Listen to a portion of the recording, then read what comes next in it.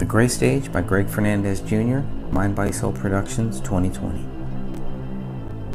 United States Army veteran and Minnesota filmmaker David Crowley was accused of murdering his wife and daughter before taking his own life in December of 2014. The Apple Valley Police Department suspects the bodies were inside the Minnesota home for 3 weeks after they were found by neighbors on January 17, 2015.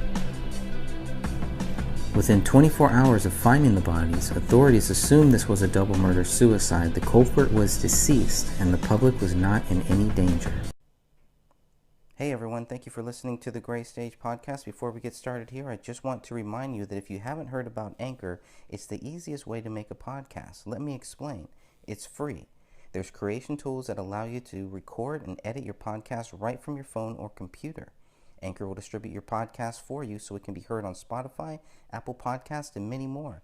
You can make money from your podcast with no minimum listenership. It's everything you need to make a podcast all in one place. Download the free Anchor app or go to anchor.fm to get started.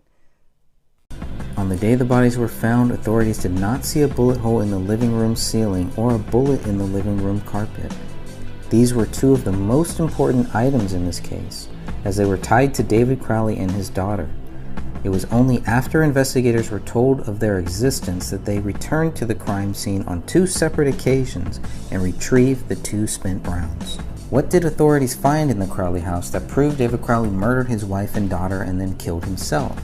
Without a motive, and with the absence of guilt, the case was closed with the status of exceptionally clear. If David is truly guilty of this crime, then authorities should be forced to prove their theory. The Gray Stage exists solely because of the official conclusion as stated on page 92 of the Apple Valley Police Reports PDF. With the conclusion of the review of digital devices Detective Brian Bone reported on October 7, 2015, there is no other information available for further investigation.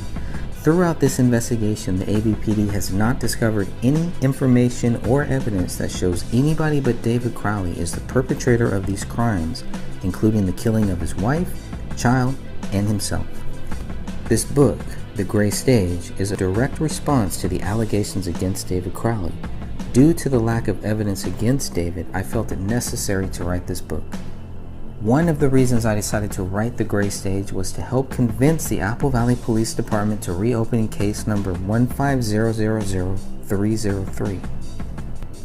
Either the Apple Valley Police Department should be forced to prove David Crowley guilty or they should admit the case is unsolved.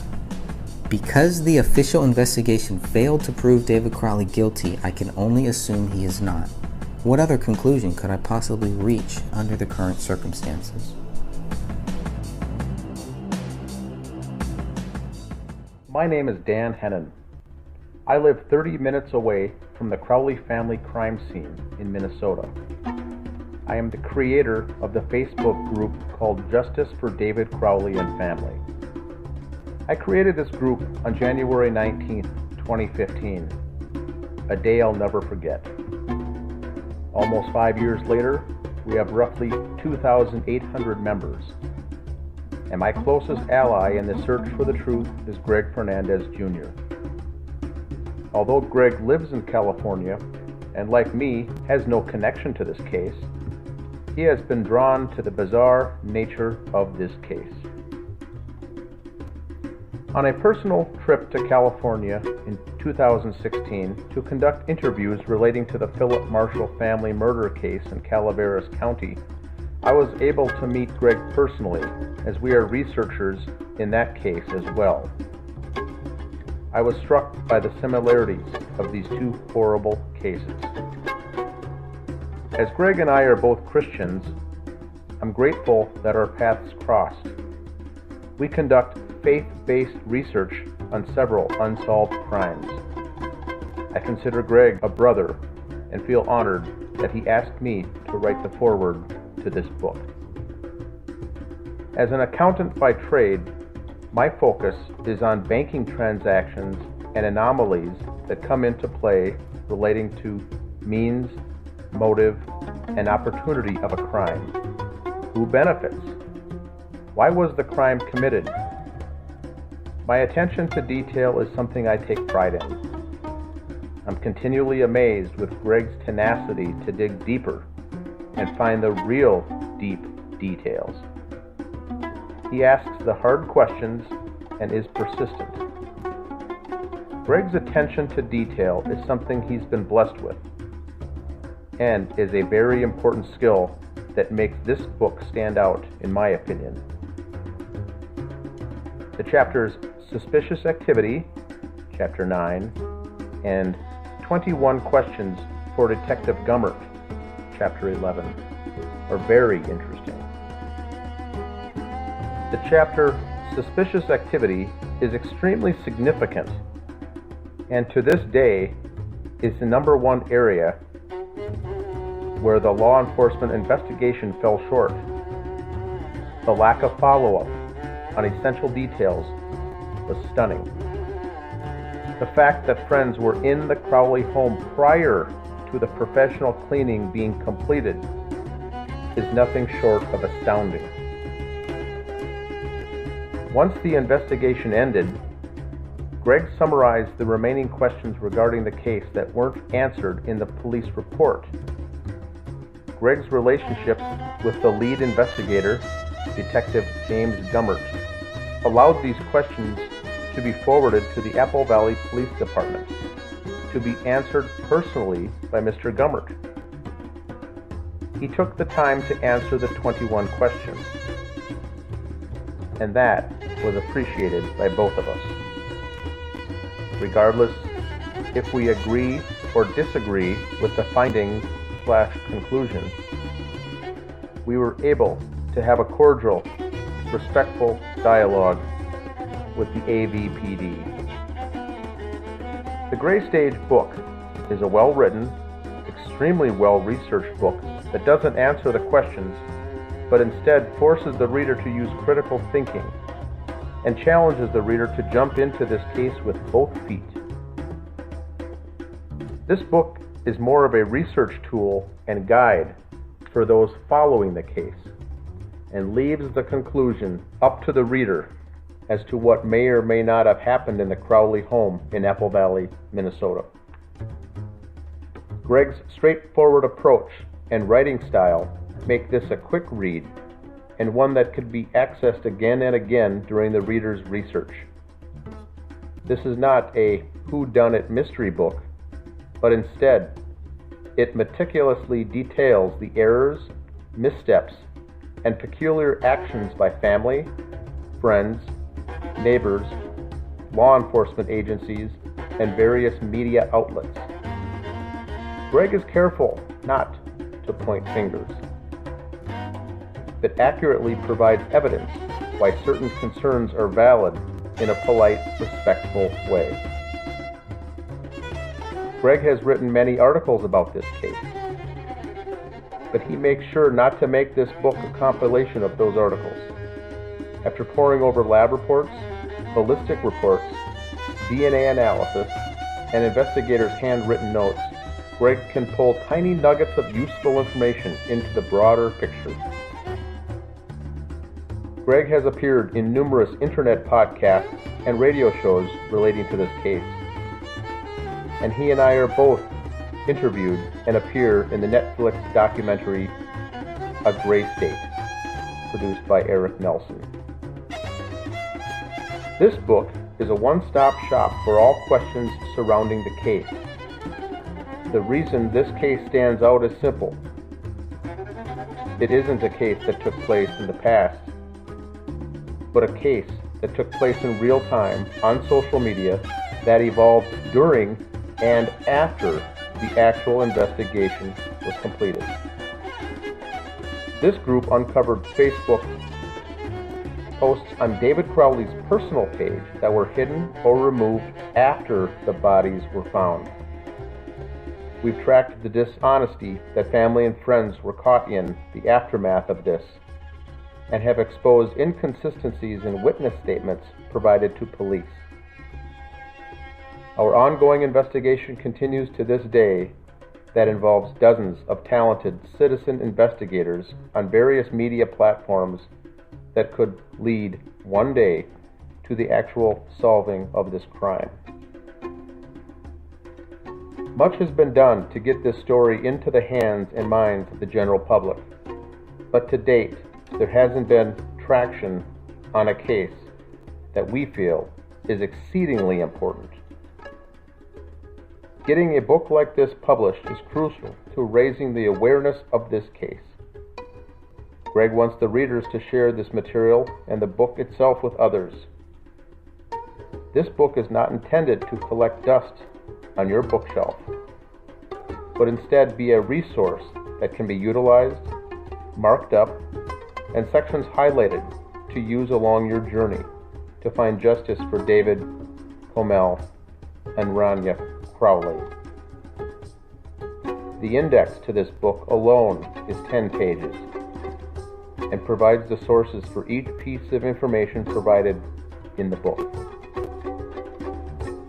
The title, The Gray Stage, is a well thought out name for this book. The evidence overwhelmingly shows that multiple rooms in the Crowley house were staged following this triple homicide. The living room, office, bedroom, and bathroom show that pre-planning and care was taken to confuse and throw off detectives in this case. Crime scene staging is a physical manifestation of a person's imagination for how things should appear when trying to turn a murder case into a legitimate death scene, says criminologist and death investigation consultant Laura G. Tetler, who is also vice president of the American Investigative Society of Cold Cases. Although it is not clear who committed the crimes in that home, we do know that the scene was in fact overstaged. A mistake often made by amateur criminals, and this should have been picked up by seasoned investigators. Examples include leaving the marijuana on the bedroom dresser, leaving the Quran opened up on the living room floor, writing the Islamic words in English on the wall in blood, leaving an alleged suicide note typed on a computer with no signature, playing a 53-song playlist, playing on David's laptop in a loop in the background, using hollow point bullets for a suicide, removing the dog dish water and water bowls from the home, leaving the rear slider to the patio unlocked and slightly ajar in winter, and finally, taking body parts from the scene, resulting in some to believe that the dog ate them, was all far too much for one to consider plausible. I personally believe the ugly truth will come out one day regarding what really happened to this family, and this book is a big step in that direction. I thank you for reading The Gray Stage and urge each one of you to get this book into the hands of at least one other person. Dan Hennon, October 2019. Hello and welcome. This is The Gray Stage new book written by Greg Fernandez Jr. It's a book, first of its kind, on the Crowley case in Minnesota. Today we're joined on the podcast by Stephanie, Sophia, Greg, and myself, Dan Hennon. We'll be going over the book in sequential order, in chronological order here. And tonight's episode is basically going to be chapter 1. We'll go up through it in sequence and see where it leads us here with information and notable items here going through this book that we'll find interesting. Stephanie, do you want to go ahead? According to Apple Valley Police reports, the last time anyone saw David Crowley alive was on Christmas Eve of 2014. Between 6 p.m. and 9 p.m., a neighbor across the street told authorities he and David looked at each other through their window. The neighbor, Brett Millay, did not see any activity at the Crowley house afterwards. Brett was going to close the blinds on the front of his residence, Detective Tommy Booth wrote in his report. When he looked out of the front window and saw David standing in the front window of David's residence, he said that they looked at each other and then Brett closed his shade while David had turned and walked away. Mr. Millay did not notice the Christmas presents on the front steps of the Crowley home until the day the bodies were found. Millay and his wife did not socialize with the Crowley family, but would exchange polite waves. A few days after speaking with Brett Millay and his wife, Officer Tara Becker reported, "I attempted contact at 1048 Ramsdale Drive to follow up with the Millays, but they were no longer at the residence." When I was reading all of this stuff, it makes it seem like Brett lives directly across the street from David. That's right? what I thought reading it, if he could see right across to the front window to see him standing there. But it's totally off, and Brett's windows are really small, too. And this is supposed to happen between 6 p.m. and 9 p.m. on Christmas Eve. And this is Dan, this was the focus of that City Pages article, that front page of that illustration that was done, looking across in through the window, was supposed to be that Brett Millay impact. So this is a very impactful photo. This is the one that they used on the local City Pages article. Did anybody ever get in contact with him at all after all this happened? I talked to Brett Millay instant message a couple times, and I think he was on the phone once, but that was it. Then he didn't return any other calls after that. Yeah, he was interested in speaking, and then that was it. Then next thing I know, I tried to contact him, and it said that on Messenger, this person's no longer available. That's weird. So you just deleted his Facebook or blocked you right after he said he would talk? Yeah, deleted or blocked or something, and it got back to the question that we were looking at back at the time was when the officer says that Millays were no longer at that residence, and we were wondering if they moved, if they left, what happened, and he had clarified that they put the home up for sale.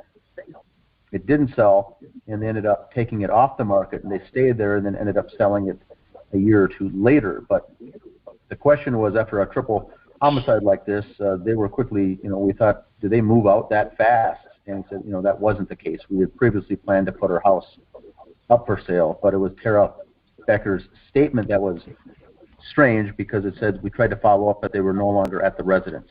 And then some people interpreted that they just weren't home. They were busy shopping that day, or they were out at a movie. What does that mean? They weren't at they were no longer at the residence. So I think what really drove the question was her verbiage that she used in the police report. If they're no longer at the residence, that means they're not coming back. That's the way that I would interpret. That's how I took it too. And a lot of people on the group says, no, they maybe they stepped out for the night. And I said, well, she wouldn't have specifically used that phrase that they're no longer at the residence. Right. It also leads us to believe that the detectives never followed up, saying, "Oh, they moved, they're gone, and we'll go on and get key witness statements from the next neighbors. We'll skip over these guys." So it raised questions on two fronts. Why did she use the phrase, and why didn't they follow up? Even if they did move, they still should have followed up to get information about this case. And Tara Becker made it sound like we're done. We checked that off the list. We'll go on to the next neighbor. So that was very odd. And I do like the way, by the way, Greg, you started this book. Those 3 or 4 paragraphs right there are very, very, a very good introductory to bring the reader in to the story, because it's very odd. I do like that intro though. Thank you. Because he's the last one. He's the last one that ever sees David, or that claims to have. Does Brett Millay wear glasses at all, or does he have really good vision, or is that? He's got a telescope. You'd need a telescope from that angle. I don't know. Because from my house, if my neighbors are at their window, I can kind of see a shape. I wear glasses, so I can kind of see a shape if I'm in my house looking out the window. But if I'm in my driveway and they're at their window, I can actually see who it is. So if he wasn't directly across the street like my neighbors are, how did he know for sure that was David? it sounds like they connected. They either made eye contact, but they, from what Brett is saying here, according to Tommy Booth, they looked at each other. So he must have like really amazing vision if his house is not directly across the street from David's, to be able to have like looked at him and made eye contact and like visually recognized that it was David standing there. Yeah, and then the other thing is, how did David see him back? Because it's got to go right. forward. How did he know that David saw him back? Did he wave and be like good night or anything like that? Well, isn't their house kitty corner anyway, towards or across from the Crowleys? I believe I have a Google Maps of that neighborhood. Yeah, that's really the best way. We had a member, Taylor, actually was the one who sent me a video where she actually pointed that out to me, and she's like, okay, look, this is where Brett's house is. This is where David's house is. How the heck could they possibly see each other? And that was just like, I don't know.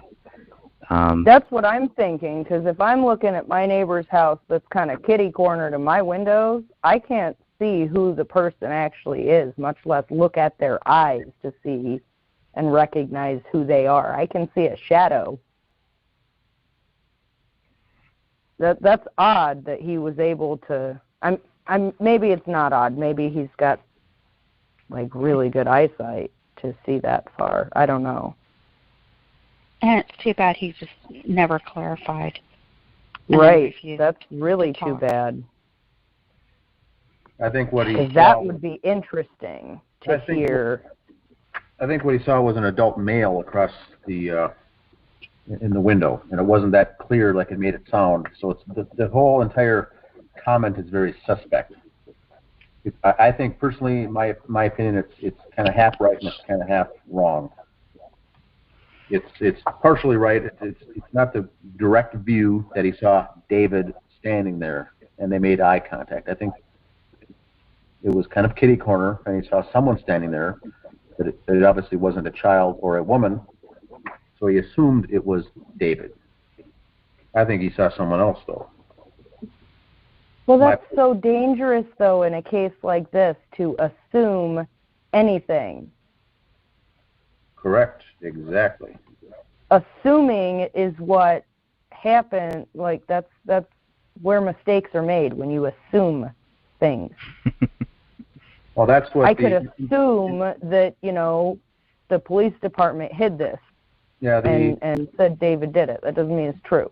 The investigators should have drilled in farther onto that question with Brett Millay to say, did you see a figure of a man or did you see David? And if you saw David, how would you know that? If you were to get him on, if this was a court case and you get Brett Millay on the stand, the defense would rip him apart, because how could he safely conclude that it was David Crowley? Because there's so much. They would look at how far away the houses are and what his vision is like. They would be like, well, listen, if I was standing at my neighbor's house, I couldn't see exactly who it was unless all the lights were on. And, I've got 20/20 vision, if not better than that. Yeah, so that it reminds me of My Cousin Vinny. that part in My Cousin Vinny where the neighbor is supposedly looking out her window while making grits or something like that, and could see the getaway vehicle, but then it turned out that they were basically blind and making the story up. I'm sorry. It just reminds me of that. There's hundreds of neighbors around serious crimes that, they'll call and report that they saw something just to get some kind of attention. It doesn't mean that they actually saw that, which is why the police are supposed to do follow-ups to make sure that what is being said is the truth. That's their job. That's what I think of when I picture what an investigation is, right? So how come there's like this? This is where one of the dots stops. It doesn't connect to anything else because they didn't follow up with him. He just moved. Did they never want to find out for sure if it was David they saw, to find out, like, you know, a 100% sure date of death or something like that? That would make sense, because, I mean, why would Tara Becker even follow up? What was she attempting to make contact? What was the reason she wanted to make contact with Brett? Right. There was a reason, and then because they're no longer there, so maybe the reason wasn't that important to where she felt she didn't need to follow up. But there was a reason why Tara Becker wanted to talk with Brett, and I think it really is what Dan's talking about. They wanted to probably see, how does this guy know that who he said was David? Did he see David like this? Did him and David make eye contact like this other times? Would he know because he's seen David walk through his house so many times that, okay, it had to be David, I can tell David's walk, or something like that? I don't know. But that's what kind of made this really stand out to me. Because, like, you can look at a blind person and make eye contact, but that doesn't mean they're seeing you. You're seeing them, but that doesn't mean they're seeing you. Right. You can see somebody you recognize in a passing car, but that doesn't mean they saw you. If you look at them and see their eyes, ask them about it later. It's very possible that they didn't see you, even though you saw them see you. Greg, the other notable thing in this first few paragraphs is Brett Millet's allegedly great eyesight here. It did not, over 3 weeks, notice any gifts on the front steps, which police say that they were there for 3 weeks. We've now, for the most part, come to the conclusion that those gifts were probably there just for 1 week, planted around the 10th or the 11th. That's just my opinion, and that would make it reasonable for Brett Millet to miss those gifts on that front stoop for up to a week. I think that's reasonable. Highly unlikely if they were sitting there for 3 weeks with that great window shot and his great vision, that he wouldn't have seen the gifts. So that's another very important piece of this, that the neighbor with the great eyesight did not see any gifts at all on the front stoop. That's right, but they were supposedly there for 3 weeks. Yeah, so that's that important. Those first 4 paragraphs of the very first chapter, there's already 2 good nuggets in there already. And that, like Greg, what you said is Tara Becker may have honestly wanted to go back with her, wearing her detective cap. I'm going to go back and do a follow-up. And once she got back and says that they weren't there, it could have been, allegedly, I'll say, that the higher-ups in the police department said, you know what, let that go, let's move on to something else. If it was some part of the setup to make this case go away, maybe she did want to pursue it. No one was there. It would have been certainly something her higher-ups would have said, nope, focus on the next thing, let's move on, we don't have time for this. And that's how these things get successfully covered up, on things like that. Because Tara Becker certainly would not go back and say, oh, no, I don't think so, I am going to go back. Because that's that chain of command again that's much like the military. You do what you're told and you don't question it. So that's all I can say. So if she, for instance, had the thought of, well, how does he know for sure that was David there? Let's go and find out. And she went to, whoever is her boss and said, hey, I'm going to try and find these people. I haven't been able to locate them because, it seems they've moved. They're not there. Can I go do this? And the higher-up could have possibly said, listen, we already know it's a murder-suicide. Don't even try and track that down. Don't waste time. Yeah, whether intentional or not, I believe that was probably what would happen in this case. We got other fish to fry. Let's move on. But if it was part of the cover-up, the post-cover-up, that would certainly be the case, to not be digging in to anything further.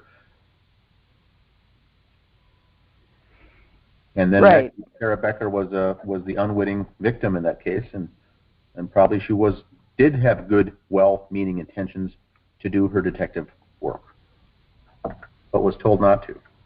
But you're right, Greg had the best point there. There was a reason she wanted to go back to that home and do a follow-up of some sort.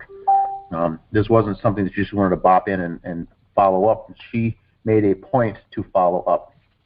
But then for some reason, it just ended. There was no follow-up, and there never was any follow-up.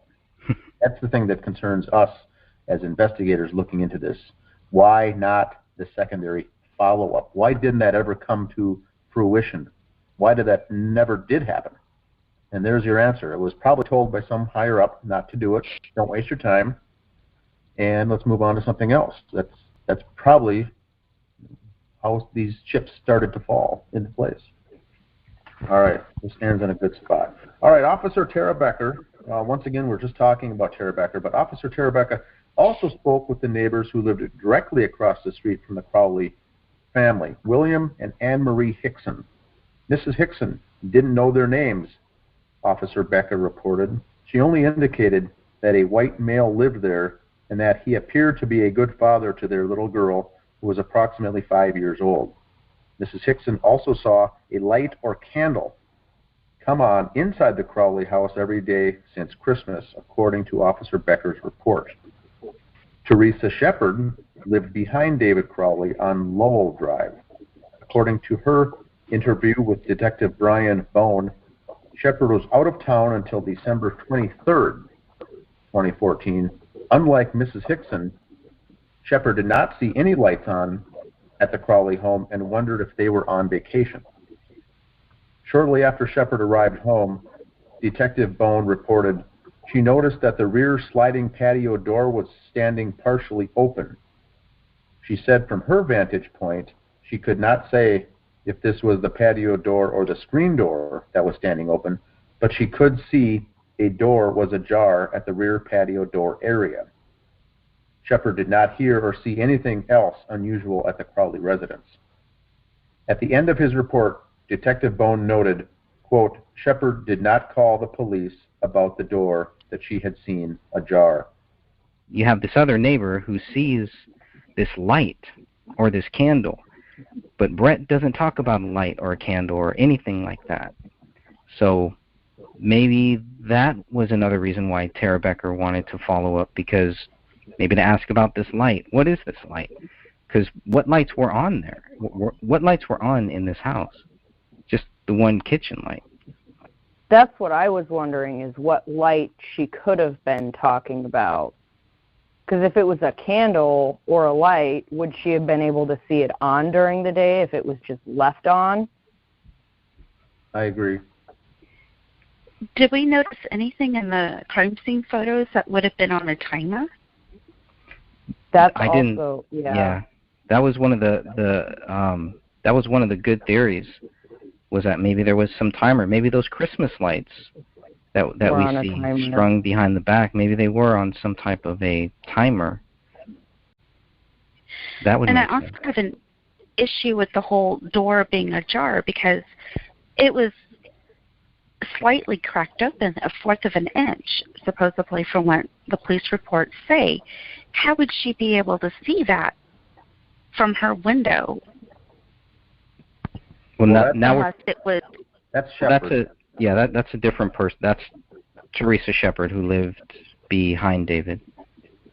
My thing with this is, Detective Bone noted Shepard did not call the police about the door she had seen ajar.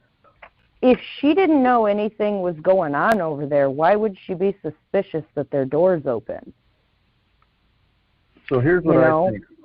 If she didn't hear anything and there was no, like, serious signs that something was wrong over there, why would she call the police when her neighbors had their door open?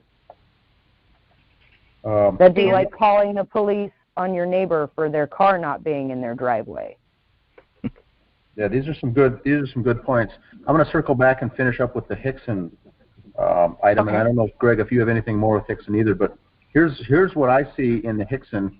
One is important for what we see in the notes, and the other thing that's even probably more important is what isn't mentioned from Miss Hickson. Number one, what isn't mentioned. Her view is directly across the street. It leads us to believe it's actually a better view than Brett Millay. Hickson doesn't mention anything about gifts for 3 weeks being on the front stoop. I think that's a big thing that's missing from Hickson.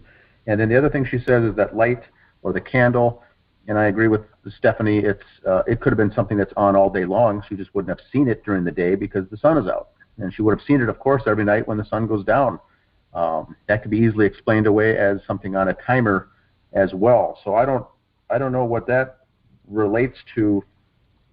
Hickson's account really doesn't give us anything. Now the shepherd, if we can move on to the shepherd, the house behind, I think this is where we get some good information. We get the first instance of sliding door that's ajar on the patio.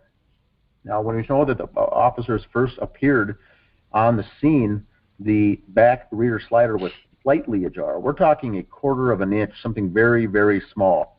Shepherd's account says that the door, whether it was the glass patio door or the screen door, one of those or both of those was open from her house, which means it was a lot larger than a 1/4 of an inch.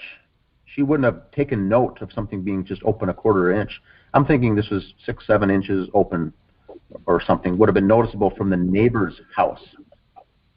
That's pretty right. It would have had to been open at least enough for somebody to fit through it or an animal to fit through it for her to be able to see it from her house. Yep, and she didn't notice anything unusual, and she didn't call, and that would make sense. I don't think I would call if I saw a neighbor's door open a few inches or something either. So, but right, like if it was a couple days open, she probably would have thought it was weird. Yes. But if it was just open one day and then closed the next, she wouldn't have thought it was weird, which is why she wouldn't have called the police. Yeah, they hadn't been there. And she had been on vacation, out of town. She got back and then saw it open. So the question is, if this was the 23rd, out of town until the 23rd, and then shortly after she arrived home, that door was open at one point. So then the question is, was it when the Crowleys were still alive, or was it after that someone was opening and closing that door? So the timing here hurts us because we can't narrow down. But I do think it's safe to conclude that it wasn't open just a 1/4 of an inch, enough for her to notice that it was open, which means, and this is January, or this is December once again, winter in Minnesota, regardless if it's December or January, your patio doors are not open at all. I yell at everybody who leaves the door open in my house. That's heat getting out. So I don't know why anybody, even if it's not like down below freezing, if it is still like a spring warm day in January, I'm still not leaving my doors open. They had a dog. I have cats, so I mean, not only that, but again, that's heat leaving the house. So, I mean, you might leave it open for a couple of seconds, but then you're going to close it. If somebody was going in and out of there, they would have closed it, and maybe not closed it all the way. And wasn't it broken or something, like the latch on it? It's not in police reports. I think that would have been mentioned if it was.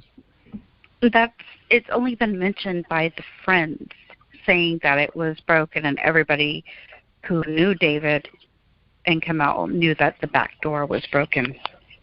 I think that's quite interesting that it's not mentioned that it's broken in the police reports, but all of the friends say it was common knowledge. Yeah. If it was broken, that would have that would have forced them to look at signs of somebody breaking into the house, right? Forced entry. And they make very, very sure to put in here that there are no signs of forced entry. They made it a very big point. Yeah. They didn't, beat around the bush about that. We didn't see this, broken. This didn't seem messed up. No, they make it a very solid point. No forced entry was observed. So if they can do that, forced entry. Right. So the door was open. So why would you need to have any forced entry? You're not going to need to bust open the front door if the back slider doesn't lock, and you know that. I had a sliding door several years ago, and I put a bar because the lock it didn't always catch. It didn't always go down. It was old.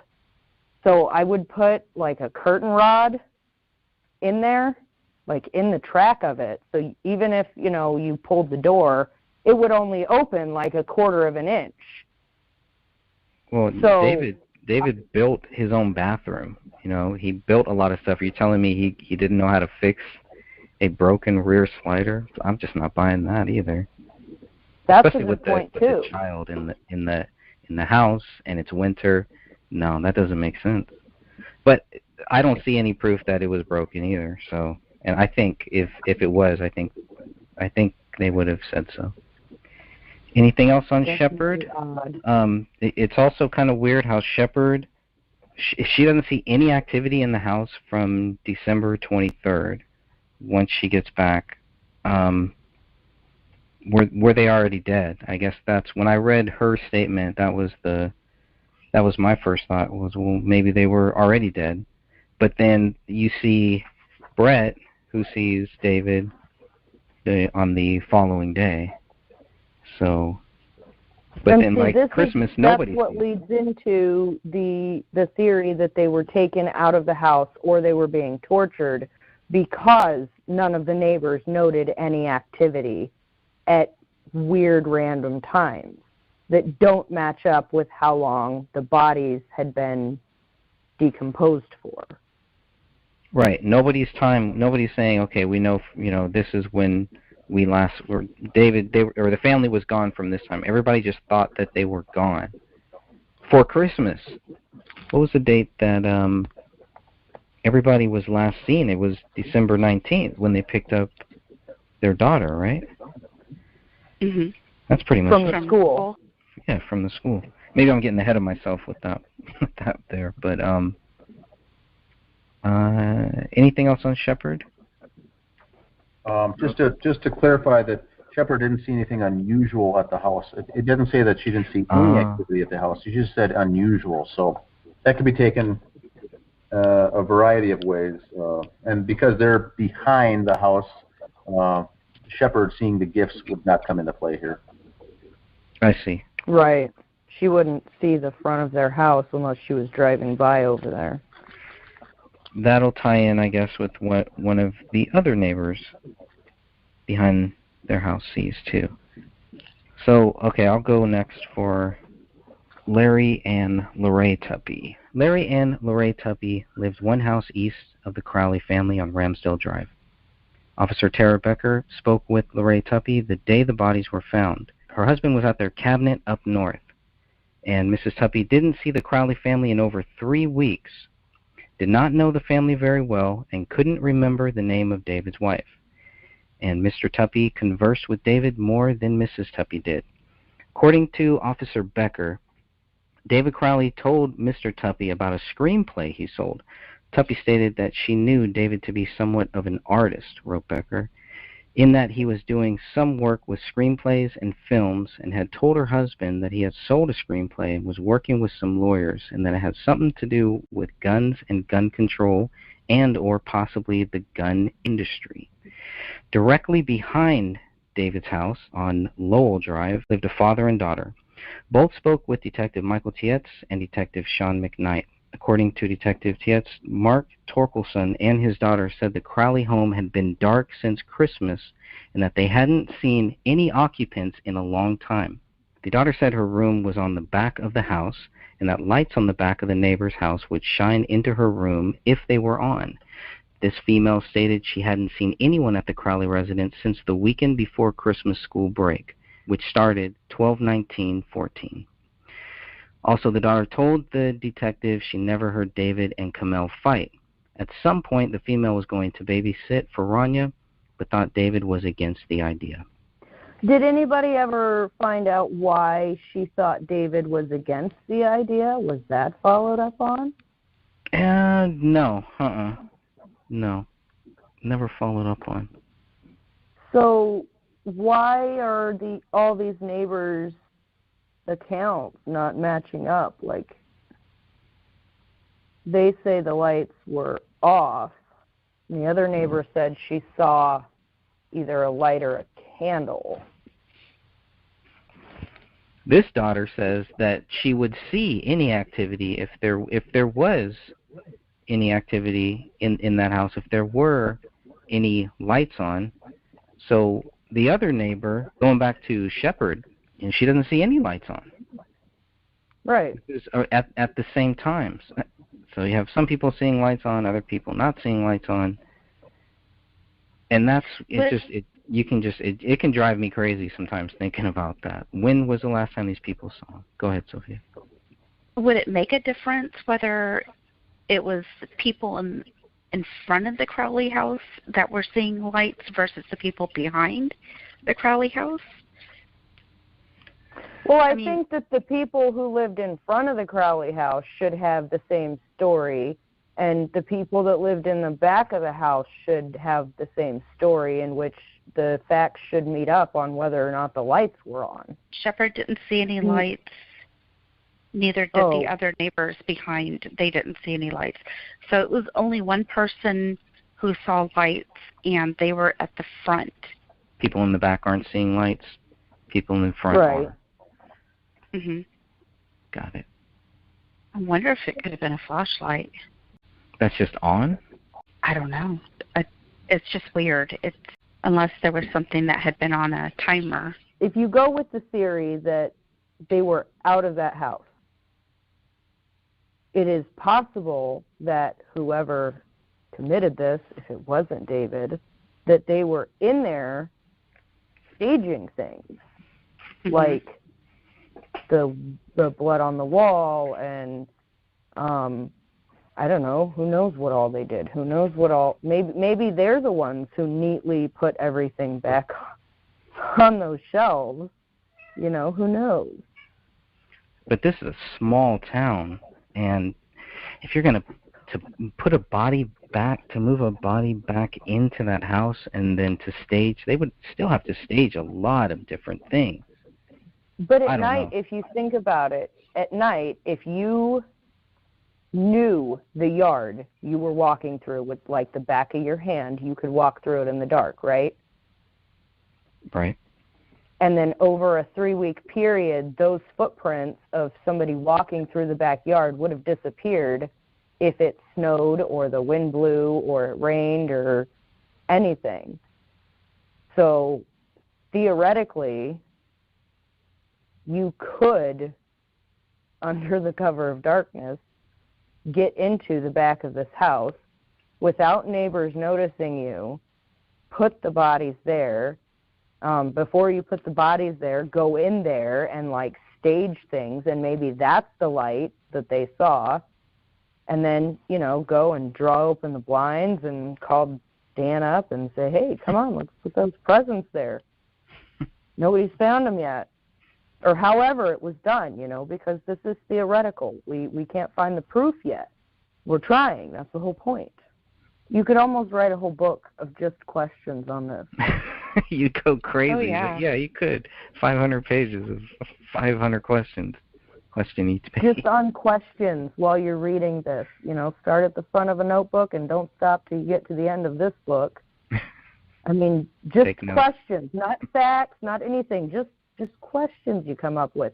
They'll add up. And I bet you'd have more questions than any of these detectives asked, or at least that we're seeing the proof that they asked. The other thing with the Tupis family, there's one thing that's interesting once again, and one thing that's interesting that's not mentioned again. They're the next door neighbors. Neither the husband or the wife have seen gifts at all, not mentioned. And the husband, Larry, makes a very fine observation here, which turns out, after the information that we know now is true, a very fine information says that David Crowley sold a screenplay. We know that now to be fact. He did. And he also said that he was working with some lawyers on a film that he was working on, also a fact. And it's something to do with guns or gun control, also, for the most part, fact. So, Mr. Larry kudos to him, 100% spot on. So David was telling him honest to goodness things that was going on that even the Gray State Project guys weren't even aware of, that he had sold the script and was working with lawyers and moving forward with a contract. That's huge. How was this like? How did it get brought up? Like between him and David is what I would ask. Don't like know. That's not something that, you know, if you've got a relationship with a neighbor where you just wave, that you'd be telling them, yeah, I'm working with lawyers and I sold a screenplay. You know, if it's just a neighbor that you don't really know any personal information about, why would you give that much personal information? I don't know why, but the fact of the matter is that he did. So that's all we need to look at, I think. Yep, he did. And it shows right there that, I mean, he wasn't, I mean, at least to me, that statement said he wasn't, like, down in the dumps and ready to just, like, blow everybody away. Right. And he didn't walk away either. Right. He didn't walk away either, like he told his father, supposedly, in the text messages. That's a great point, too. And then I think with the other house, I think the daughter about the babysitting, I don't think I see a daughter that age telling police, you know what, I think we weren't going to do babysitting because I think David was against the idea. That, in my personal opinion, I think was a planted narrative seed added to the police report after the interview was done. I was wondering if they maybe... I don't want to babysit, or they didn't want me to babysit, or they never followed up with me potentially babysitting in the future. But I have a hard time thinking that she said to police that David was against the idea. I think that was edited in later as part of the cover-up, because once again, it's planting that seed that he is the bad guy. Right. Okay, but do you think that they could have phrased that question to her to kind of create that, to get that response? Like leading? Yes. Yeah, definitely. And do we know how old she is? She was underage. She was actually taken out of the 94 pages, and I did not put her name in this book. But it is out there. But I think she was 16 or 15 at the time. She wouldn't have voluntarily opted that up of, I never babysat because David didn't want me to. She wouldn't have opted that up. Have you tried getting information like that out of any girl under the age of 18? Well, they're all different, so you never know. They are, but they don't readily just, you've got to ask them questions certain ways to get the information you want out of them. Because otherwise, they give you base answers. Fine, okay, yes, no. Yeah, maybe they weren't getting the answers that they wanted when she's saying, the house has been dark since Christmas. I don't know. I mean, I guess that's actually an answer that they would want. So, they could have said, like if she said, well, I was supposed to babysit one time, but it fell through, they could have said, well, why do you think it fell through? Do you think, it was something against you, or, what was the situation? Plans changed or whatever. That way that idea is there for her to say, well, I think maybe it was more of a David didn't want me to, so it just never happened. That could have happened. Yeah, her big statement for me is when she says that she hasn't seen anybody in the house since December 19th, which is the same day that anybody has ever seen David, or any of them. Yeah. It's an interesting date. So I don't know. I never thought about the fact they could be leading. And is she the only one who said that? Yeah. Yeah. But even to babysit, even for it to be a consideration, wouldn't you think there is a relationship there, right? I mean, somewhat of a good one to even think, oh, well, maybe we could have this person do it. Or do you think I've never asked my neighbors to babysit my kids. I always ask somebody I know, intimately, that they're a good kid. Yeah. And we don't have teenagers babysit our toddler. It's adults that babysit. Where I live, you can actually go and take classes and get certified, like in CPR and whatnot. To be, you've got to be at least 14, but you can actually legally be a babysitter with that card. But I can tell you right now, we won't allow anybody under the age of 18 to watch our 3-year-old. Oh, I don't blame you there. Yeah. I'm very leery about leaving anybody with my kids because they're monsters. But how about a 5-year-old? Not a 5-year-old? No, not even a 5-year-old. No. I wouldn't. My 5-year-old, I would not leave with my next-door neighbor's kid. I wouldn't do it if I didn't know them intimately, if we hadn't, like, been around them to see that they're a good influence to be around a 5-year-old. Well, let's see. Unless you have anything else on this I've got point. I've got one last comment, Greg. The comments, and the ladies can maybe help me out on this one. The babysitter girl, this is the young girl now, said that she doesn't remember seeing anyone at the Crowley house since, quote, the weekend before Christmas school break. She was interviewed here probably January 19th, I'm guessing, 18th. Haven't seen him since December 19th. That's a month. I think if you were a teenage girl, when's the last time you saw someone at the neighbor's house? I think the answer would be, I haven't seen someone over there in a week or two. Heck, maybe it was 3 weeks.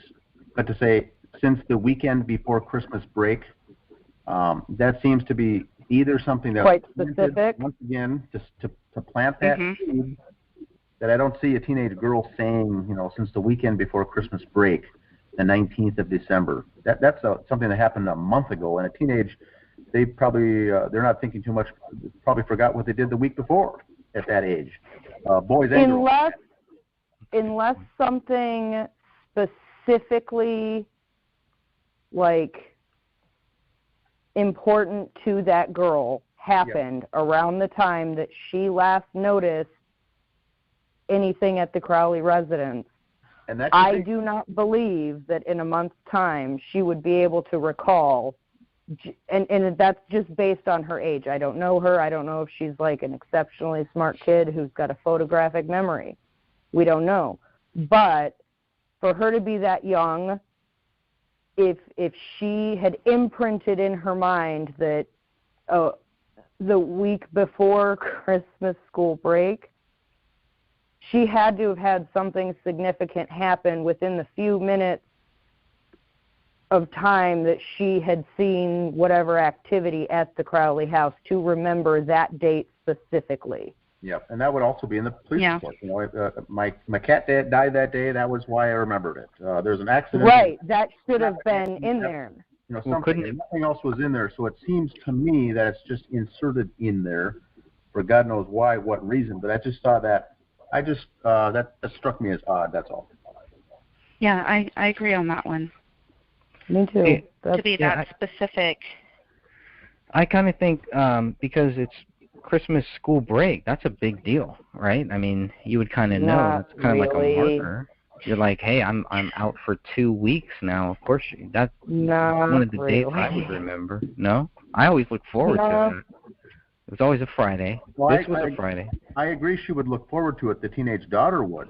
Yeah. But would that tie directly into when she last saw some activity in the neighbor's home in the backyard? Oh, I see. Right. I'm just saying from that, it doesn't correlate. What's the correlation there? If somebody was to ask you, Greg, where were you April 7th, 1997? Right. Would you remember? No. Like right off the top of your No. Nobody would. They'd have to sit and think about it. Correct. So think about a month ago. Right. But a month ago from today. Okay, but first of all, this date that was added, I think you guys are right. I think some of this is kind of creative writing. Like it was put in there to kind of build up. Yeah, because I think they put in this date, and they put in the date wrong. They put 12/19/15. I'm the one who, in this book, put the correct date, so they didn't get it right. They didn't have the year right, so yeah, I don't know. That's all I'll say on that. Well, they did that often throughout the reports, because you'll notice that on the search warrants, too, that the date and the year is wrong. I really was hoping we could just chalk that one up to the fact that it was a new year. But the more you look at how many times they got it wrong, you really have to wonder if it is in fact just a coincidence. I think the thing to consider, in going through this book that Greg wrote is the creative writing in all these lines here, because we do know to some extent the Apple Valley Police Department at some level was involved in this cover up. Was it right away though, or was it after? And so I think when Tara Becker and Detective Teets went door to door and started doing these witness interviews and talking, it probably started off very innocently enough, and they were asking honest questions. But when it came time to write the report, by this time we're starting to see potentially some of these creative phrases being fluffed up in the police report. And so that's what I'm talking about here. I don't know if they were having necessarily leading questions for this babysitter to get certain answers out, and that would be good, because that would be placing these detectives on the street here, the guys, the low-level guys, involved in the cover-up. And a lot of times with those types of things, they are not at that level. Only the higher-ups are involved in the cover-up. The lower-level workers are just the puppets doing what they're told. They don't need to be involved in the cover-up, because when they go to write the reports later, these can always be edited and changed to however they seem fit. So that's just my opinion once again, but we do know that they were involved somehow in the cover-up because of the files that we received, the pictures, the various things that are not correct, the photographs, and we'll get into all that later. But we do know that they were involved at some point. All right. That's well, all not only that, but the moving and manipulating of the skull piece too. While right there, while at the crime scene, they're doing it. I think it was possible. Sorry. No, I just think that the cover-up started almost immediately. And is it possible that Wish, as new to this as she was, she just really wanted to find something going door to door, so maybe she put an actual date in there just to have that information? I mean, it's plausible. It's possible. I mean, I don't want to ever accuse somebody of that, but, being so new, I mean, I've been pulled over, and given tickets by really young cops that, they're just graduated. This is like their first ride along where somebody gets pulled over and they just want to find something, so they're jerks.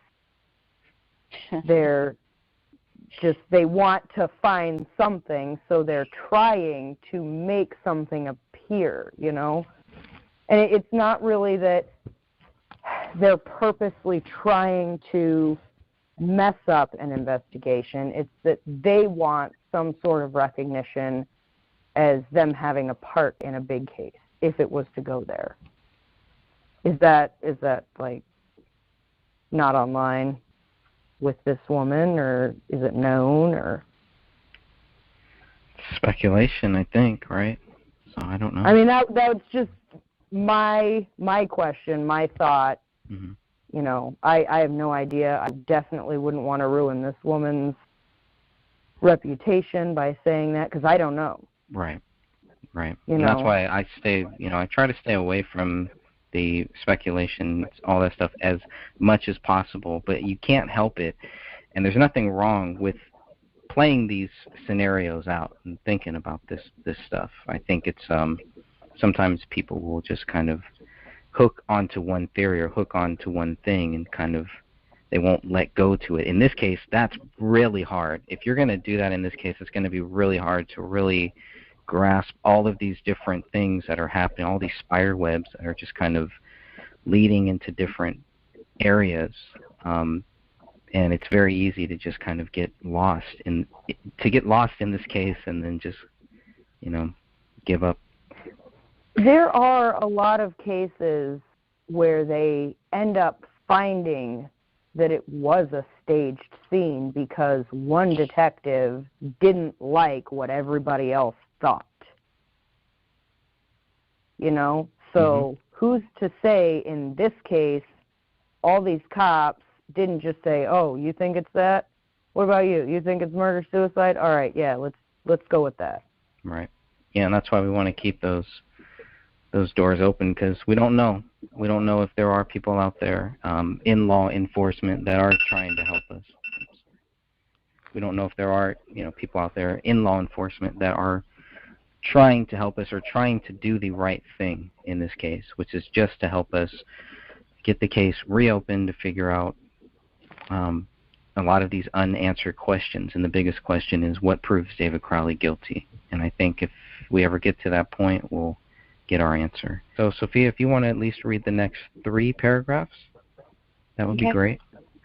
Alan and Gina Olson also lived behind the Crowley residence on Lowell Drive. Detective Brian Bone first spoke with Gina Olson, who mentioned her husband heard 3 rapid-fired shots from somewhere outside of their residence. A day later, Detective Bone followed up with Alan Olson to learn more about the gunshots he heard before December 31st, 2014. Mr. Olson stated he was sitting in his living room one evening with his daughter when he heard 3 rapid-fired gunshots somewhere outside of his house. Olson could not remember exactly where the sounds came from, but he was certain he heard gunshots. Olson told Detective Bone that he and his family were home between 1 p.m. on Christmas Eve and 1 p.m. on Christmas Day. However, Mr. Olson was unsure if he heard the gunshots on either of those days. Detective Bone's report ended by stating Alan explained that he had not called the police because he did not have any specific information about when he had heard the shots. Colin and Judy Procknell lived one house west of David Crowley on Ramsdale Drive. Colin Procknell reportedly heard gunshots sometime between December 2nd and December 19th, 2014. Mr. Procknell was able to narrow down the date to December 9th or December 10th, sometime between 1 p.m. and 2 a.m. most likely. Mr. Procknell also believed the gunshots came from the direction of the Crowley residence. Colin did not contact law enforcement, Officer Tara Becker reported, but stated that he checked out his front door and didn't see anything and checked out of the back of his residence and thought it was fireworks. The Procknells believed they last saw the Crowleys just before Christmas. Officer John Broughton wrote this in his report. According to Joe Cooksley's notes, written on January 17, 2015, Colin Procknell blew out the driveway on December 25, 2014. I can start this one off with the Olsons. This is Alan and Gina, lives behind the house. And I think the thing here to note is that this individual, Alan Olson, heard 3 rapid-fire shots, later says that they were gunshots. Couldn't exactly remember where they came from, but he was certain they were gunshots. I think that's huge because someone who's used to being around weapons or guns or hunting, which I don't know about this, Mr. Olson, but because he used the phrase certainly were gunshots, leads me to believe he wasn't guessing. He knows the sound. An average person would think that these were fireworks or something going off. And a car backfiring. Yep. Mm-hmm. So he knew it, and they were rapid fire. So that is probably legit. Now, he doesn't know the dates, though, and it just says they're before December 31st. So that is, I think that's relevant. That's valid data, if it relates to the Crowley killings or not, we don't know, but that's something huge. Now, the fact that he didn't call police, I think in that case, he thought that if he would call police, they would say, where were the shots coming from? What, all these questions, and he thought, well, I don't know the answer to those, so I'm not going to call them.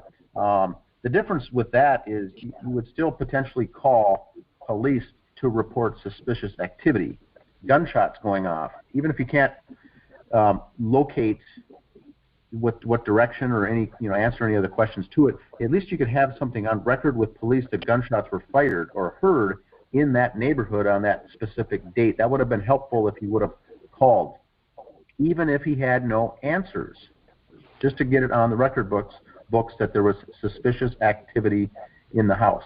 Now later, when the friends were over on January 19th, after the bodies were there, another neighbor did call and say, there's suspicious activity in that house. That person did not give any other specifics, just simply said, can you please respond to some suspicious activity. So the Alan Olson case here would have been very helpful if he did call to report gunshots. Obviously that's where they were. He also says that they were home between Christmas Day and Christmas Eve. I don't think that's got anything to do with anything, because these gunshots were heard toward the end of the year, later in the week, up by the 31st. So I don't know what that is, but I can vouch. I think that's legitimate. What he heard was legitimate, because he said he was certain that they were indeed gunshots. Wasn't there 3 bullets that had Kamel's Yes. That's that were all found interesting. right there on the carpet.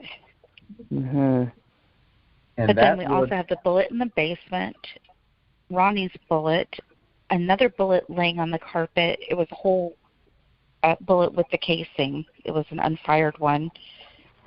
A bullet fragment. So, I mean, there was a lot more than just Correct. 3. And Correct. And the point with this for Olson is, even though he's got it correct, if this does lead to 2 separate shootings, if this does relate to any involvement with the Crowleys, we know that at least 5 shots were fired, and so shootings took place at 2 different times. That would lead us to suspect, which doesn't really jive with the official story of everyone being shot once in a simple double homicide murder, double homicide suicide, with 3 nice right, because shots who's fired. to say that the first neighbor that heard the 3 rapid fire shots, maybe he heard, the first set, and then the next neighbor later on heard the shots for, whoever, or the shot into the ceiling or the basement, or... Because you have 5 shots at least, right? Yeah, you'd have 2 separate incidences of shots fired, and that doesn't really jive. So I think this story, which is very important, I think it's kind of dies off in the police report, because they don't do anything more with it. But that's huge. If there were 2 separate shootings. Now we also know the bodies were not there for 3 weeks, probably because of the decomposition of the bodies. And if someone was shot earlier, for instance, Pomel, she would have a different rate of the decomposition if she was shot around that time. So it certainly could be the case. It certainly could mean nothing. But I think it's relevant because of the time. Right. And Colin's story doesn't line up with activity that has been on the bank account, Kamel's phone records, the school seeing David and Kamel picking up Ronnie on the 19th. So all of his story doesn't line up with the evidence that we actually have. So and the only thing I can say with the Colin Prochnow thing is he heard shots. It looks like he's trying to decipher when he heard the shots, but when you finish reading his story, all of it is irrelevant. Yeah, I think between the 2nd and the 19th, and there was no shootings between the 2nd and the 19th that related to the Crowleys, so that's not pertinent at all. And then he's got it narrowed down to the 9th or the 10th, and he thinks it's between 1 a.m. and 2 a.m. That's got nothing also to do with anything. And he also did not contact law enforcement. So a lot of that is just fluff, 2 paragraphs that really means nothing. It has nothing of value. And he thought it was fireworks. Well, that's probably true. Now he goes on to say... Sorry. Go ahead.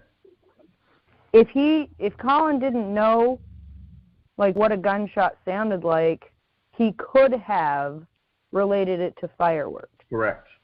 Most people would think that's what they actually think they are when they hear gunshots later, for instance, a mass shooting or something. They'll say, "I thought it was fireworks." So that's a normal response.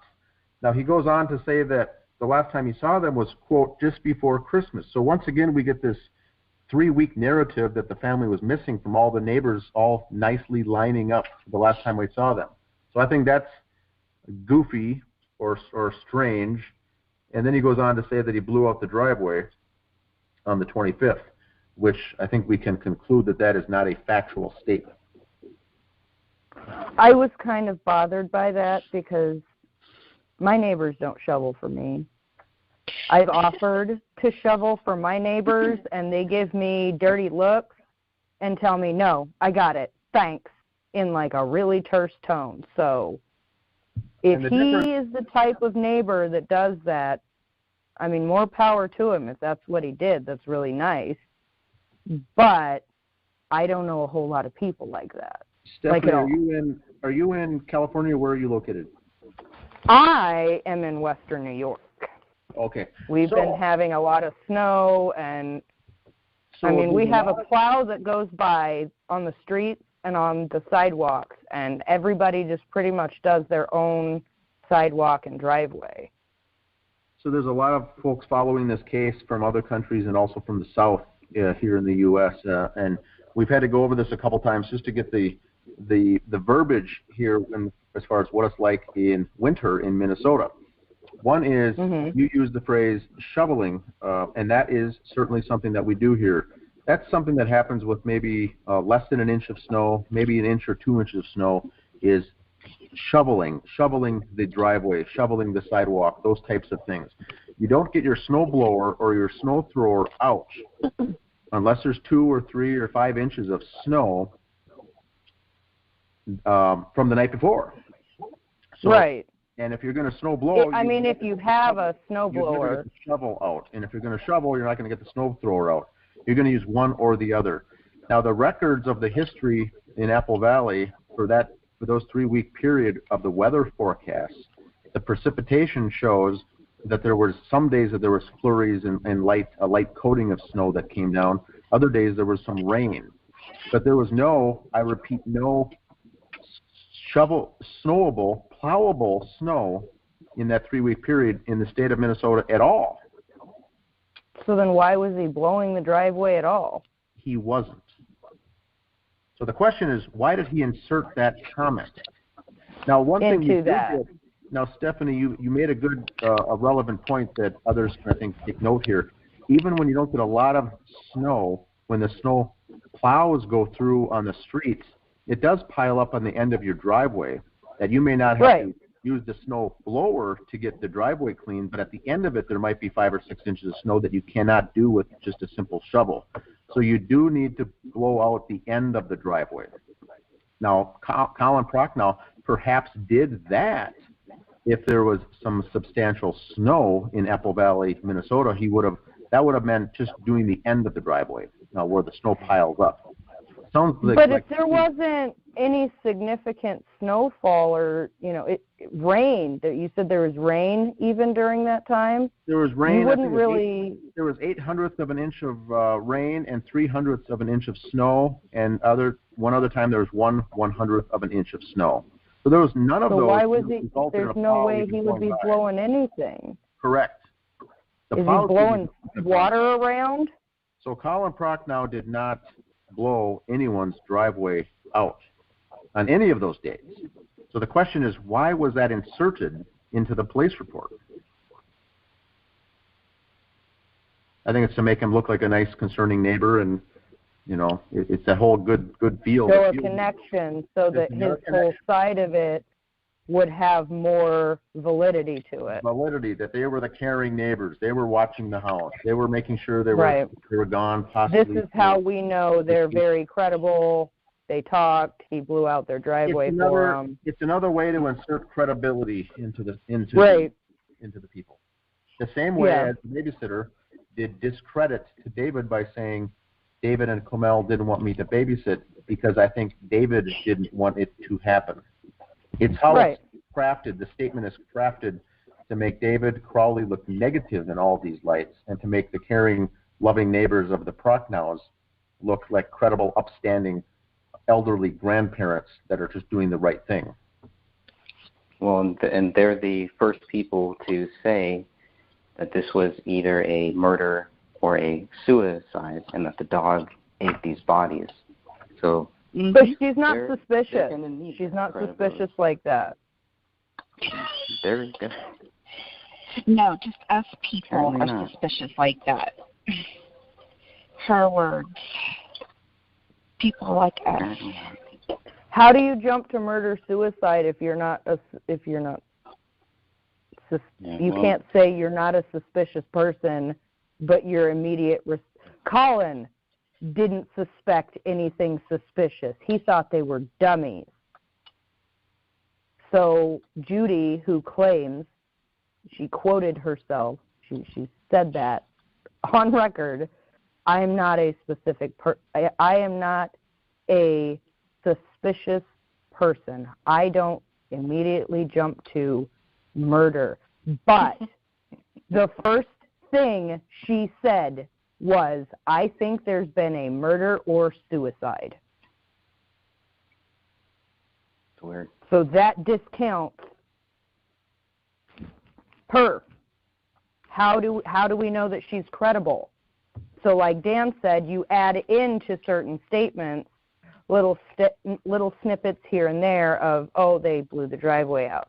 Nice, good, upstanding citizens. They must be credible because they had, this relationship with the Crowleys. So we should believe them for that reason. Don't ask questions past that, though. That's right. Yeah, and I think, Greg, on a future podcast that we do, we'll cover that 911 call extensively and the phrases used and the suggestions Judy Prochnow gives on that various 911 call. Because that's very interesting.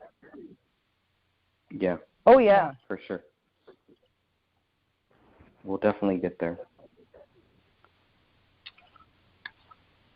Any final words here? I think we'll wrap this episode up. This is a great place for us to start, and we'll come back and do one about finding those bodies, which will include that 911 call. I think this is good for like people who want to listen while they're driving or something, like reading through this, because you've really got all of the main facts in here. I love how you made this book. Like it's all the bullet points of what you need to look into this. I agree. Right. Within 24 hours of finding the bodies of David, Kamel, and Rania Crowley, the Apple Valley Police Department were treating the incident as a double murder-suicide. Authorities cannot prove David wrote Allahu Akbar in his wife's blood on the living room wall. Authorities cannot prove David wrote I have loved you all with all of my heart on the laptop in the kitchen. Authorities cannot prove David wrote Open the Rise most recent version Submit to Allah Now on a notepad in his office bedroom. Authorities cannot prove the dog trapped inside the house ate David's right hand, both of Kamel's hands, and their daughter's right arm, since dog feces tests were never conducted. Authorities did not see the bullet hole in the living room ceiling or the bullet in the attic above until they questioned David's friend a month after the bodies were found. Authorities did not find a motive to support their accusations against David Crowley. Authorities did not find David's blood on any of the bullets at the crime scene. Authorities do not know when David, Kamel, and Rania died. What we know for sure is that David Crowley has not been proven guilty.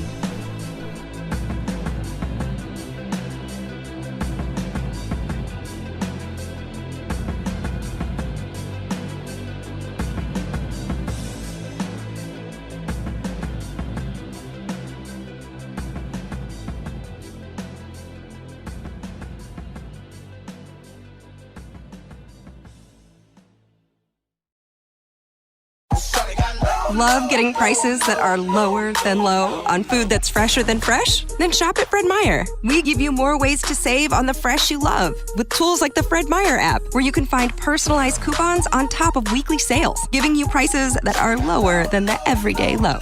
Fred Meyer, fresh for everyone. Flu season is just around the corner, and now you can get your flu shot right here for free. Schedule your appointment today at fredmeyer.com/flu. It's your apartment speaking, and I need some favors. When you're singing in the shower, just try going up a key. You're trying to be an alto when really you're a soprano. Oh, and if you could bundle your renters and car insurance with Geico, it's easy to do online and we could save money. And then, when you read your murder mysteries at night, could you read out loud? But skip the murder parts because I get scared. Geico. For bundling made easy, go to geico.com today. The Gray Stage by Greg Fernandez Jr., Mind Body Soul Productions, 2020. United States Army veteran and Minnesota filmmaker David Crowley was accused of murdering his wife and daughter before taking his own life in December of 2014. The Apple Valley Police Department suspects the bodies were inside the Minnesota home for 3 weeks after they were found by neighbors on January 17, 2015.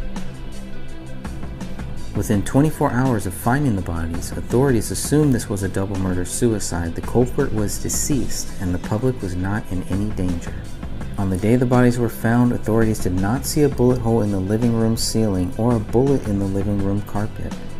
These were two of the most important items in this case, as they were tied to David Crowley and his daughter. It was only after investigators were told of their existence that they returned to the crime scene on 2 separate occasions and retrieved the 2 spent rounds. What did authorities find in the Crowley house that proved David Crowley murdered his wife and daughter and then killed himself?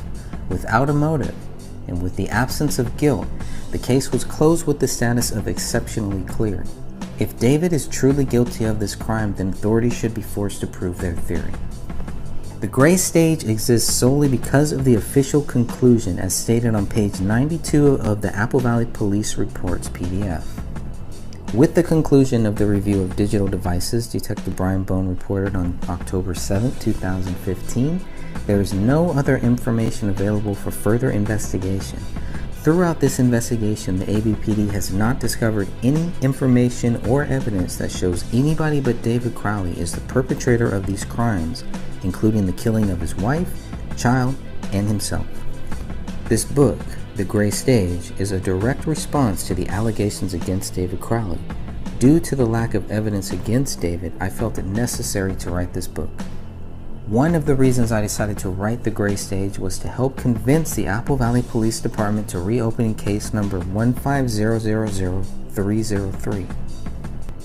Either the Apple Valley Police Department should be forced to prove David Crowley guilty, or they should admit the case is unsolved. Because the official investigation failed to prove David Crowley guilty, I can only assume he is not. What other conclusion could I possibly reach under the current circumstances?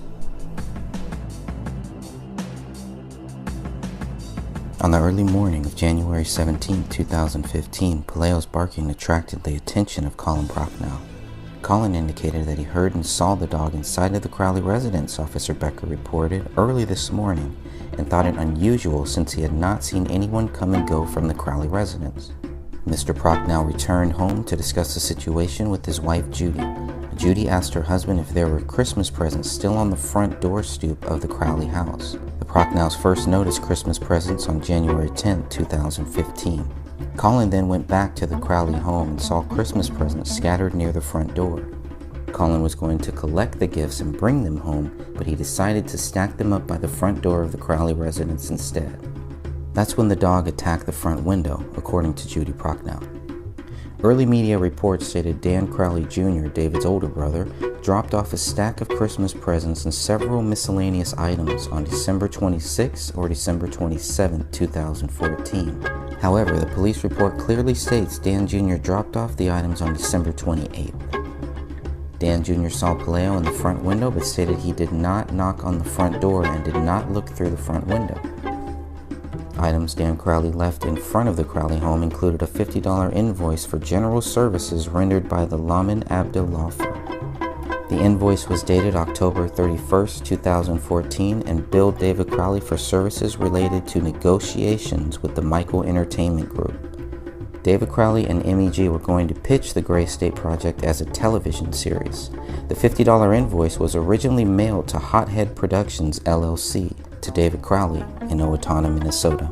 Another item discovered on the front stoop was a $14,000 check for David given by his father. The existence of this check was not widely known to the public at first. Early media reports led me to believe David and Camille were struggling financially. Detective Brian Bone filled out a search warrant application in order to see if there was a financial motive for the crime. Through our investigation, there have been indications that the couple may have had financial troubles.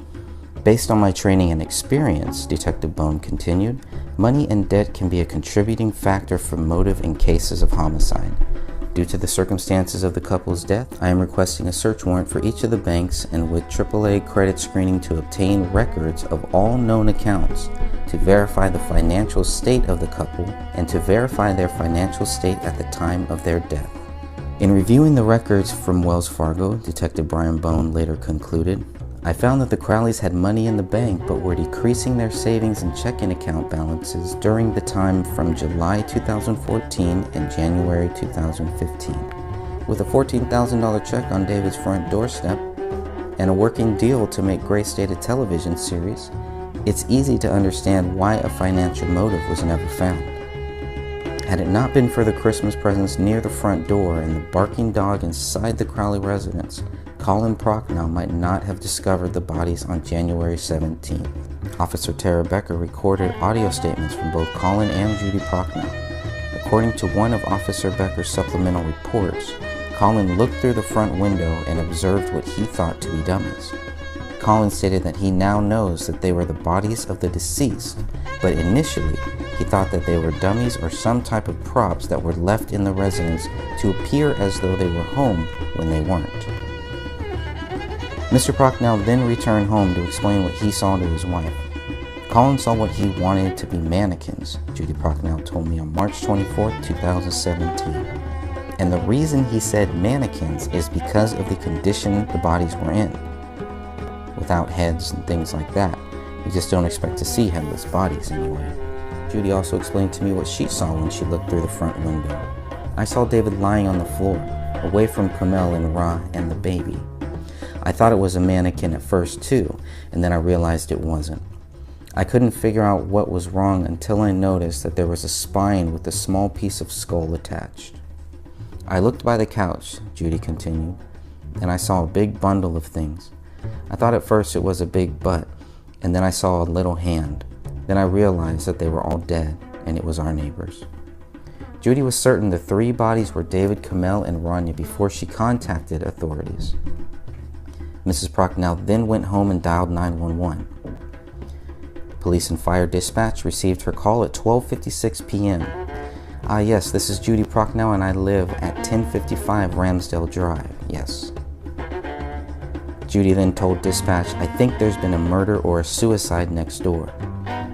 Years later, when I asked Judy why she used the words murder or suicide during that 911 call, the response was not what I expected.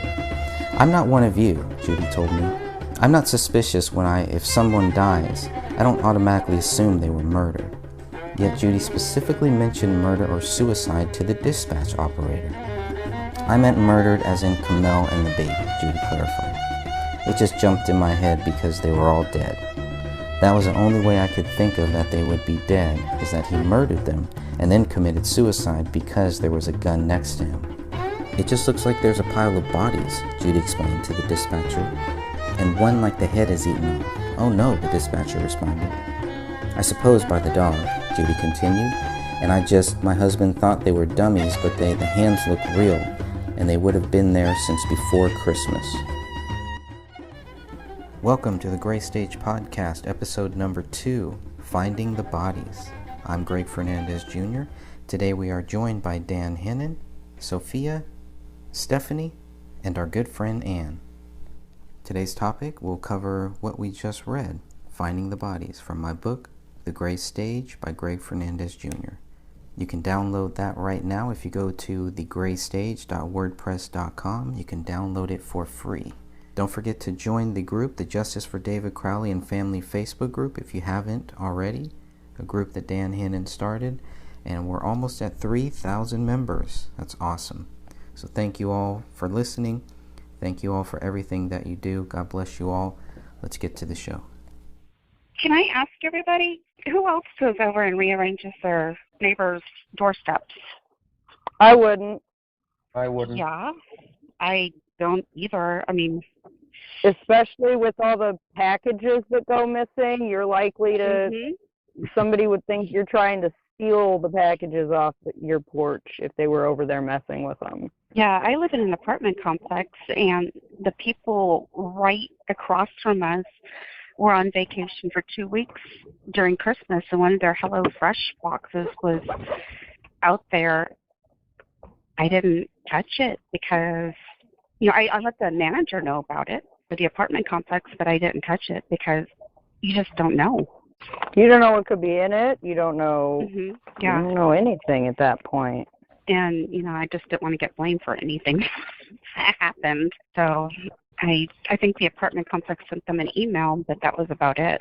And it stayed there. They were very lucky that it stayed there. Holland Proc now sees them scattered, stacks them up. Do they look like they've been there for 3 weeks?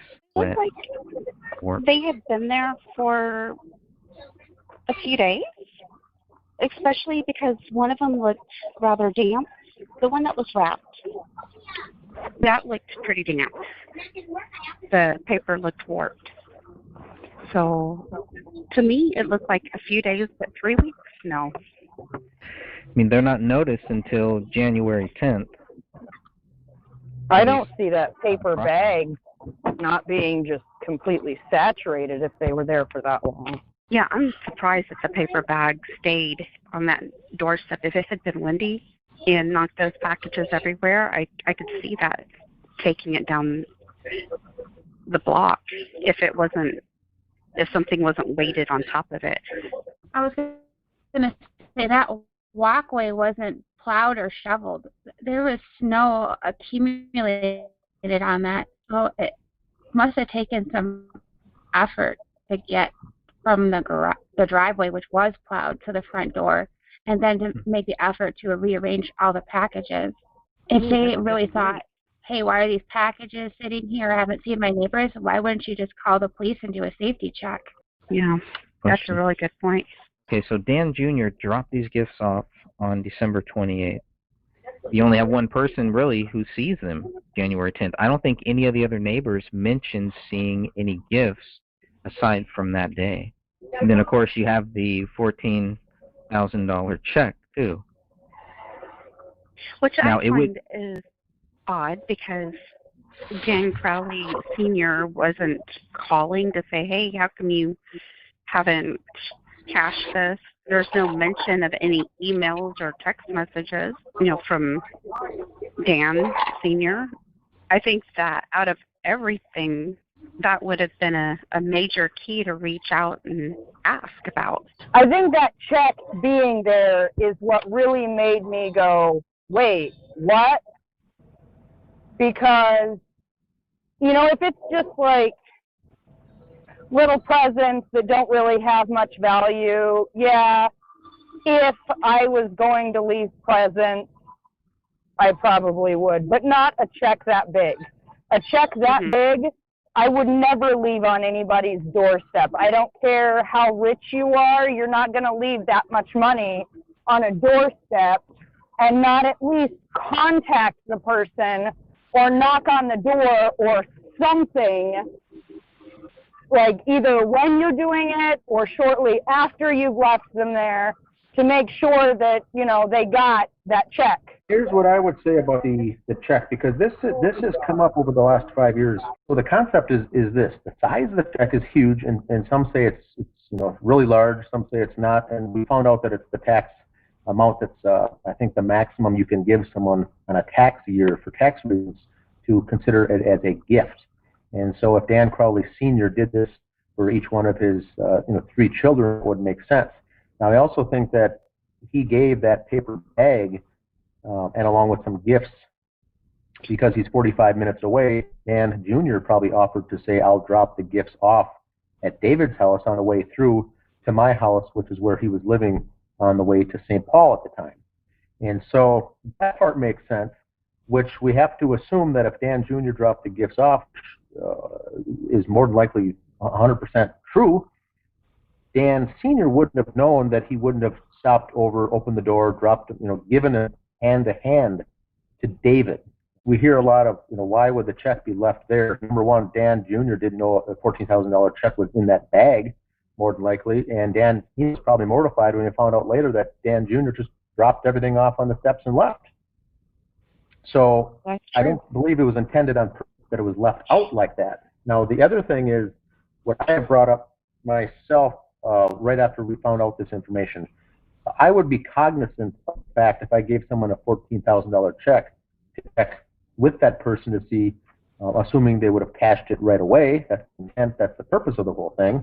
And after a week went by and it still hadn't cleared, you don't have to wait till the bank statement to come. You can certainly log on and see that it still hadn't been cashed. And so 3 weeks later raises my eyebrows that he didn't check. Now, what Sophia said, we don't see text evidence or phone calls that Dan Sr. was calling David to say, hey, what's that check? How come we didn't cash it? It's still, sitting out there outstanding as if it hadn't been cashed. But I don't think Dan, the dad, knew that it was sitting on the front stoop for 3 weeks.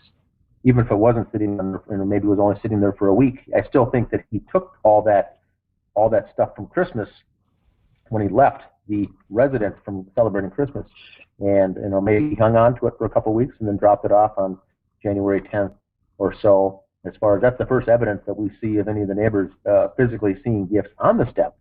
But I do believe that Dan Jr. had all this stuff in his possession the whole time. The gifts, the honest-to-goodness gifts from the family, some of the gifts from himself, and a package from his father that was just in a paper bag that I believe was stapled shut. So I don't think Dan Jr. knew the contents of what was in the bag.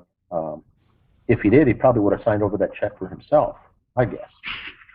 But I don't want to assume anything. But the last thing on that, too, is if Dan Sr. was in on this scheme, it certainly makes him look good, like a caring father, giving cash to his son.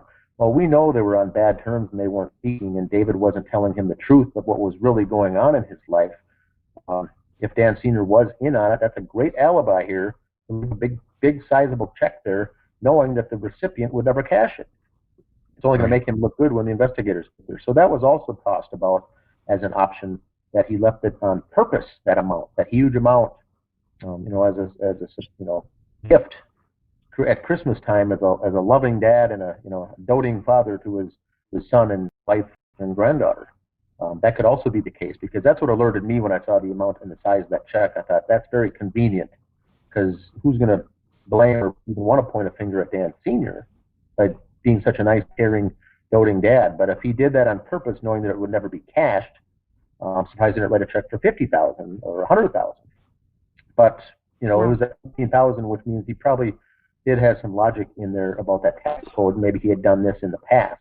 We know that Dan Sr. was on not good terms, and Dan Sr. was caught lying to authorities in the police report with his various phone calls and text messages that were not validated or supported by evidence. So who knows? That's some really good insight. Thank you so much. Yeah, absolutely. Anything else on the $14,000 check or the all those presents and all that stuff that was found on the front stoop? I have. This is Dan. I have one more comment on the gifts.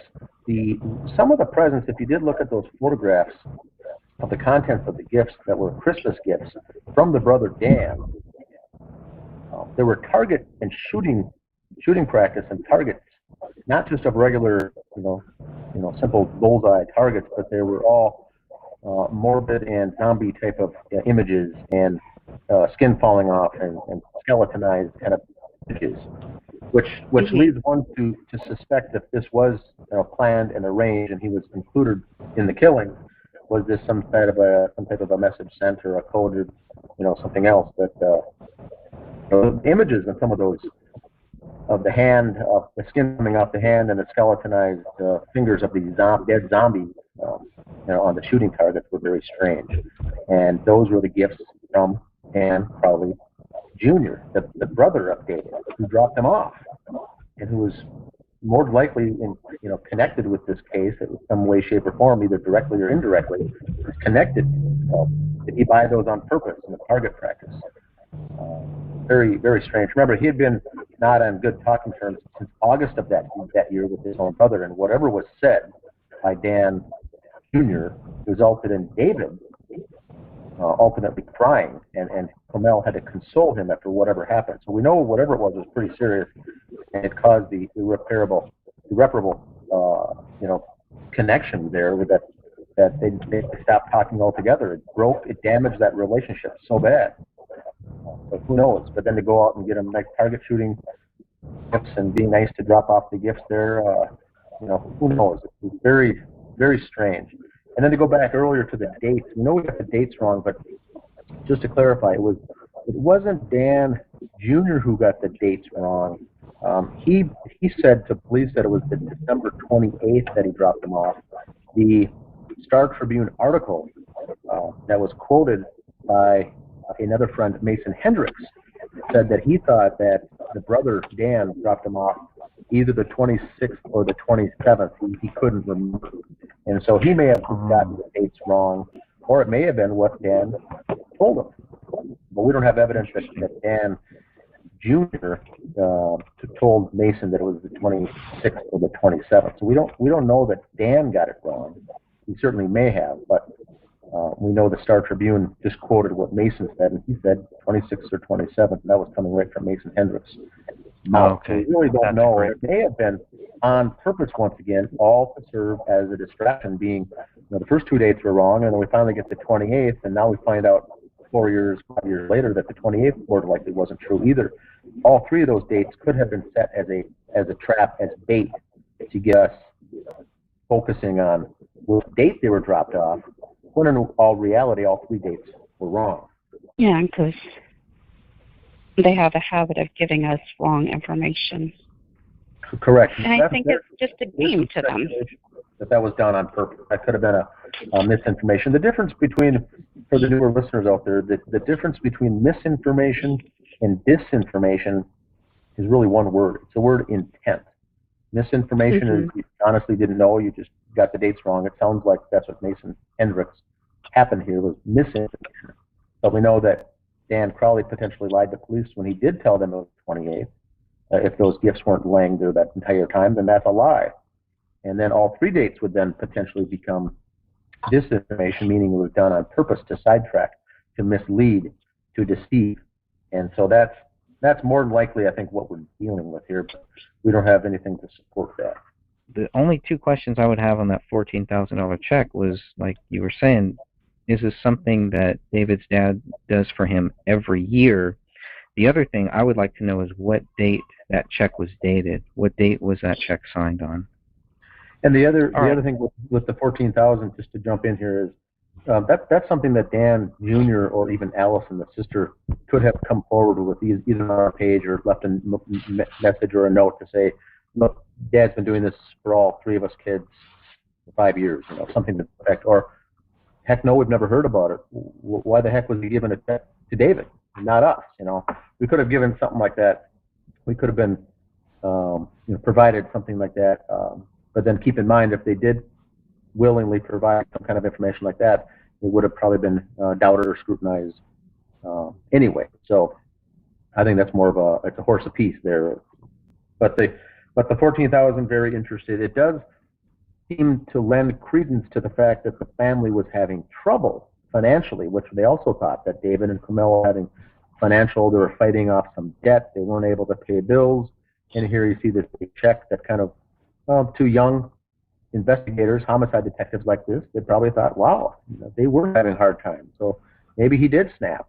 Not soon enough. He didn't open that mail soon enough to get this check. It may have changed his decision from killing his whole family. So I think it also helped to cement the fact that they were having financial problems, which to me is sketchy. The whole check is sketchy because it only favors one side of the narrative.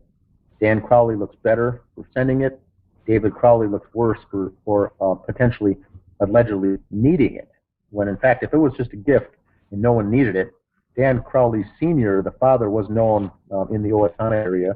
Neighbors and family and friends did call him a millionaire.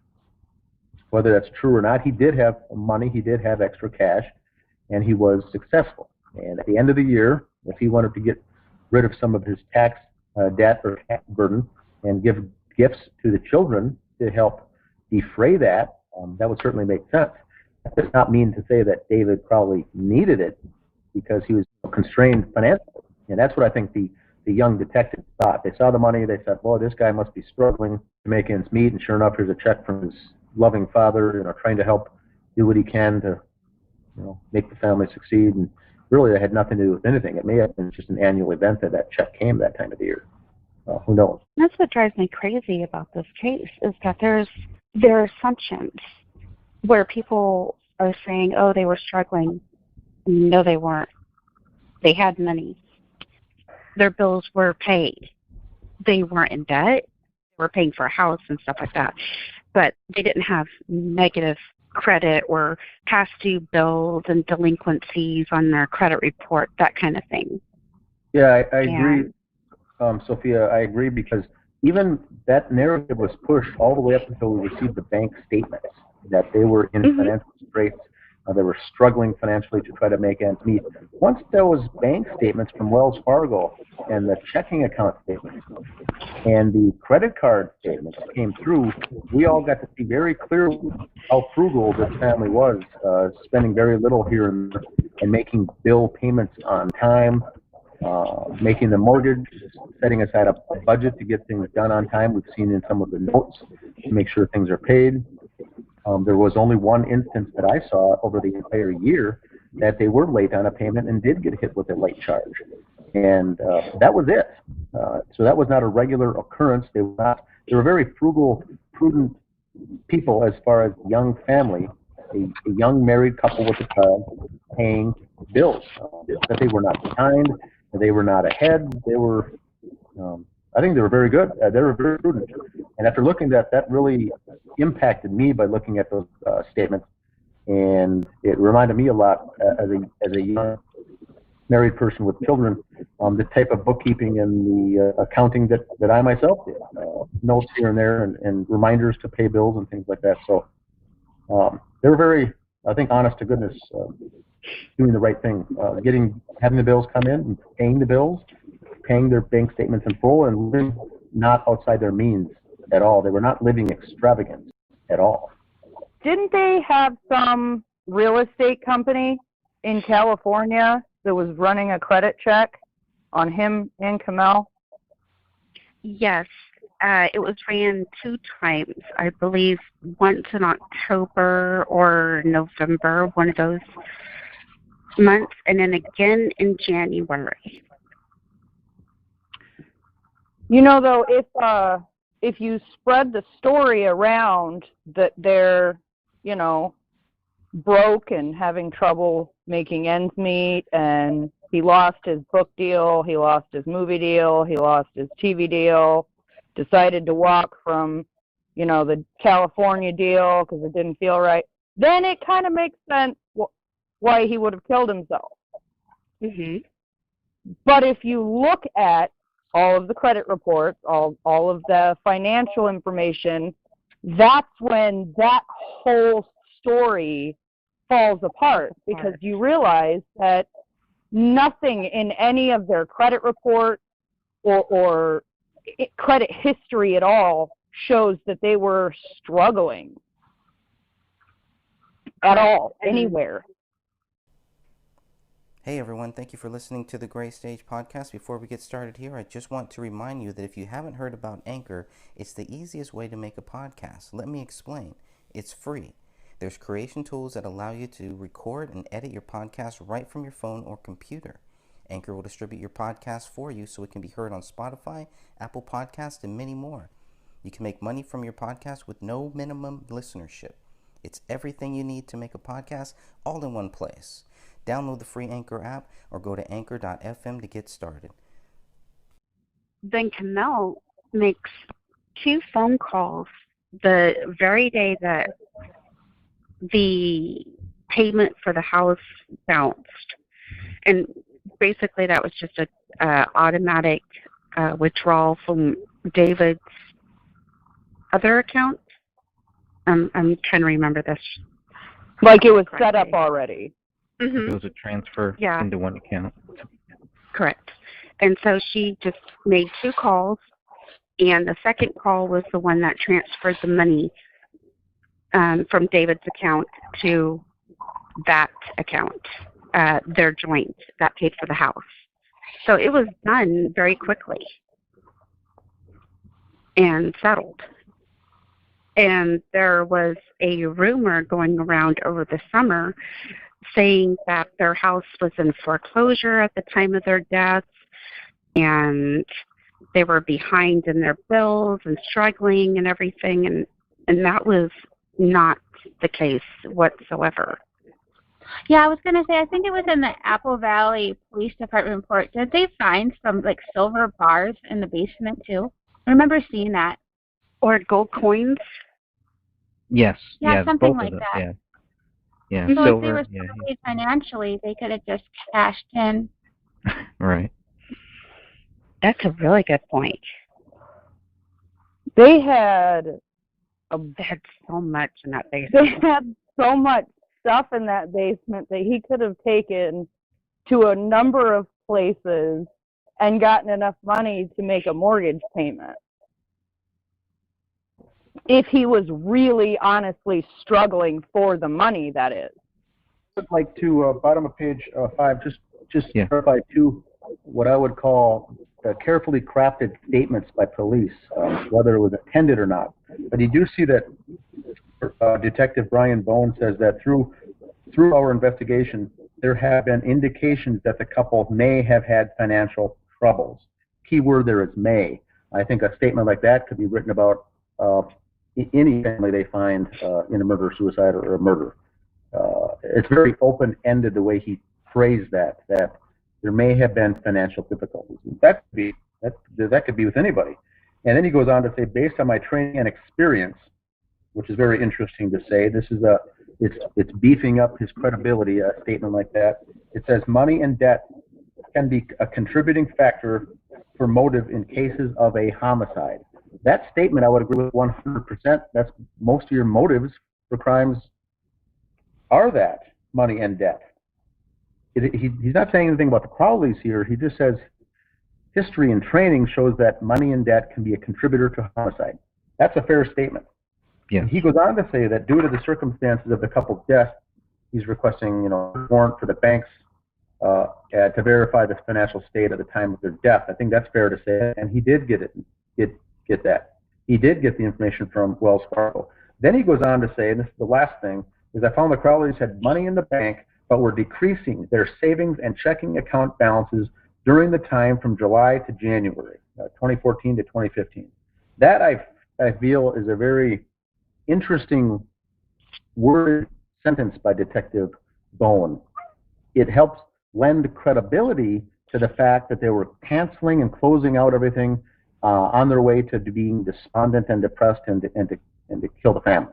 It helps push that narrative that they were decreasing their balances. Now, I've seen the bank balances and the credit card statements from every month that Brian Bowen is talking about here. And some balances, they're higher. Some balances, the monthly balance is lower. There's no trend there whatsoever. So I find that very odd that he put that in there like that, making it sound that the trend was going down, that it was getting down to almost zero. It's kind of what he's alluding to here, is what he's trying to make the reader think by reading this. So I think he's planting, more seeds are being planted with a statement like that. I found it very normal, I guess you could say, if they were planning on moving from Minnesota to another state. It, to me, almost seemed like they were just going through getting everything set and ready to move. Like they went to the dentist, which that's something I did before I moved to a different state. That way I had everything up to date and I didn't, in case there was some time between losing one insurance and getting onto another one. But in looking at that kind of stuff, in my opinion, I didn't see anything that really said that they were desperate or hurting for money. It all seemed pretty natural with what they were doing. It didn't seem at all like they were planning a double murder suicide or anything like that, because why would you care if you go to the dentist or not if in 2 weeks you're going to be blowing everybody's head off? Yeah. Yeah, and they had, not only were looking, they were actually had I believe they had a real estate agent in California that were already looking at homes for them.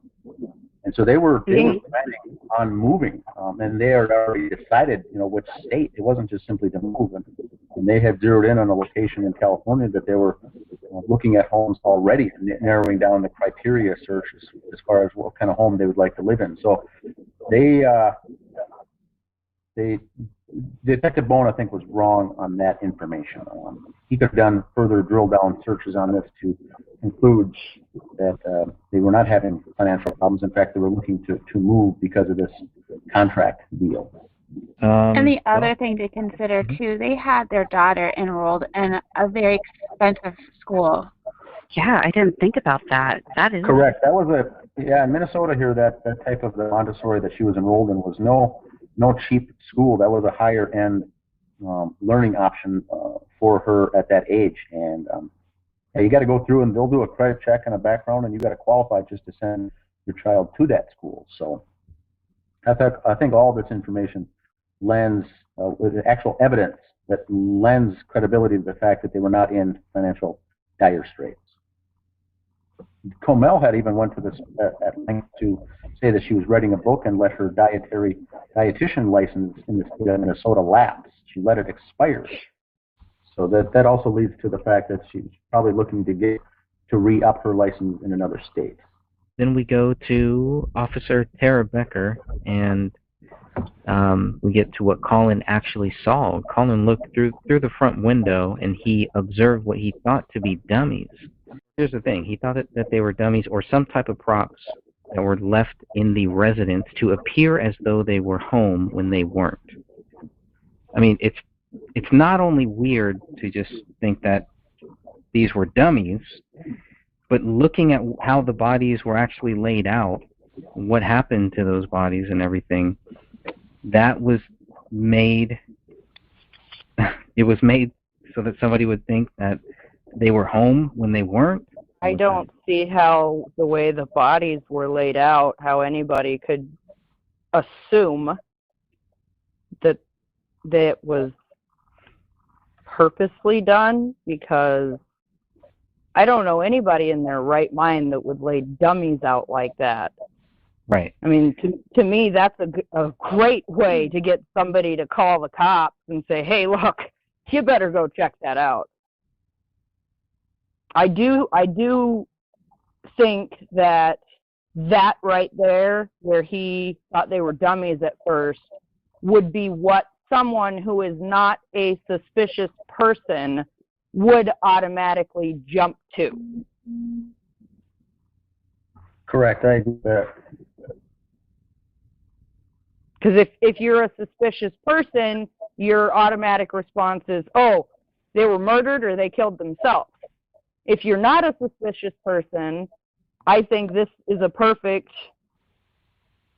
guess onto what could possibly be going on in that house if you don't have a suspicious mindset. Yeah, I agree, Stephanie. I think this is the telltale sign, I believe, that Colin Prochnow was an unsuspecting or unwitting victim. If Judy was part of this, he was certainly not in the know. The response and the answers that he gave I think, would be consistent with that of a normal person stumbling upon bodies like that. Mannequins, dummies. I think that's what most people would think.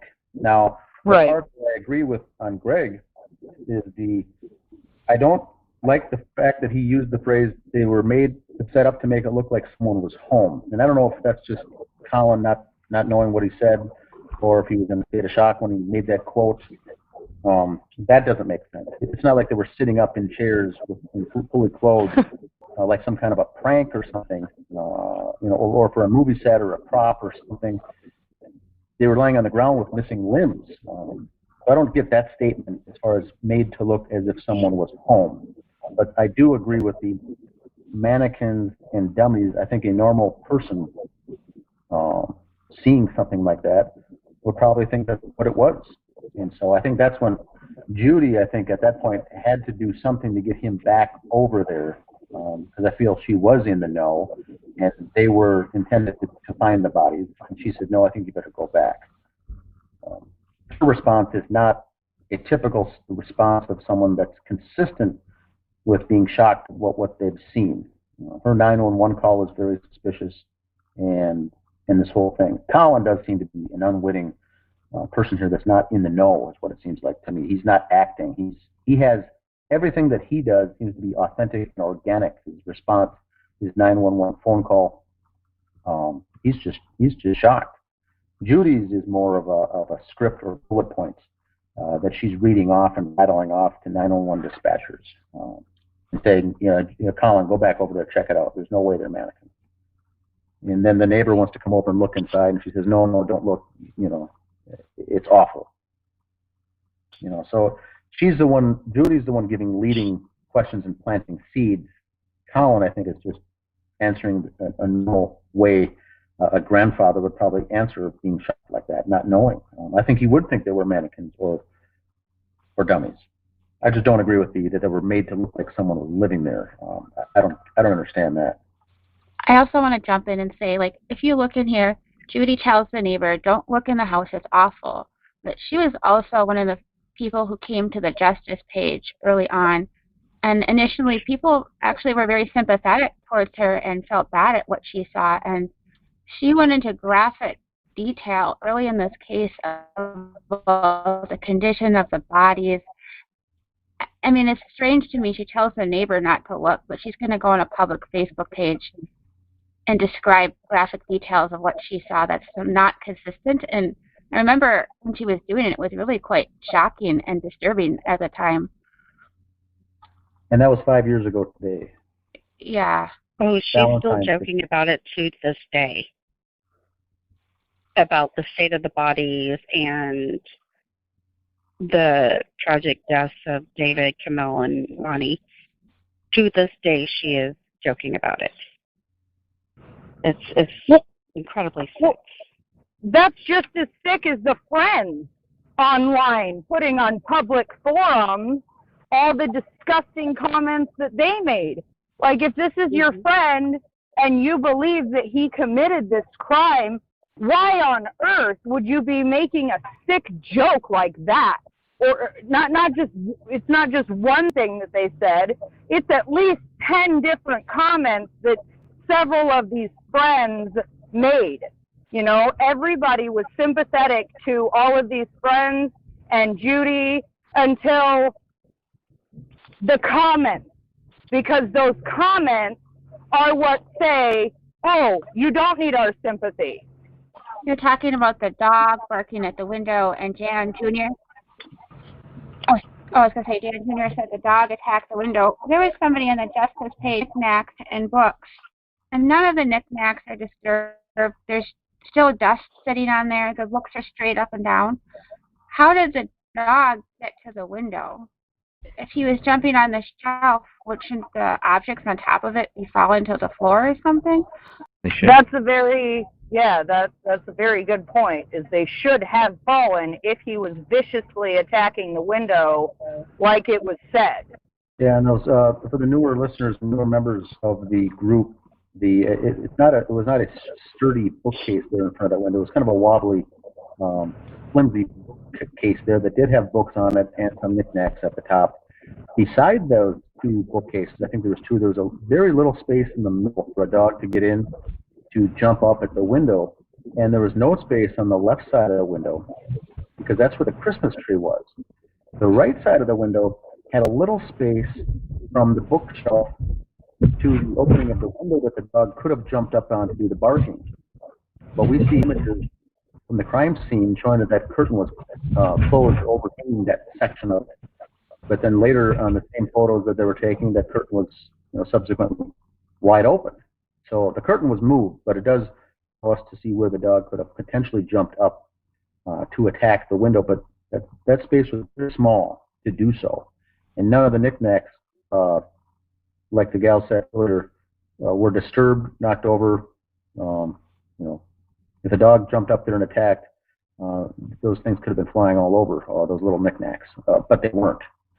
So it's very strange. And Judy said later on another comment before all the FOIA requests came out, she said the dog was up there because that's where the couch was. The sofa was in front of that big picture window. The dog was jumped up there and attacked the window from the sofa. And she went on pretty heavy on the comment section on the people.com, the People magazine website when the article came out and when the story broke nationwide. She spent the better part of that afternoon on the comment section heavily trolling there and telling everyone that the dog jumped up because there was a sofa in front of that picture window. And so when the photos came out soon after that, that showed that no sofa was even close to that front picture window, that's when some of her story started collapsing. She's very obsessed with this case. The amount of time she spends online looking for this case on the different forums, different articles, Reddit, YouTube, everything, and then she goes into the comment sections and stuff like that. This is unhealthy. For just somebody who was just a neighbor, it's a very unhealthy thing.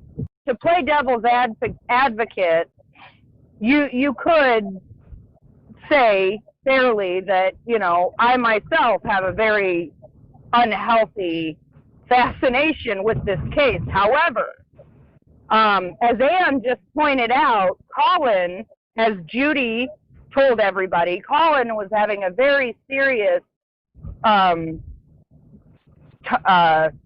very troubling time trying to get over what he saw, by himself, which, that's completely understandable. But as Ann was saying, if you know that's going on with your husband, why on earth are you going to sit here 5 years later and still be one of the main people attacking people for going against the official narrative? The way that she's gone about this whole thing since day one when the bodies were found is just very, very concerning. When she calls in, and the second thing that she says is, I think there's been a murder or a suicide next door. Mm-hmm. She has to understand why people would start asking questions about her, jumping to conclusions so early. And it's not just that. Just like how Dan was saying, if you compare the two 911 calls, they're like night and day. Looking through the same window, the exact same window. These are two people that have lived together for a very long time. Looking through the same window, one sees dummies, the other sees a murder or a suicide, and describes dog scavenging. It's a big, big difference. It's confusing when you have two people also calling in about the same thing that, again, live in the same house and they're not even on the same page about who's going to call 911. They both end up doing it. And that gets back into the misinformation or disinformation. Was that done on purpose to, all this chaos that we had? Was that all planted to create that, to confuse on purpose? My first request, before I requested the FOIA for the police log, was the audio transcript, the audio of Judy's 911 call. At that point, I didn't know Colin made a call. I didn't know two people made a call. I asked for the audio. was quickly shut down by saying, we can't send the audio, but we can send you a transcript of what was said. And I said, that sounds good. So that was odd. Is that a common thing that they will not send out the actual 911 phone call in audio format? I think that would be very telling by the inflection of the voice and how it was stated by duty. I think that would be very, very telling. With the other case that I received from Apple Valley, we received the audio recordings for that case. I'm not sure if we received the 911 call, but we got the interviews, and that was very enlightening, wasn't it, Greg? Yeah. I think that in the future, if this case was to be reopened or reinvestigated, the first thing we should get is the audio of that 911 call and the interview videos of the interviews police held on surveillance, and they were captured on audio and video, I think, of the interviews, and also the dash cam of Tara Becker's squad car that was positioned at the scene of the house that was aimed, the camera was aimed directly at that front door and was left on, I believe, for 4 straight hours. Dash cam video does exist. And that'd be able to pick up the movements and the actions, I guess, of the first responders. But this 911 call would be interesting, just to hear it in the voice of someone, and then be able to give that to someone that does language a breakdown, if that's someone lying or being authentic or organic or reading from a script or planting seeds. I think that'd be a good one to get to do a test on the actual audio of that 911 call. That may also be the reason that it's also been held back. If they don't want that to get out, because you can tell so much from a person's voice on that call, might be the first reason that they shut that first thing down right away by saying, we're not going to release that. Good point. Now there's 2, so we want both of those calls, right? From Judy and Colin. And I have requested them. I was just shut down by... Did they give any reason or anything, or... Mm-mm. I mean, is no, I wasn't worth... ever given a reason. They just I don't see why they won't just redacted. Yeah, they just hand out the same thing, almost as if, okay, well, if somebody asks for this, just send them this. But I mean, they should at least give us a reason. Maybe we should press them on that a little bit. There should be a reason for that. Because I had made a very detailed list and specifically requested like the dash cams and that footage from Tara Becker, from that vehicle, and everything was ignored. Every single thing that I asked for was ignored.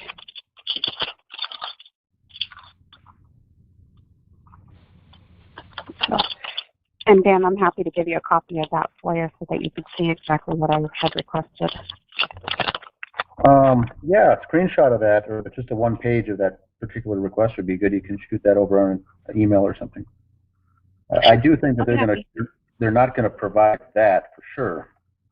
But and I had also requested on an official transcript that dash cam recording of Officer Tara Becker's car, that squad car, that they said in the police report the note was on, the video was on, and the note said it was recording. I think it was, if memory serves, I think it was 4 hours straight that thing was on. That would have been interesting just to see, not from the Judy Collins perspective, but to see the actions of and how they were going about, who was going in, who was going out. It wouldn't have captured anything in the backyard, but it would have been just the front, kind of more of the scene. Yeah. But that was rejected as well. I don't see why it would be an issue, though. I mean, it's just pointed at the house. Correct. There should be that should be the first thing being able to receive. And I said in my note too, if there's a cost, for making a DVD or burning a CD, and something like that, I'll gladly reimburse you the costs of what it would take to put the time and effort into transferring that to the 4-hour recording.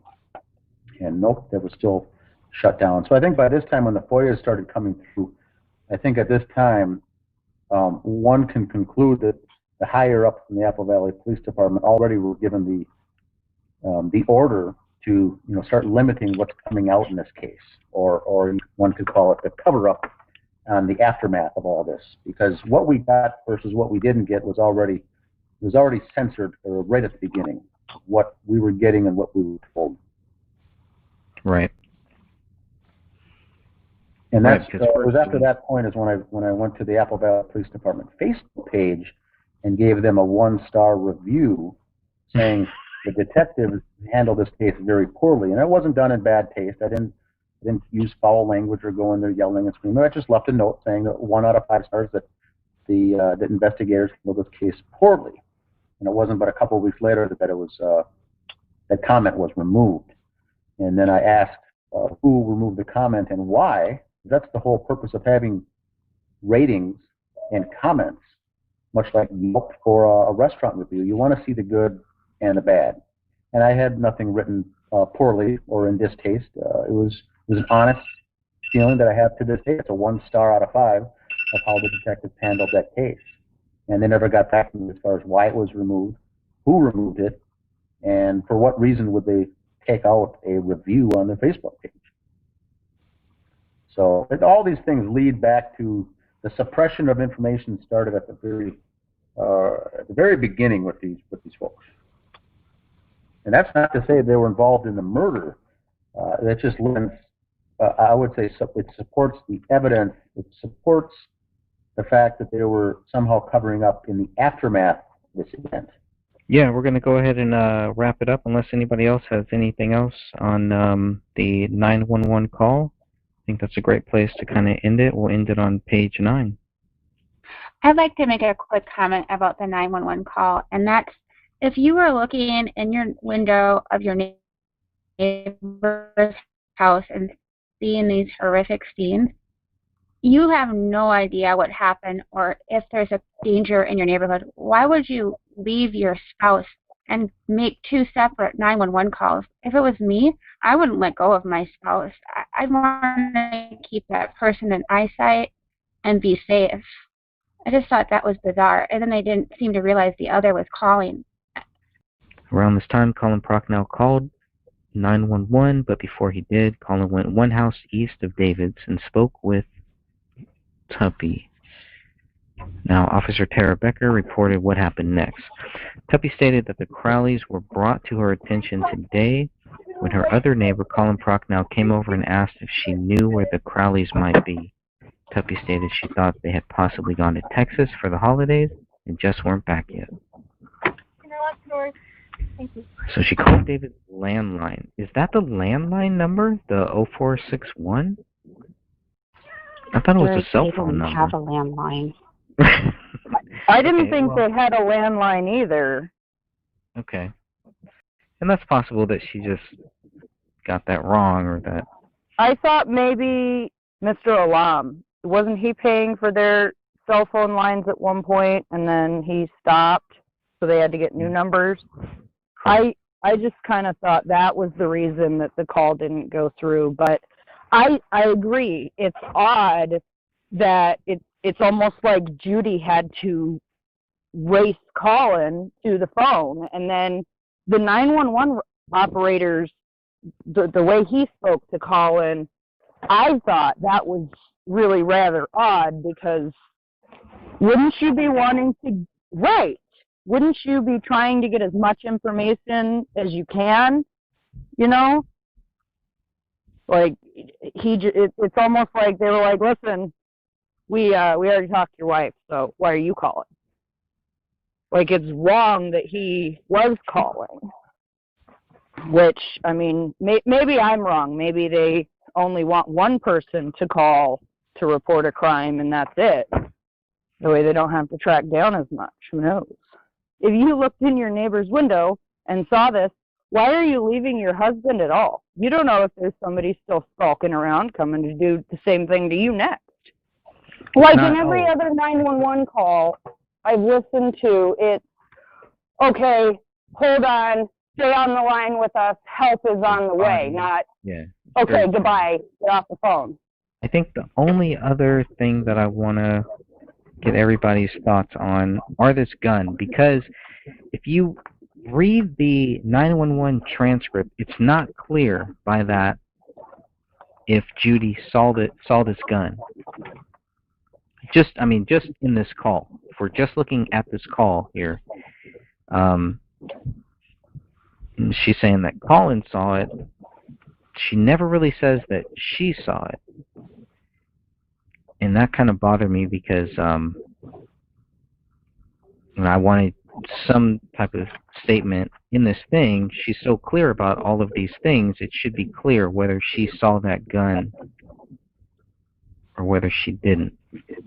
But she's asked, and she says, yes, my husband saw it. She doesn't say, yes, I saw it. Okay, so right before they ask him what his name is, so he says,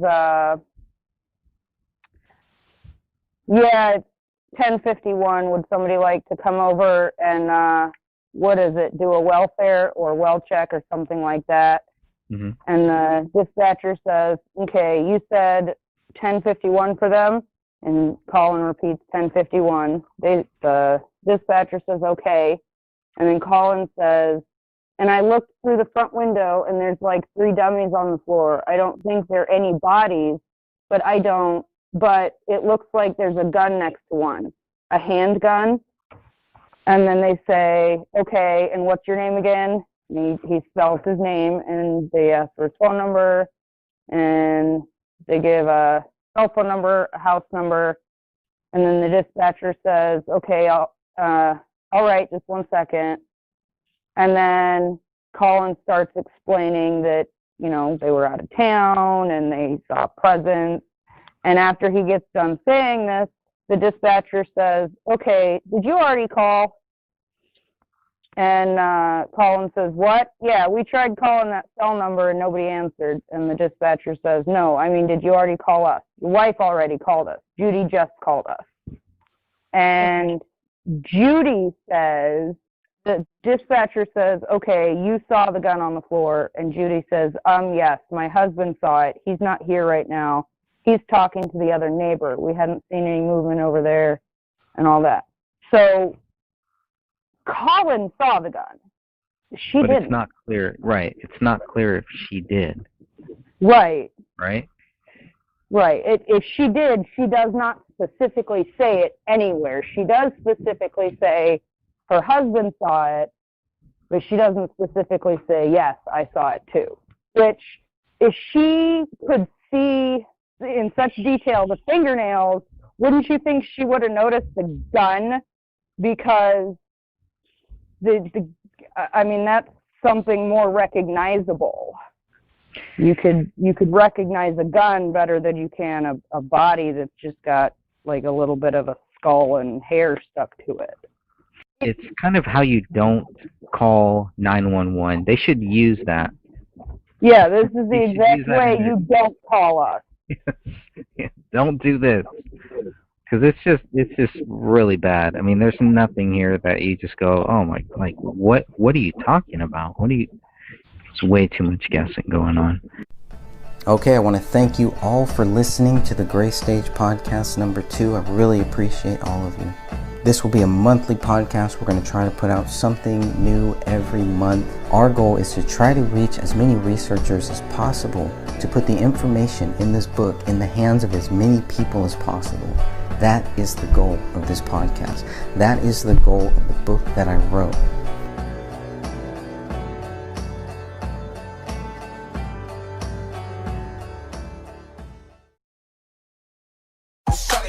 Love getting prices that are lower than low on food that's fresher than fresh? Then shop at Fred Meyer. We give you more ways to save on the fresh you love with tools like the Fred Meyer app, where you can find personalized coupons on top of weekly sales, giving you prices that are lower than the everyday low.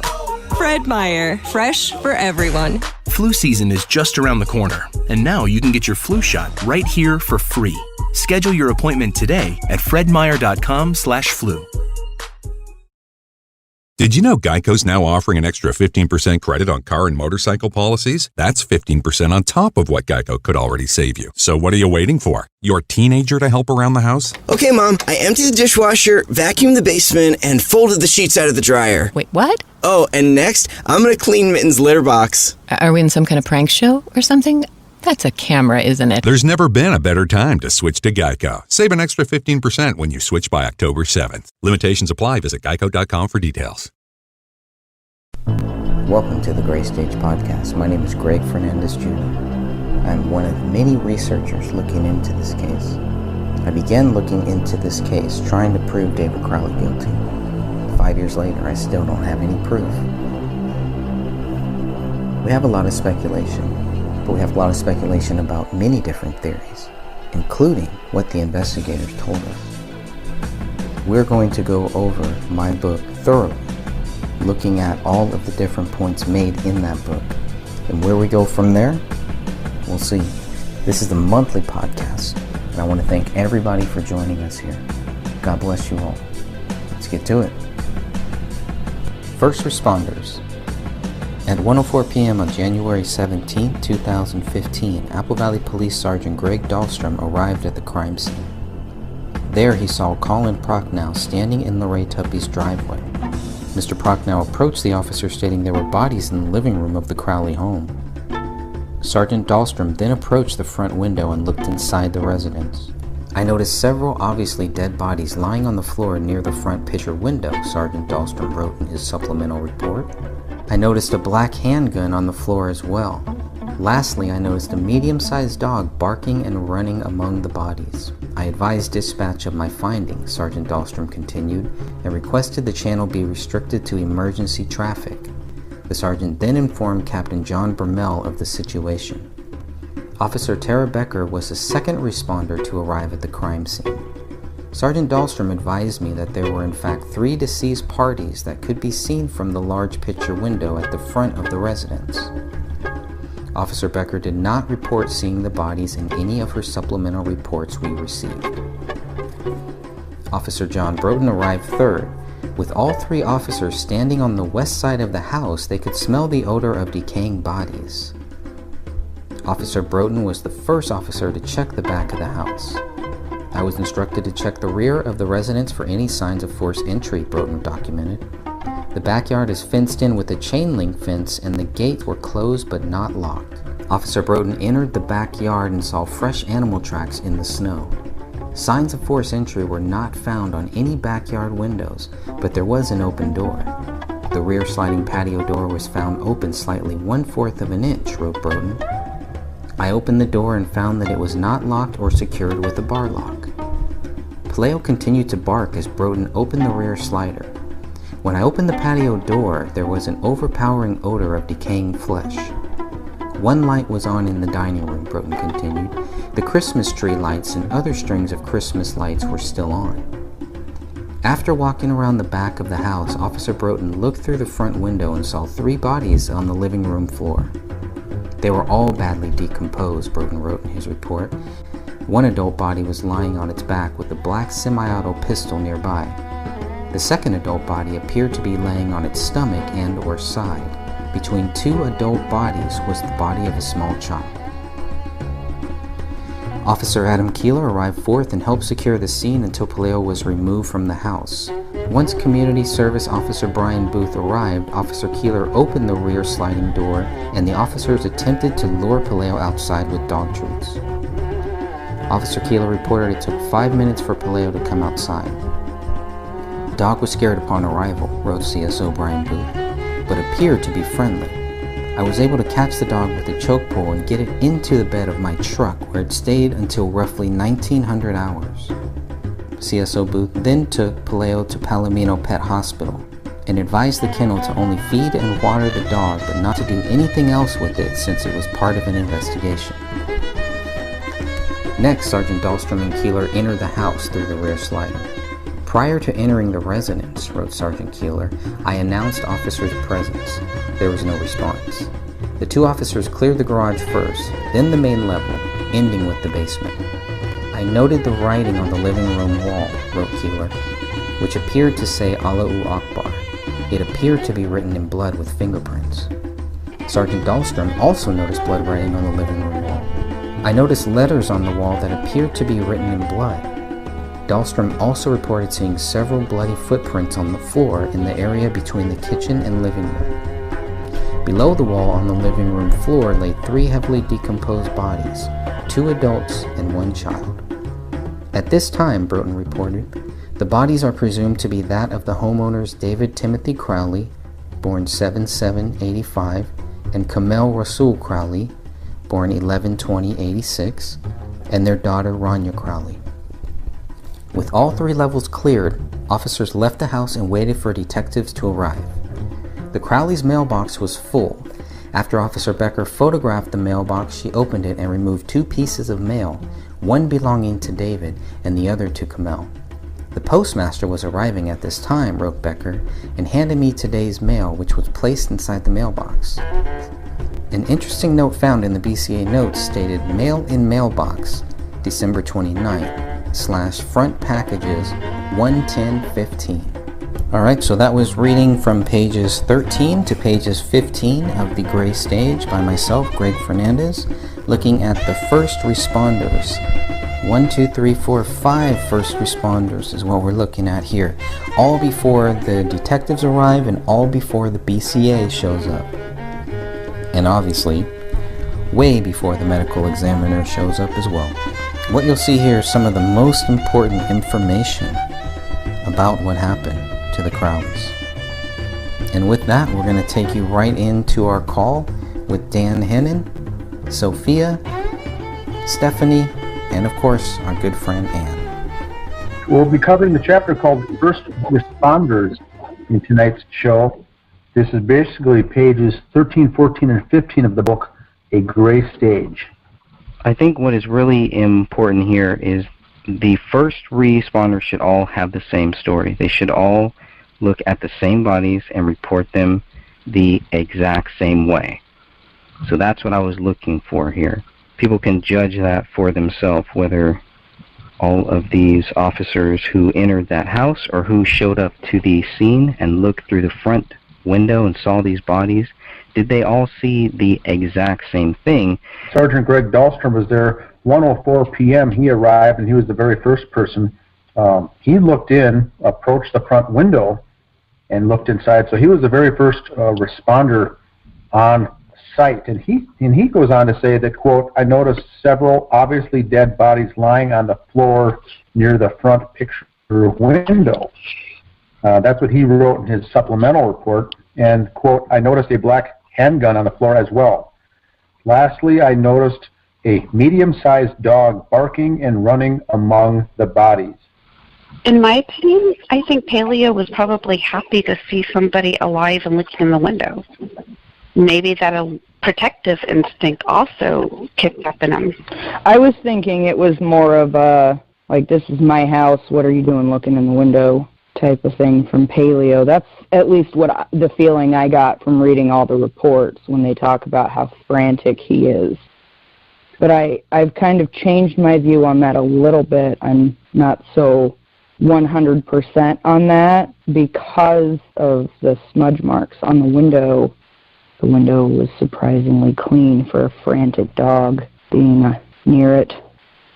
I still don't think he attacked that window the way that certain people have said it. Yeah, these officers don't say anything like that. Correct. Very different. And Paleo knew them. Paleo had at least seen Colin Prochnow and Judy Prochnow at some point, I'm guessing. So Sergeant Dahlstrom then basically lets Captain John Burmel know about the situation. And then Officer Tara Becker is the second to show up at this crime scene. And what was very curious to me is that it doesn't sound like, if you read Officer Tara Becker's documents, it doesn't sound like she sees these bodies, period. Maybe I'm reading more into it than I should, but... Should she have looked? She had to have looked, didn't she? Confirm what she was told? Like, shouldn't she have had to look? And I would think so. I don't know why she wouldn't, but if she did, shouldn't it be here? Shouldn't it be in these documents? Yeah, in her report, I saw, like the other guys put in. Right. Whereas with hers, it's so-and-so advised me. And she does see them later because she's taking photos. She's either taking photos or taking video, but she's in there later on, so you would think that at that point there should be some documentation from her. And she is, I don't believe she's a tall woman. I think she's very short in stature, so she wouldn't have been able to see through that window anyway from the outside. Even being on her tiptoes, she wouldn't have been able to see in.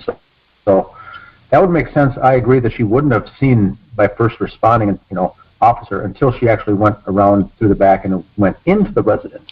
I think I agree with Stephanie. I think the dog was just frantic, running around. May have been excited to see living human beings as well, or just frantic, excited, or all of the above. I think the dog was just running around, didn't know what to think. I don't know if the first couple of squad cars came on there with their lights and sirens on and everything, and may have been very startling, or maybe they just showed up with no lights, no sirens. We don't know.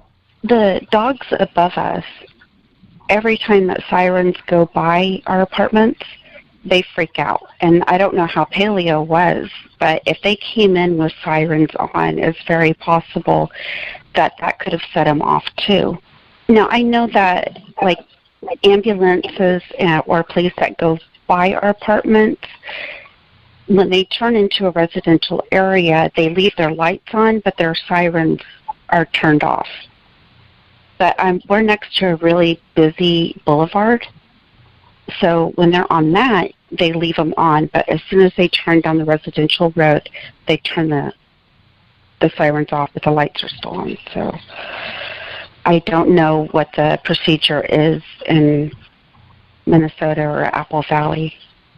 I mean, you would think, okay, if it's just for a welfare check, maybe not, which is what Colin, tells him. That's what he wants after seeing the bodies. Just, can somebody come and do a welfare check? But listening to what Judy said, you can, it's like there's a murder or a suicide and the dog is eating bodies and there's presence out there. At this point, they don't know that there isn't a killer in that house based on her call. It's a big difference than just coming over and doing a welfare check. But the officers, they don't act like there's some impending danger or anything like that. It's more about seeing those dead bodies, and obviously they're going to clear this house at some point, but they have to get that dog out first. So at this point, do we already think that they're not worried about finding anybody in the house who might have killed these people, and they're not worried that there's presence out on the front doorsteps? That could be bombs or something. They really don't know anything at this point. Why would they think they were bombs? Well, because they don't know. That's the thing. They don't know what they're walking into. They have no idea if they're about to walk into a house that's going to be, blown up any second. They don't know. But given Judy's phone call, she was who they first talked to.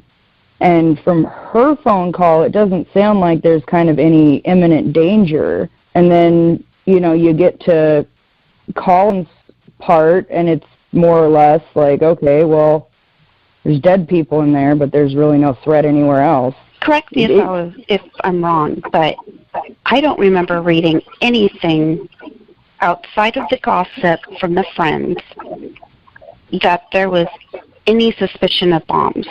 And they don't mention it in the reports, do they? No. Okay. I think it was only Mason Hendricks and Sean White that mentioned that. Correct. Now, Greg, if I could just jump in here.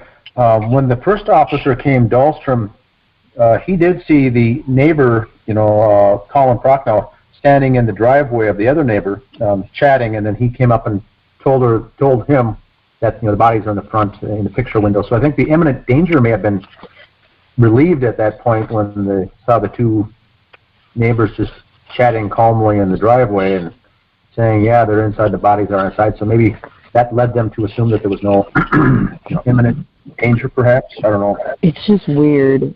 Like, I guess everybody reacts to things different, so it's not really my place to judge how they responded. But when Judy's telling Lorraine Tupy, yep.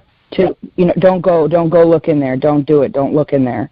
That seems like she's very bothered by that, as anybody would be.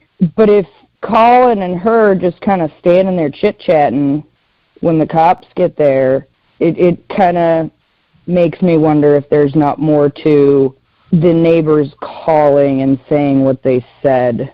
Like if maybe there wasn't some sort of checklist, if you will, given to them to say what they said to the officers. Just going through the reports, the things that are put in there, like the things that the police say, that the neighbors said, just weird little things that don't seem like they would be important to this case. There's no real reason why it should be there. We talked about it a little bit in the last conference call where Dan had pointed out it seems like it was just like put in there to kind of push an agenda. That idea is seeming more and more realistic to me, at least. And I think, too, to piggyback back on what Dan was saying, Judy did talk to the police at some point, and she said comments that David was acting strange in the last few months. He had a mohawk. He was wearing military-type clothing. So the police might have been given at some point the impression that there was an intruder and it was him. And it's interesting that Judy is also saying these things because she also told police that she had limited contact with the Crowleys. So how would she know if David's behavior was strange or not? She doesn't even know the family that well. I mean, this is a woman who said that her grandkids she used to allow the grandchildren to go over and play at David's house, and then she turns around and the next comment will say, I really didn't know David that well. It's like, which is it? Do you let your grandchildren play with strangers inside of that stranger's house? Well, she had also said that she's not the one who decided the kids couldn't play over there anymore. It was her daughter, because her daughter is the one who got the weird vibe from him. It wasn't even her. So then you've got the fact that Colin is the one who supposedly saw the gun. Judy didn't actually see the gun. It's really hard going through and separating what she actually saw versus hearsay from her daughter or her husband or another neighbor or something like that. Well, she's even gone on the record saying that she was shown the new furniture by David. I didn't see that. Yeah, she put that in a comment. I have that, actually. And why would, if she barely knew him, why would he invite her inside to see the furniture? All right, so third to show up on the scene is Officer John Broughton. While all three officers were standing on the west side of the house, they could smell the odor of decaying bodies. Now, Broughton he's the first person to check the back of the house. So you have three officers there. They've already looked. He's the first one. One has already looked through the front window. You have three neighbors that are hanging out, and so Broughton is told, go check the back of the house. Is that another common thing too? You have one officer in front, one officer in the back. Do you want two officers going through the back? To me, it just kind of seems like they're not that concerned about another person in that house, and they're not that concerned about this being a triple homicide. So when Broughton goes to the back, he says, I was instructed to check the rear of the residence for any signs of forced entry. That's what they're looking for here. The backyard is fenced in with a chain link fence, and the gates were closed but not locked. I thought that was another interesting thing too. I don't know. Over here, we don't really lock our side gates. I don't know what people in Minnesota do, or in Texas, or wherever the rest of you are. He had a small child and a dog, though.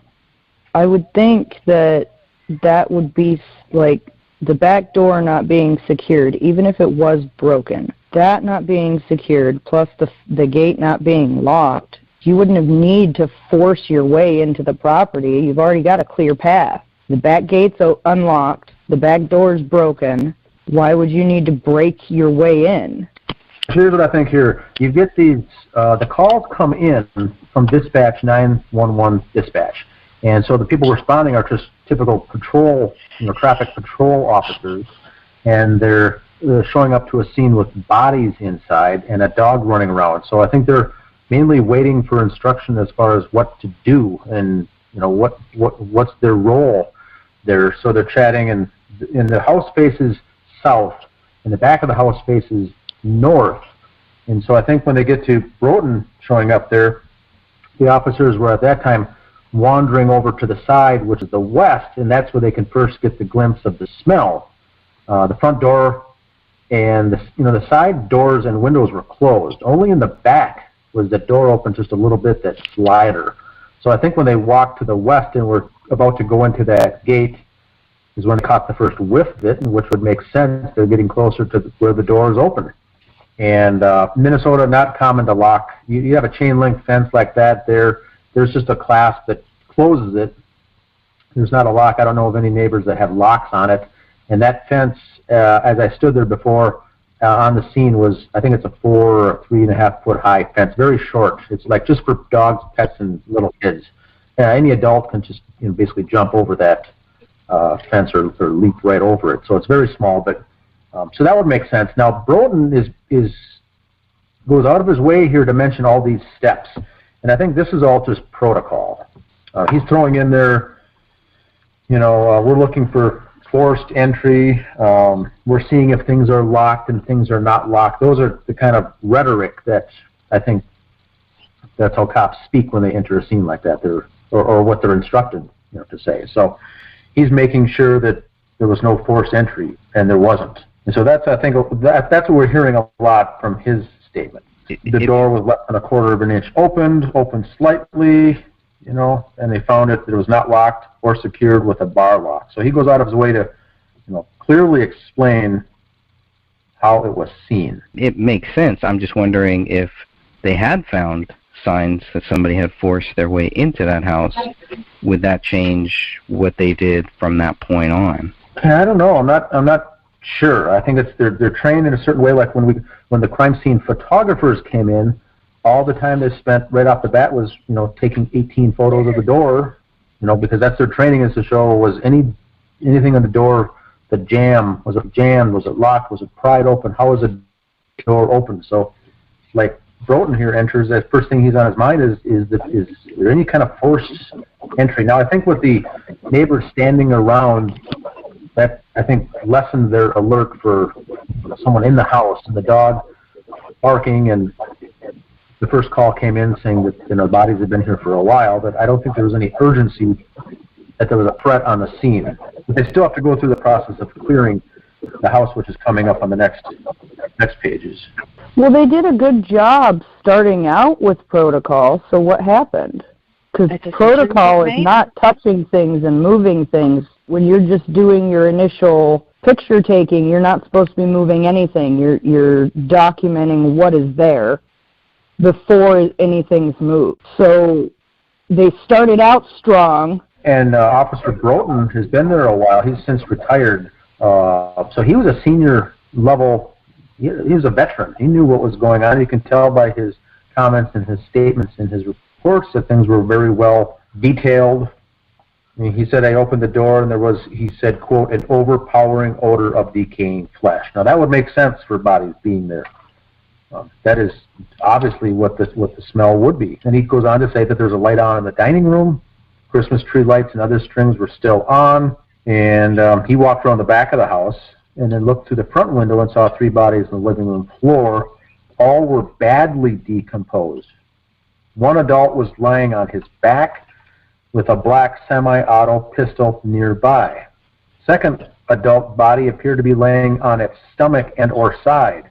And between the 2 adult bodies was a body of a small child. So Broughton comes in and does his job, I think.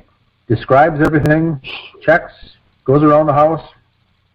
He does everything like Stephanie said. The protocol was there at the first folks that showed up. Okay, last thing on Broughton here was this overpowering odor of decaying flesh, does that help us give any indication of how long the bodies were there? Does this help show that the bodies were there for 3 weeks? I got family and friends that are in law enforcement. The first few days, up to a week, is when it's going to be the most horrendous. After that, the smell is still bad, but it backs off a little bit. The most overpowering is that first week, probably the first maybe days 3 through 7. And so when he says overpowering, that leads me to believe it's in that 7 to 10 day window that the bodies were sitting there. If it was 3 weeks, it would still stink, but I don't think you see the word overpowering, because by that time the stench is for the most part gone away. So that's the only other thing I can say on that. He does say the word overpowering, and that's the same adjective I get when talking with family and friends and law enforcement when they talk about that. Yes, it's going to smell later on as well, but if it's overpowering, it's in its first round of the whole rigor mortis. And so that's where I lean into that earlier stage, and I don't buy the 3 week stage because of Broughton's comment. And that's why I wanted to interview him. I talked to him on the phone after he resigned and retired. And I said, if I'd like to meet and go over the case with you, and I could meet, because I'm only 30 minutes away. And he said, well, let me run it past some people and I'll let you know, but I'm open to, have a cup of coffee. And then he called back and says, I talked to, Gummert, and I didn't really have anything to do with the case, so I don't think we should meet. And so my answer is, these pages, Greg, here that you wrote show that he was one of the very first people on the scene, saw the dog, saw the door ajar, smelled the decay. He would be a very good interview, I think. But someone did not want him speaking to me, even though he was no longer with the force, which had nothing to do with anything. He didn't have to ask permission at that point. Go ahead, Stephanie. I was just going to say, I completely agree with you there. That seems very odd that he would say that he didn't have much to do with it, because from just reading this, not even considering the whole police report, it sounds like he was one of the, important interviews to get. So why would somebody have told him to decline it, the interview? Well, that's the point. That's the same thing. By him saying that he didn't have much to do with that, that's an outright lie, because clearly he was one of the first few people there. So. And I think the way he phrased it on the phone call was he didn't have that much to do, and he wasn't playing a big, important role in the detective in the investigation that went on months and up to a year later. And I said, I wasn't looking for that. I was looking for a first response. I wanted to get your ideas from actually being the first, third person there on the scene. That very first initial shock and the sounds and the sights that you saw and you witnessed, I think would have been very helpful for a 10-minute interview. That's all. I wasn't talking about the detective in the investigation case, but he says I didn't have much to do with the case, so I shouldn't interview you. I shouldn't be speaking with you, or something to that effect. That's just pretty odd. But then again, his son is now in the force at Apple Valley. Oh. So there's still a connection that's not out altogether. His son is on that. He's one of the patrol officers, I believe, in Apple Valley. Was his son a part of the force when this happened? Not that I know of. I don't believe so. He may have been a junior officer or something to that effect, but he wasn't a sworn officer at the time, I don't believe. He was a part of the case, the Josephson case, but I don't think he was a part of this case. John Broughton's son was part of the other case. The other one, looked at. yeah. Okay. Oh, yes, Murder-suicide. Interesting. That happened, how long after? November 3rd, 2016. So we'll move on to Officer Adam Keeler, and he showed up fourth, and he helped secure the scene until the dog was removed from the house. What do we know about Community Service Officer, CSO, Brian Booth? Because he's the one who was called to help take the dog out of the house. So I guess Community Service Officer Brian Booth had some experience with dogs at this point. There was a reason why he was called to help take this dog out of this house. I just always assumed that he was like a dog catcher or worked for the pound. That's kind of what I thought, too. Maybe I'm reading way too much into it. Like, I never really thought much about it. Like, he came and got the dog, so I thought, oh, okay, so he knows about dogs. And then just further along, you just kind of forget that he was the one who came. And he just throws Paleo in the back of the truck and leaves him there for hours. That's a good topic, Sophia, because the phrasing here had some questions early on in the case in the justice page, because it says that he got there, got the dog out, and put him into the bed of my truck where he stayed until roughly 1900 hours. Now, 1900 hours at 7 p.m., and that day I think it was 17 degrees outside on a January day in Minnesota in winter. So we assumed it was a pickup truck with an open bed. Later they said no, the only squad cars that were there were SUVs and like a Ford Explorer type of a thing, and that's where the dog was. And I said, here in Minnesota, you don't call that the bed unless it's a pickup truck. So why would he explain it as the CSO officer saying I took Paleo and put him in the bed of my truck? And really he just meant essentially the back seat or the way back area of an SUV. Just had him there. So the car was on, the car was running, so the car was warm, and so I put to bed any stress there was from members of the page thinking, why was Paleo, standing outside in the shivering cold in a pickup truck? So they said they had the car running, so which prompted the next question. We said he had the car running till 7 p.m. after getting there at 1, so 6 straight hours. And I think this was Judy Prochnow who was giving all the background on this by saying, no, there was no pickup for the truck.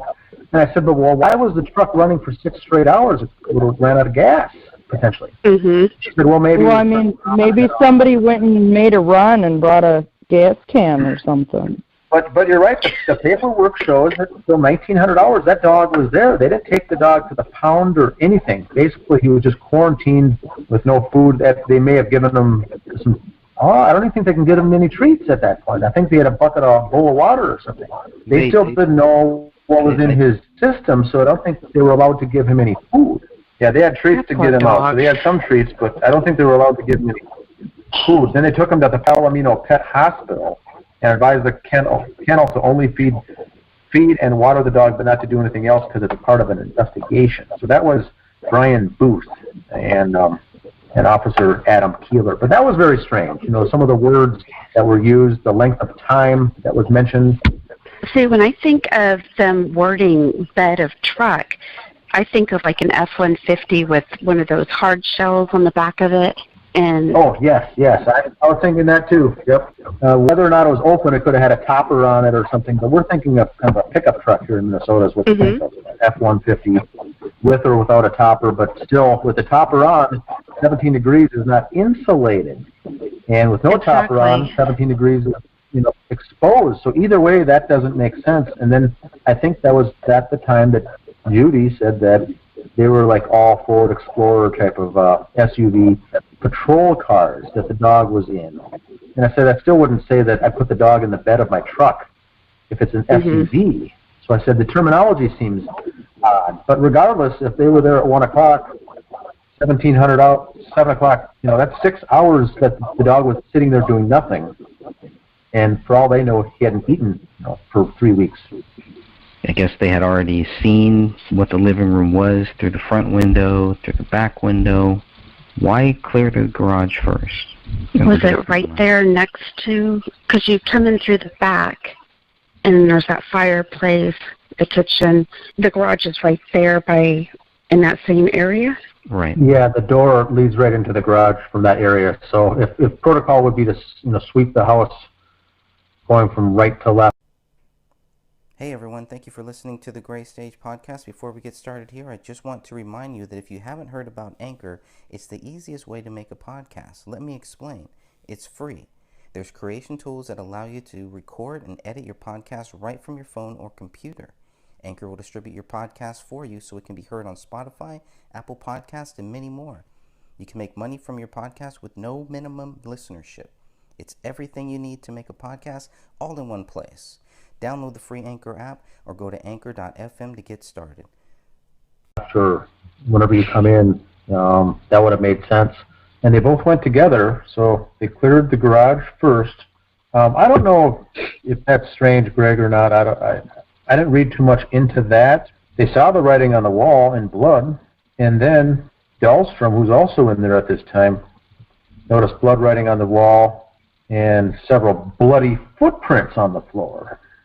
And then he goes on to say that the living room floor laid 3 heavily decomposed bodies, 2 adults and 1 child. I think the word heavily is left up for debate. The Apple Valley homicide, they get one average of 1 homicide a year in Apple Valley, Minnesota. Very rarely would any of these officers even see a decaying body at all. So I think what they saw was they were decaying, but David and Kamel were bloated. The bodies were bloated at this time. So they were in, I think, that first round of decay or rigor, but not maybe heavily decomposed. That's the only thing I have to say about that. It wasn't like they were there for months or something, but he did say heavily. Now, Broden goes on to say that the body's presumed to be that of the homeowners and the daughter. All 3 levels of the house was then cleared, and officers left the house and waited for detectives to arrive. So the 3 went in, cleared, and then there was no threat. They began then to wait until the detectives arrived, which is also protocol, I'm assuming. Do we have the recording of them clearing the house? Yeah, the audio looks like it was definitely cut. So it was definitely cut for certain. I'm not sure why that audio was cut, but you can clearly see, maybe just because there's nothing happening during that time. That audio recording is very important because you can hear how they sound. You can hear their dog. That's probably one of the best ones, one of the best reasons. Is to hear what does their dog sound like during that call. I need to listen to that again. It was posted in the group very early on. Somebody had that audio, and I just want to thank them. Whoever you are, thank you for posting that into the group because I thought that was a big help. The way this says they saw several bloody footprints on the floor in the area between the kitchen and the living room. The picture I get in my head is you can clearly see a lot of bloody footprints in that area. So when you look at the pictures, you wonder where they're talking about because the pictures that's not what I would say is several bloody footprints. I mean, it's a few, but it's just severely lacking for what you picture in your head versus what the picture shows. Well, I mean, there's several people that have gone on the record saying that David walked around the crime scene for several days and was staging it, and it's crazy. There's possibly 2 and 1 handprint. Yeah, there was another rumor too. Remember about how that they had proved that those were David's footprints. And we know that that's not true at all. Correct. And I don't think that the people who told us that, I don't think that they really looked at it. I think somebody told them that. Mm-hmm. I don't think that a lot of these people, a lot of the family and friends, from what I've gathered, they have not looked at a lot of these documents. I do not believe that they have looked at these documents. And if I'm wrong, then I have no problem being wrong. Only they know what they have looked at and what they haven't. But based on the conversations that I've had with family, friends, I do not believe that they have read a lot of these documents. Well, how could they make a documentary, or a supposed documentary, of this case? Yeah. But not read the documents? Yeah, they didn't want to read them. They didn't want to look at them. Well, I mean, that's just like the private detective. Yeah, he had it all. He looked at it. It's like he just skimmed over it. They weren't looking for anything that might stand out. It's all just speculative, and it's all based on feelings of them wanting David to be guilty, not on giving him the benefit of the doubt that we are innocent. We are supposed to be until proven guilty. I would just say that the raw audio that you guys mentioned is on YouTube, and if anybody's interested, you can look it up and listen to for yourself. Also, if anybody's just catching on to the case, like Greg had mentioned, make sure you read the documents Greg has posted. Look through the crime scene photos and see for yourself so you can be better informed about this case. And just to let everybody listening to this podcast, all the files pertaining to this case are located within the Justice for Crowley, or David Crowley and Family group, and it's all located at the top of the group.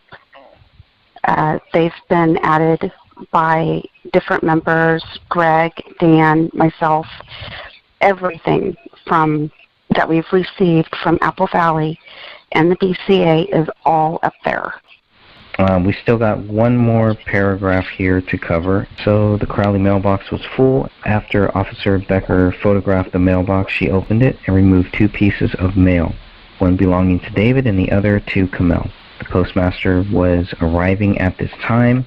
So this kind of gave us an idea of when the mail was being dropped off every day. Based on this, kind of assuming around 2 p.m., maybe 3 p.m. Another interesting thing is that the postman handed her David Crowley's mail.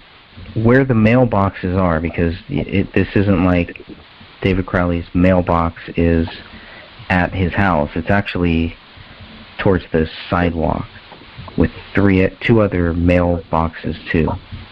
And what's in those mailboxes is also another thing here, but I think that's covered later on, so I won't get too much into that. But as a mailman, as a postal service, or a postmaster, as it's written here, aren't they supposed to put the mail into the mailbox, not hand it to somebody?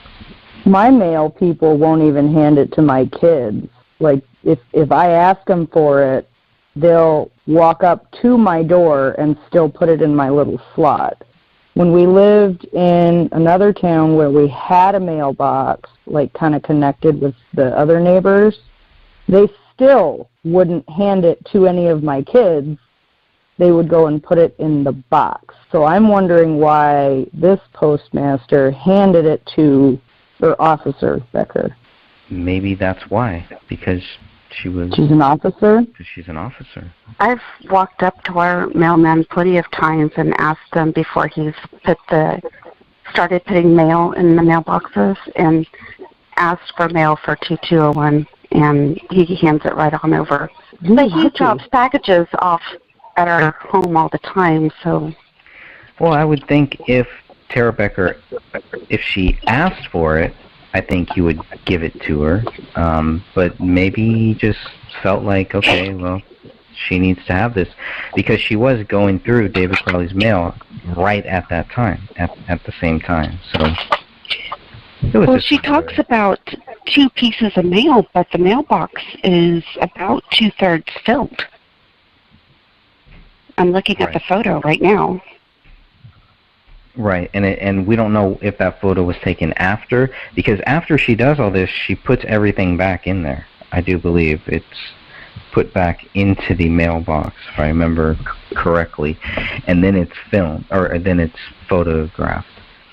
This is from BCA 488, page 100.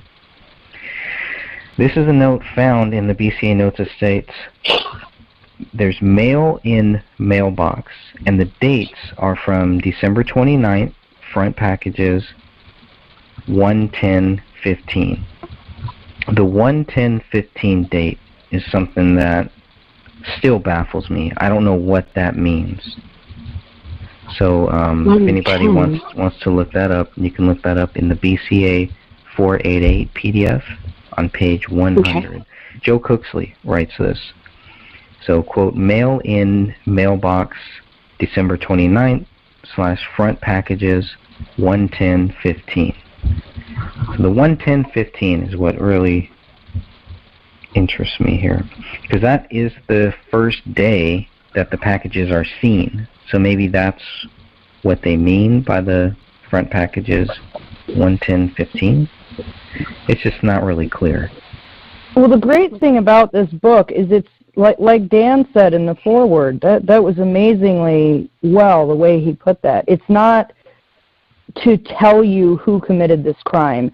It's not to tell you why you should believe the way we do. It's to give you enough information for you to go and find your own decision.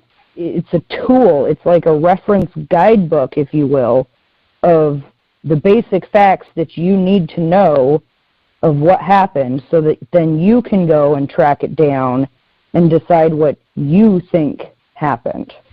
Any final words here from anyone? I wanted to say thank you again to Dan, even with all the drama that came from it. Thank you for putting up the money and hiring the private investigator. I think that was a really important step. He may not have done a great job, but the fact that you stepped up and did that, I really respect you as a person just for that fact. You know, not even considering all the work you guys have all put into this. Just that alone. You guys are all some pretty amazing people, and it really should be noted that, you know, without any horse in the race, we're all, aside from our busy lives, trying to find justice for this family. Since 2015, I'll tell you, I've lost a lot of respect for a lot of people that I thought were real truth seekers.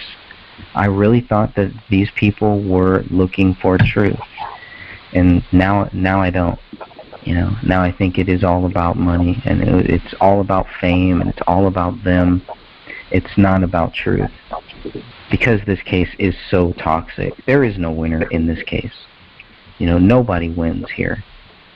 All that we can do is try to find justice and try to bring justice to this case, and that requires a certain amount of a sacrifice. And for people that are public, for people that are known, for people that have following, for people that want to get likes, people have share their data and everything, want them to treat them special, wipe their feet and kiss their ass. Those people are, you know, look at this case and don't want to touch it. So how real could those people be? You know, and it's just like every day we hear, not every day, but very often I hear, well, we should get this person to look into this case. And then we get a person to look into this case, and they don't want to look into it. They don't want to touch it. You know, but yet I'm supposed to follow them. I'm supposed to think that they're this great person who is good at cracking these cases and looking at these unsolved cases and everything. They're so great at that. We give them a slam dunk case and they won't touch it. Something wrong with that. Very much so. If it makes you feel any better, his TV show fell through. Yeah, that does make me feel better. I just think, given all the things that he's got in the works, like as far as his own personal career, I really think he did not want to disagree with the police officers on this case, because if he had openly come out and said, well, yeah, you definitely got something here, Dan, then all those police officers, all the rapport that he's built up over all these years with all these people would be gone. Just from him saying, I believe these police officers didn't do the best they could have. You know, that could be a reason why he wouldn't have said that we're on the right track or anything to that effect. That could be a very good reason why he basically just told us that we're all nuts for looking into it. And I agree with that. I mean, he doesn't want to burn those bridges with any police that he might have to work with or any deals that he has in the works. Right, but at the same time, you're kind of pissed at him, or I am at least, because he was paid to do a job and he didn't do it. Heck, I could have done that. My daughter could have done a better job than he did for a whole lot less money. Like, I feel you a so great bad. deal, Dan. Like he could have, that Kenneth Maines could have been yeah, he would have had some negative blowback, but anybody who puts their name to a case where other people say something different is going to have negative blowback. David himself said that you're going to have that. He was experiencing the negative blowback on the Gray State movie. You know, there was all those people telling him that, you know, oh, you're not actually going to do this, are you, right? That's going to happen no matter what, because there's always going to be somebody who doesn't agree with what everybody else says. But in order to get this properly looked into, there has to be somebody who's willing to say, fuck it, I don't care if I lose my job. I don't care if all these officers are mad at me. If they're really going to be mad at me for telling the truth, well, then I don't need all them. Because, like Greg just said, it's a slam dunk case, but it's almost like people are afraid to put their name to it because of all the other crap that's attached to it. But these were people. These were human beings. If we're going to say that, why even have police look into murder cases? Why even have a justice system? If we don't believe that every single person on this planet matters, why do we even have laws? It's stupid. Every single person matters, no matter if you knew them or not. They were a human being. The laws are there to protect us. And if the police are not going to look into a case and investigate it to their best ability, there's something seriously wrong. You know, Dan is a very smart guy. There's a reason why he picked Kenneth Maines. And if the guy that he picked can do such a horrible job, it was a big downer. It wasn't a setback, though. It wasn't like we had to regroup or anything like that. You know, the truth is on our side. I mean, I can show this case to family, friends. I can show this case to people who are teenagers, people who are in grade school, people who are in their 60s, in their 70s, and they get it. You're telling me a guy like Kenneth Maines, a guy like that who, you know, has lived this, has worked these cases, who is doing a show and all that on cold cases and solving cold cases. This is the biggest cold case you'll ever solve. Everything was given to him on a silver platter. All he had to do was just say, there's something wrong here. That's it. He couldn't even do that. Well, but if you think back to what that detective said to Dan, where he said he'd be willing to talk, and then he talked to Gummert, and then he said, well, I really don't have anything, you know, much input on it, or, you know, whatever. That, to me, says there's something wrong. Just that. Because if he was on that scene first, that is important to know what he said. Otherwise, he wouldn't have made a report. If what he had to say about what he saw when he first got there was not important, they would not have had him, they wouldn't have let him stay. They would have said, all right, buddy, go take off. They wouldn't have even had him really write a report. If it really wasn't important, why would it even be in there? But then there's other stuff that you find that is so vitally important to this that they just overlook. Like the hand, the gun, the hands, the arm, the cracked rib, all the things that do not make sense, they overlooked. But then things that they should have looked into were not. Like the fact that there wasn't a call placed on December 16th for the pot or a text message sent from David's phone. Right, the follow-up there afterwards. weren't financial issues. The unknown DNA, that kind of stuff, or the telephone still being, or his account, his AT&T account still being active as of last year. Who's paying for it? Is there identity theft? I haven't checked since to see if it's still active, but it's a little concerning that they were still active at that time. Well, if they had gone into like witness protection or something like that, they wouldn't have kept their phones. Right, they wouldn't have kept their phones. They would have had to cut off all contact, completely change who they are and what they were about, everything down to their childhood, their whole life story, their name, where they're from, everything. They have to completely become a new person. Mm-hmm. That's the whole point of witness protection, is so that you can be given a new identity. So if they were in something like that, those phones wouldn't have been paid. Correct. You wouldn't find any of the future breadcrumbs after they've died. If they did it on their own, in this day and age, that is insanely hard to actually pull off, because there are cameras everywhere. Every single, well, not every single person, but pretty much every single person on this planet has a phone with a camera and a recording device of some sort, whether it's an app or just the phone itself. They would be found.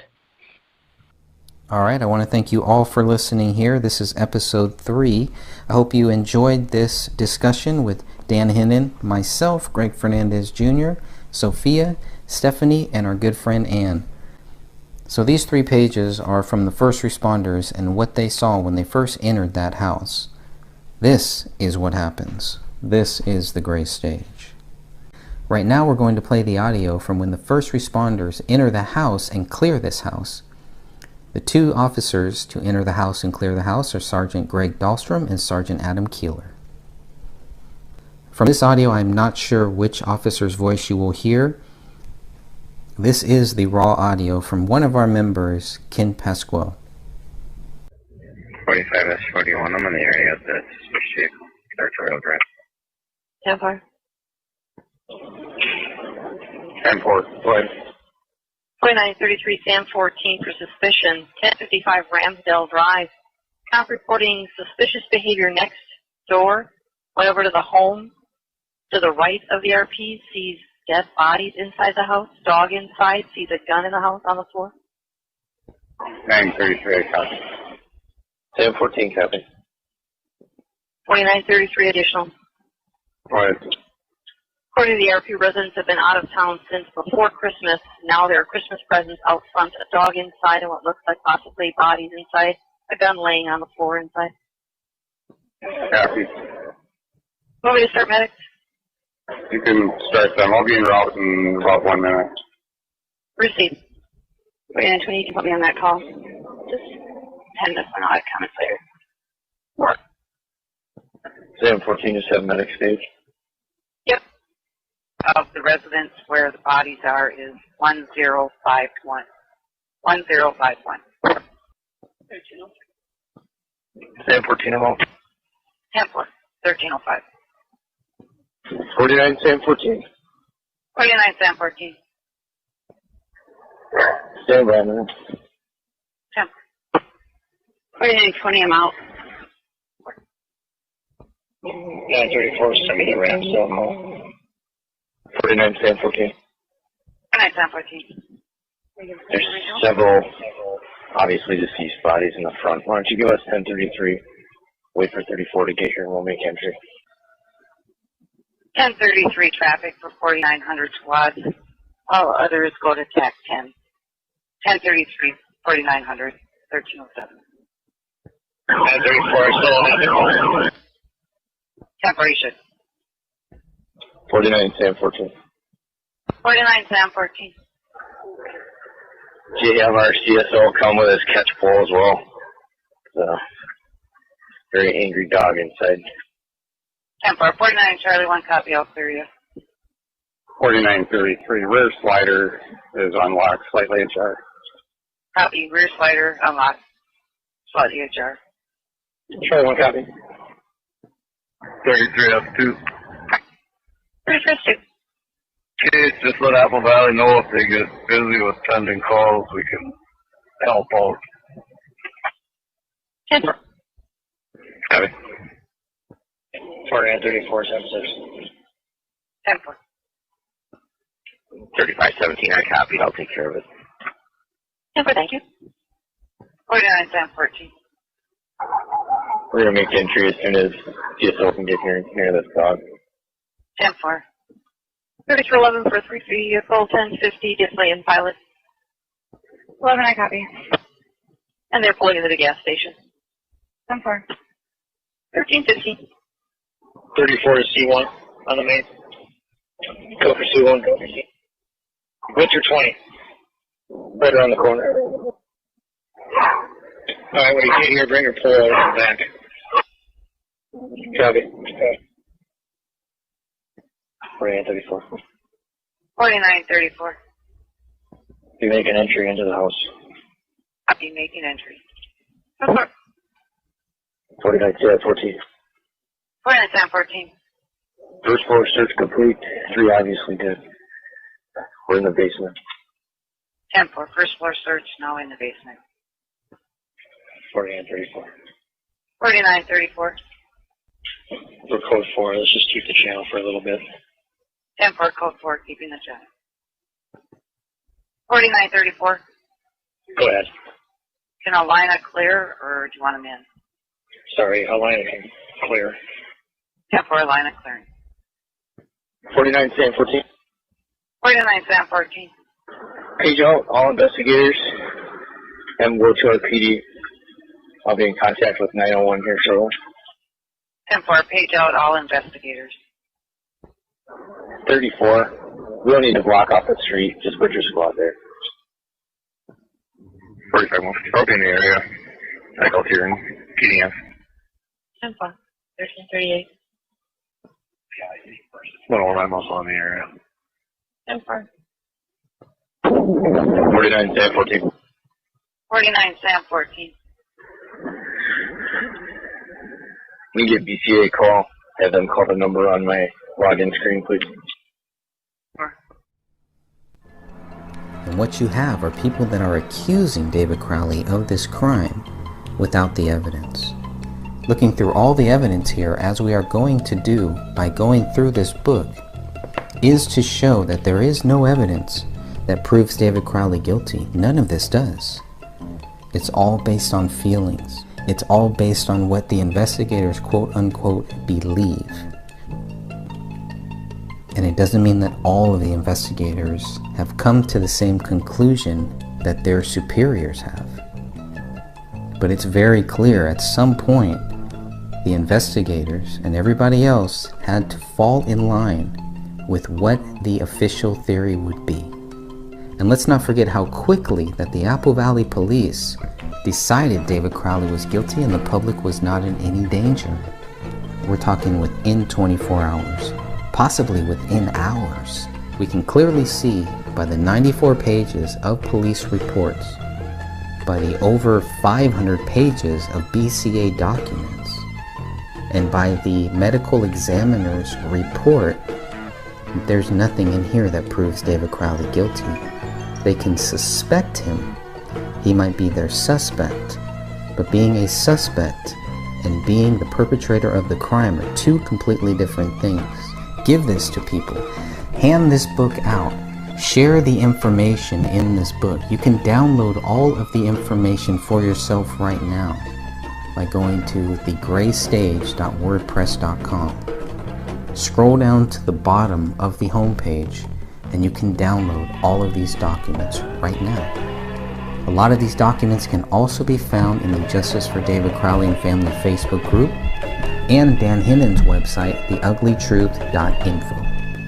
Once again, I want to thank you all. If you have not listened to the first 2 episodes, I think it is well worth the effort, well worth the time. We try to keep these to a maximum of 1 hour.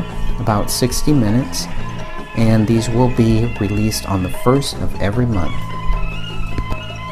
This is not about me, this is not about you, this is about getting justice for this family.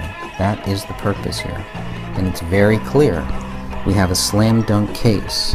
And it doesn't take a rocket scientist to figure this out. It really doesn't.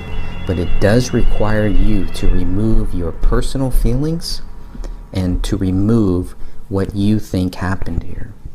Look at the documents. Look at the images. You can clearly see David Crowley is innocent until proven guilty, which can never be done for multiple reasons. Obviously, one reason being that David Crowley is dead. But let's say that he wasn't dead. Even then, based on all of this information that we have here, these authorities cannot even prove that David Crowley wrote anything in that house. They can barely prove David Crowley ever put his hand on that gun. And we know for sure that they cannot put the pen in David Crowley's hand. They cannot tie the footprints in the living room to David Crowley.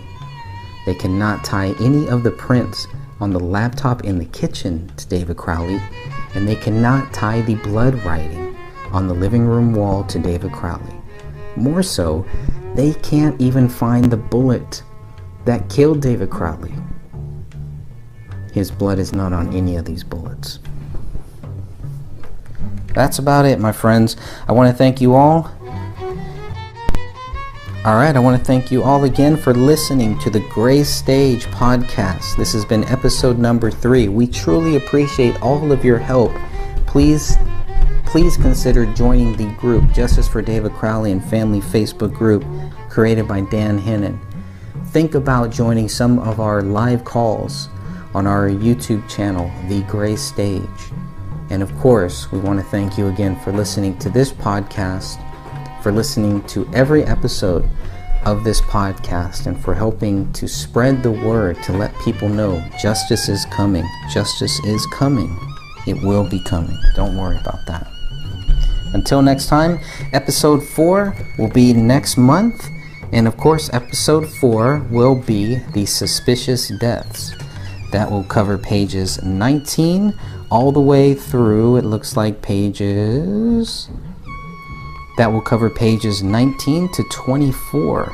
And in this, we are going to finally get the detectives who show up, the BCA who shows up, and of course, the medical examiners. And what they report when they walk into the house.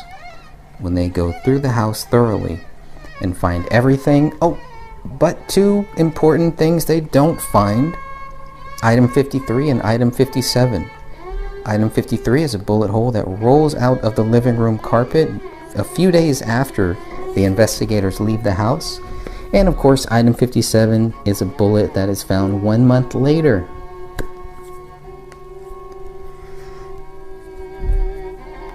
And that bullet is only found because investigators are told that there is a bullet hole in the living room ceiling.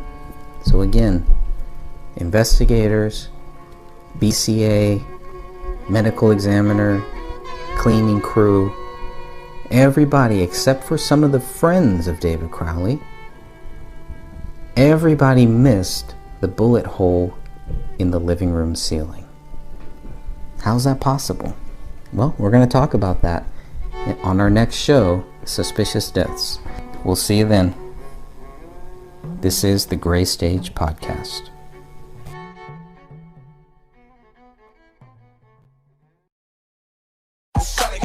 Love getting prices that are lower than low on food that's fresher than fresh? Then shop at Fred Meyer. We give you more ways to save on the fresh you love with tools like the Fred Meyer app, where you can find personalized coupons on top of weekly sales, giving you prices that are lower than the everyday low. Fred Meyer, fresh for everyone. Flu season is just around the corner, and now you can get your flu shot right here for free. Schedule your appointment today at fredmeyer.com/flu. Hey, it's your homie. Sorry, It's your home. I know you don't like it when I call myself your homie. So I have some favors to ask you. Could you get rid of a few chairs in the living room? My floorboards are tired. Another easy thing, we could save money if you bundled your home and car insurance with Geico. One more thing. I know you love lavender-scented candles, but could we try Tahitian vanilla? I think it would fit my vibe better. Geico. For bundling made easy, go to geico.com today. Within 24 hours of finding the bodies of David, Kamel, and Rania Crowley, the Apple Valley Police Department were treating the incident as a double murder-suicide. Authorities cannot prove David wrote Allahu Akbar in his wife's blood on the living room wall. Authorities cannot prove David wrote I have loved you all with all of my heart on a laptop in the kitchen. Authorities cannot prove David wrote Open the Rise most recent version Submit to Allah Now on a notepad in his office bedroom. Authorities cannot prove the dog trapped inside the house ate David's right hand, both of Kamel's hands, and their daughter's right arm, since dog feces tests were never conducted. Authorities did not see the bullet hole in the living room ceiling or the bullet in the attic above until they questioned David's friend a month after the bodies were found. Authorities did not find a motive to support their accusations against David Crowley. Authorities did not find David's blood on any of the bullets at the crime scene. Authorities do not know when David, Kamel, and Rania died. What we know for sure is that David Crowley has not been proven guilty. Hello, my name is Dan Hennon. Today is April 19th, 2020, and we'll be covering another podcast here on the book by Greg Fernandez Jr. called The Gray Stage. Today's episode is Chapter 3, Suspicious Deaths. And I think we've got 15 bullet points to go over in this chapter. If you're following along in the book, it's pages 19 through 24. And joining us today will be Sophia, Catherine, Stephanie, and Greg Fernandez Jr. himself. Hello, Greg. Hey there. Greetings from California. And hello, Sophia. Hello. Greetings from South Texas. And hello, Catherine. Hi, everyone. And I'm here from Colorado. And Stephanie, how are you? I'm doing all right. I'm over here in Western New York. Oh, perfect. And I am here in Minnesota, 30 miles away from the Crowley crime scene. And here we are 5 years later going through the book. Glad to have everyone here with us. It's a very interesting chapter. It talks about who arrived at the scene, what time, what their actions were, and what they did. And we've got some good things to cover. Where should we start off today, Greg? Should we start off with? Yeah, let's start off with the first bullet point there, because the timeline, obviously the timeline of who came into the house, that's all very important. Who showed up at the scene, the timeline of who showed up at this scene, to me was very important to try to get in as many details to make it as easy as I could possibly do for people who really want to take a look at this case, who want to understand who showed up when, and who goes into the house, who doesn't go into the house, and all of that. So I think kind of breaking it up, it's kind of like a Jim Gummert timeline, because he is the lead detective in this whole case. So I kind of started there, where Jim Gummert was actually notified. Jim Gummert was notified at 2 p.m. about this case by Sergeant Greg Dahlstrom. And Greg Dahlstrom is a very important person because, as we covered in the last podcast, he was the first responder. He was the first person on scene, first person to look through the window as an investigator or as a policeman. And so I thought it was very interesting, and just that Greg Dahlstrom is kind of he's like the front man until Jim Gummert gets there. And I don't mean front man as in a bad way. I just mean he's out front. He's the first person there. Yeah, and he gets there. He's Sergeant Greg Dahlstrom. He's the first guy on the scene, and it looks like then they go on. Sergeant Gummert, lead detective, he's the sergeant of the detective unit, basically the manager of that group. And so he was notified at 2 p.m. Dahlstrom's already there as the first basically responder on the scene. And once again, this is at 1051 Ramsdale Drive, Apple Valley, Minnesota, and they're responding to essentially just bodies, suspicious deaths, bodies, and a handgun at the scene. And so this goes over when they show up, when they arrive, and what they see. Who wants to start off with this? I would like to get your take on this piece, Catherine, as far as anything notable on page 19 here on your side.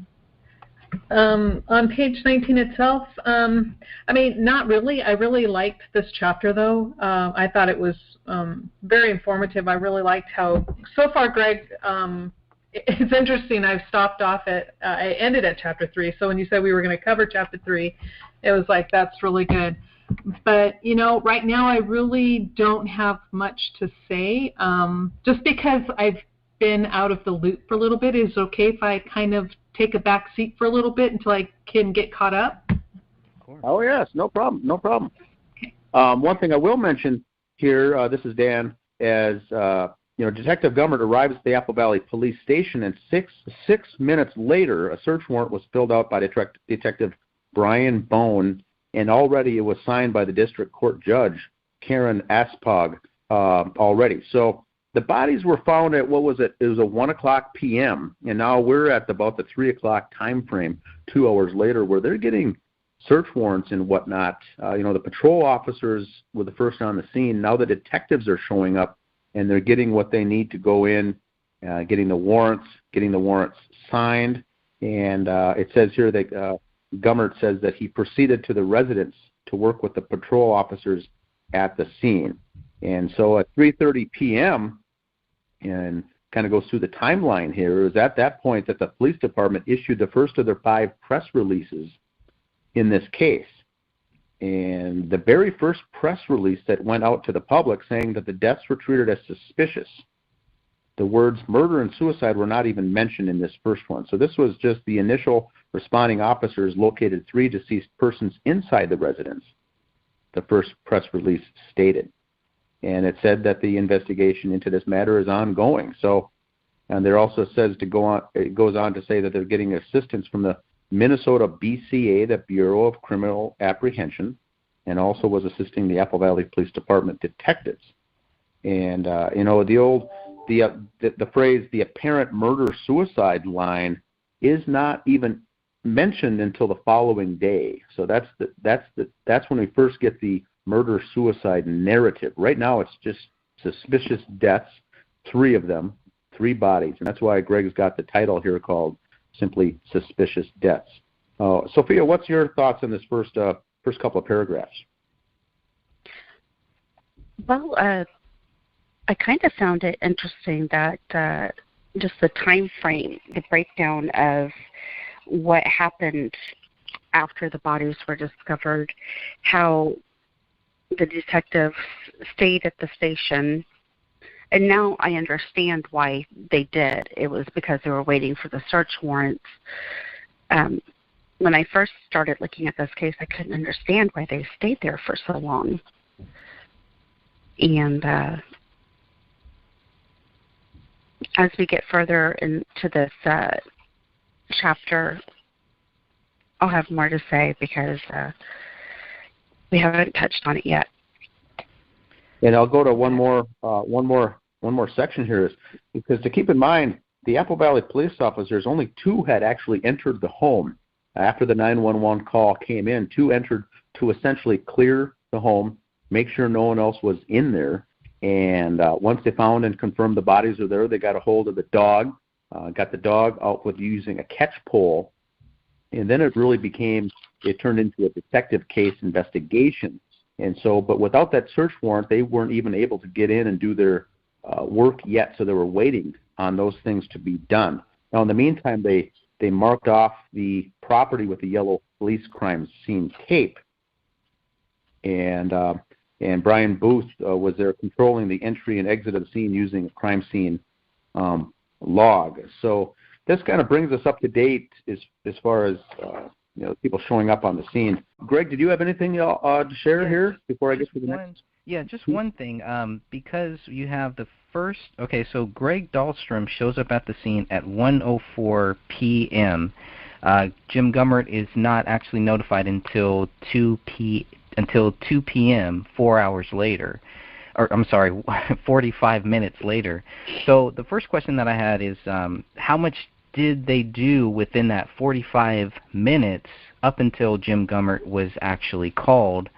And of course, you can check that out in the first responders chapter. You can see everything that they did. As somebody who doesn't know anything about law enforcement or anything like that, I wanted to kind of document this so that people who are in law enforcement or people that know how law enforcement should treat this situation, my biggest question to make sure, the biggest question I have is to make sure that I want to know, did they follow the proper procedures through everything? And it's not because I want to play gotcha. It's not like I want to point out everything that they did wrong. I want to understand why they did what they did. Is it normal for it to take 45 minutes before the first responders notify Jim Gummert, and then they get everything signed and all of that? So that would be my first question, is how much did they also do in that 45 minutes? What did they do? So within 45 minutes, if reading these documents, if I'm correct in reading these documents, it took the first responders 45 minutes to first get the dog out and to clear that house. That's my only... So I think that's fair to say, Greg. I also do not have a background in the detective and the investigation stuff, but I do know that because this was a Saturday, James Gummert was not working, and so he was at home that day, and so it took him a while to get to the office and to get prepared, because this is Saturday in the afternoon, so he had to just get there and show up to work. Then we have the patrol people showing up as actually the first responders to the scene, and then they determined that the bodies are there, which means now it triggers, we need detectives on the scene. So they had to call and notify them, and they also had to call the BCA. So that's a question that I've got, is what made it, this Apple Valley, they deal on average of one homicide per calendar year. And so there's 3 bodies there. Did that warrant them to say, let's get the BCA involved? Because Special Agent Beth Eilers was notified by the BCA Operations Center at 2:17 p.m. So right away they get the BCA involved. And that may be because, look, we need help, we need assistance, this is over our heads, or is that a normal thing? I don't know, but that's the only thing that really stood out for me. Anything else on this one, Greg? Or is Stephanie back? Can I jump in for a second? Sure. Yes, Catherine, thanks. Yeah, it is normal for them to contact the BCA, which is similar to the FBI for that. I don't know if it's for the entire state of Minnesota, but yes, in this type of situation where you have a murder and then, obviously there's a murder of some sort. The suicide thing came later. So yes, it would be normal to contact BCA. But my question to you, Greg, is now, did it take them 45 minutes to call Gummert, or did it take 45 minutes for Gummert to show up? It took 45 minutes. It took 45 minutes for them to contact Gummert. If you look at the time from when the first responder was on scene at 1:04 p.m. up until the time that Jim Gummert was actually notified at 2 p.m. So maybe about 40 minutes. Okay. Do I have them mixed up? Should I be saying Dahlstrom instead of Gummert? But whoever it was, they were on scene for 45 minutes without contacting anyone else. Is that how I'm understanding this? They were in contact with, based on the 911 call, right? Or not the 911 call, but the police audio. They were always in contact with the dispatch, but it doesn't sound like Jim Gummert had any contact until 2 p.m. Okay, so, I mean, that is something that is not normal. If it would take them, even if they are speaking with the dispatch, it should not have taken them 45 minutes to determine that they needed to contact the investigators. So to have just 2 responding officers show up on scene and then talk to dispatch for 45 minutes, that is not right. Interesting. If I could jump in for a minute, the other murder-suicide case that I looked at that happened in Apple Valley 18 months after this case, the BCA was not called in for that one. The detectives just collected the samples, and there weren't any tests run or anything like that. They just collected the... Oh, I'm sorry, I didn't mean to interrupt you. On that one, Sophia, was it obvious and not to say anything's really obvious, but was it more obvious or clearer that was a murder-suicide, or were there some questions? I can't remember how that case went. They came to that conclusion immediately. Okay, so almost as immediately as this case. Yeah, and I would honestly. Go ahead, Dan. This is Dan. I was just going to jump in and say that was more, Catherine, I would call it more straightforward. They didn't have the Quran, the blood writing on the wall, dog running around, hair all over the place, and blood all over the place. There was just 2 dead bodies with a pistol. But maybe that's why. Is true. I'm not sure. But it was more straightforward is how I would call it. Yeah, that's a good way to word it. Yes, I agree. Thanks. That helps. Does the physical appearance of the bodies, would that have anything to do with it as well? Personally, I think it does, because the Crowley case, it was a pretty gruesome scene. Yeah. What was the decomp time for that other case? Good question. I was just thinking. Oh, it was just about 12 hours. Oh. Yeah, it was the same day, I believe. Yeah, it happened the night before, and they discovered them in the morning time.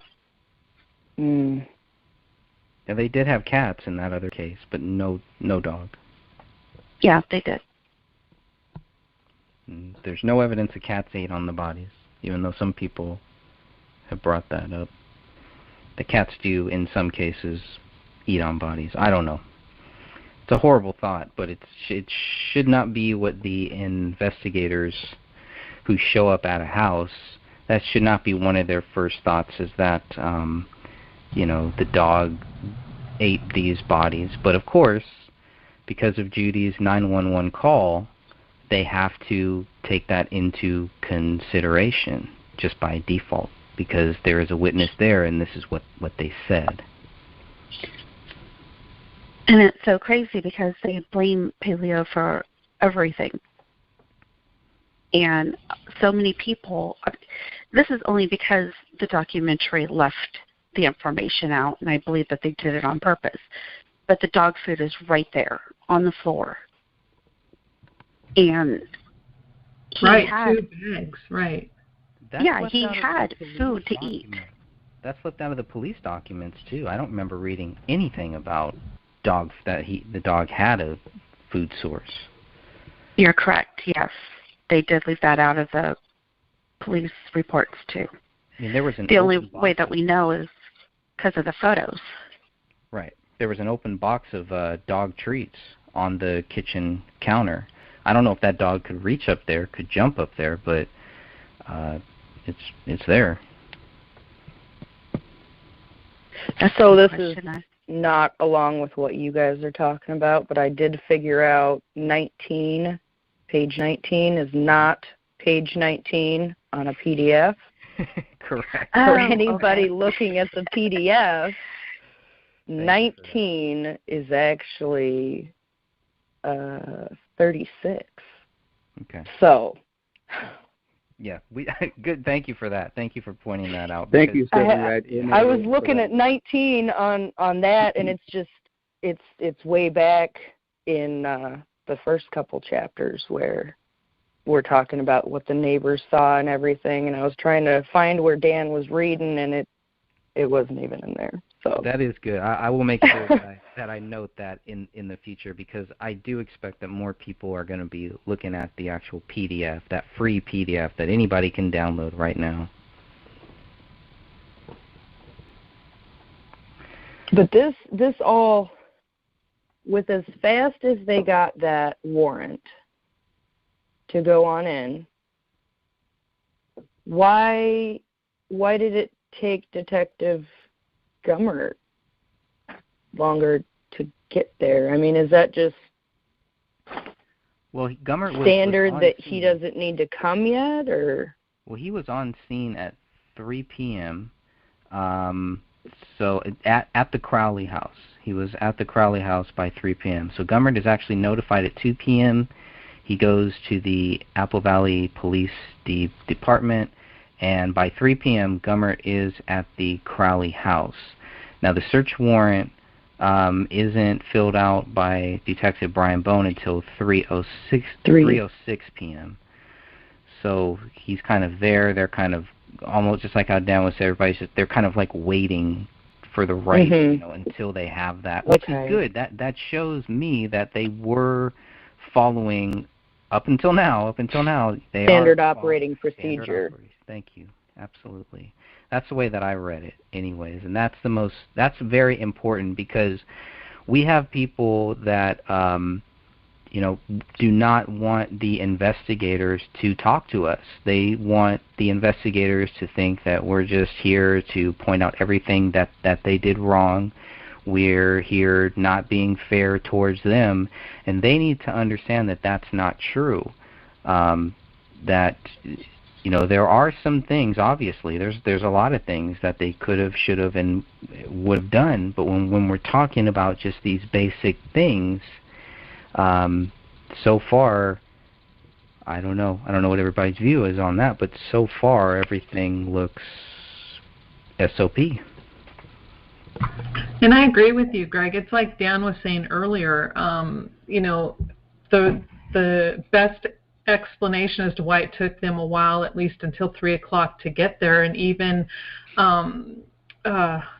Detective Bone to even get to the judge. I mean, it's a weekend, and it takes time to get dressed and get in the shower and get to work and then get the warrants filled out and then wait for the judge to show up. All that takes time. Yeah, and I'm glad that was pointed out, that this is a weekend. I don't know if I pointed that out in the book either. I'll have to go back and check that, but that is a great point there. Now, the first, like Dan was saying, the first person from the BCA was notified at 2:17. So within 17 minutes, I don't know if it was Gummert that contacted the BCA to let them know that we need somebody there just in case. But we just know kind of who showed up when they were documented to show up when. So she's kind of she's the first BCA person. Jim Gummert is the first detective to be notified, and these two people are going to play a very key role in this chapter here, I think.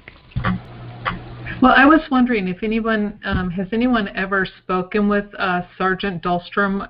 Reading his reports, he seemed to be very on point. He didn't seem to leave anything out, but I am curious as to why, because he seemed like he was one of the more senior, my take, could be totally wrong, but he seemed to be one of the more senior officers where he had a little bit more experience. So I'm curious as to what his explanation was for waiting 45 minutes to call the next person to say, hey, we need you down here.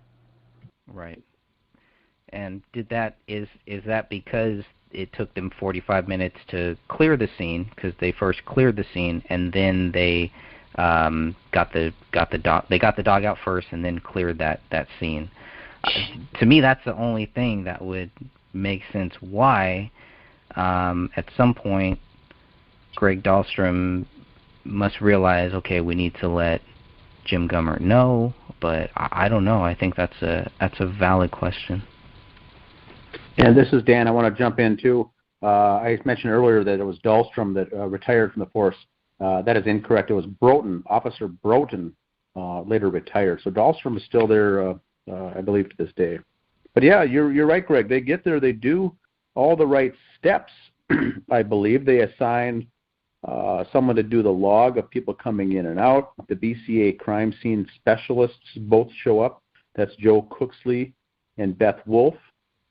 And then we've got Detective Tommy Booth on scene, Detective Brian Bone, and Special Agent from the BCA's Chris Olson. So they get in.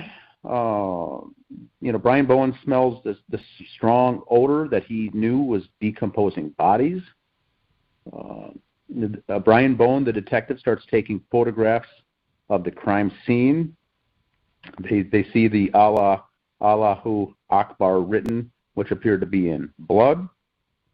They notice dog feces on the floor, and they go on to say that the front door was secure, no signs of forced entry. They check the doors and windows, all are locked, and they were intact. And they go out of their way to say the thermostat was set at 68 degrees in a hold position. And so this is January once again, so that would make sense. They noticed some Christmas tree lights were on, and they noticed an open laptop on the kitchen island. And so I think the steps that were taken when they show up all are legit in my belief. They're all doing their steps and not stepping on other things, and they're not overstepping their bounds. They're doing what they need to do, and they see the adult male lying on his back, and so we're getting some of those steps next. And I'm on to page 21 in the paperback. Okay. Yeah, because Catherine brought up a great point about Greg Dahlstrom, and that's the thing, is the reason why Greg Dahlstrom was the guy who contacted Jim Gummert. Is he because he was senior, like a senior officer, or is it also because he was the first person who was on scene, or is it just some other issue? And maybe to a lot of people these aren't questions that we have the right to ask, but these are questions that I would ask people who are in law enforcement. How does this work? How does all of this stuff work? Because I'm trying to understand these process. This whole chapter is really just trying for me to try to understand these processes, to get people's feedback, people who are in law enforcement, people who have family, friends in law enforcement, to understand, to make sure that everything that they're doing here is proper. SOP. In the handwritten log of who was there, it says investigator Tommy Booth, investigator Brian Bone, and then Sergeant Greg Dahlstrom. So from that, I would take a very risky guess, because I don't know rank of police officers or investigators or things like that, but I would assume that he is higher than them, so they would have to ask him to come in with them, like to help them figure out how to deal with it, maybe, what to do. Right, because Gummert is also a sergeant. He's a detective, but he's also a sergeant. So for me, who, again, doesn't understand all that stuff, it's a little confusing there. Right. And Dahlstrom may have been sergeant on duty at that particular time from the traffic response, from the patrol guys. He may have been the manager on duty, whereas Gummert's the manager on duty for the detectives. Dahlstrom may have been just a patrol sergeant. Interesting. But yeah, both of them are sergeants. Okay. One last thing about that, since you brought up the that list of who's going in or who's showing up at the scene, what times these investigators, officers, everybody shows up at the scene, what time do they leave. There are two names here that I don't know that are even mentioned in any of the documents that we have. Sheriff Brian Olson and Sheriff Thomas Jacobson. Now, I'm assuming those are deputies, not necessarily sheriffs, but they are deputy sheriffs from the Dakota County. But I don't remember them really being mentioned anywhere. And looking at the times that they show up, maybe that's, I don't know. Well, here's a question on that, Greg, because the Sheriff's Department and the Police Department are two separate entities. The Police Department generally takes care of things that happen within a city limits, and then the Sheriff's Department in the county limits. Has anyone done an FOI on the Sheriff's Office? Yes.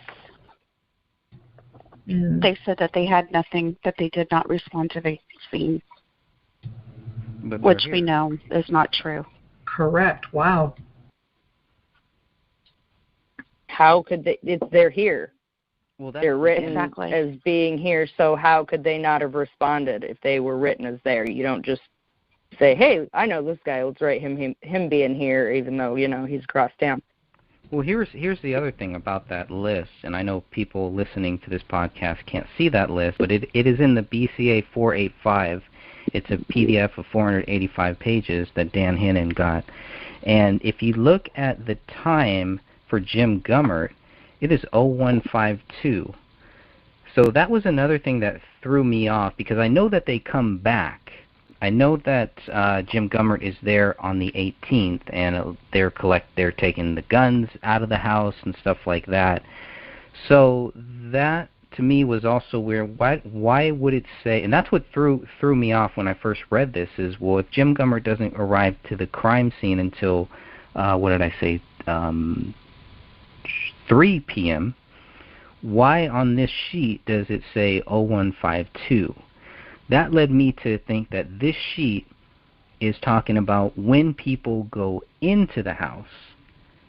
But so that really threw me off. A lot of that I kept out of the book because I thought it would just be, it would throw everything off. Because some of the timelines, some of the times do not match up with what this list is. But this is a very important list here. Anybody have any thoughts on that? Well,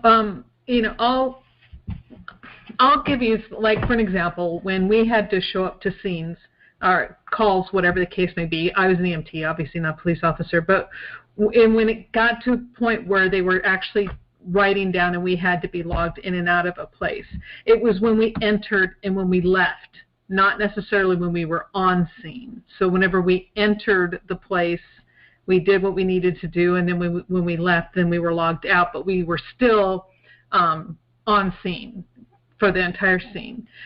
And back now to the thing with, and this is just something that popped in my head, don't know if it's true, but maybe since the sheriff's office did not respond in an official capacity, although they had two sheriff's deputies there, maybe because they weren't officially called to the scene, then they weren't required to write a report.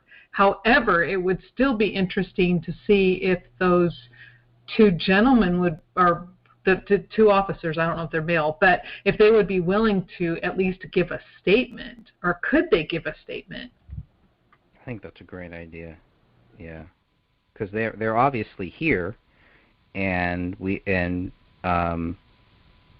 if you've already had contact, Sophia, if you've already contacted them and they said that they're not involved, maybe you can go back to them and say, well, they were involved. Do we have any reports, anything from these two people that are on this list here? Okay. Might be a good follow-up. Also, did Detective Gummert take the guns off the property to the Apple Valley? That might be why he had signed back in again at different times. Right, but he's only here once, so he should be on here at 3 p.m.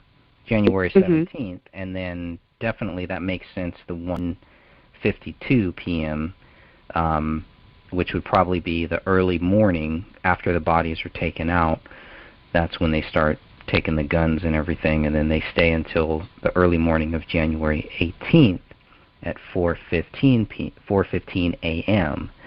The last person, it looks like that's about 4:50 a.m. January 18th. That's the last time that they were there.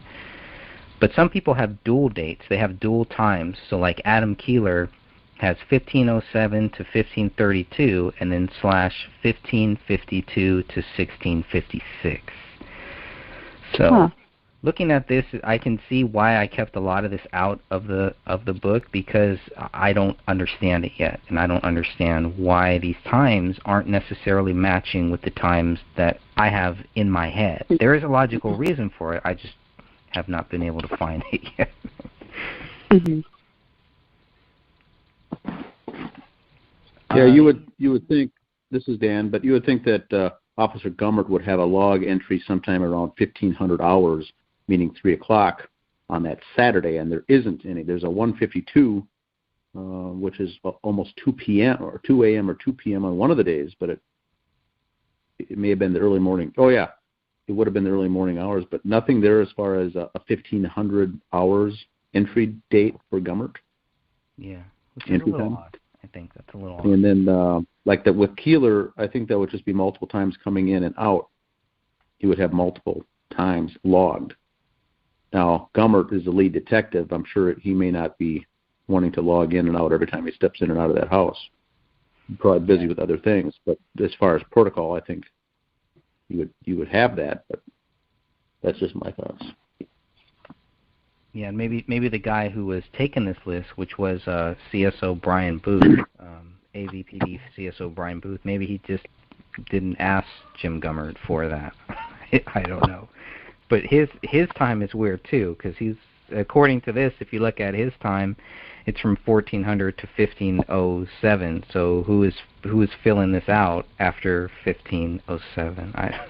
You can get lost with some of that stuff, just asking questions, and maybe it's not the most relevant thing, and I think that's another reason why I kept some of this out of the book. Just was trying to put as much just factual data in there as possible and leave out some of my speculation.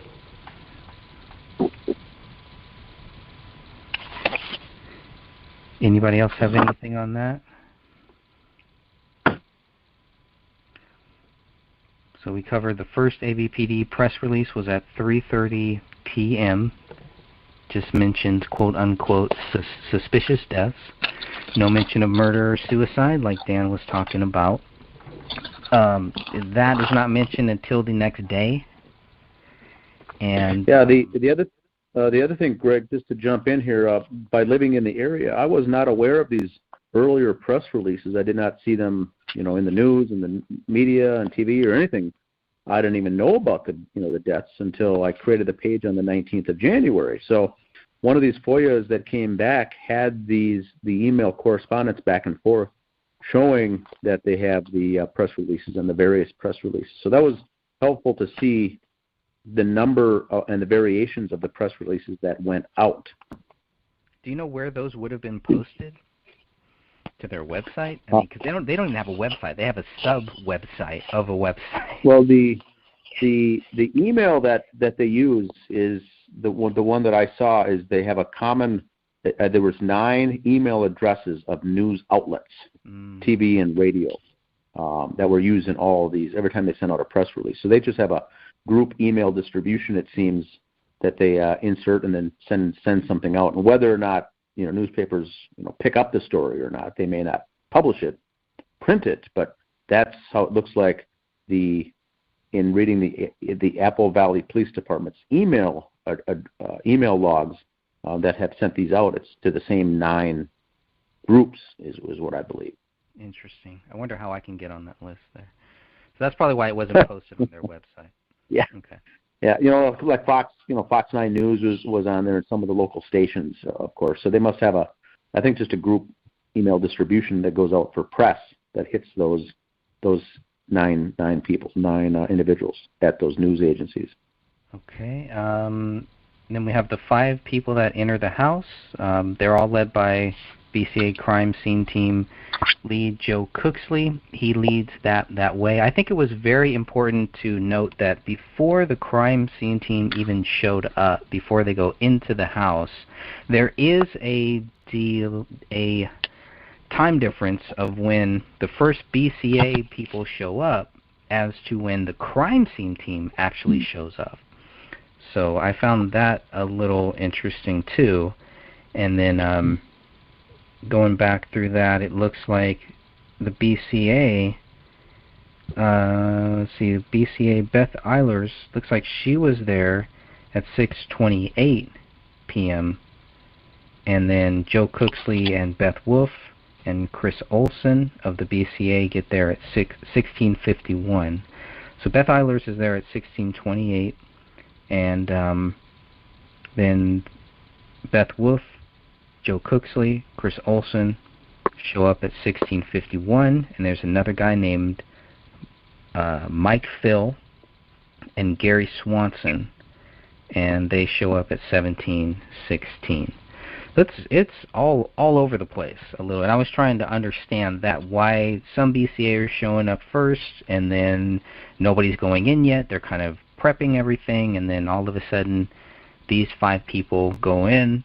But again, the point was just to show who went in when, and comparing what the documents say and comparing it to this list, it was a big challenge. So I hope I got everything correct. That's why, if I wasn't sure, it probably did not make it into this book. This is the stuff that we're completely sure of, that there were 5 people that go into that house, led by crime scene team, the BCA crime scene team lead, Joe Cooksley, and he's accompanied by BCA Special Agent Chris Olson, BCA crime scene team specialist Beth Wolf, Detective Tommy Booth, and Detective Brian Bone. We know that Brian Bone takes photos of the crime scene, and somebody from the BCA takes video, and I believe that's in the evidence document somewhere, but I believe that was Beth Eilers who takes video. So if you go back to when the AVPD first comes in, that was the other thing. When Greg Dahlstrom and Adam Keeler are clearing the house for the very first time, they're obviously not taking photos or video in there. So this must be the first time that any photo or video in the interior of the house is being taken, is when these 5 people go into that house. That's my guess. And then, just page 20 to 23 is pretty much the whole walkthrough of them, what they see.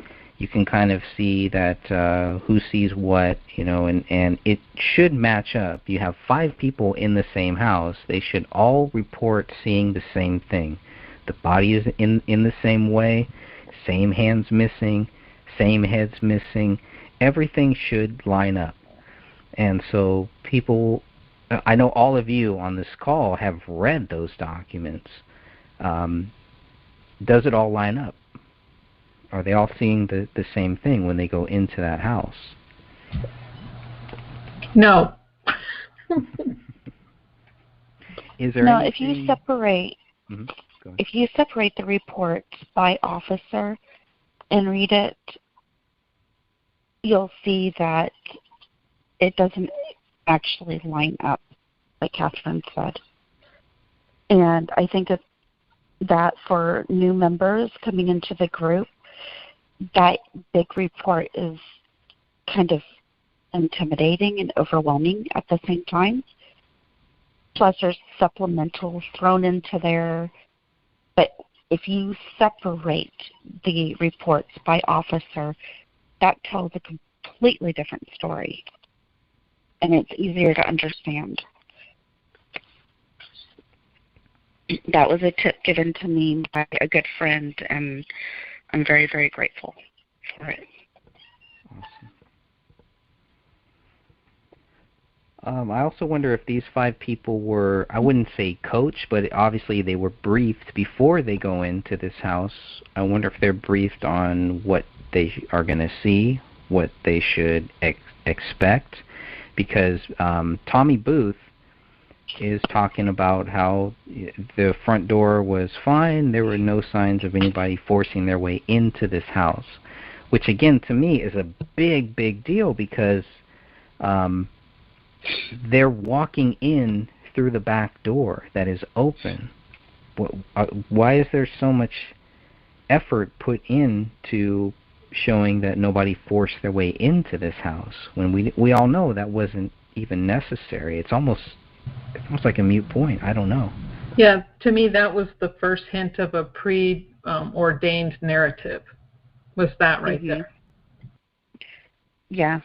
The fact that they kept going back and stating that there was no forced entry over and over when there's the back door or the backslider, that was a huge red flag. Stephanie, anything you want to add to that? I don't really understand why they go through the point of saying no forced entry here, no forced entry here, no forced entry here. You didn't have to force your way in. The back door was open. The sliding door was open, so there was no, I mean, they do point that out in their reports, that it wasn't secured with a lock or a bar, but you don't need to bust your way in the front door if you're going in the back. The gate wasn't locked.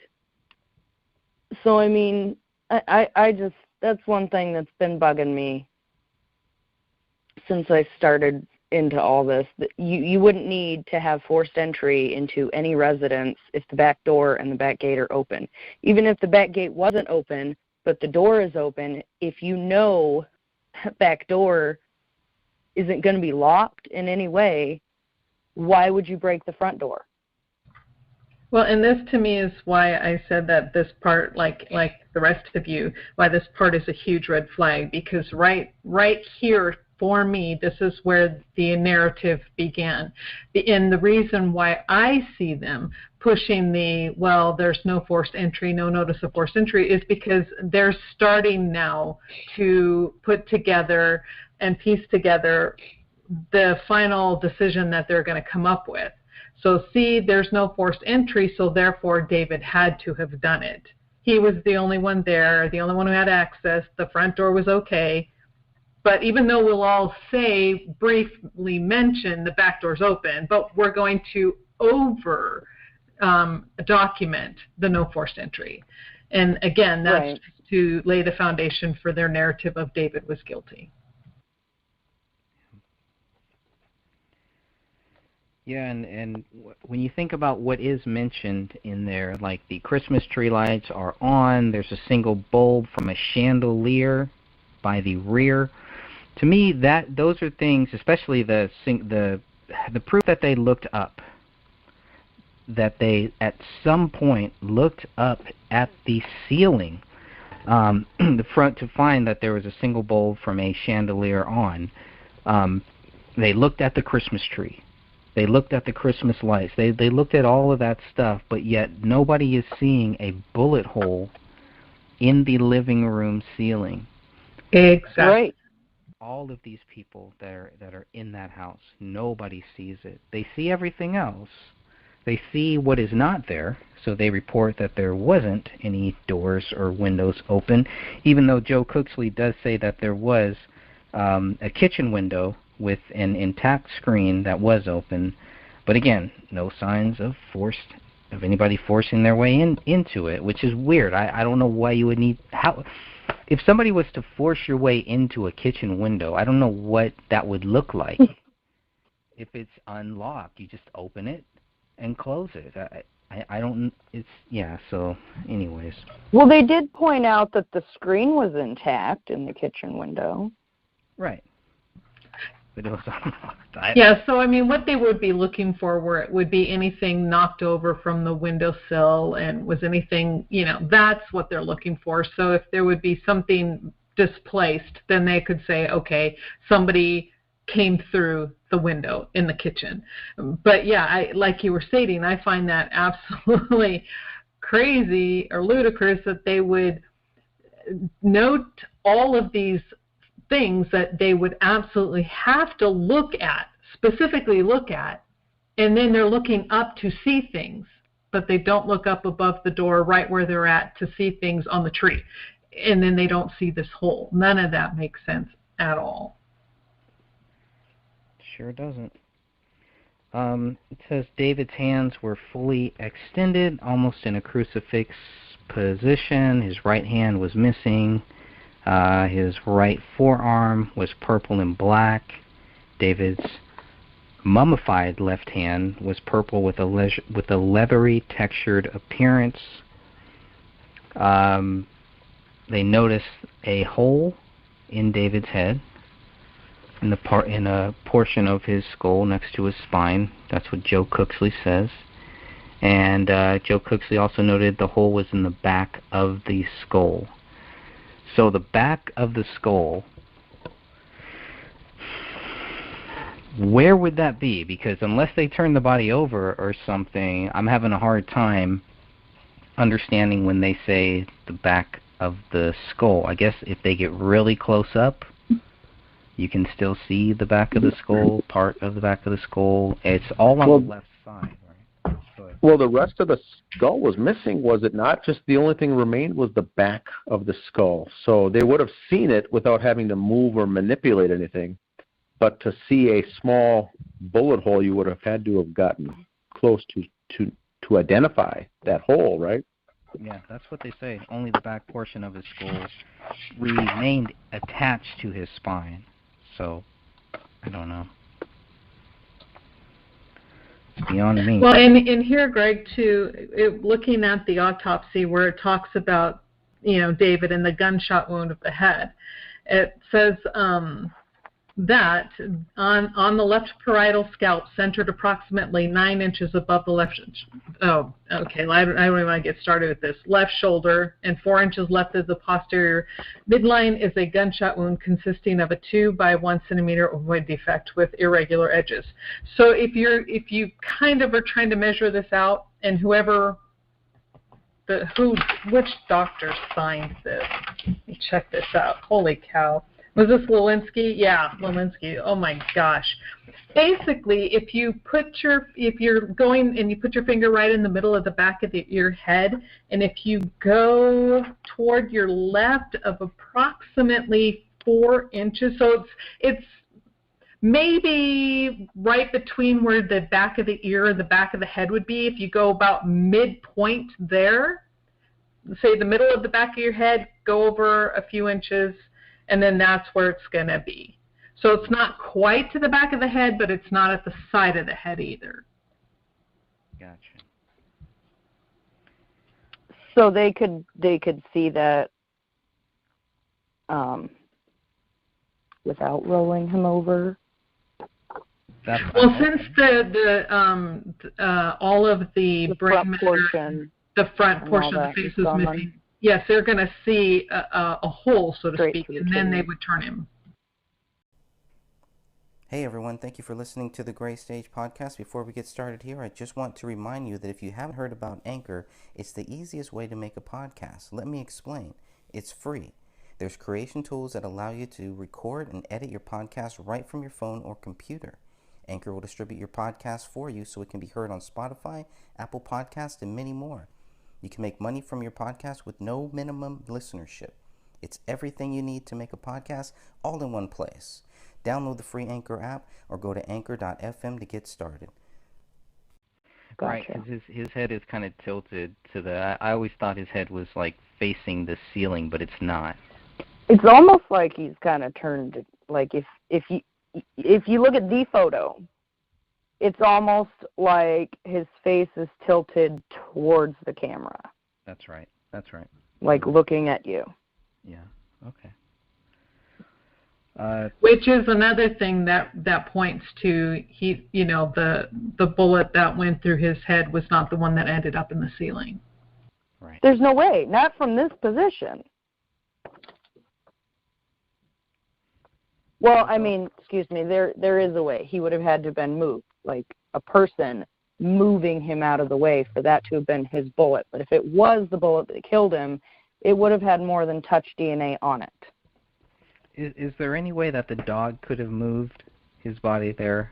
I mean, we're not seeing any of that. There's nothing to, even where they say the dog ate everything, there's no way that the dog eating anything could really pull David's body. And if it did, it would probably be by his left hand, is my guess, or by his left arm. And there's no evidence of that the dog did anything to David's left arm or left hand. And you can clearly see David's left hand is in that weird hand sign, which is a whole nother issue. But that's like jerky treats for that dog. If the dog was going to go after anything, why not go after that? Why go after David's head and then randomly choose these other body parts? There's no logic to it. Right, and there's another thing that the police failed to not only mention, and also the medical examiner. If the dog had been tugging on David's clothes and on him, you would see the clothes bunched up in one area. It would be, catawampus, but his clothes are almost like they were put on. So there's nothing on those clothes and the position around the shoulder area or head area that it is indicative of a dog grabbing on and dragging a body.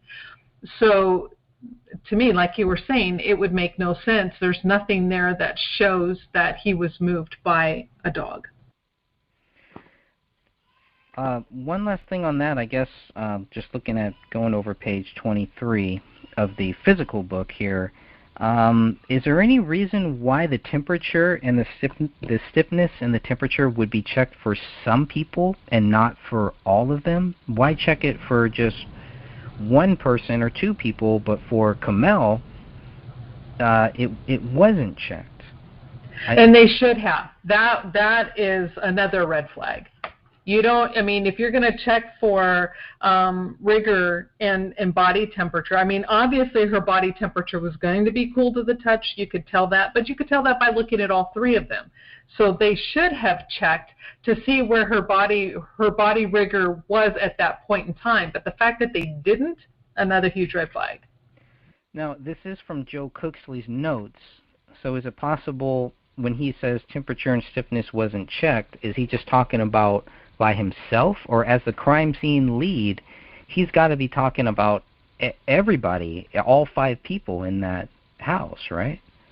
Well, I'm assuming and this is, we know what they say about assumption, but the fact that he's writing this, he's writing what he did, and he's not reporting on what anyone else did or didn't do, but no one else has mentioned that they checked her at all. And so the fact that he does state that he checked, I believe he checked David and Rania, but he did not check Kamel, and for someone who's coming from BCA, he knows better.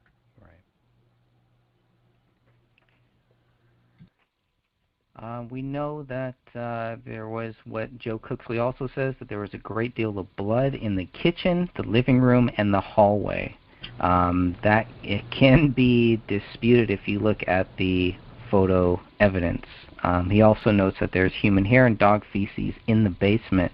There's no indication of how human hair or dog feces, or no indication of how human hair would get into that basement unless you assume that it comes from the dog. And that's in the suspicious death chapter. That's the source number 29. So I thought that was very interesting that he would say that there was a great deal of blood in the kitchen, which there isn't. Right, there are three drops of blood that we found in the photos. Now, right. If he includes the kitchen island, maybe, and if he includes the kitchen laptop, okay, maybe, and there's a cell phone, fingerprints. Yeah, that cell phone, which I don't know if there's the swipe on the Kleenex box. Yeah, swipe on the Kleenex box, and maybe it's just easier to just say, well, this is where blood was, and then it just kind of leaves it open. But it just seemed weird. And in the hallway too, I don't believe there was that much. I think what you guys have talked about in the hallway is really, except aside from one fingerprint next to a hallway light, it's all just cast off blood in the hallway? Yeah, there isn't much in the hallway at all, and I would call what was on that wall actually, oh man, I lost it. I'm sorry, I just lost terminology, but it's transfer. Like say someone had blood on their shoulder or on their arm and then it's kind of rubbed against the wall. Mm-hmm. But that's really all that's in the hallway, except for at the very beginning there is some cast off, like you were saying. Now, can you go again? I know you guys have done this for me many times.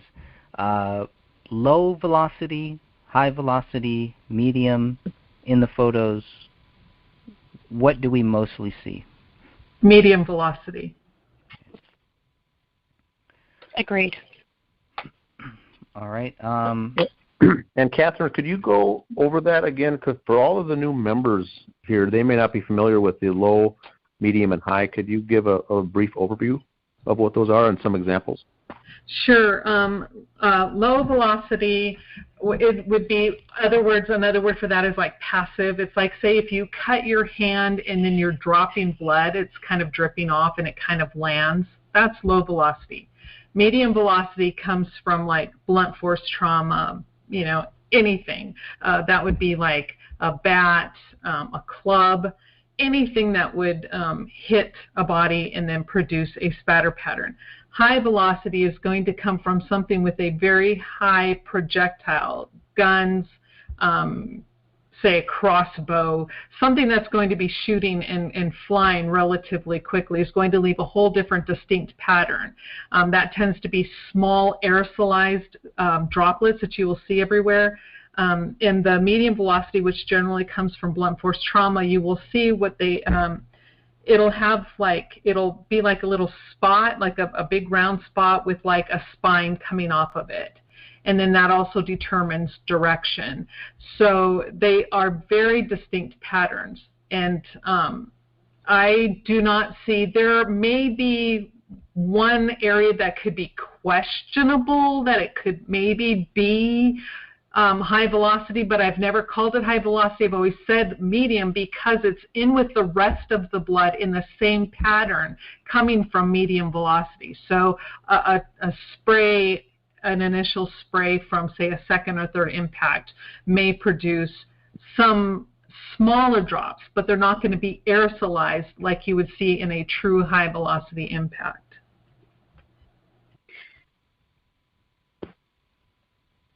Very good. And the official narrative is that everyone there in that house was shot, which would mean, from a detective standpoint, looking at it, everything should be high velocity blood spatter throughout that house. And what we're seeing is most, if not all, the blood spatter is medium velocity, which means that it means that there were beaten, tortured, or something with a blunt force instrument in that particular location of the house. Doesn't mean that it does not mean to say that they were not killed by use of a gunshot, but just not in that location. So that's where we get a discrepancy from. Exactly. And then since you also said that, this is where I also see some what they call void patterns, because there is a lack of high velocity blood spatter in that house. They're saying that at least 4 gunshot wounds to the head occurred in that living room. And where is that blood spatter? And yet there are big, huge vacant areas. The only pooling of blood really is on the chair. And that's at the base of a chair. It's not even on the rug. And there's no pooling of blood whatsoever on the rug. And so, yes, so how can these so-called seasoned detectives, walk in and see that there are 4 holes in what's the remainder of heads, and then not realize they aren't seeing the blood pattern that goes along with those? Any other thoughts on that, or else we're getting towards the end here, but I do want to make sure that we bring up, that we talk about these last 1, 2, 3, 4 points here really quickly. But the main one here is Joe Cooksley, is the medical examiners. The medical examiner, Dr. Jessica Lelinski, and the medical examiner investigator, Greg Spendel. When I first read them here, it didn't, nothing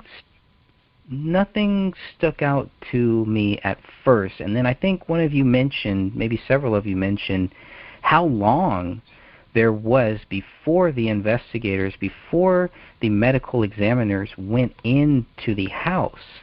And looking at some of Joe Cooksley's notes, if you look at the BCA 488 document, this is on page 106, Joe Cooksley says that the medical examiner responded a long time ago. I think they responded around 6 p.m., but they don't go into the house until 6 hours later, until 12 a.m. on January 18th.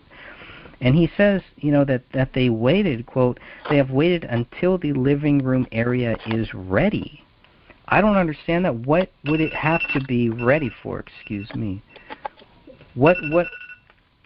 Come on.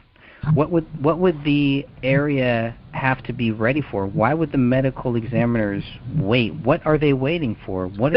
Is this proper? Is this SOP here? Yes and no. Yes, in the fact that the medical examiner won't go in until the BCA has collected all of their samples, because you don't want the medical examiner to go in and move and possibly contaminate or, disrupt the scene. So, the BCA needs to get their samples. But here is where I have issue with the amount of time that not only the medical examiner but her investigator only stayed on scene for 45 minutes. Let me give you an example. One time I went with my friend. I told you I have a friend who's a coroner in Sacramento County. Well, was a long time ago. So I went on to a call one time. They got a call. They knew the mechanism of injury. They knew it was a murder. It was one person. It was gunshots. And so we get on scene, and the person I was with, now they already knew everything. They had already arrested the person. They found who was guilty, all this other stuff. Now this person stayed on scene for 4 hours with the body. 4 hours for one person. And yet this medical examiner's office wants me to believe they walked in and stayed there for 45 minutes for 3 bodies, 4 gunshot wounds. I'm not buying it. This, again, is another situation where it's telling me they're like lining up their narrative as they go, and it just gets, it's more obvious that there is a narrative the more the case goes along. Anyone else? Another thing to add for the newer members and newer listeners out there, the crime took place in Dakota County, Minnesota. They do not have their own medical examiner's office, so they outsource through Hennepin County, which is where Minneapolis is. So they use the medical examiner's office from Hennepin County. So what they do then, in this case with 3 dead bodies, they've got to call that office and get someone to come on down there, which they did. And they got 2 people, one medical examiner and another person's Greg Spandl, I think. And so then they come out there, and like you said, this is a Saturday, and now it's getting later in the evening, and the technicians and everyone is finishing up, and then they get these 2 folks to come down when the scene is ready. And my question is, for someone in that background, how do they assign which medical examiner, for instance? In this case, they used Dr. Jessica Lelinski, who was very young at the time. Is that who's ever just available, or who's ever on call, or who's ever nearest to come on down there to do that? That was one of the other speculations as well. If this was some sort of a cover-up, you would get someone who would be very easy to compromise or control, therefore a younger individual rather than a seasoned veteran. Any thoughts on that? Yes, and I can only go by with the other medical examiner's offices that I've had experience with.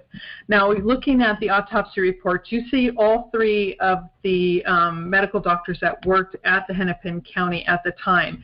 One being Lauren W. Jackson, MD, who was the pathologist, so they basically were in charge of the whole facility.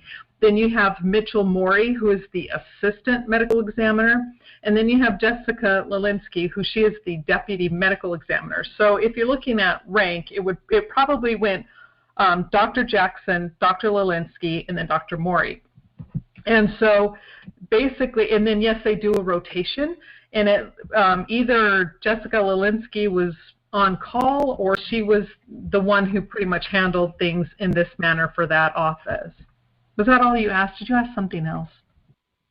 No, I think that was it, how they get assigned essentially. In Minneapolis, from this location would be about, I've got it pulled up here on MapQuest. It's maybe a 30-minute drive to get to that Apple Valley location, about 24, 25 miles. And the same for the BCA.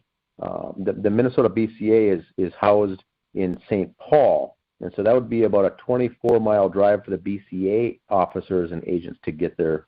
Once again, roughly 30-minute drive on a Saturday afternoon for both those, the medical examiner coming from Minneapolis and the BCA folks coming from St. Paul. That's all I wanted to add for that. There's a lot of newer listeners, and I think it helps with the visual to see where they are, coming from and whatnot. Yeah, and to help everyone else, like Dr. Lelinski was the medical examiner, and then the ME investigator, Greg Spandl, he's kind of like her helper, so to speak. And I don't want to downplay Greg Spandl's role, because trust me, these are like their right-hand man. These people know a lot about a lot of stuff. So they would basically be the one to collect the information for the medical examiner, although they collect information for their office, and BCA collects information for their office and for the police department. So that's kind of how that works. It would be interesting, Catherine, to get an interview with Mr. Spandl, because as knowledgeable as he is, I would be willing to bet that he even probably himself disagreed with Jessica Lelinski's result that these were, a suicide shot for David and homicide for the other two. That fast. They were only there for 45 minutes. I'm wondering what his thoughts were to this day on this case. Would be very interesting. We've never brought that up, but wouldn't that be an interesting scenario to get his perspective, because he was there, he was collecting, he was on site along with her. But any thoughts on that?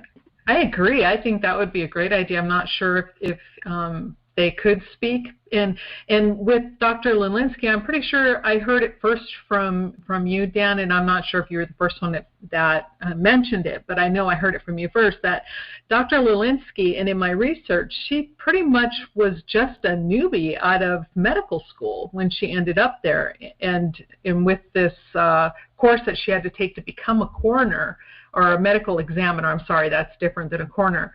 And so she was new, but she was a medical doctor. She knew the difference between blunt force trauma and a gunshot wound. You know what I mean? So I think that's important. That's an important point. Yes. Yeah, very important point. She may be a newbie on the job, but she was a medical doctor. There's no excuse to not know the difference between some of this stuff.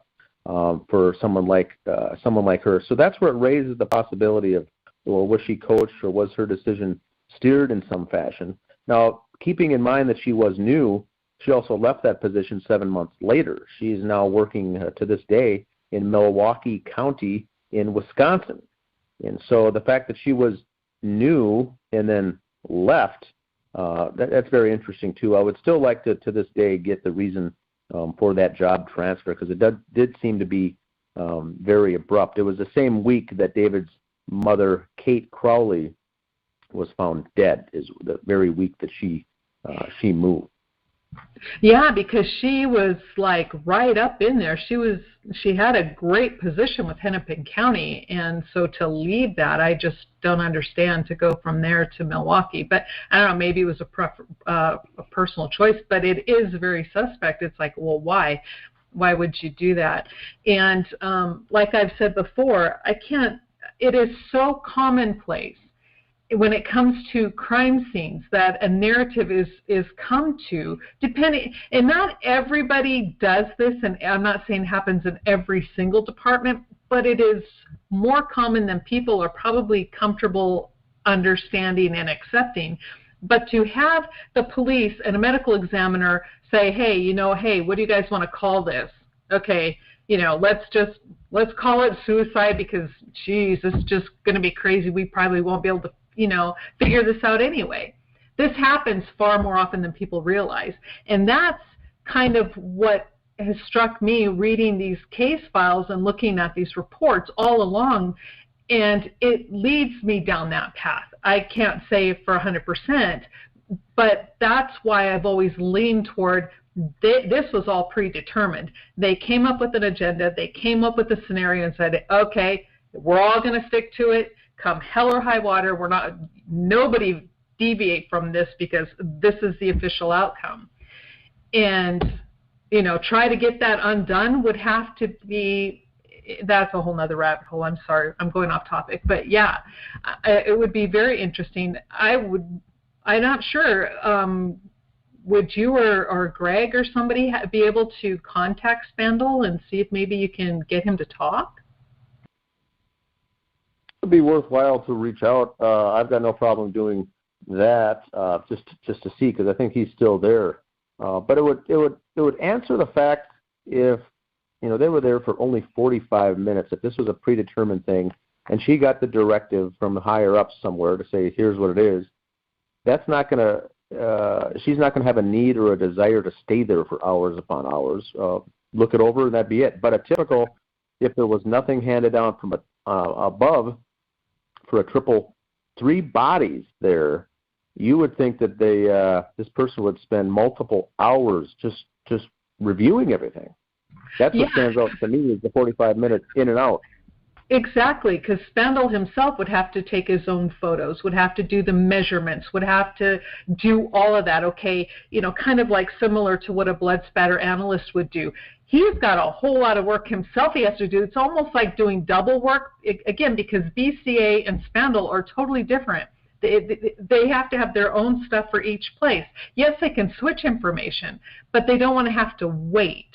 So Spandl himself should have been there for a long time just gathering information and, again, measuring how far was the gunshot wound from from where was the weapon found to where's the blood spatter patterns. And then it takes time to bag these bodies. You just don't throw up in a bag, throw them in, and throw them on a gurney. I mean, it takes time to do this stuff, and yet where was this time spent? 45 minutes? Not enough. And they also go on to say in the very last section of this chapter of Greg's book is that they do think the bodies were there between December 24th and January 17th. They don't have a pinpoint date, which they can't do, but why I find it odd that they do not even have a narrowed down version to say, we think it's within this week, but more than likely, January 9th or January 7th or December 31st. They just say it's wide open, 3 weeks, this is when they could have happened. So they would also, she's a medical doctor, would also know from the decomp, wouldn't she have a very good idea, as this being her profession, that the bodies were there 1 week, or she could have said, 10 days, or yes, obviously this was 3 weeks. She doesn't go on to lead that, which is also very strange. They keep it just wide open to a 3-week range, which is very odd, because everyone else that we have talked to, including yourself, Catherine, is the ones that you've talked to, have narrowed it down at least somewhat to the number of days of what they think. Right, and exactly. It's like everyone I've talked to said that those bodies were there no more than 10 days, no more. And she could have easily have said that. The January 17th, that is the standard operating procedure. If an exact time is not known, like say somebody stood there and saw somebody shoot somebody, and they don't have it on video, then they list the time of death or the date of death is when the bodies are found. That is normal. However, but to put that wide range, and I'm assuming that they're doing December 24th, because isn't that when supposedly one of the people said that was the last time the family was heard of? So they're going to do it between December 24th and January 17th, when, her being a medical doctor and she's worked in a medical examiner capacity. She knows decomp, and so she should have a far better time frame. And when I showed this to the Dr. Kelly here, I mean, right away, I mean, without batting an eye, I'm like, had those bodies been there 3 weeks? And he's like, no way. He said 4 to 7 days, 10 days at most, straight out of his mouth. And that's by, so if he, and I'm, yes, he has a far more experience than she did at the time, but she should have been able to narrow that down a little better. Probably not precisely, but a little far better than what they did. Correct. I would even be willing to go as far as to say that someone in medical school, not even graduated yet, should be able to give a narrower window than that on with their schooling. Not even to be in the profession, but rather than a 3-week window, it's that's what I think was strange. Agreed. So I wanted to point out one of the differences between reading the book and reading the actual ginormous 485-page report. The biggest thing is you actually get to see what the police reports say word for word. And on Ryan Bones' report, it's 6 pages, but on page 4, he says, in regards to the kitchen island, he is talking about things on it, and then he says, below the iPhone on the floor were what appeared to be bloody footprints from bare feet. The only body on scene that was barefooted was the male body. Wasn't Randy barefoot? Yes. Yes, she was. So, I mean, this is his official report he's putting in here. Yeah, so that's wrong. There's no way that he could have not seen that. Because right. It's the. He was there. He was in there. It's the first feed that anybody would see. Like that, just as an example of how they're different. Because a lot of the information they do say, if you just kind of skim it, it does seem to be relatively the same. But if you actually sit here and read it word for word, they don't match up. It's almost like these guys are talking about a different scene because, some of them are like, well, yeah, both the male body and the child were barefoot, but the female adult was wearing, like, heavy socks. Like, they explain it, and, that lines up with somebody else's, but then there will be something else that the person it lines up with didn't say, but this person said. And if they were all there, they all saw the same thing, there should be minor differences. Like,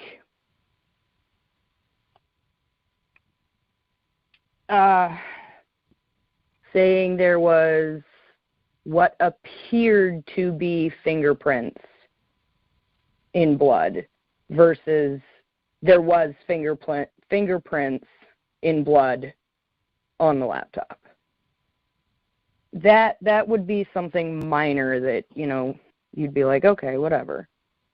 But to have the big difference of, the kid was not wearing socks, the father was not wearing socks, the wife was wearing socks, but we're going to say because these look like bloody footprints on the floor, well, he's barefoot, so it's him.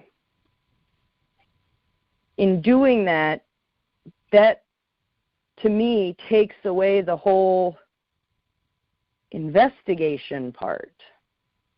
Because yes, there are what seem to be bloody footprints on the floor. There is a male body there who, it does relatively look like his foot size, but his feet are clean. Did he do that and then go take a shower before he shot himself with his non-existent right hand? It doesn't really match up. A good point Stephanie, and I think that's, to put it in a visual once again, I would think that the patrol officers that show up in looking at the scene would say, oh, I'm guessing it's his footprints. But the detectives whose job it is to arrive at this answer, it's odd that there's no testing or forensics done to prove that it was his footprint, that it was David's. You know, that's what we're getting at. I think the frustration here is with the police reports is this is their job. Now, what they're doing is deducing. 3 people in the house, 2 adults, one has socks, one isn't, bloody footprints, bingo, it's got to be his. Well, any one of us could have come to that conclusion. What we're expecting more is people who do this for their career. What was the test done to prove that it was David's footprint in there? Or was it even a footprint? And so that's the question we have. Any one of us can come up with the assumption of these types of things, but that's why we have the frustration we do, because these simple tests were not done and performed to back it up or to support their theory. You've got cases from 20, 30 years ago where they just flat didn't have the testing and the resources that we have now. You know, they didn't understand the importance of not contaminating a crime scene way back then. So, you know, anybody and everybody could have walked through there. So they couldn't figure out whose footprints were there because everybody went and tromped through there. Whereas now, I mean, even back in 2015, we have so much literally at our fingertips to solve these crimes. This is their job. This is what they're being paid for. This is their life's work, supposedly, that they're just content on solving the crimes, on using the information at the scene to help them investigate, to come to the ultimate conclusion. You don't go, well, I think this happened, so, I mean, it sounds plausible, right? So let's just run on that, you know. That's not police work. That's half-assing it, and that's not how you solve things. And that's what is so frustrating is they had the capability of testing dog feces, as gross as it is. They had that.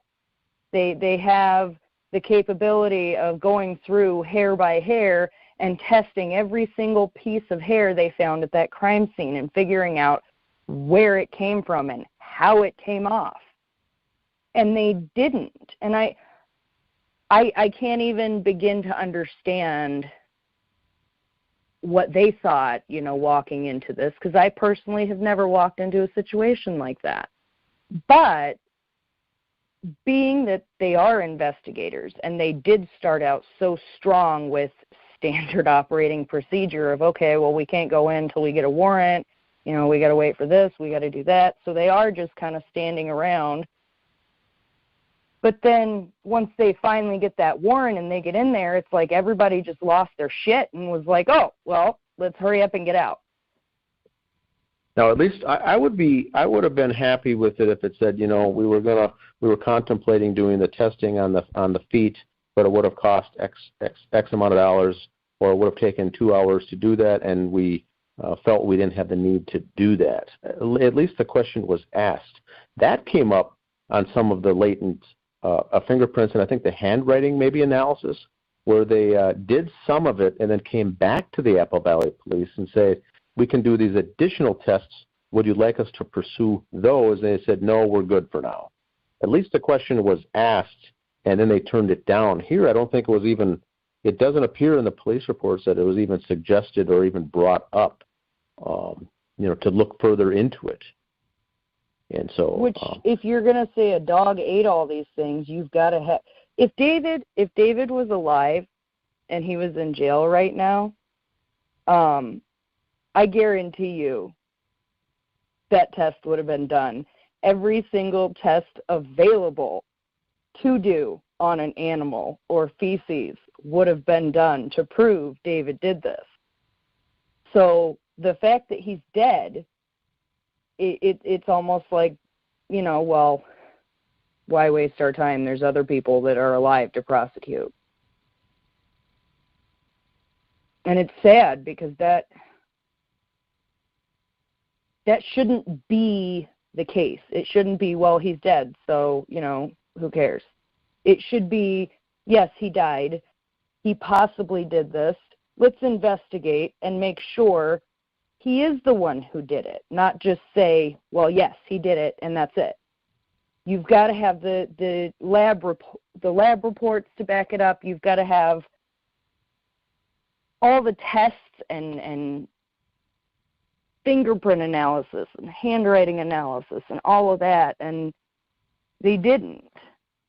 They didn't do a lot of this testing, and it just really kills me. If he was alive, being taken to trial for committing this crime, they would have done all of this. I really honestly believe if he was alive, they wouldn't have handled the case the way they did if he was alive. They would have done a whole lot more to prove he is the one who did this. Correct. And that's a good point to bring up, too, with the newer members here joining and the newer people following this case. If David was alive and survived this, and this was taken to a court of law, this would be thrown out in 5 minutes due to all the reasonable doubt. Right. So what makes it different is that he's dead and he can't defend himself, and no one can bring up these things except for various groups like ours here to say that to look into this, assuming he is alive. What case would you bring? What evidence would you show he'd be? There's no way that Dave would be charged on any of these things. This case would be thrown out as far as he doing anything here. So that's what the difference. That's what the difference is. In order to prove David did this, they would have had to show more than a bloody middle fingerprint on a notebook and a gun being found by his left hand. Our feelings do not give us justice. Things aren't so just because we think it's so. And the family and friends have got to understand that. We're people that are just looking at this from a distance. I want to thank you all again for listening to this podcast. I really appreciate it. This is the monthly podcast, the Gray Stage Podcast. Thank you so much. We will be back next month. Thank you.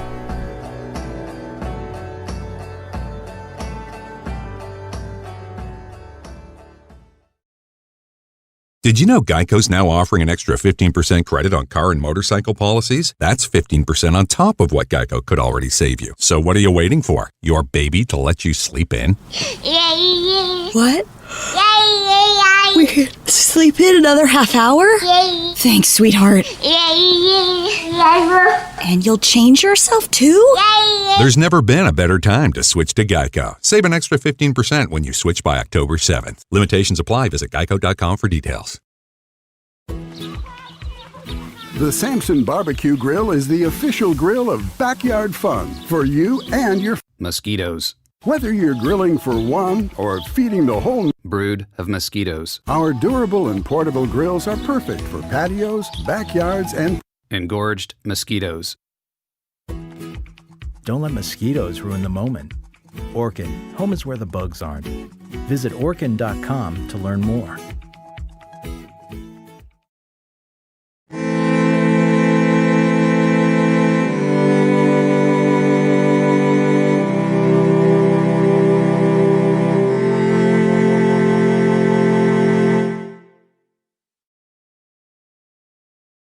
Hello, my name is Dan Hennon. Today is May 31st, 2020, and today's podcast will be going over the book The Gray Stage, written by Greg Fernandez, Jr. Today's chapter will be Chapter 4, Examining the Bodies. Joined with us today will be Sophia, Catherine, Greg, and myself. If you've got the book handy, it's on page 27. And what I'll do is I'll start off and I'll read the first paragraph, and then we can get the show started. Here's where it starts. Title, Examinations. The bodies of David, Comel, and Rania were removed from the house at 1:30 a.m. on January 18th and taken to the Hennepin County Medical Examiner's Office. Rania's autopsy was conducted first at 8:20 a.m. Comel's autopsy began 10 minutes later at 8:30 a.m. And David's body was conducted last at 11:50 a.m. So that's the first section. Maybe, Greg, I can give a little overview here for the listeners. And so the bodies were discovered on the 17th of January, and that is a Saturday in 2015. This was Saturday the 17th. But by the time the investigation was there, the photos were taken, the bodies were examined, and the crime scene was looked into. It crossed over past midnight onto the 18th. And so that's where it starts off with this chapter that really was taken out of the house at 1:30 a.m. the following day, which is now, we're talking Sunday, January 18th. And the crime was committed in Dakota County. And so the importance of this first thing here, it mentions that they went to Hennepin County. The Dakota County does not have their own medical examiner's office or coroner. And so what they do is they subcontract out to the neighboring county, which is Hennepin County, which is based in downtown Minneapolis. So that's a good setting here that you've set here, Greg, with this first paragraph, because it does, if there's any confusion there, the bodies were found on the 17th. This is the 18th, the next day, but still that same night, essentially. And so what they did was they brought them to the medical examiner's office, which I said earlier was contracted out through Hennepin County, and they did those 7 hours later now at 8:20 a.m., and then Comel, and then David's was done last. Just want to give an overview of that for if there was any confusion. Well, that's good to know. Yeah, I did not know that. Is that regular? I mean, are there a lot of other counties that also don't? The Hennepin County does their own, and then they subcontract out with Dakota, which is the one here, and they also subcontract out with Scott. Scott County is also next door. And so Scott and Dakota both subcontract out, and just rather than pay to have the medical examiner and examiner's offices, there's so few murders and homicides and things like that that they just have Hennepin County handle all of that. But it is in a different county. They got to drive the bodies up there. It's another outsourced service for the county, and they just absorb that. So they account for 3 counties at Hennepin County. And so at the end of the year, they provide an annual report for Hennepin County, and it's really large because they've got to break it down for the members of Scott County, Dakota County, and Hennepin County. Even though they're doing they're doing them all, they do have to break that out. So their annual report is quite large. But once again, even in Apple Valley, the city of Apple Valley, there's only average of 1 homicide per year. So they're still doing deaths, suicides, and things like that. But actually, full autopsies like this, they don't have the staff or the funding to do it themselves, so they just hire it out. Okay. Yeah, because one of the things I was wondering is, okay, the bodies are taken out at 1:30 a.m. The first, Rania's autopsy doesn't start until, 8:20.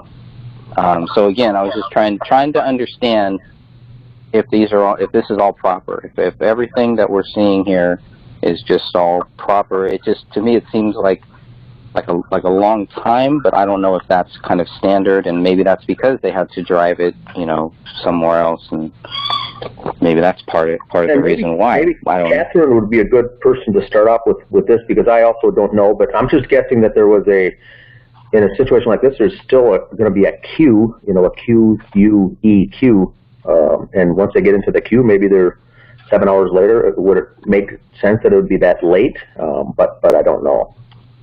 Well, to jump in, I would assume that the reason why the first autopsy didn't begin until 8:20 is because Dr. Lelinski more than likely needed to go home and get some sleep. And I want to go back and notice, because according to the records and her sign-in sheet, she was there from 12 until 12:45. She left. Mm-hmm. It is also stated that the bodies left with her. Now, this is saying, and Greg, according to your book, you're showing that you found information where the bodies didn't leave the house until 1:30 a.m. That's, as we know, a 45-minute difference. But to get back to the point, I'm sure she probably just had to go home and get some sleep before the autopsies began, and that would be my best guess. Okay, that makes sense. Any other points or any questions anyone has? Yeah, I'll have to look at that time and figure out where I found that time. It could be from Joe Cooksley's notes, so I'll look at that. The first autopsy is obviously Rania, and that is another question that I had. Okay, is that normal? Is it standard operating to if there is a crime and they need to do this for a couple bodies, do they do children first? Is it just random? Is there any logic? Am I thinking too much into this? Does it really matter?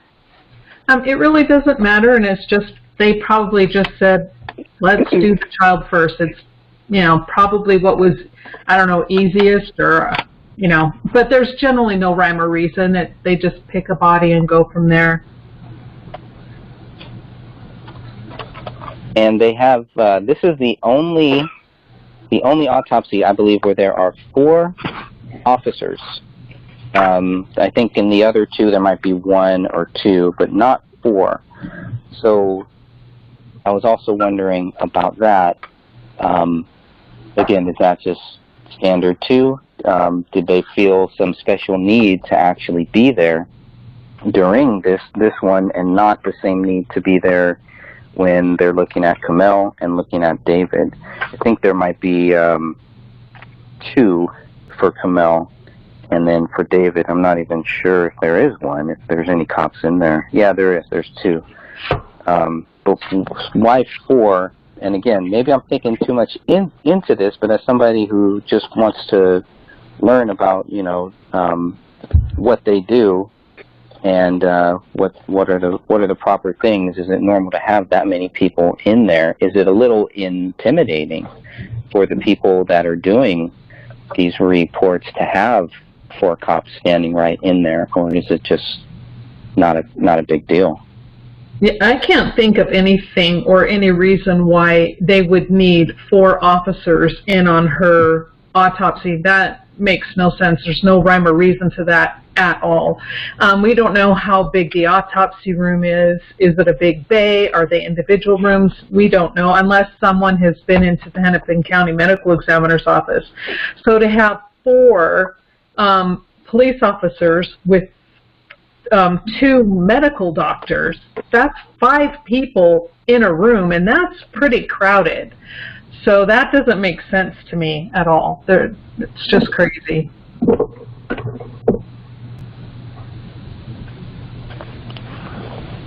Okay, and Jessica Lelinski was the pathologist, and she was assisted by Mitchell Morey. She's the medical examiner. The pathologist was not there, although they signed off on it. Okay. The pathologist is the one who's ahead of everything. That would be Dr. Lauren Jackson, but only Dr. Lelinski, the medical examiner, and Mitchell Morey, who is the assistant medical examiner, were in the room. Okay, so that needs to be changed then, I think, right, in my book? She's the medical examiner, not the pathologist, because I wrote the pathologist. Can you explain the difference?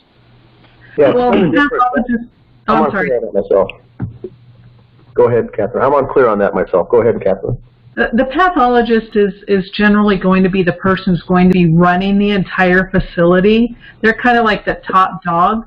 The medical, and I do believe they have to have extra education, and Dr. Lelinski is just basically a physician who has training within the forensic and this type of field. So she doesn't have as much education as Dr. Jackson, and Dr. Jackson runs the facility. So Dr. Lelinski would answer to Dr. Jackson. And so, yeah, she's not a pathologist. Okay. Good to know there, too. The main thing, I think, that everybody should be bothered by, or at least should have questions on, I know this was a big question that came up, is how they positively identify this daughter. And it's listed as circumstantial. So, okay. I'm sorry. Before I read too much into that, go. Well, I spoke with a coroner, and I asked them that same question. I'm like, is that normal? Is that standard operating procedure to identify, especially children, in that manner? And they said yes, because if they have two parents and all this other stuff, basically they kind of go, well, the circumstantial evidence will be the child is in the house, the child looks like the parents, the child looks like the photos, there's someone there to say, yes, that is our granddaughter, that type of thing. So they don't have to then do blood tests to say, okay, they don't have to basically do a DNA test, because circumstantially they are able to prove that this is Rania Crowley. So that is very normal. Excellent. Another note that I have here about this one, unless anybody has any points they want to jump in there, still staying on the Rania Crowley autopsy. No suit or stippling. What does that mean? It means she wasn't shot. She wasn't shot close up. It was from further away. Stippling would be left behind if the gun was close to her head. If it was up close and personal. Okay. Like 1 foot, 2 feet? Well, it's hard to say, and that's the thing, is unless something is put between the weapon and the head, are they at a further distance, or is it just, I mean, with this type of weapon, I would find it hard to believe, like Sophia was saying, that the stippling and soot, they should have found something within her hair, you know. So obviously, but yet, and still, isn't her autopsy the one that says that there was a circular pattern left on her scalp? So that's the thing that didn't make much sense to me. You know, because if they're going to have a circular pattern, yet there isn't stippling or soot, why didn't they question that? And I guess that was kind of my question to them. One of my questions to them is, why didn't they look further into that?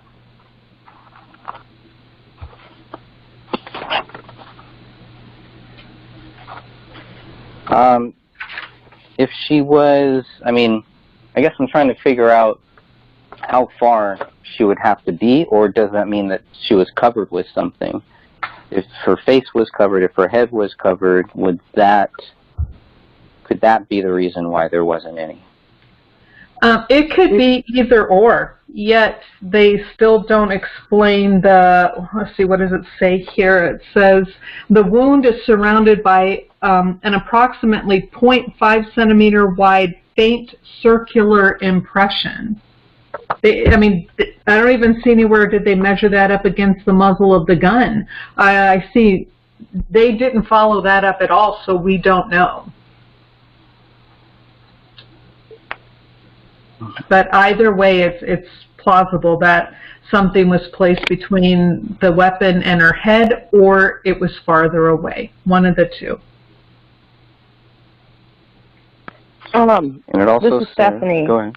If, like if a pillow was put in between her head and the gun, that would keep it, like, soot and the impression from the gun from being there, just to clarify?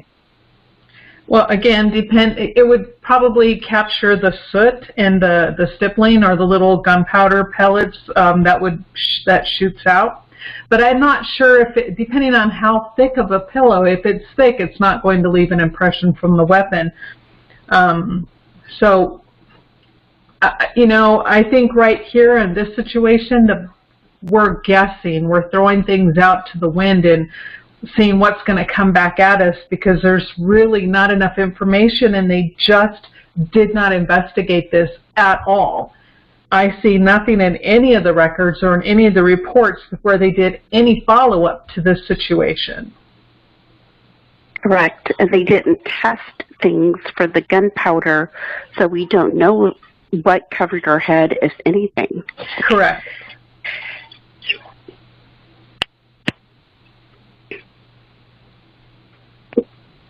It also says that she was found partially decomposed with, it actually uses the words for moderate decomposition. So again, looking for a timeline of how long she could have been dead for. What is the range that we should be looking at? I know we've talked about this before, but I think it's a very important point. Moderate decomposition, especially when later it says that it's actually early to moderate decomposition in the same report. Yeah, so early to moderate is going to be like right after death to maybe about a week. And with the rest of her decompositional findings on autopsy, when they say moderate, I'm assuming it's going to be getting closer to about a week in after death. She's starting to show some signs of decomp.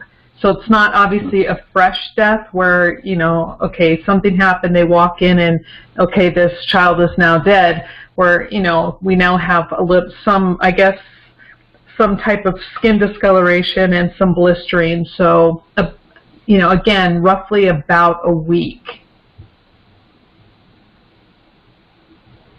Wow. And so they would have known that too. And then how do they account for their 3-week story? I guess they're a separate agency, right? So I guess they don't really have to, but if push, they would have to say that the bodies were not there for 3 weeks. Yeah, and then when you look at these autopsy reports, I don't see anywhere anyway, unless, of course, I looked past it, but I don't see anything in these reports that show that these bodies had been laying there for 3 weeks. They, everything that's, when they describe the decomp and the condition of the bodies, when they're stating early to moderate, they're saying right there that it isn't advanced decomp, which is what you see in every single police report, advanced decomposition. And then these medical doctors are coming back saying, no, it's early to moderate decomposition. So right there, I find a huge discrepancy where the medical examiners kind of do not follow the narrative of the police officers. Can I jump in for a sec? This is Dan. Yeah. A question is, what I've got is for Greg. At this point, this is the following morning after the bodies are being found. So at this point, was there only one press release given by Apple Valley Police, just simply stating suspicious deaths? They're looking into it. They have yet to make this determination within, I think it was a 48-hour period where they said, we think the bodies are there, or a double homicide-suicide. But they didn't get into the narrative until later as far as the bodies were there for 3 weeks. So at the time of this, the medical examiner, they're looking at the bodies, and they don't know how long the bodies were there at this point. Is that correct? Correct. Okay, gotcha. It doesn't come in later till we get this 3-week narrative, but right now we're just getting some very preliminary verbiage that's inconsistent, I'll say, as far as the moderate versus early or late. But even the cops at the scene there don't know that hey, the bodies were there for they just know they're decomposing, in the process of decomposing, but they don't know it's even 3 weeks yet, much less, Jessica Lelinski on the scene.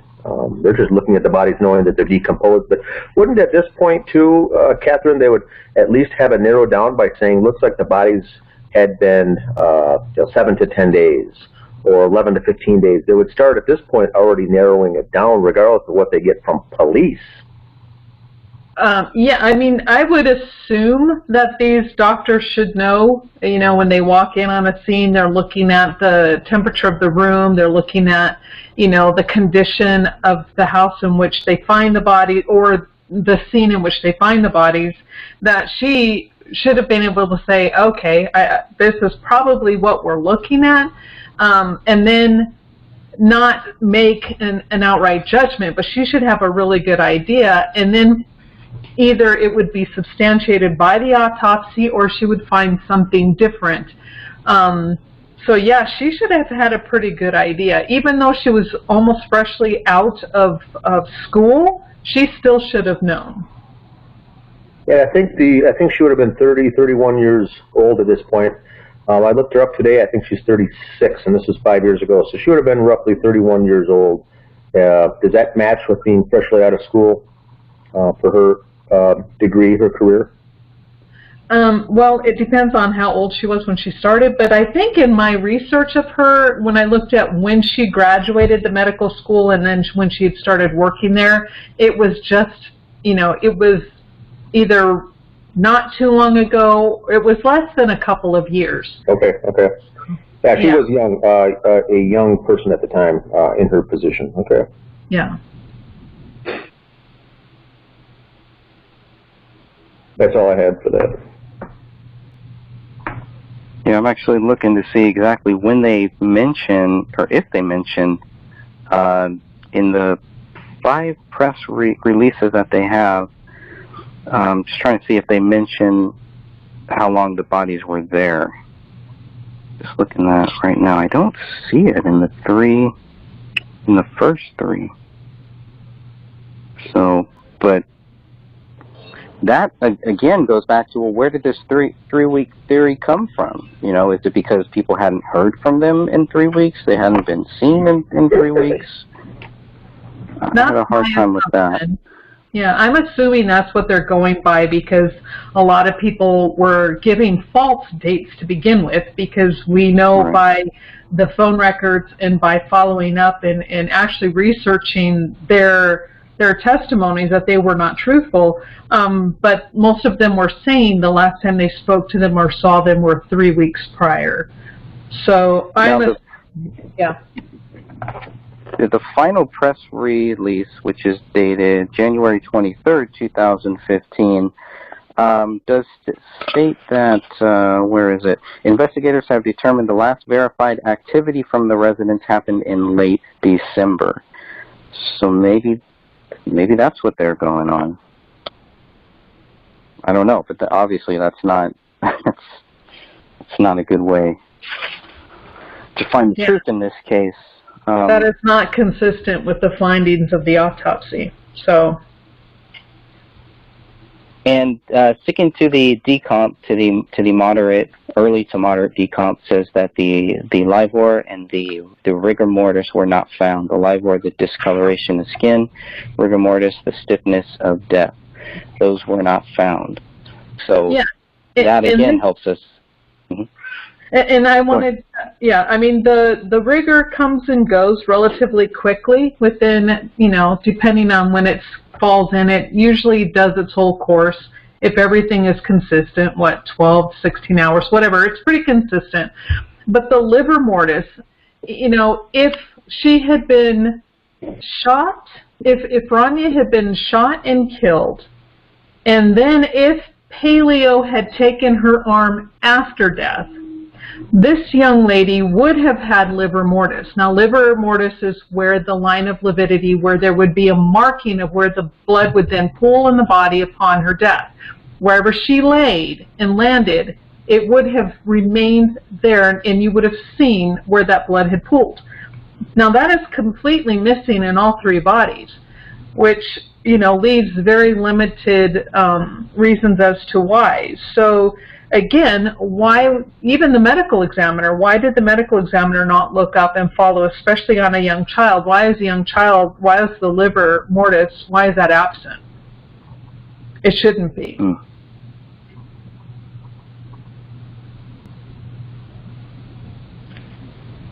And then, even so, according to the external examination, early to moderate decomposition is evidenced by skin discoloration, marbling, blistering, slippage, and partial mummification of the face, left hand, and feet. I mean, this is pretty brutal to think about, but again, we're just trying to figure out what really happened here. So does this contradict what they had just said, that there were no livor or liver mortis? Liver mortis is just where the blood pools, which is not the same thing as skin marbling. Okay. And skin discoloration? Correct. It's not the same. Okay. Like skin can go to a yellow color, a greenish color, that type of thing. That's what they're talking about. Okay. And the slippage, what exactly is that? That's kind of like, say, where little blisters or blobs or blebs, or what I think they're called blebs, where they kind of begin to fill with fluid, and then as they rupture, the skin will start to come off with it. It's, again, all part of where it's getting closer to the moderate decomp phase. Yeah, this was a really tough chapter because, I have no experience with any of this stuff. I was constantly looking up these things, and even the stuff that I looked up, I'd have to go back now and probably look up a lot of that stuff. This was very tough, not only because we're talking about a child, first of all, but just to try to understand this and to just stick to the facts as much as possible, because obviously, since I don't know that much, my mind can start racing. Oh, well, maybe it means this, or maybe it means that. And so I really tried to, that's probably why this is another short chapter, is I really just tried to keep it to what these reports are stating, so that people like Catherine and people who understand what is being said here, then I can bounce those ideas off of them, and they can help me to better understand without making me feel stupid too, right? That's always a good thing. Oh, well, yeah. I mean, I think you did a good job writing this, and I mean, please don't feel stupid. It's not always an easy topic to understand. Yeah. Very challenging. So the examiners also observed evidence of post-mortem animal scavenging, and so I was expecting to find more, a lot more than what I found. Now maybe this is just because this is the autopsy report, maybe there's more notes, but this is one of the only mentions of quote-unquote scavenging by the dog. And I had a hard time with that too, because the reasoning, I was just expecting more. Some of the reasoning why they said this, that there was possible animal scavenging, is because the daughter's right arm was completely gone. I don't know how that necessarily just means that there is animal scavenging, or how that proves, or how that would even lead someone down that path, that there was some type of scavenging, unless they were told, unless they were kind of fed that. It just seems like they're just throwing out a lot of different stuff. And when we're looking at these documents, it kind of breaks their whole theory, that the dog did any of this stuff. But it gets worse. It's not just that. They also mentioned, the jagged and tattered skin of soft tissue defects where Ranya's arm would have connected to her shoulder. So it's really hard for me to buy that the dog would eat any type of bones, swallow them, digest them, and whatever. But we're talking about a whole arm. Even a 5-year-old's arm, that's pretty big. That's pretty big. And if the whole arm is missing, how would there be any jagged or tattered skin? Of course there would be, because the arm was pulled off, right? The arm was ripped off. So how do they relate that and know that that this was done by that dog? I was expecting to find dog teeth marks. I wanted him to say, look, we found dog teeth marks at the shoulder, so obviously, that's why it was jagged, tattered, et cetera, et cetera. So in a report like this, are they giving me everything that I would need, or are they just giving me the basics? I mean, here it's like it's the basics at best. And we have to keep in mind that this is just the, what do they call it? And I think they just call this like the autopsy report, but there is a medical examiner's report. And that is where it's going to contain a whole bunch of the information, but as the general public, we are not privy to that. That is not part of the FOIA process. So, that's what I wish I could get my hands on, is the actual medical examiner's report. I want to see, because like you stated, not one of these autopsy reports mention dog teeth marks on any of the bones. I mean, if this dog is going to be gnawing and pulling, in, especially where the hands are involved, they just don't pop off, which is what it seems like they want people to believe. They, be it the medical examiner's office or the police, they just want people to think that the dog grabbed hold of a hand, yanked, and the sucker just popped off. It doesn't happen like that. So the dog, if it truly had bitten and pulled off, there would be, it would be beyond obvious. They would be saying, okay, teeth marks, teeth scraping on the bones, whatever. And I don't see any of that. Like you were stating, none of that is mentioned in any of the reports. If I can jump in for a sec, I think, Catherine, you'll agree with this, is that what I read into this by looking at this, it reminds me of the bloody footprint, that there's no evidence that it was David's, but they went through and said that, well, Comel had socks on, and it wasn't a child's foot, so therefore it must have been David's. I get the same type of logic while reading this. Her arm is missing, so therefore there's evidence of animal scavenging. Well, that's not the evidence we're looking for, as far as when Greg got that report, he's looking for evidence. Was there teeth, claws, scratching, paws, evidence like that. But what they're saying is that there's evidence of animal scavenging because the arm was missing, and therefore how else would it be gone? So there's the evidence, and that's not what Greg's looking for, is evidence, specifically teeth marks, claws. How did it get out of that socket? And so us four looking at this, and I think we got others on the call too. I think Stephanie and someone else perhaps, but we're looking for. We are, as critical thinkers. That doesn't work as evidence. That's conclusion. That's a theory. If the arm is missing and the dog was there, well, the dog ate it. But we'd like to see them say, maybe the dog ate it, or perhaps the dog ate it, or it's possible that the dog ate it. But what we don't like, the folks like us who are critical thinkers, is when the medical examiner says it's evidence of dog scavenging. Well, there is no evidence of evidence of dog scavenging. Does that make sense? I absolutely agree with everything you just said, and that's exactly it. We tend to get attacked because people say that we do a lot of conjecture. I mean, this is conjecture definition. You know what I mean? It's like, if everything that they are stating in regard to animal scavenging is conjecture. A dog was at the scene, parts are missing, therefore the dog did it. Well, like you stated, and we all know, that's not true, and there's no proof.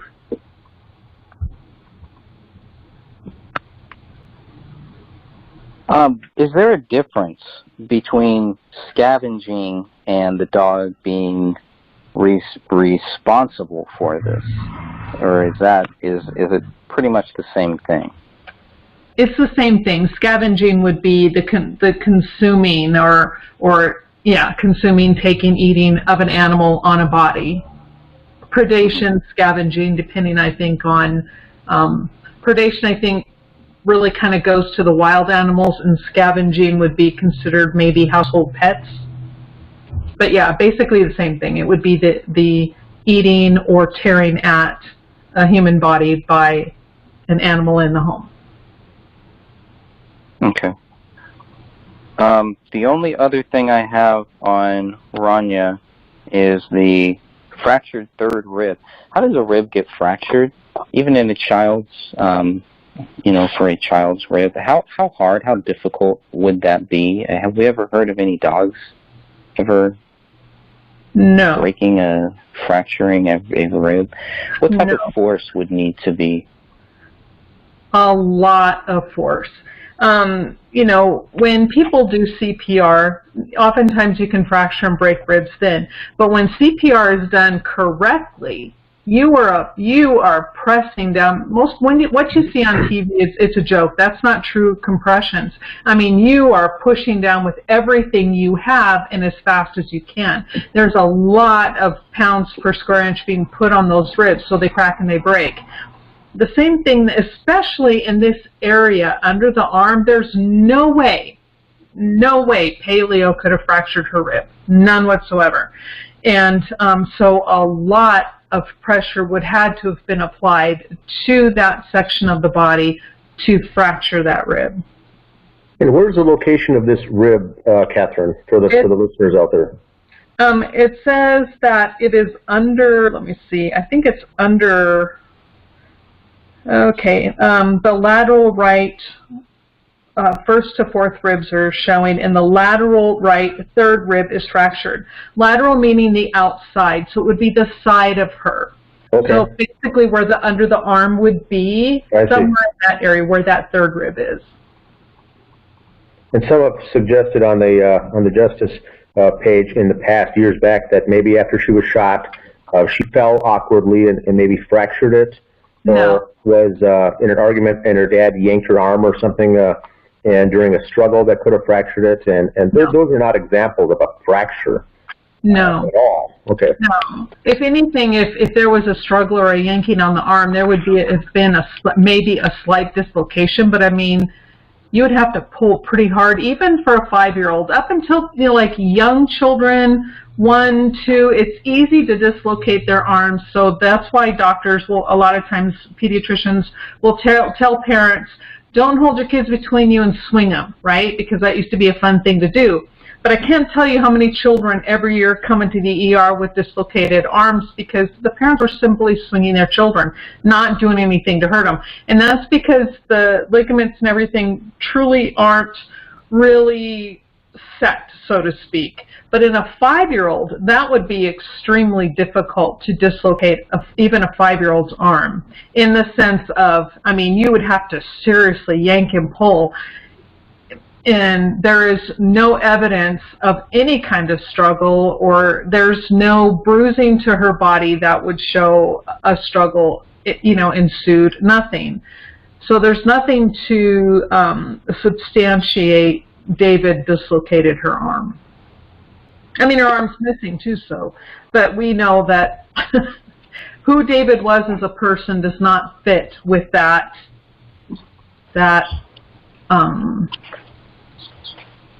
theme or whatever. I don't know. I can't think of the correct word. Is there any reason? Because it fit with the narrative.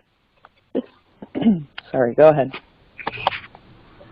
No, you go ahead. If the rib fracture and her arm being taken off was done before she died, there would be a significant way to show. I mean, there is a way to see the difference of if something was done before death or after death, like the way the blood pools and everything like that. there would be more than a blood pooling. There's a brachial artery in there, and once that brachial artery is severed, I mean, you're going to have spewing and arterial spray, and there would be blood everywhere. Her blood would be absolutely everywhere, and yet we don't find her blood anywhere with the exception of maybe on the gun and on the knife. So, yeah, there would be evidence of that. If it occurred within the house, let me put that little caveat in there. So that tells us that this was possibly done after she died? Either after she died or it didn't occur in the house. Okay.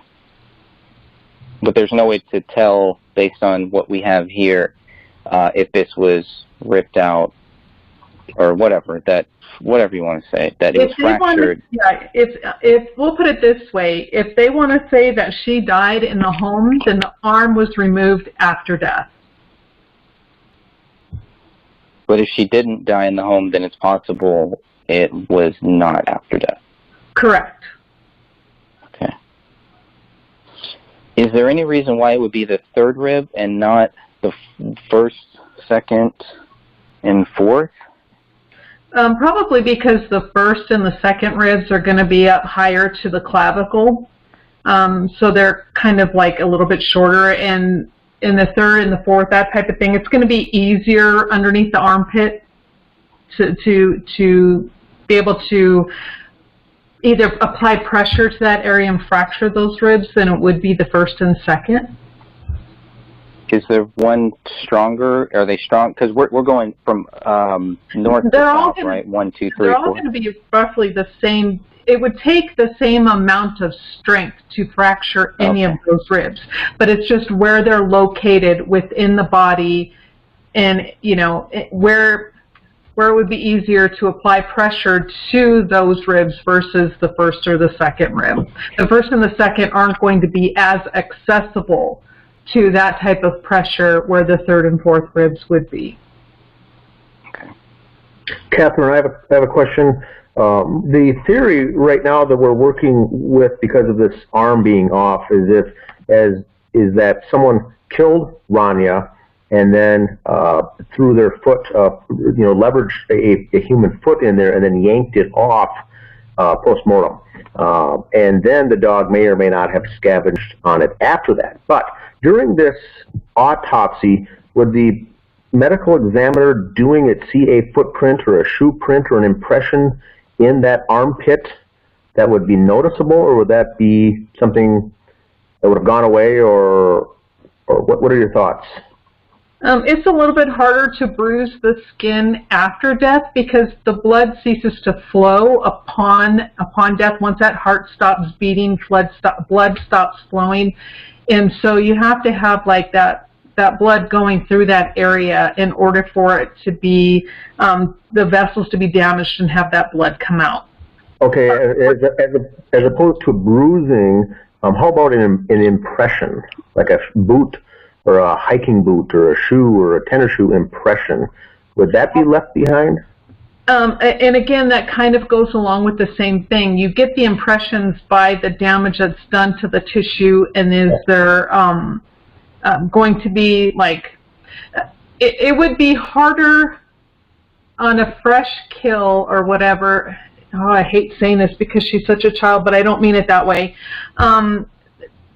There's really no swelling that's really going on to leave an impression. There's really no blood vessels are going to be active to let blood seep through to leave an impression. So I think it's possible, but maybe not as probable.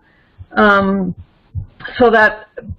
yet, that doesn't mean maybe they saw something underneath when they pulled back that skin, but I don't see where that type of description is given to us in this report.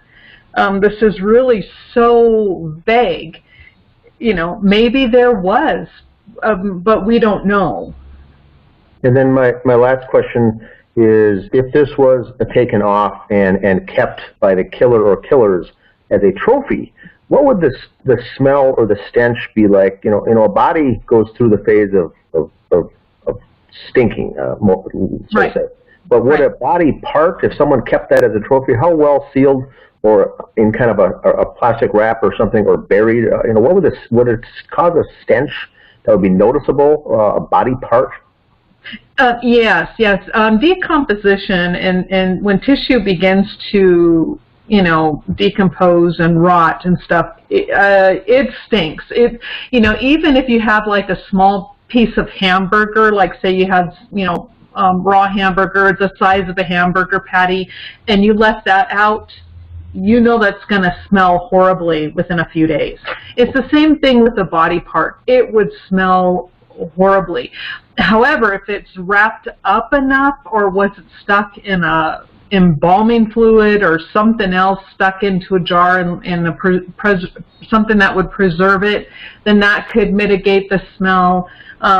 There are ways to mitigate, but it's not easy. Okay, thank you. Mm-hmm. Any other points or anything on that before we move on to Camille? I mean, I had a few questions, just personally, I guess. We're just, well, why would her arm need to be taken out? And if the dog is going to eat the arm, why not eat both arms? And there's just no logic to any of this dog theory, which again, all could have been proven if they just would have done some testing. But I don't understand why would they need, if there is foul play, and I think we all agree that obviously if David is not guilty, then somebody else did this. Why would her arm, specifically her right arm, need to be taken from the scenes? Was there something that the police were going to find that would have showed a sign of struggle? I mean, personally, to me, the fact that her arm is missing is a possible sign of a struggle. The fact that you guys have clearly pointed out about the third rib, how is that not a sign of a possible struggle? Well, I think it's possible. I think it's very possible that something was that could have given the police or the medical examiner a hint or a clue as to who truly did this. Did they leave their DNA on her arm? Was she trying to get away and then they accidentally scratched her or something? There are lots of different things. Was there, I mean, who knows? Everything at this stage is just a big guess. They could have easily have left, somehow their DNA could have been left on her arm to where they couldn't have gotten rid of it, or was her arm taken because David was somewhere else, and then was that a form of torture for him? Look what we're doing. We don't know. And yes, I know that's an extreme, but it's just, another example. We just don't know. And the point, and Catherine, you have a good point that we don't know, and there could be 15, 20 different examples why. But the main thing to focus on for the listeners out there is that a arm could not be pulled from the socket by a dog, correct?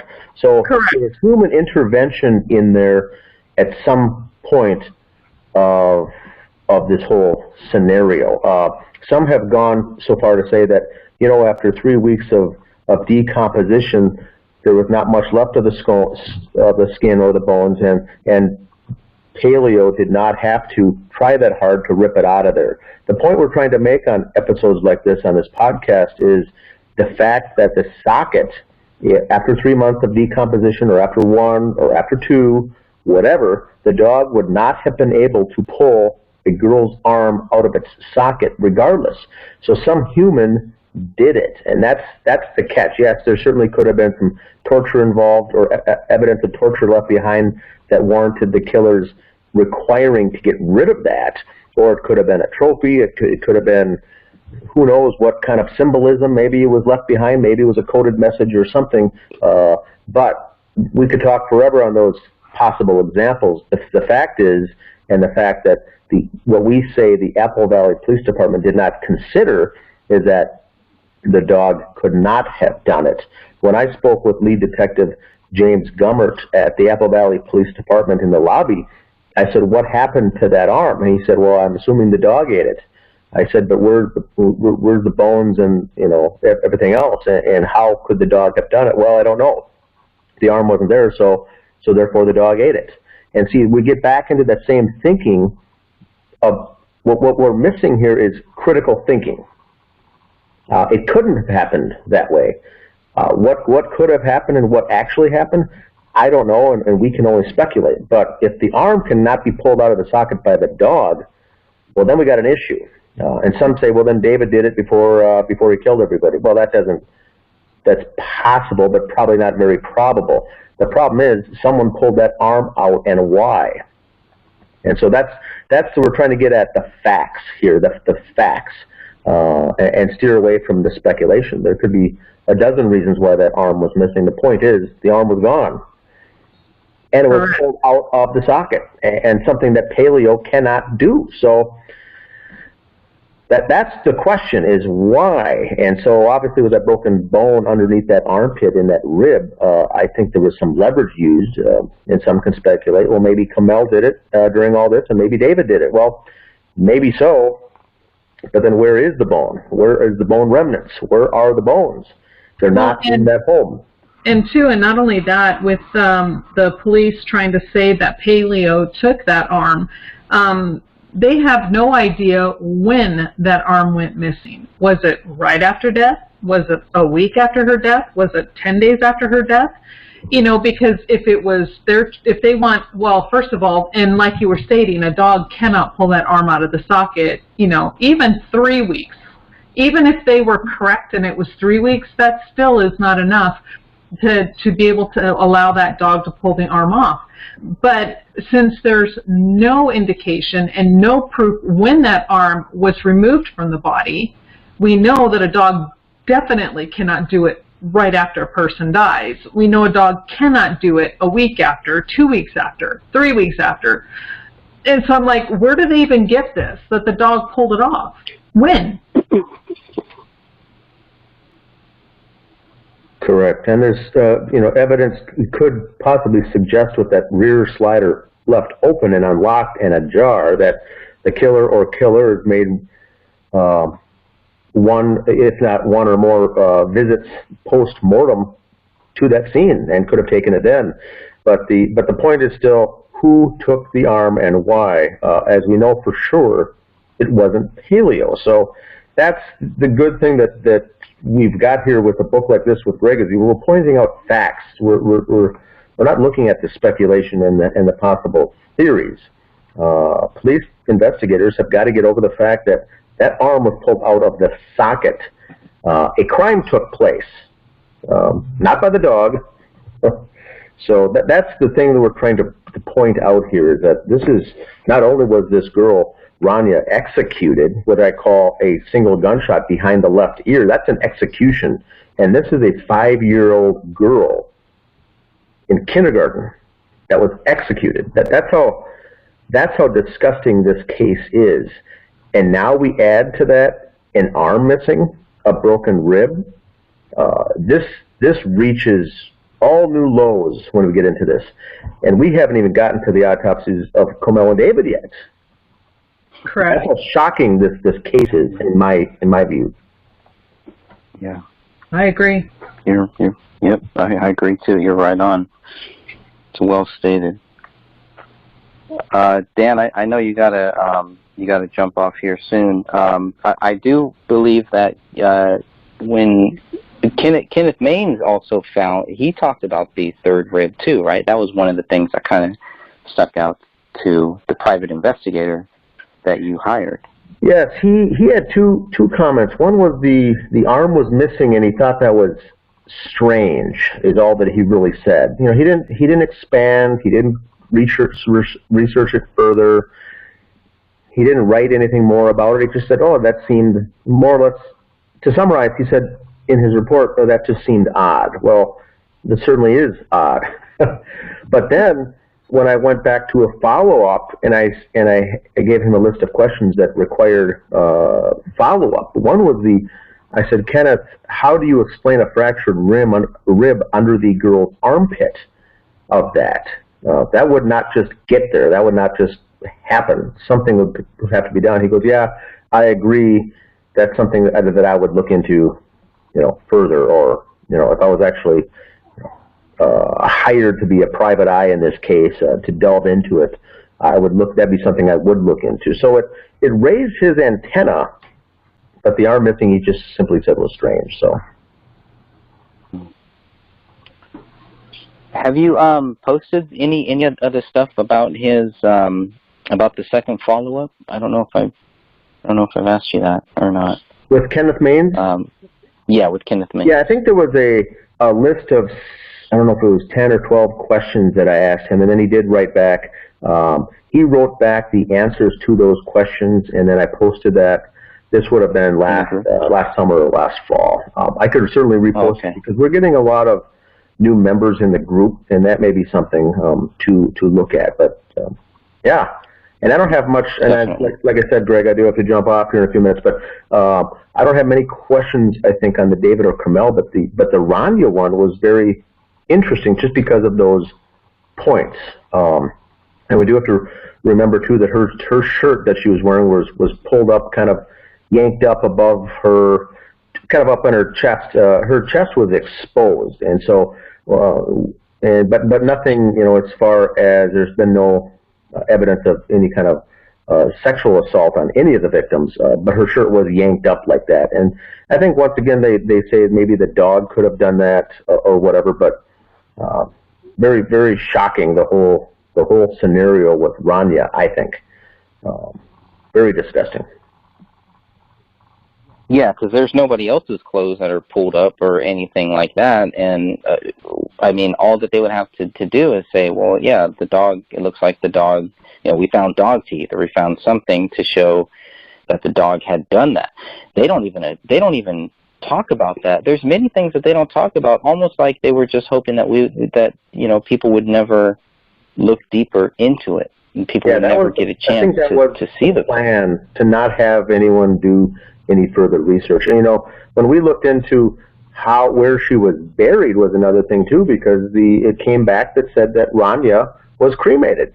And then we find out that her ashes were split in two sides, and so that both families could have her ashes. The Crowley family, the grandparents, and the Alam family, the grandparents. And after asking the Alam family when they received that and where it is to this day, they said they just recently got it. I think it was a year ago, which means there's a 4-year gap, 3 or 4 years later, before they even got it. And Dan Crowley Sr. he had it in his home, and I'm not going to say that he refused to send it, but they said they've been asking for it and they wanted it, but he still had it. And then finally, I think he just sent it FedEx down to Texas for them to have. But even that was there was confusion in who was supposed to have the remains and how they were supposed to get there. But nonetheless, she was cremated, and both of the remains were put in half, and I think they were buried with Kamel later, obviously, or next to her body. Who knows where that is, but there was evidence at one point that they were saying that they were going to be buried together. The ashes were combined.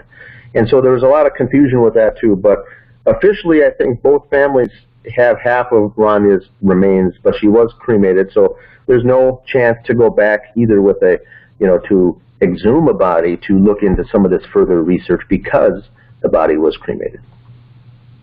Yeah, and I had, I had asked Kamel's sister's friend, or the friend, how do you make sure that those are actually that it was actually Rania?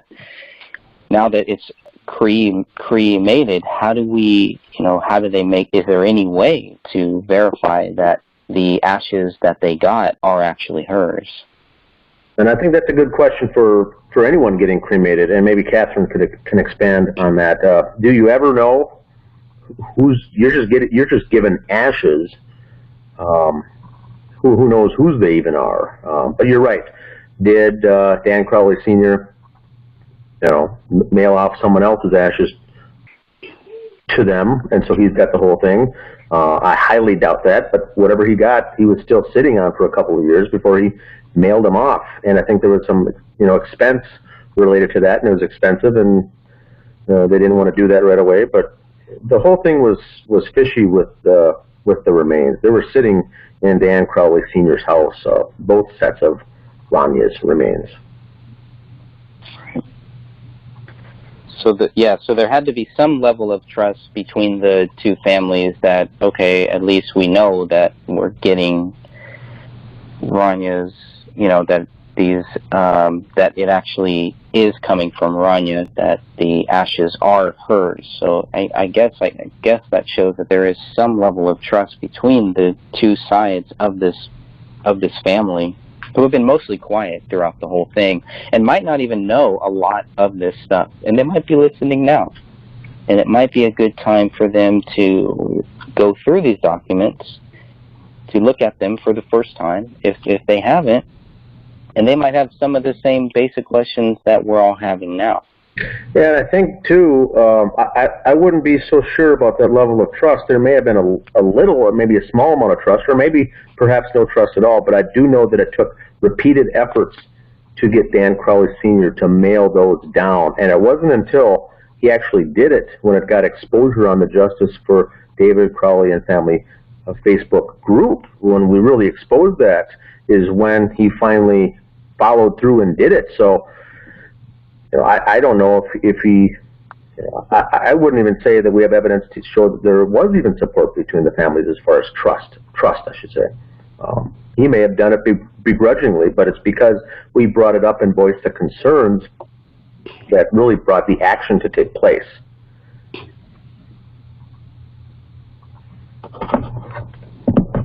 All right, Dan. Well, I know you gotta jump off here. But good luck, guys. Thanks again for having me on.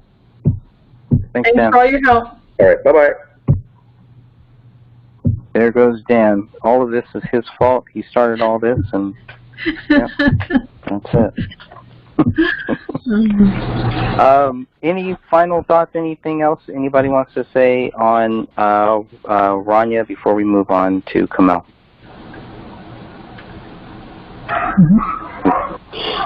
Actually, I'm going to have to jump off, too. Okay. But it was great speaking with all of you. Thanks, Sophia. Have a great weekend, what's left of it. All right. Okay. You too. Bye.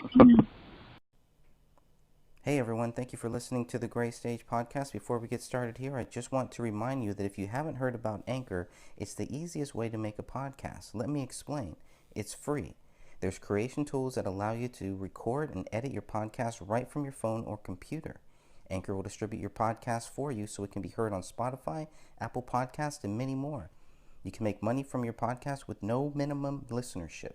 It's everything you need to make a podcast all in one place. Download the free Anchor app or go to anchor.fm to get started.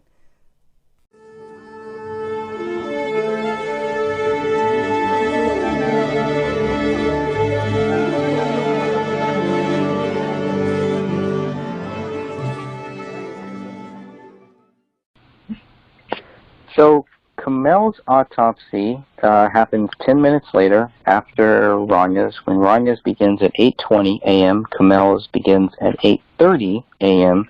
And just as a different note, we also see that David's doesn't start until 11:50. And again, that was another question that I had. Well, why are they so? Are they doing the victims first and then they're going to do David's last? Is there any rhyme or reason to that, or is it just kind of random? Just okay, well, let's do this one first. Maybe I'm thinking too much into that. I'm not sure. Yeah, I just think they just it was just luck of the draw and said, let's just do them in this order. I'm not sure if it really meant anything. But I see where you did get pathologists. The reports do state, so, don't change your book because you're leaving it according to where their reports are.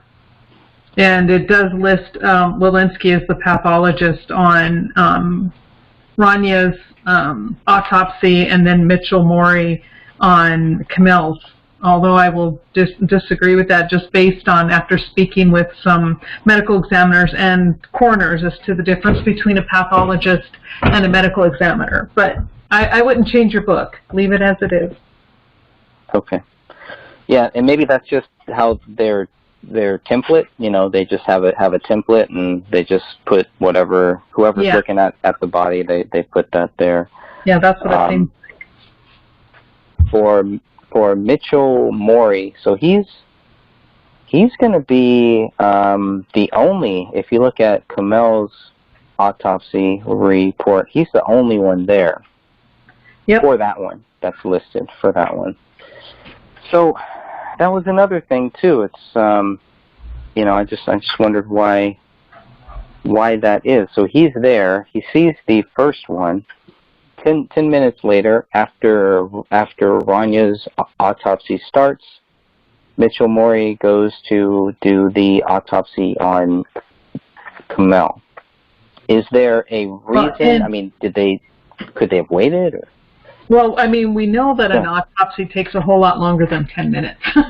So why Mitchell is even on Ranya's autopsy, I have no idea.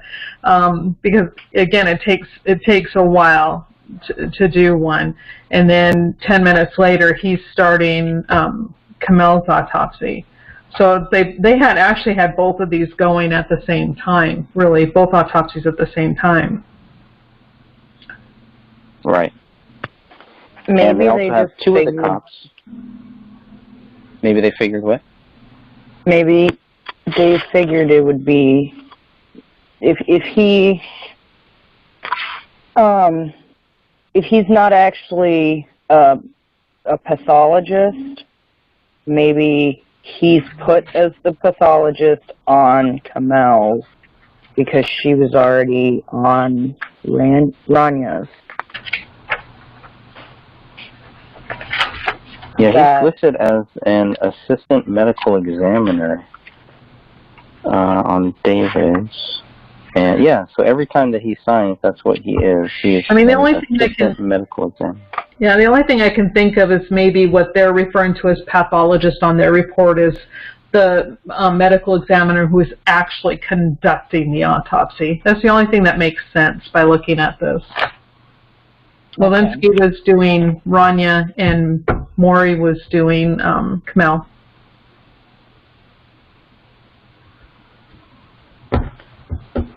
All right, so Kamel, during her autopsy, Detective Sean McKnight and Detective Brian Bone are both there. So they were also with Ranya's. And so now you have probably, I'm assuming then Jim Gummert and Tommy Booth probably stayed with the Ranya autopsy while these two cops go to the Kamel's. And I never really understood why they would need the cops there. What are they doing there? It sounds like they're just kind of there. They don't have to be there. There's no rhyme or reason. I mean, they can be there maybe because they feel they want to follow through, but they don't really give the doctors any information. I mean, their input is not needed during an autopsy. Now, wouldn't this help them see that a lot of the allegations are wrong? So at this point, these four officers, Gummert, Sean McKnight, Brian Bone, Tommy Booth, after being here present for this, shouldn't they start looking for somebody else? You would think. That's what makes sense. I mean, they're here. They have no excuse to say, well, we didn't know. We didn't know about the fractured third rib. You guys were there. We didn't know about whatever. No, you guys were all there. You four should know everything that you need to know that shows that there are still many, many questions, still many things to follow up on. I don't know. Yeah. Kamel was identified by the dental radiographs and the tattoos, so that's how they ID'd her. She weighed 85 pounds when they found her, which is a big difference from what she would from what she normally weighed. So if we're talking about, you know, the bodies being there, a dead body, how much weight does a body lose within a week, within 2 weeks, within 3 weeks of sitting there on a living room floor? Do you know how much she weighed normally? Yeah, it's in the 94 pages of police reports, and it is different than what they found her at. And I can pull that up, but I think it, you know, obviously you want to be careful with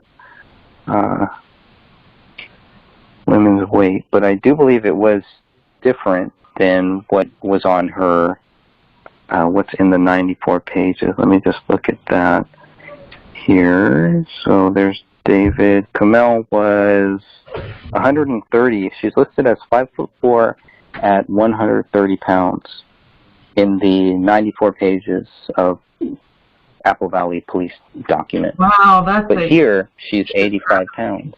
Yeah. I mean, we know that the human head, and again, I mean no disrespect to the families, and I hate to be so graphic, but I mean, we know the human head weighs roughly 10 pounds, but that even, you add that onto it, and that doesn't even come close to her stated weight. Right. And I think David has something very similar. Let's see. Lividity, discoloration, and rigor were not recognized on her body. Body cavities contained small amounts of decomposition fluid. So does that show how long she's been dead? Does that help show? I'm sorry, I had to go close my windows because someone's riding an RC car up and down the street. I'm sorry, what was your question? So, what I was wondering is, there's one note that says that her body cavities contain small amounts of decomposition fluid. Does that help show how long she's been dead for, how long the body has been there for? No, and that's, since it says small amounts, that really still fits in with where the rest of the body decomp is. What do they say? Moderate. I think hers strictly says moderate decomp, whereas David and Rania say early to moderate. But yeah, it fits in with the rest of it, with the moderate stage of decomp. Okay. Let's see. Kamel was shot twice with both entrance wounds in the left posterior parietal region of the skull. So this looked like a double tap. That was the way that I read it. These two shots are very close.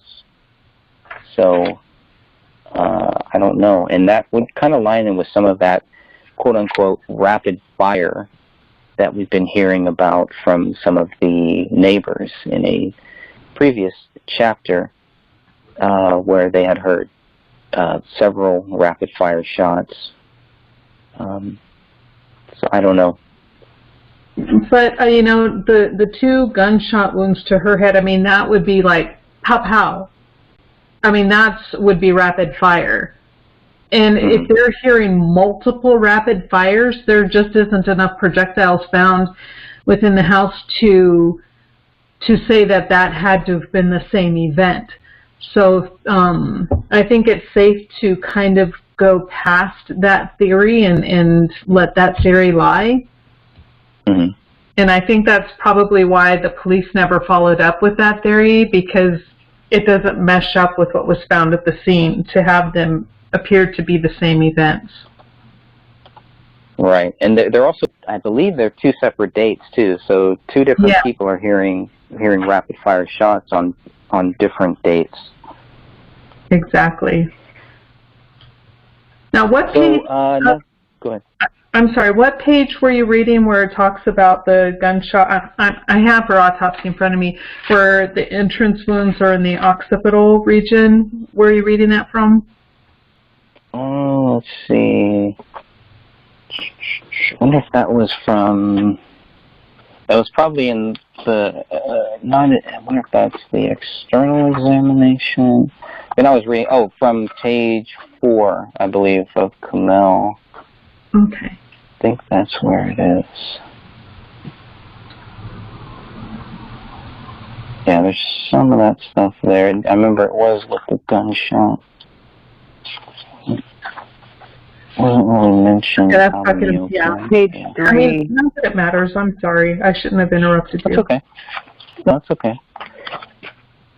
I mean, that's very important. Page 3, is that where it is? Yeah, in page 3 of her autopsy under external examination, it says the head consists of a portion of skull which includes most of the left occipital bone and portions of the adjacent left parietal bone. Okay. There is... Okay, go ahead. Thank you. The scalp is absent. Yeah. That bothered me too. Yeah, all the soft tissue is on the hyoid bone, and yeah, it's just gone. Everything is. It's just weird. How is the neck stable though? Like, what does that mean? It says the neck is stable, but most of it's missing. Like the. Her vertebral column was still there, so I'm assuming that probably whatever part of the vertebral column was still there. It was still connected. It was still all part and together. It's not like part of it was hanging or disjointed or anything. So it was stable. In other words, it couldn't be moved really easily.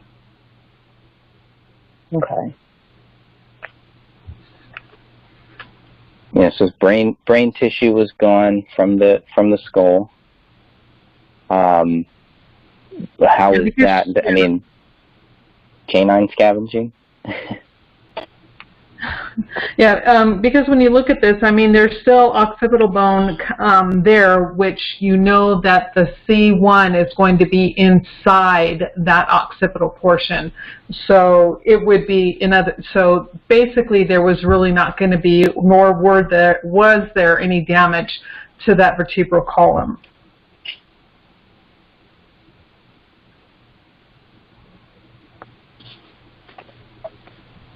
We also see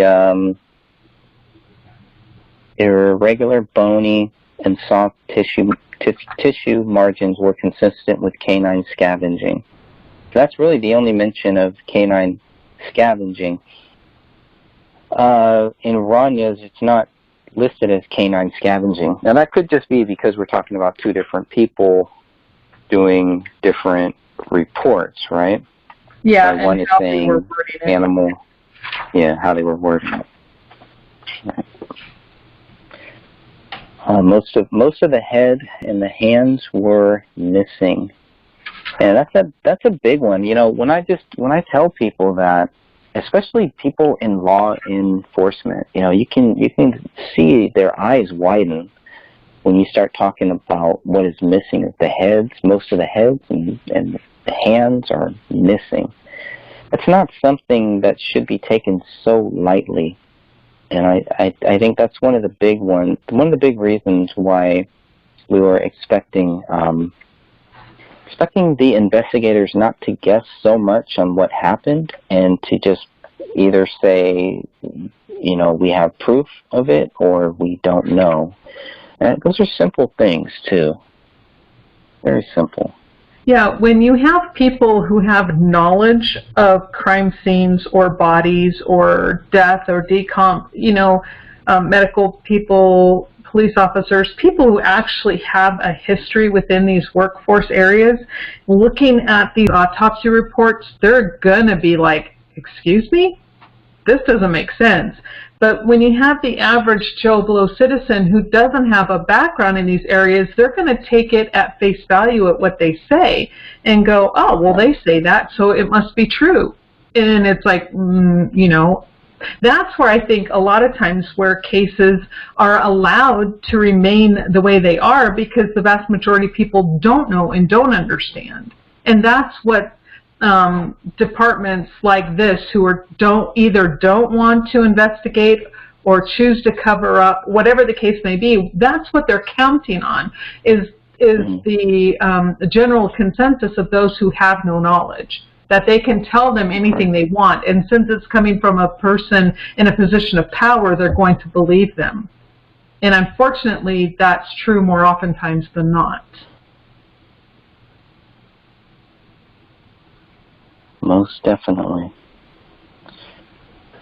Many of the bones found were consistent with fragmented digit bones. The distal aspects terminate with absence of the hands.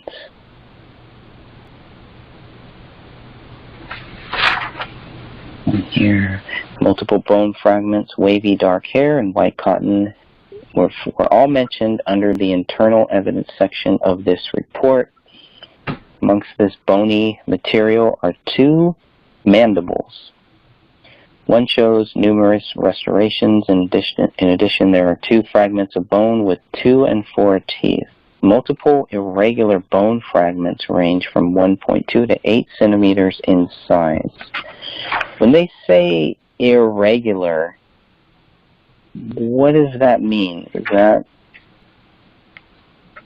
It could mean several things, but more than likely they were either broken up, somehow they were not the shape that they should have been, however they got that way.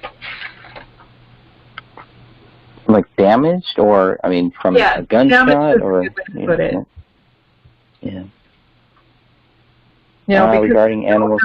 Go ahead. Again, I'm sorry to keep cutting you off. We don't know if... my stance has always been that another dog was in this house because of the amount of white hair found everywhere, and Paleo did not have that much white fur. So could it have been due to another dog chewing up bones? Possible. Could it be due to were part of their facial bones, you know, broken up? Could they have been beaten? Possible. You know, there's just so many things that it could have been, but we don't know what it was. So, because they don't know what caused it, they just put irregular. So this could have been tied to blunt force trauma? Depending on the bones, yeah. On what they're talking, which bone pieces and fragments they had, yeah. Interesting. Regarding animal scavenging of Kamel's neck, the forensic pathologist wrote the anterior musculature, hyoid bone, and the, I can't pronounce that, laryngeal cartilages are absent due to... Where are you? I'm reading from the book. Yeah. Oh, there you go. The laryngeal cartilages. Laryngeal cartilage are absent due to apparent animal scavenging. So they're blaming all of that. That's a lot to blame on the animal scavenging. And it's not really stated why they blame that on the animal scavenging. Yep. And again, I want them to explain to me how a dog could get to her larynx if she's lying face down on a floor. How did he get to her face to eat it, but not the back of her head? Can't. Yep. Not possible. Exactly. They can't, and they don't explain that. Right. All that remained of the neck was the exposed and intact cervical vertebral column. There is extensive bloating. So, bloating, how does bloating help with the decomp rate? That is a definite sign of moderate decomp. That's what happens when the gases start to build up in the abdomen due to the tissues breaking down.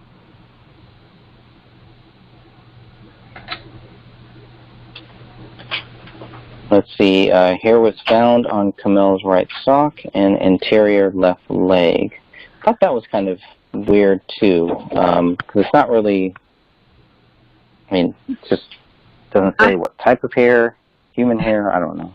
Yeah, exactly. Hair everywhere. I take note of that because when I was reading your book and I came across that, I went to the reports and I made note, because what I find interesting is her, because again, my theory has been that she was positioned and placed there after all of this, and that the bodies were then staged once everything was done. Now, how is it that hair can be on the anterior or on the front part of her leg, the leg that is lying on the ground, but the posterior, the back part of the leg that is exposed to the elements and to this dog who's supposedly tracking all this hair and debris around the house, the hair isn't there. It's only on the front that is lying on the floor. So does this show then that her body was actually moved at some point? It doesn't necessarily show it, but it's a good indication that something's awry with their theory, because how did that hair get on the ground? And like you said, it doesn't necessarily stay, and they don't know whose hair. Was it David's hair? Was it her hair? Was it Rania's hair? They should have, again, you would think they would go, okay, there's hair on the anterior portion of her leg, and that was on the floor. So whose hair is that? Was she's walking on somebody's hair? Or, yeah, I don't understand. Right, her leg across somebody's hair. Yeah, I mean, and then if hair is on the floor prior to her being there. Now we know that from looking at photos of how she kept house prior to this incident. Now people tend to look at the police photos and they see stuff all over, and your first thought is, wow, they weren't very good housekeepers. But that's what the police did. They tend to tear things up as they're doing, collecting evidence. That's all normal. But when you look at her other photos of their house prior to that, she was actually a really good housekeeper. So I find it hard to believe that this hair would have been on the floor prior to, just due to a lack of housekeeping. So how did it get there? And that is, that just jumped out at me when I was reading this chapter in your book. Yeah, it says her left sleeve of Kamel's sweater was frayed. And of course I had a hard, like, what do they mean by frayed? What is it frayed? But I guess it's kind of like, I guess like ribs, kind of. I mean, when I think of frayed, I think like those. A fraying is where if it's knitted, which it probably was a knit weave fabric, where it starts to come apart. So it starts to unravel. Okay. And it was weird because it was the left sleeve, not the right sleeve. We know both hands are missing. So that was another thing. I would expect it to be frayed on both sides, but maybe not. Maybe it's just more related to the sweater than anything else. And again, you bring up an excellent point, because her left hand and arm is underneath her body, according to all of the reports from the police officers who were on scene. So that portion of that sweater was under her body. And like you said, her right hand was outside of the body. And the dog supposedly ate her right hand, but that sleeve is not frayed. However, the one under her body is frayed. And the dog can't even get to it. And they don't even bother to look into that further. It's all stuff I think will hopefully one day help the case get reopened. I also found that it was interesting, still at the bottom of page 29 here. I think this is the last thing that I have on this page, but that she was wearing a Gray State shirt. And the reason why that was important is because we had heard so much about how Kamel didn't like this project. She wasn't for it, et cetera, et cetera. I just found it, I didn't, from reading David's posts and from looking at all of the stuff there, it seemed like, she was his biggest fan. I didn't get the view that she was jealous of the whole Gray State project, that she felt that, slighted by it. I mean, she's wearing a T-shirt. I don't know. I just did not get that feeling that she had any issues with David's project. And I agree with you, because everything that is filmed of her while they're doing David is doing the filming of the trailer, she is smiling, she's excited, they're talking, she's having a great time. I don't see one look on her face that says disgust, boredom, or anything. She's in it like everybody else. So, yeah, and I agree with you. Why would she wear a Gray State shirt if she's angry or jealous? That doesn't make sense. No, it doesn't fall in line with their theory, so I guess they just leave that out too. Yep. He had her reading the script.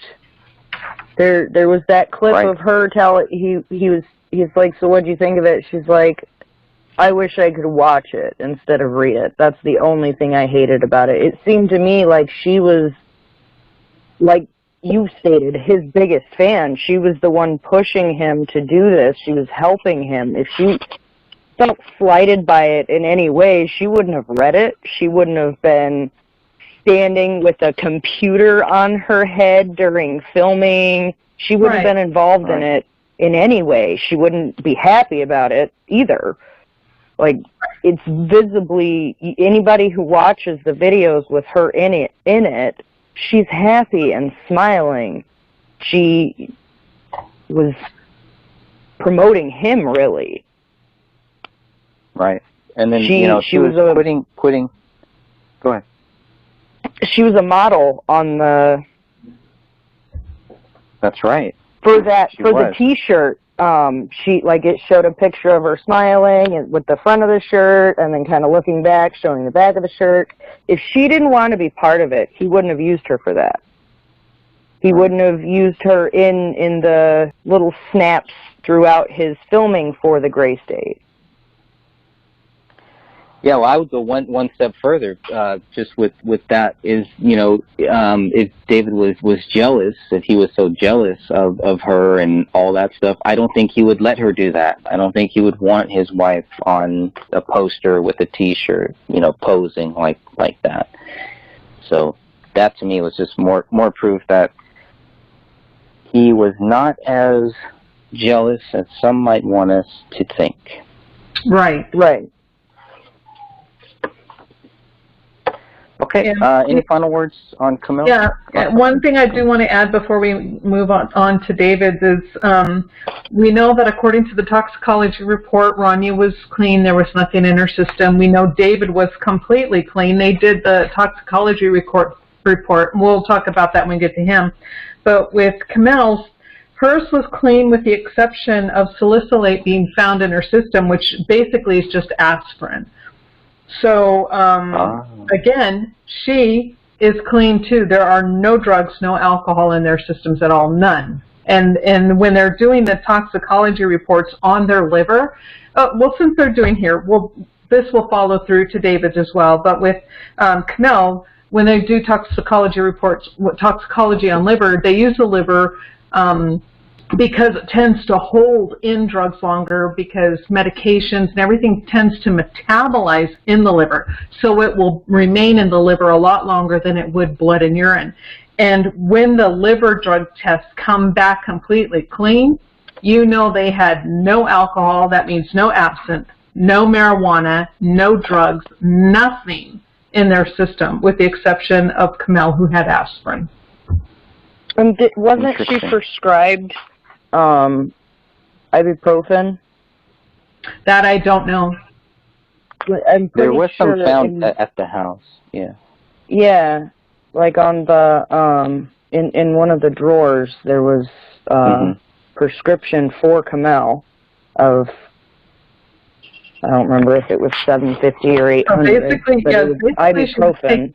She was just taking something very natural like aspirin, a pain reliever, and that was it. Right. They are clean. So the marijuana being on the dresser and that staging of trying to make it look like they were potheads is out the window. Their toxicology reports prove that's out the window. The theory that David was, loony and crazy due to absinthe, out the window. He had no alcohol in his system whatsoever.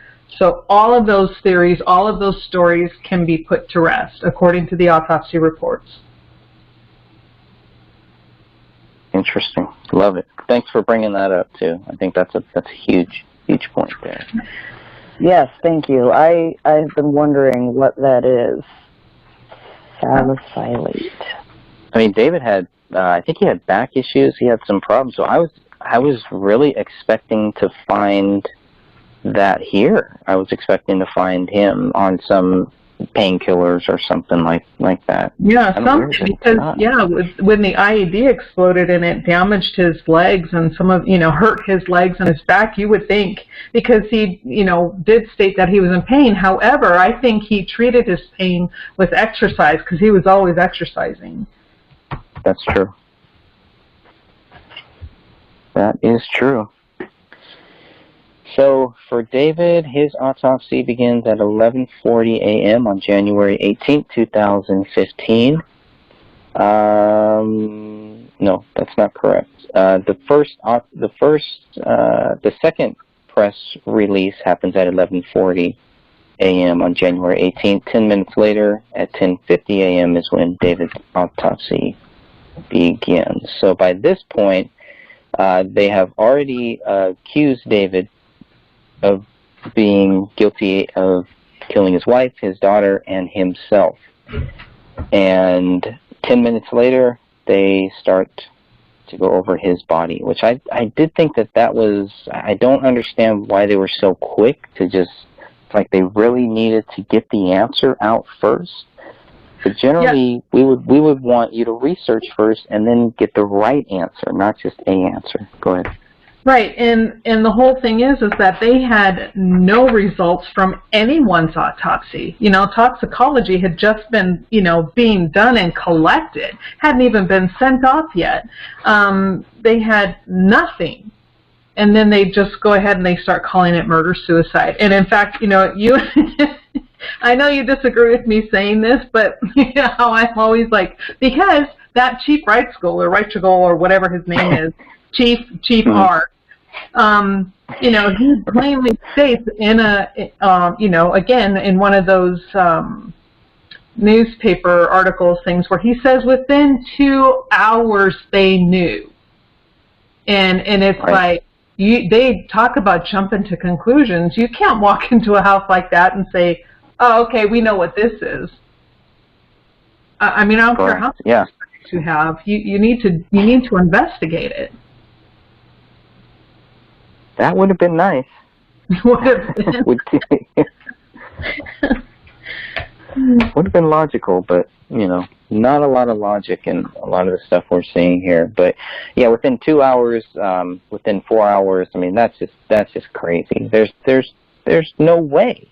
There's no way that they could possibly know. Especially when they leave the house without, they still to this day don't have the bullet that killed them. So how can you walk out of a residence and say he committed suicide, but not retrieve the bullet or the fragment that killed him, or even anything? They just Oh. Yeah. Okay. Getting frustrated all over again. Here we go. Sorry. Well, they didn't have his bullet, and they didn't have the one tied to his daughter either. So correct. They are consistent in that basis. Consistent in missing bullets. That's it. Look at the bright side. At this point, look at the bright side. Go ahead, Stephanie. I had so who puts all the things in the body bag? Like at the crime scene, do we know that? I don't know if that's the BCA. I'm assuming the BCA. Or it could have been also the assistant that it's the name we've only heard or seen a few times, that Dr. Lelinski's assistant that showed up there with her. It could have been that person as well, or was it the police? I thought I read somewhere. Now I can't remember. Yeah, you're talking about Greg Spandau. Yes. Greg Spaniel was the medical examiner investigator who was with her. Yeah, he's there, and that's it. He's done. His investigation is over. Trying to figure out how the two mandibles got into the same bag. Well, because the reports state that the bones, and this is, again, a good question, because there was a mandible found on top of the blue blanket, but where? But the reports state that any bone fragments, whatever was closest to that body, was collected and sent with that body. So that's probably why those mandibles were closest to her, so they just collected it and stuck it with her. And then, let the medical examiner figure out who belonged to who. That's right. Let's see here. I was just looking at some of the questions in the chat room too. So here we have David, the pathologist was Jessica Lelinski, and Mitchell Morey is back. Detective Sean McKnight and Detective Brian Bone are both there during this process. And they have David weighing at 128 pounds. And again, that's going to be different from what they have him here, which is 180 pounds is what they have in the police files. So that's a big difference. That's a huge very important. Now, what would cause that? I mean, and maybe they're going by. Well, I'm assuming, where did they get this 180 from? The 180 has to come from his driver's license. Yeah, I would think so. Either his driver's license or any medical records that they were able to get. But that's still a big difference on 20. Yeah, when you look at him, he may not be a tall man, but he is a very fit, muscular man. So muscle weighs more than fat. And so, a pound of fat is still the same as a pound of muscle, but you know what I mean. He was very fit, and he had to have weighed a whole lot more than 128 pounds or 138 pounds. So why didn't they check that out? Right. I had it in my head that Kamel was 120 pounds and he was 185 pounds. That's close. That's close to what these documents say. So it's a big difference. 128 pounds for David. For David, not Kamel. Oh wow. Yeah, Kamel was 85. She was found 85 pounds. Normally, they said 130. David was found 128 pounds. Normally, at about 180. So it's a big Is that normal for them to lose that much weight after death? Not in any of the dead people I've ever seen. If they were 150 when they died, they were 150 a week later, I have no explanation as to why the drastic weight loss for either one of them. Well, I would think drugs, but again, we're looking at the tox, and there were no drugs in their system, so they were completely doesn't make sense. Clean. Yep. They were in the process of making food. So I don't think they had any issues like that. I don't know. There's no answer for that. Yep, none. You assume that it would be in their system. I mean, Pop's found in the house, so you assume it would be in one or the other system. But toxicology coming back negative for that. And again, why was it even open if it's not in either of their systems? It's common in somebody who overdoses. Well, and again, that all goes right back to the police not investigating, because especially when the toxicology reports came back, those take longer. But the moment they came back and they were sent to the police station, the police should have then looked at that and said, okay, there was marijuana open on their dresser. There was a bong in the bathroom that looked to have been cleaned right away or relatively within a certain time frame. But everything on their toxicology reports come back clean. They are clean of everything. So that then tells them the scene is staged.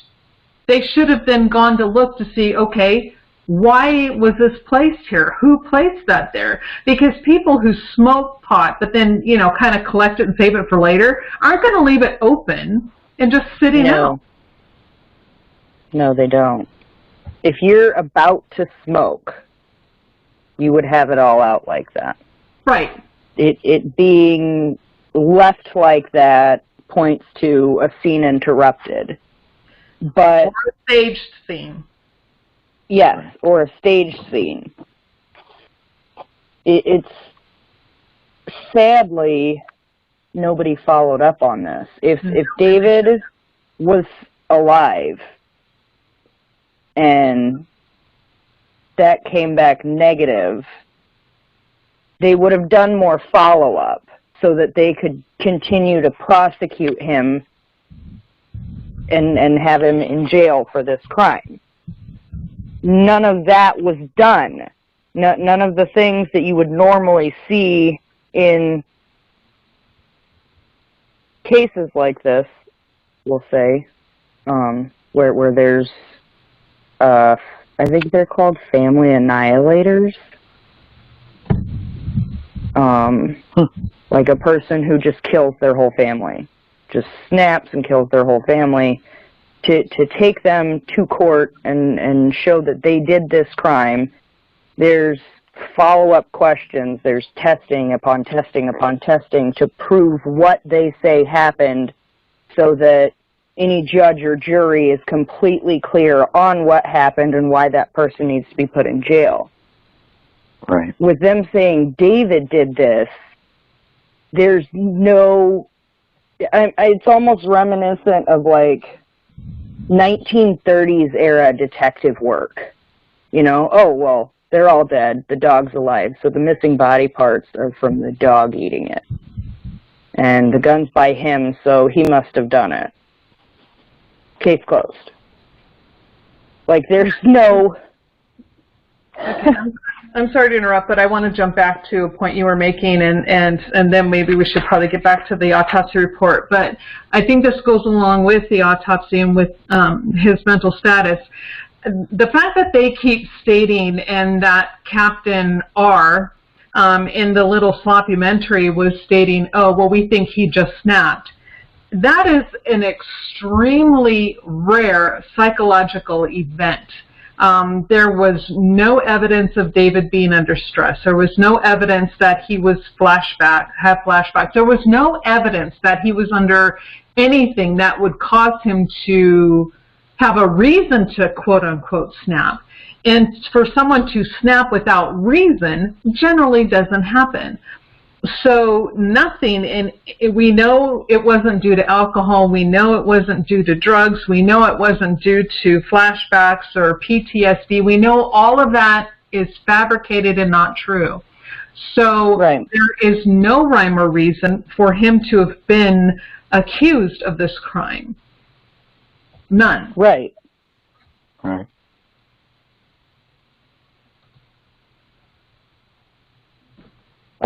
It also says David was identified by the dental records and the body tats. The problem here that I'm having with the identifications is the date that these reports are done on January 18th. The bodies aren't positively identified until January 21st.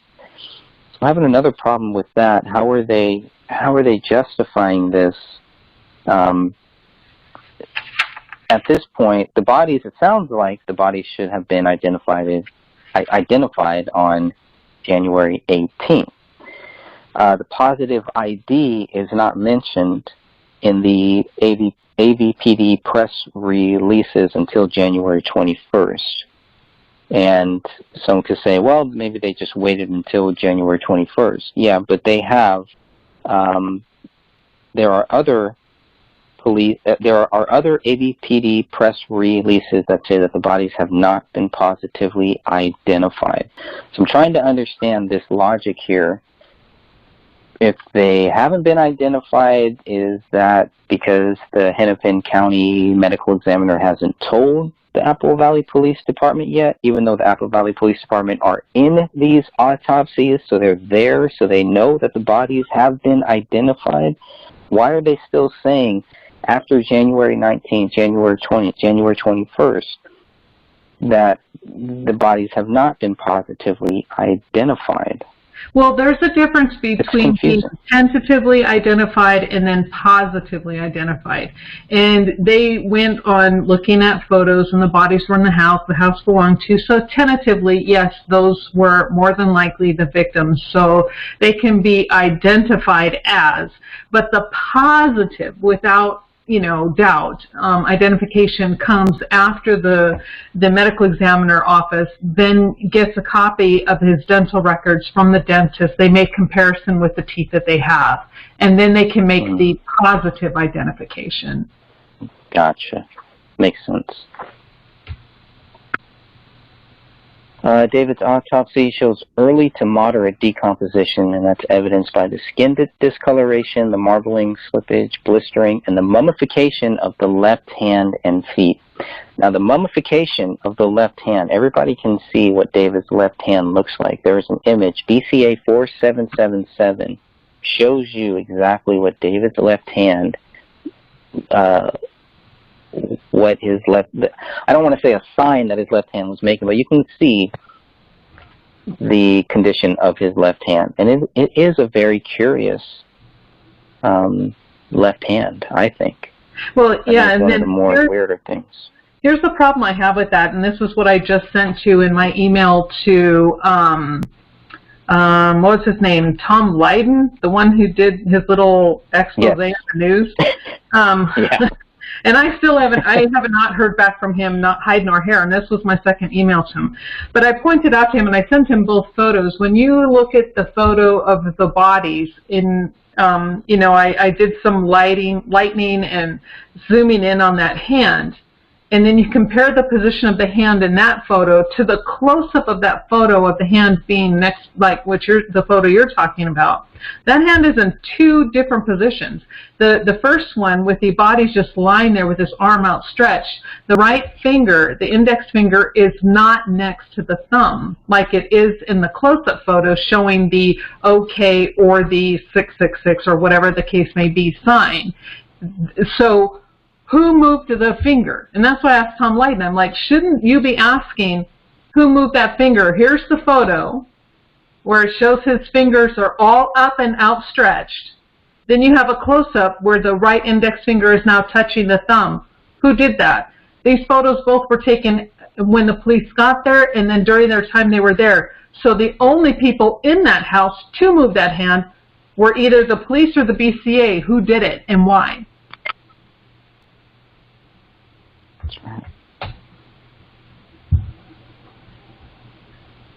We wouldn't have let's snapped. see, anything else? It wouldn't have what? The pointer finger wouldn't have snapped, like, off or broken in some way when it was moved? The rigor mortis had already been gone. The fingers would have been pliable. I didn't know that. Well, and I did read somewhere, so I'm going to keep my mouth shut. I'll go find that for our next one. So when I find it, then we can talk about it next time. Okay. All right. Yeah, I do want to kind of wind this down here. Getting pretty close to the end here. I know this has gone a little bit longer, but that's okay. We're almost done with this, just looking at David's head. So due to the condition of David's head, they were unable to determine the entrance, the pathway, and the trajectory of the gunshot wound. So that shows that they tried, right? They tried to find the trajectory. No, okay, maybe not. Maybe not. They just looked at it and said, there's no point of even looking to figure it out. That's pretty odd. They did determine the bullet exited through the left parietal bone. Mm-hmm. Sorry, Kamel had more gunshots, so I can understand not being able to figure out where the entrance or exit was for her. But if he just had one, I mean, Randy was shot once, and it was pretty cut and tie to see where it came in and where it went out. If he was just shot once, shouldn't it be like the same? Well, there's a difference because with Kamel, it was they could find the entrance wound, and so they were able to determine the trajectory. With David, they only had an exit section, so the entrance wound, that portion of the skull was not found, and so they had no way of knowing how it entered. They only know how it exited. So that could be why. Which I think is weird, looking at the photo of David's head, right? I mean, even though it is kind of back and it's kind of hard to really see or to close up on, it's like it looked to me like more of the left side was missing of his head than the right side.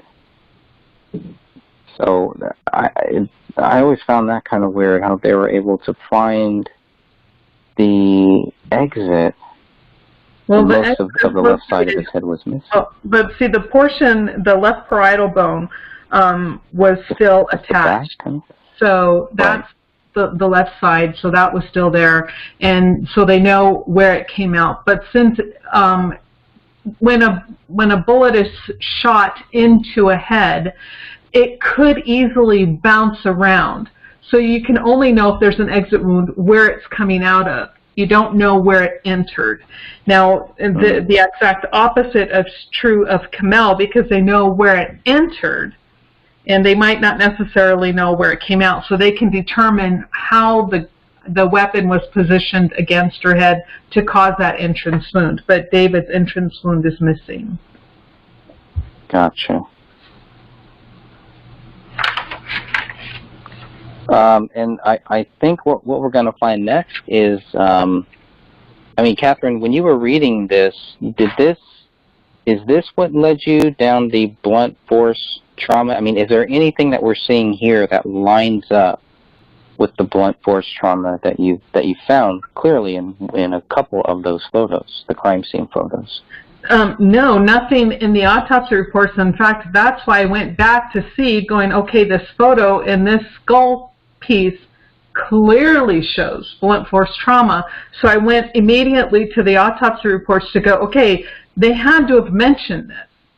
But there is no mention in the autopsy reports at all. At least not here. Now, in the extensive, thicker medical examiner report, we don't know, and we will never know. Again, because by law, those are not to be released to anyone other than the families. The families can request, but anybody else can't. But wouldn't that stuff be some of the basic things to mention? I mean, there's no reason. Well, yeah. I guess there is reason not to mention. Exactly, because when they mention the larger skull piece, they just say that this large skull piece that then articulates well with the remaining calvarium. You would think that they would mention that the skull piece has indentations on it, but they say nothing. Not at all. And the indentations are clear. I mean, a 2-year-old could look at it and go, oh, look, there's marks. Compare that with a regular skull cap, and then you look at his, and I mean, you know, I hate to say this, but a 5-year-old could tell you that there's something wrong with David's scalp. Or I'm not sorry, not scalp, but his skull. And so these skull bone fragments ranging from 1.5 to 14.5, is that would the image of the blunt force trauma, would that fall in line? Would that fall into this category, 1.5 to 14.5 centimeters? Well, what I Or is did. that something different? Well, I guess. Wait a second. Were you trying to ask me? I don't think I understood. Oh, I'm just saying. Where is it here? They were mentioned that skull bone fragments were.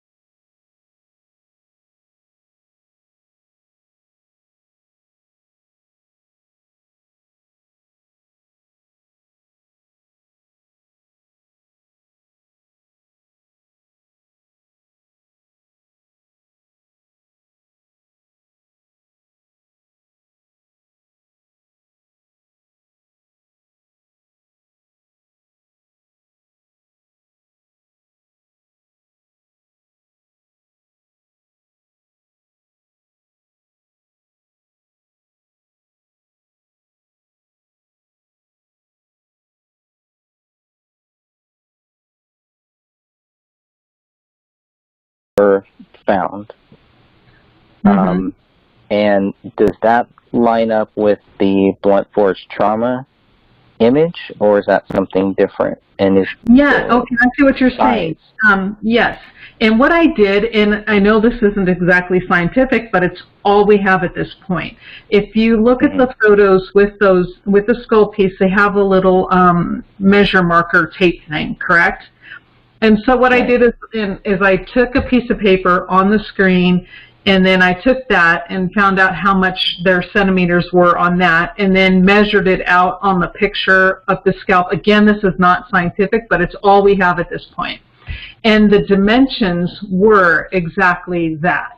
For that skull cap piece was exactly what was found, and then that fit, that articulated well and fit with his calvarium.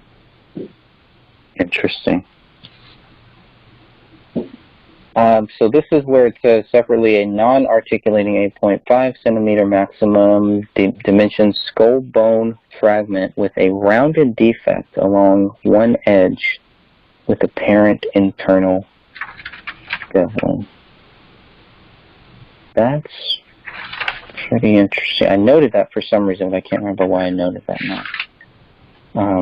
Rounded defect. I guess that was the rounded defect. So that would be, I guess I was trying to figure out what that rounded defect was. Most likely. Well, I'm assuming that would have been either an exit or an entrance wound. It would have to be of some sort, or we don't know. Could it have been from whatever weapon was used to hit them? They don't even. You're right. They don't even clarify. I'm reading that right now on page 3 of the autopsy report, and it just states rounded defect. But what type of defect? Right. Was it a complete round circle? And if it was a complete round circle, then they would have stated if it was a gunshot exit or entrance wound, because it would have had beveling. They don't speak of beveling. They just say rounded defect.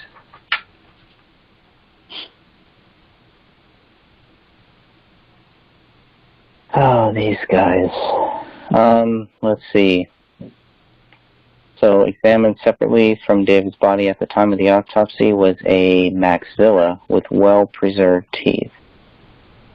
I guess that was, it's mentioned here, so if it's mentioned here, that it's got to be tied to David, right?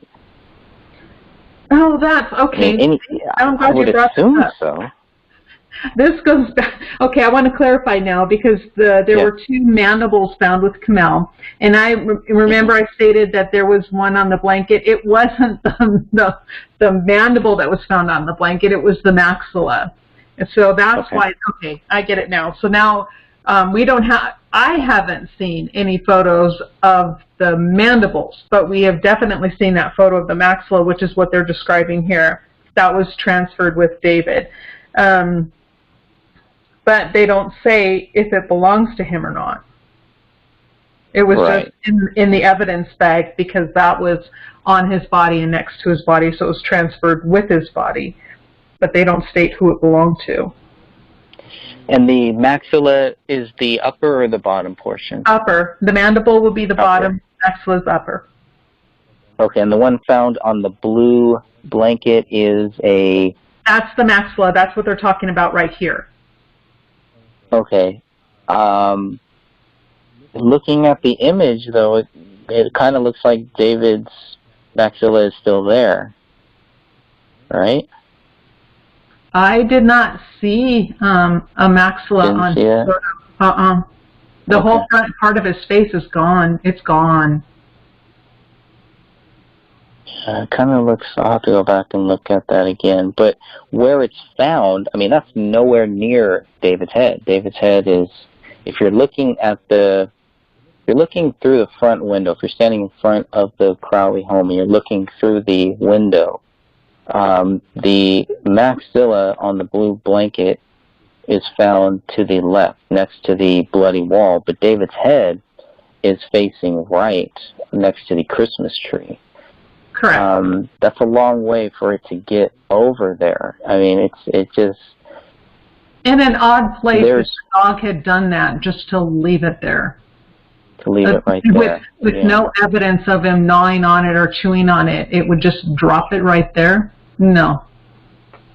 It looks placed. Again, that looks staged as well.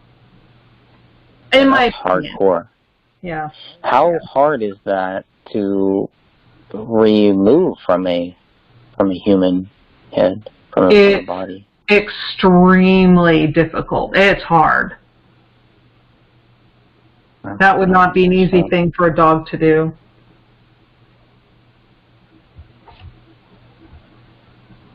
That's disturbing. This report also claimed Palaio was responsible for the absence of David's brain, the majority of his skull, the neck skin, neck soft tissue, neck muscles, the hyoid bone. I think at this point I was just so frustrated with what I was reading. I could not believe that they were blaming the dog for all of this stuff here. And it was very, very frustrating. So I just decided to just list all of the things that they were blaming the dog for. Yeah, and not only without anything. Yeah. I'm sorry, Greg. I keep cutting you off. I'm so sorry. But it's interesting that they blamed Paleo for so much of this stuff, but yet this is one very picky dog. very discriminating taste. It's going to choose just this, the hardest bones of the body, over what is easy to get to, easy to remove. But let's go for the hardest bones, and we're just going to eat them all up. I'm like, wow, really? Okay. How gullible do they really believe people are? I don't get it. I don't either. I mean, you can see his left hand. Those fingers are they're just there. They're up there. You know, it's very easy to take those, but instead, the dog apparently only goes for David's right hand and doesn't touch the left hand. Yeah, again, it's baffling. Yep. Regarding the missing right hand, the distal right forearm shows intact smooth ends of the radius and ulna and irregularly contoured soft tissue, muscle, and skin. So does that line up with animal scavenging? I'm trying to find that on the report. The report.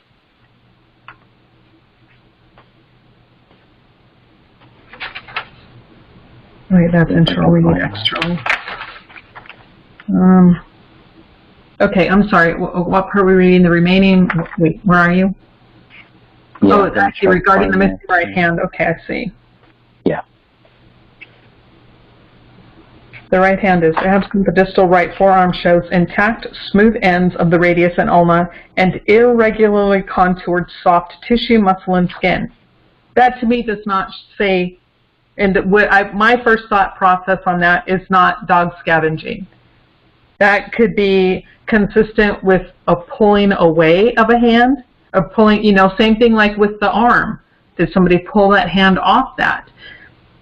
And I see nothing here that says dog scavenging. That's very curious then. Now, especially with the smooth ends of the radius and ulna, if a dog is going to be chewing on a hand to remove it from a body, if it could do that, there would be teeth marks. It would no longer be smooth. There would be, gnaw marks on those bones, and there's nothing. It's smooth. It's smooth. That's a key. That's a key word too. That it was smooth. It's like, wait a minute. It says jagged, I believe, for one of the other body parts, but for this one, it's there's nothing mentioned like that. It's really weird. It's really odd. There's nothing consistent in this. So, I agree. See. I think that's about it. Unless you guys have any final questions here, we can go ahead and shut this podcast down. I did anticipate this one being a little bit longer because of all this, and because I knew I had 1,000 questions that I was going to ask you, Catherine. And you were able to answer everything for me, so thank you again. Thank you again for joining us here.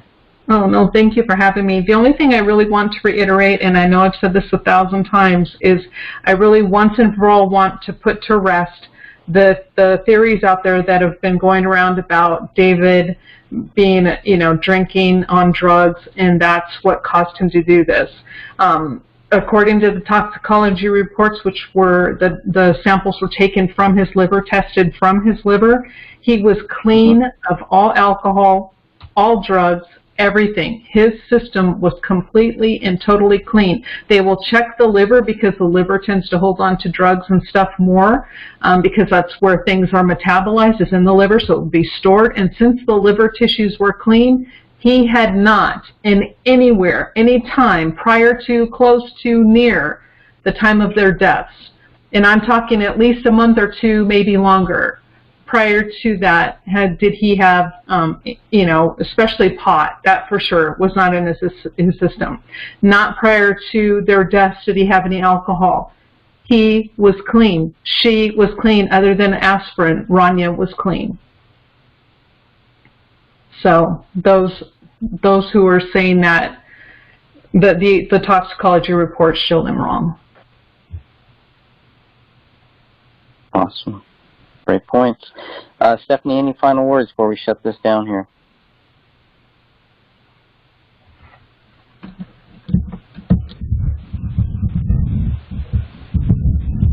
Stephanie? Did we lose her? We might have.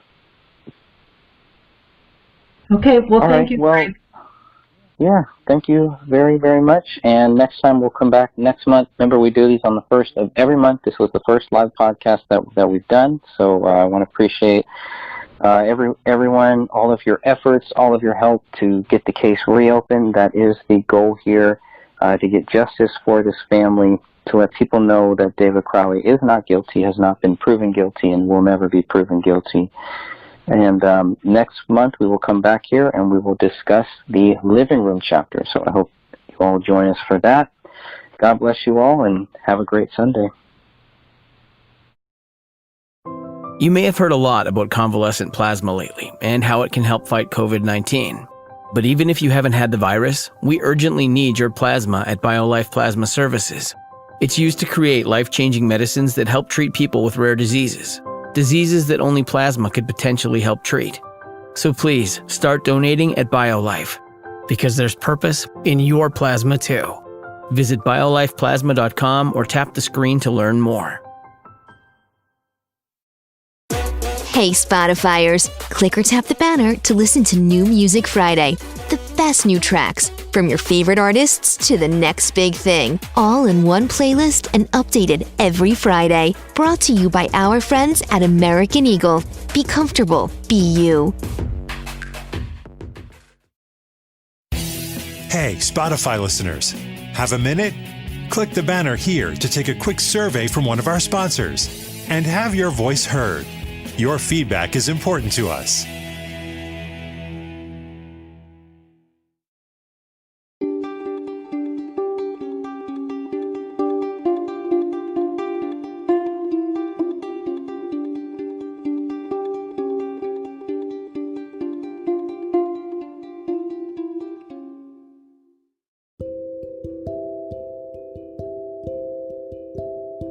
Okay, Dan, take it away. Hello, my name is Dan Hennon. Today is June 28, 2020. We'll be reviewing on this podcast number 6 of the book, The Gray State, written by Greg Fernandez, Jr. Joining us today will be Catherine, Greg, and myself for this episode. How is everyone doing today? Awesome. Doing great. Good. Well, we've got an interesting chapter to cover here. Greg's book is, for the new listeners out there, it's a 16-chapter book detailing the Crowley case murders. And this chapter today is called The Living Room. And because most of the details took place in the living room, this is going to be one heck of a chapter to cover. We may have to break this down into several parts, but we'll try it. We'll see how far we get here today. I'll start off by reading the first paragraph.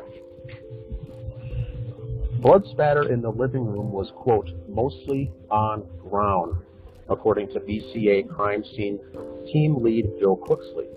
A black Springfield XD-40 handgun, which is item 1A, with a rubber Hogue grip sleeve, was found cocked on the living room floor, quote, several inches from David's left hand, according to Detective Tommy Booth.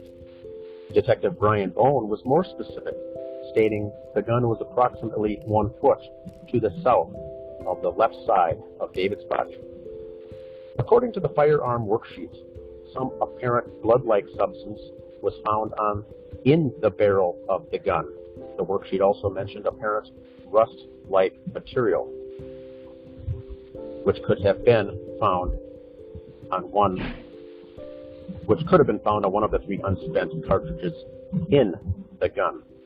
Now, the nice thing, if you're following along in Greg's book here, this is page 35 of the book. Once again, it's chapter 5 of the book. And Greg adds the sketch, the police drawing sketch, the handwritten sketch below in the book that shows the layout of the individuals and the bodies there. And remember, we have to keep in mind that the CAD or the drawing, the computer-aided drawing, number one, does not match what that was really at all. So that's another thing we could cover. But that's the first paragraph, Greg. You want to get us started on some of your questions and comments? Yeah, I think... Or Catherine. Let's start off with Greg. Sure. I think, obviously, the biggest question is to make sure that this is where the crime actually happened. Now, I can't prove that it did or that it didn't, but this is where they say that the crime happened. And I think the most obvious reason why they say that, obviously, is because this is where the 3 bodies are found. This is where the gun is found.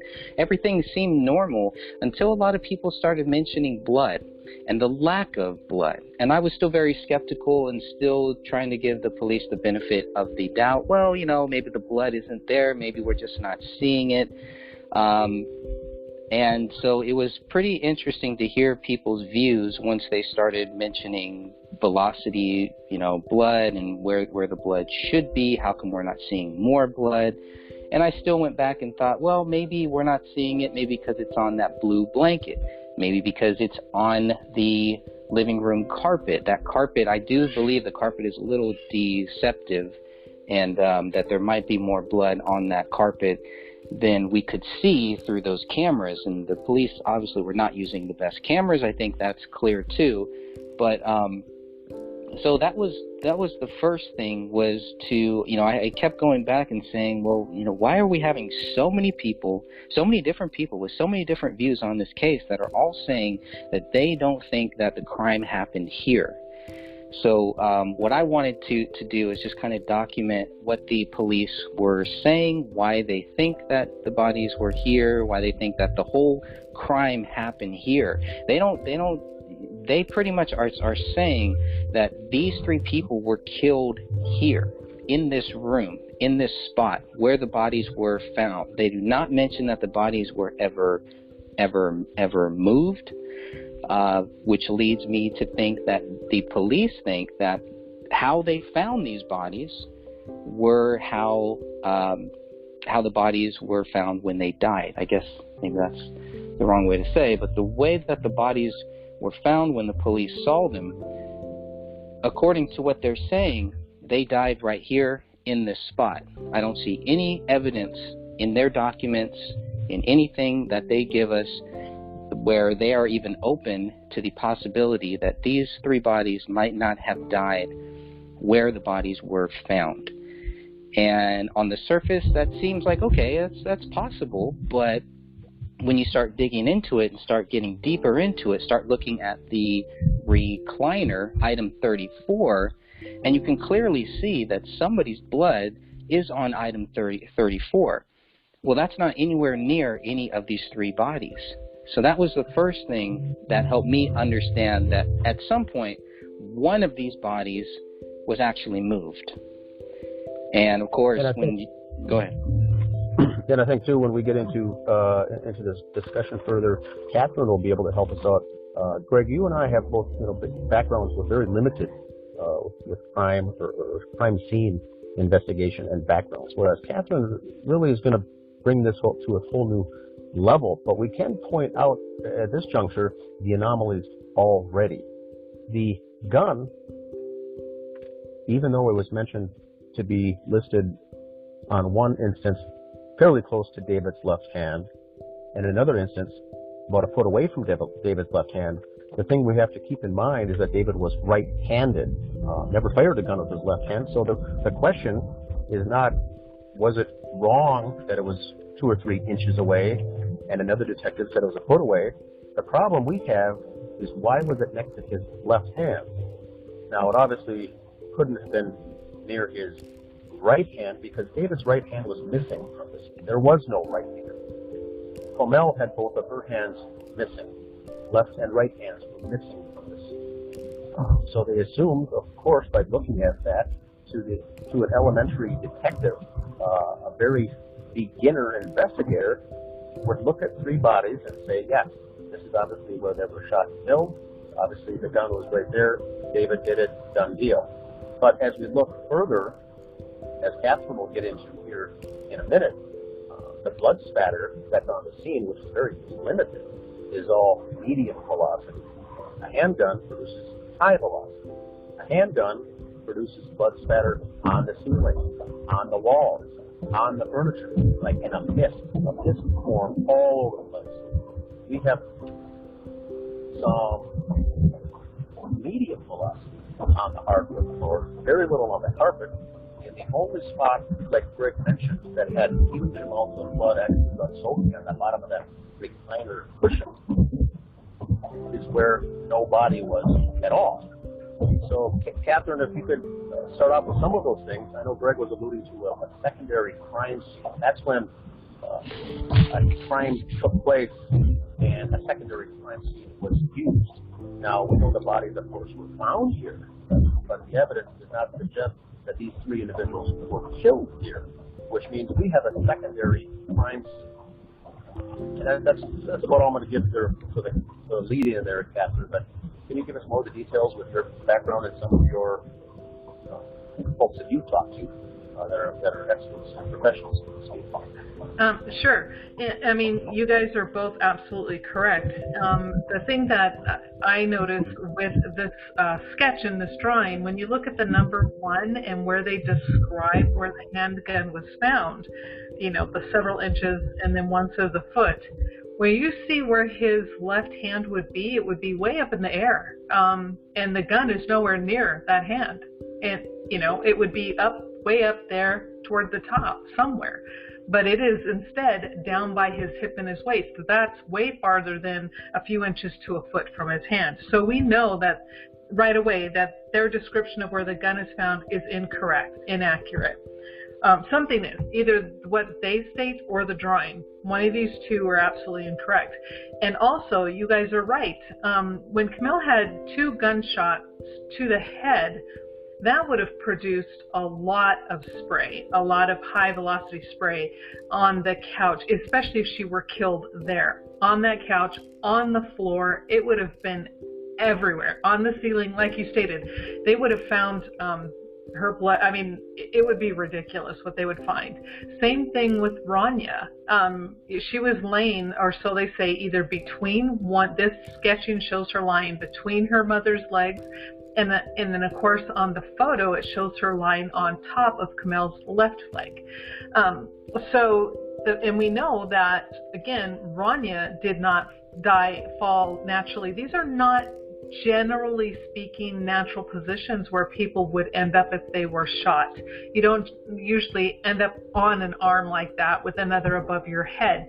You don't end up with, you know, like David with his arms, you know, one straight out, one up in the air. You know, none of this scene makes sense.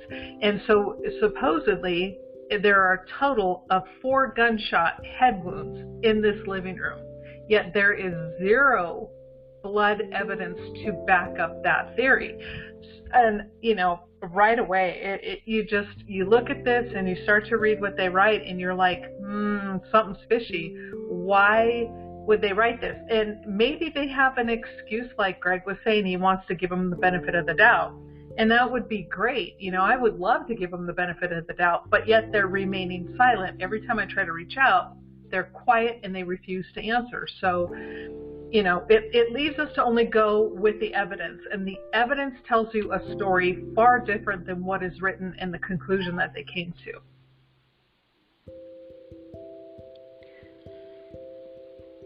I think one important thing here, just taking a few steps back, that I found interesting, point number 3 here, is that the gun was found cocked.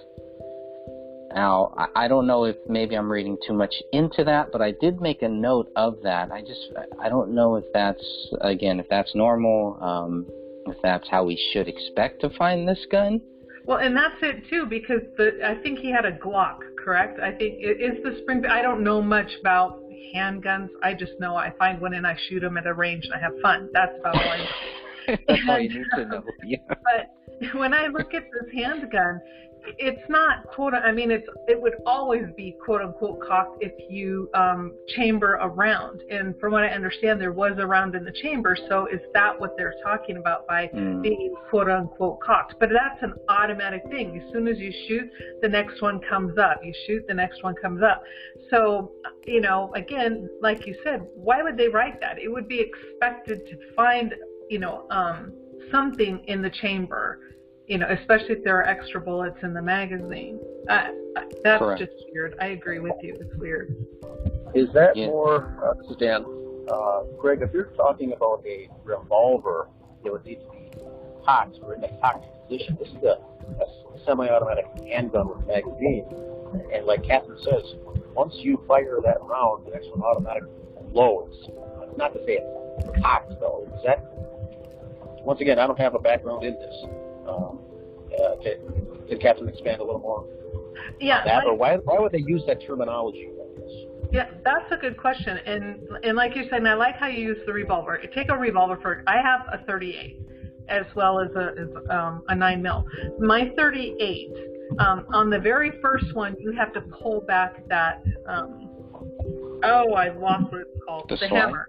The hammer. You pull back that hammer, and then you when you fire it, you don't have to keep pulling it back to continue shooting. So that would be, once you pull that thing back, whatever it's called, maybe it's not a hammer, I don't know, but you pull it back, that would be considered cocked. Okay. So, but on a gun like a 9mm and the Glock, same thing. When you pull that slide back, and it's called chambering around. So when you pull it back, a cartridge, a bullet, then comes up into the barrel. And then from that point on, you don't have to do anything other than shoot it. And once it's empty, then you put in a new magazine or refill it. So this is just, like you guys are saying, to word it this way, it's just weird. Yeah. The other thing, I guess, getting back to the blood a little bit, that it was mostly on the ground. So, to me, that, again, somebody who doesn't know anything about this, just looking as a complete outsider, I've never studied this stuff, never really looked into it. I'm trying to understand it, and that's another purpose of this book, is so that I can bounce these ideas, bounce these thoughts off of people who do, and try to learn more about what we are seeing here. But the fact that the blood was mostly on the ground, does that indicate that all three people were on the ground when shot? It seems to me that that's what they are inferring, or implied. I'm sorry, that's called implied. They're implying that. Yet, again, the evidence doesn't support it. However, I want to jump to what you were saying about the rug, how the rug had different colors, and it did have some dark brown.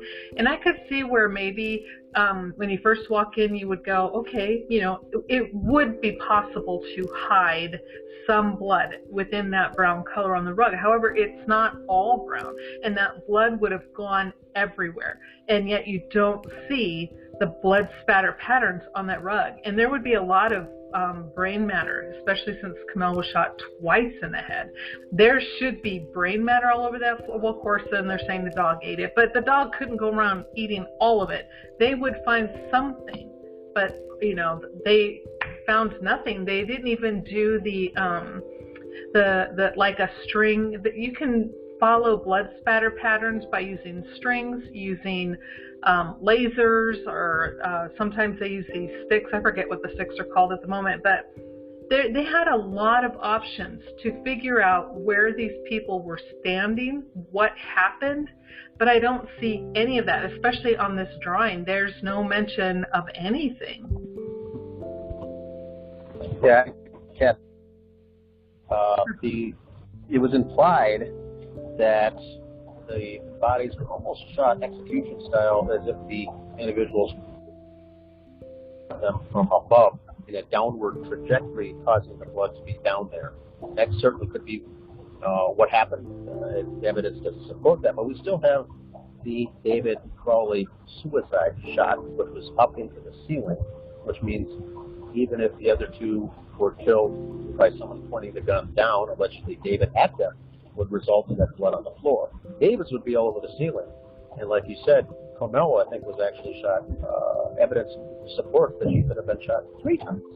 Correct. And so if they're all in the down position, I could see that the blood being down there on that floor, on that hardwood floor, it would make sense. But it doesn't explain David's. Find the gun in the left hand. He's right-handed. It's already cocked. He allegedly shot himself from a kneeling position or something, a sitting position, into the head.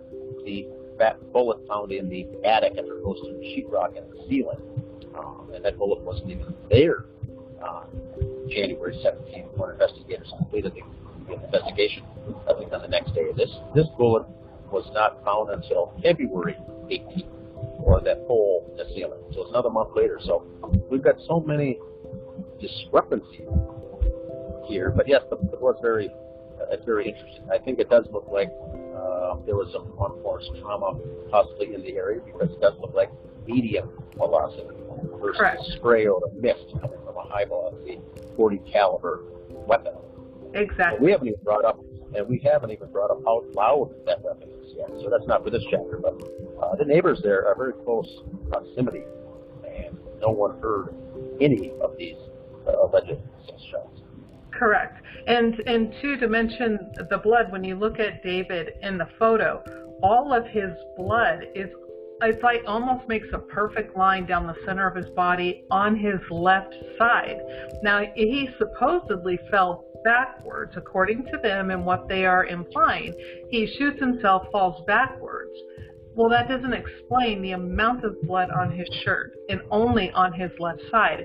It would have been all over his back or maybe some on his front, but not in the pattern that you see. And so, I'm just like, okay, nothing. You look at the photo and you're just left with, whoa, what really happened?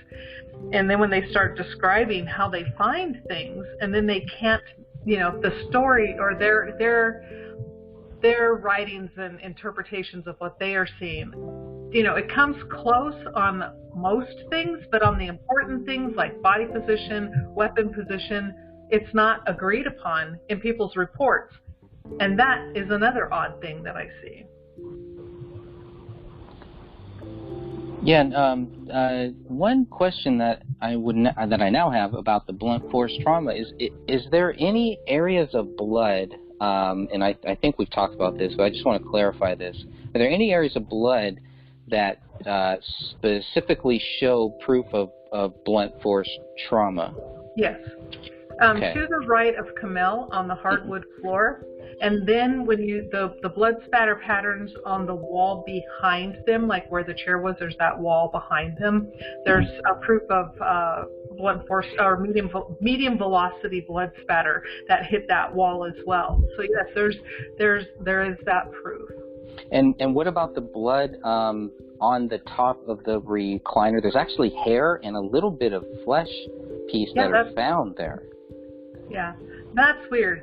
When I look at that part right there does remind me, and that is where I could see where maybe the dog had kind of maybe threw up or gagged and it got stuck there, or it could have also been flying off either during a hit or a gunshot. Who knows? But again, there are a lot of what they call void patterns. So you have all of these massive injuries to the head, which is highly vascular. Lots of bleeding would be going on. Lots of blood would be showing, brain matter, bone. It would be everywhere. But we don't really see that. But we do see lots of areas where there's nothing, but then a medium velocity blood spatter pattern, which tells me that there was some type of, covering tarp. I don't know, but something was put in place that captured and caught a lot of the blood, because the patterns aren't making sense to the injuries and where the injuries are located. Mm-hmm. So this is Dan.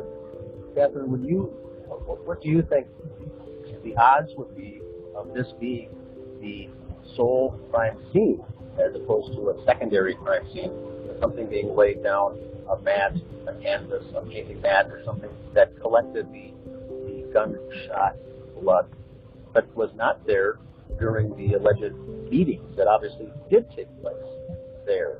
Or do you think the blood that was there could have been staged to make it look like a beating?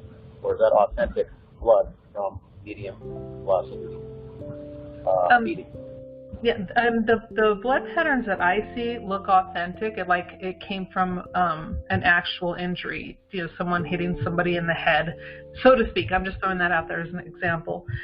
However, I think both instances are correct. I agree with you, like you said at the beginning, that this is also like a secondary crime scene. I don't believe that they were all killed in that living room. There's just not enough proof. There is no blood that they showed from Rania or David in the living room, correct? It was all Kamel. Am I wrong, or did I remember that incorrectly?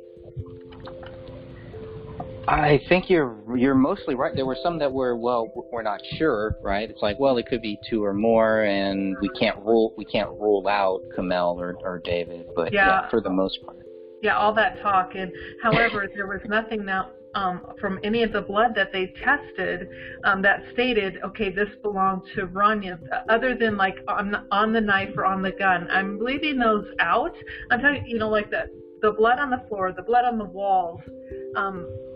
They took one swab of the writing in the living room, but that's pretty much it. They, the rest of the blood did not seem to be tested. However, what was tested only belonged to Kamel. Now, so that tells us then where were Rania and David killed? Because if their blood isn't in that living room, they were killed somewhere else. Or it could be just the primary crime scene. Somebody put up a tarp and killed them all there, but the tarp or whatever that they used was not really sufficient, so things got through, and the people who did it just didn't care that Kamel was there.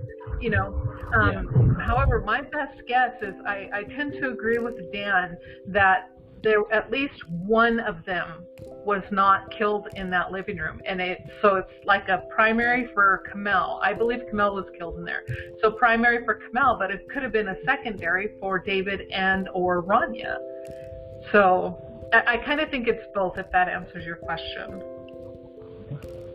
Yes, and so I got a quick comment here. It does, the evidence that we see and the facts suggest that Kamel was beaten by blunt force trauma, blunt force instrument in that living room. May or may not have subsequently died or was shot at that point, but was beaten in that living room. That's what the evidence suggests. The problem is there is no baseball bat or tire iron or anything in that residence that shows proof that something was. So if this was done by a third party, they obviously took that weapon with them. Correct? Correct. And if David had done it, it would have been sitting there. They would have found it. Well, see, that's the point that we have an issue with. Is officially the official narrative is David did all the shooting. David killed his family and then killed himself. But if he beat someone, Kamel in this case, his wife, with a tire iron, baseball bat, or something, it would be in the residence. It's not, and that's just the fact.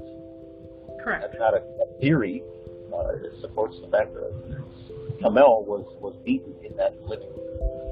May or may not have died there with gunshots, as we found 3 of them. But there's no instrument that caused the beating. And the problem was there was a knife found at the scene, which we'll get into in the next paragraph or two. That seems to be an afterthought from the investigators. Correct. And that bothers me as well, because when you have, missing limbs, you don't just automatically jump to the dog did it. So they had a really good patsy to blame everything on, so they didn't really have to do the work.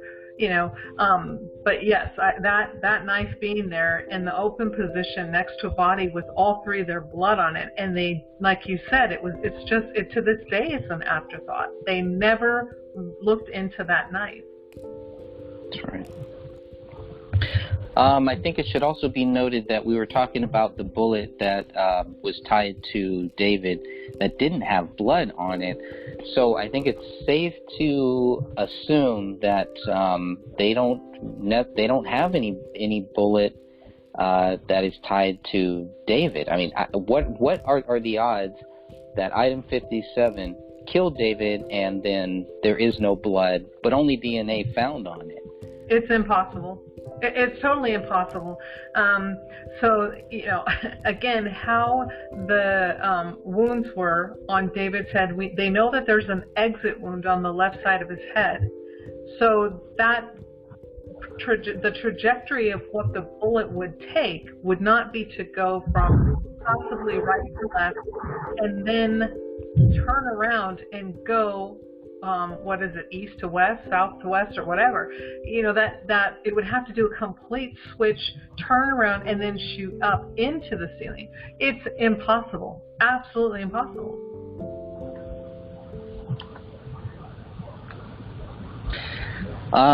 Let's see. The next thing I had here was how close would you have to be to get blood into the barrel of the gun?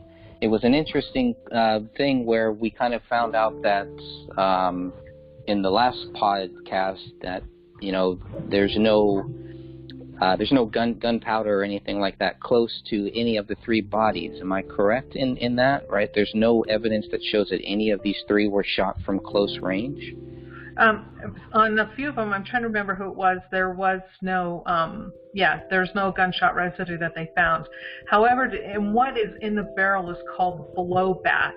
So in order to get that blowback into the barrel of the gun, they would have to be relatively close. So with it being that close, one would assume, especially with Camille, with two, at least, we know two gunshot wounds to her head, but like Dan said, there's a third bullet fragment with her blood on it. So, you know, with the evidence, and we have to go with what only the evidence is showing us, is that she was shot twice. So there should be gunshot residue on her hair, on her clothes, and, you know, somewhere it should be there, but yet it's mighty convenient that it is missing throughout the entire house.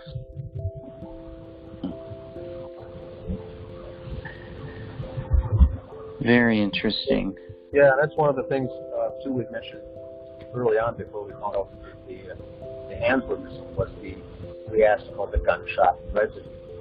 If David did this and shot himself, shot everyone else, the evidence would be on his right hand, gunshot residue that could be tested, showing that. And we don't have that because the gun was found next to his left hand. The only hand that was on the but it's the left hand, it was sitting next to his left hand. But at this time now, his hand is all in a leathery, decomposing stage 3 weeks later. And so they were not able to test that. I don't believe it. Correct me if I'm wrong. But then you're talking a close-range gunshot, back of the head execution style. For instance, you would have that stippling, I think it's called, or the powder burns into the skin, showing that that gun was fired with 1 to 3, potentially 1 to 3 inches away. But we don't really have that either, because with the heads being missing, so we can't tell who was shot where or anything, much less. So we don't know if they're from a distance or from close range or not. So I think any kind of testing like that is also now inconclusive for the most part, because we can't get that information. Correct. We literally can't get that information. So that's where we're stuck too. But I was confused too, like Greg had pointed out. There was a little like substance inside the barrel of the gun, and if that is common or not, as far as the blowback coming back into the barrel itself, I find that strange. Yeah, that is. It's very common if the gun itself is held close to the body, but especially, you know, like the head, you would expect to see blowback. So yeah. Okay, but there's no way.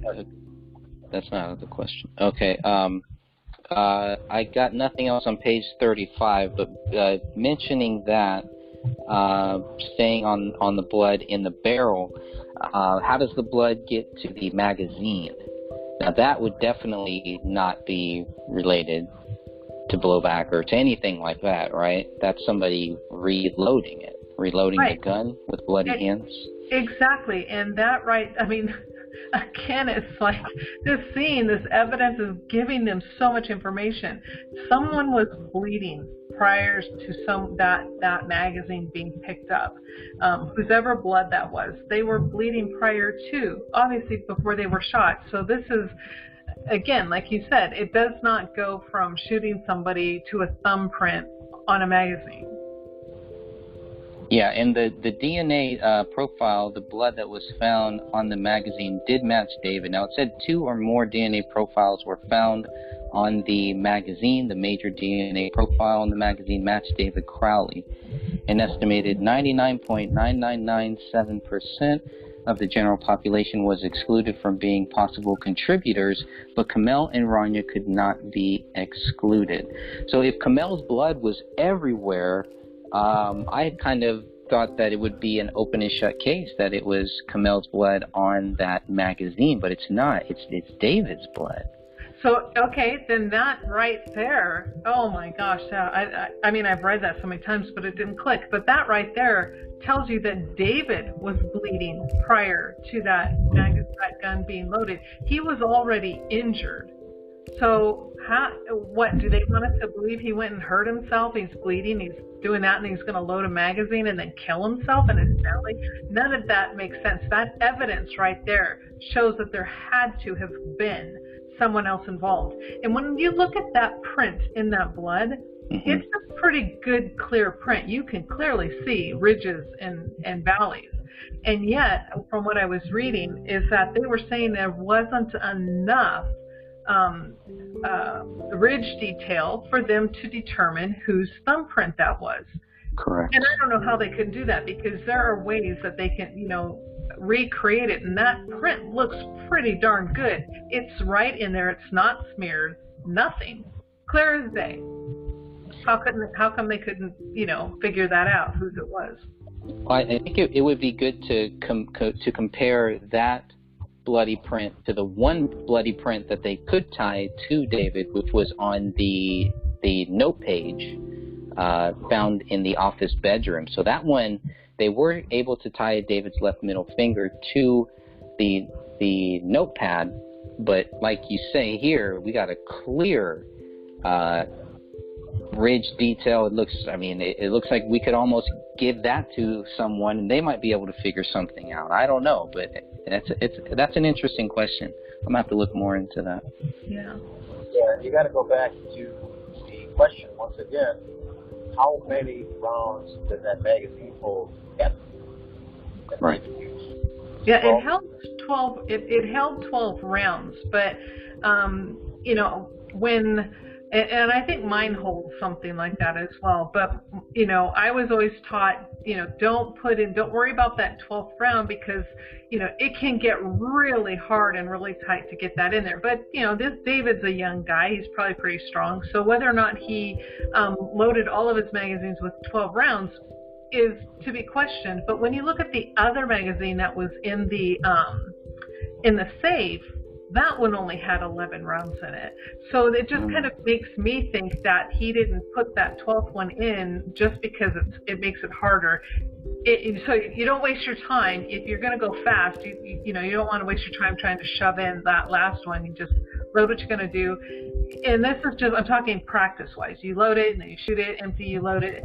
And it's either 11 or 12, but my best guess would be 11. And in that case, it seems like you can count and account for all of the projectiles. But I could be wrong. Don't take my word for that. Here's a good point, Captain. For the sake of argument, let's say he had 10 in there. Whether it held 12 or had 2 in the chamber, he only fired allegedly 6 shots that day. Why was David reloading anything? The next question is, why was David bleeding at all? The question. Correct. He allegedly shot his daughter, his wife, and himself. None of those situations involved him bleeding. So now we get back into this torture or a beating situation. Who was beating David, or what took place that caused David Crowley to be bleeding in the first place? Not even yet to ask the question, why the hell is he changing cartridges, magazines? He had no reason to even swap it out. So why was that thing even out, much less why was his blood on it? So what we get here is more and more evidence of a staging that took place where errors were made. Correct? Correct. Gotcha. Just going back to the gun, unless you have anything else on that? No, go ahead, Greg. Just going back to the gun, the presence of blood was found on the grip, on the slide, on the trigger, and the muzzle of the gun. Item 1B is the magazine inside of the alleged murder weapon. Ridge detail blood was found on the magazine. Several blood mixtures were found on the gun, specifically on the trigger and the magazine. Now, DNA results show blood from 2 or more individuals on the trigger, with one of those individuals being David Crowley. So that led me to think, well, yeah, of course, David Crowley is shooting people. He's shooting himself. His blood should be there, right? Correct. But with the magazine, with the blood being found, his blood inside of the magazine, and there are several blood spots too. There isn't just one on the magazine.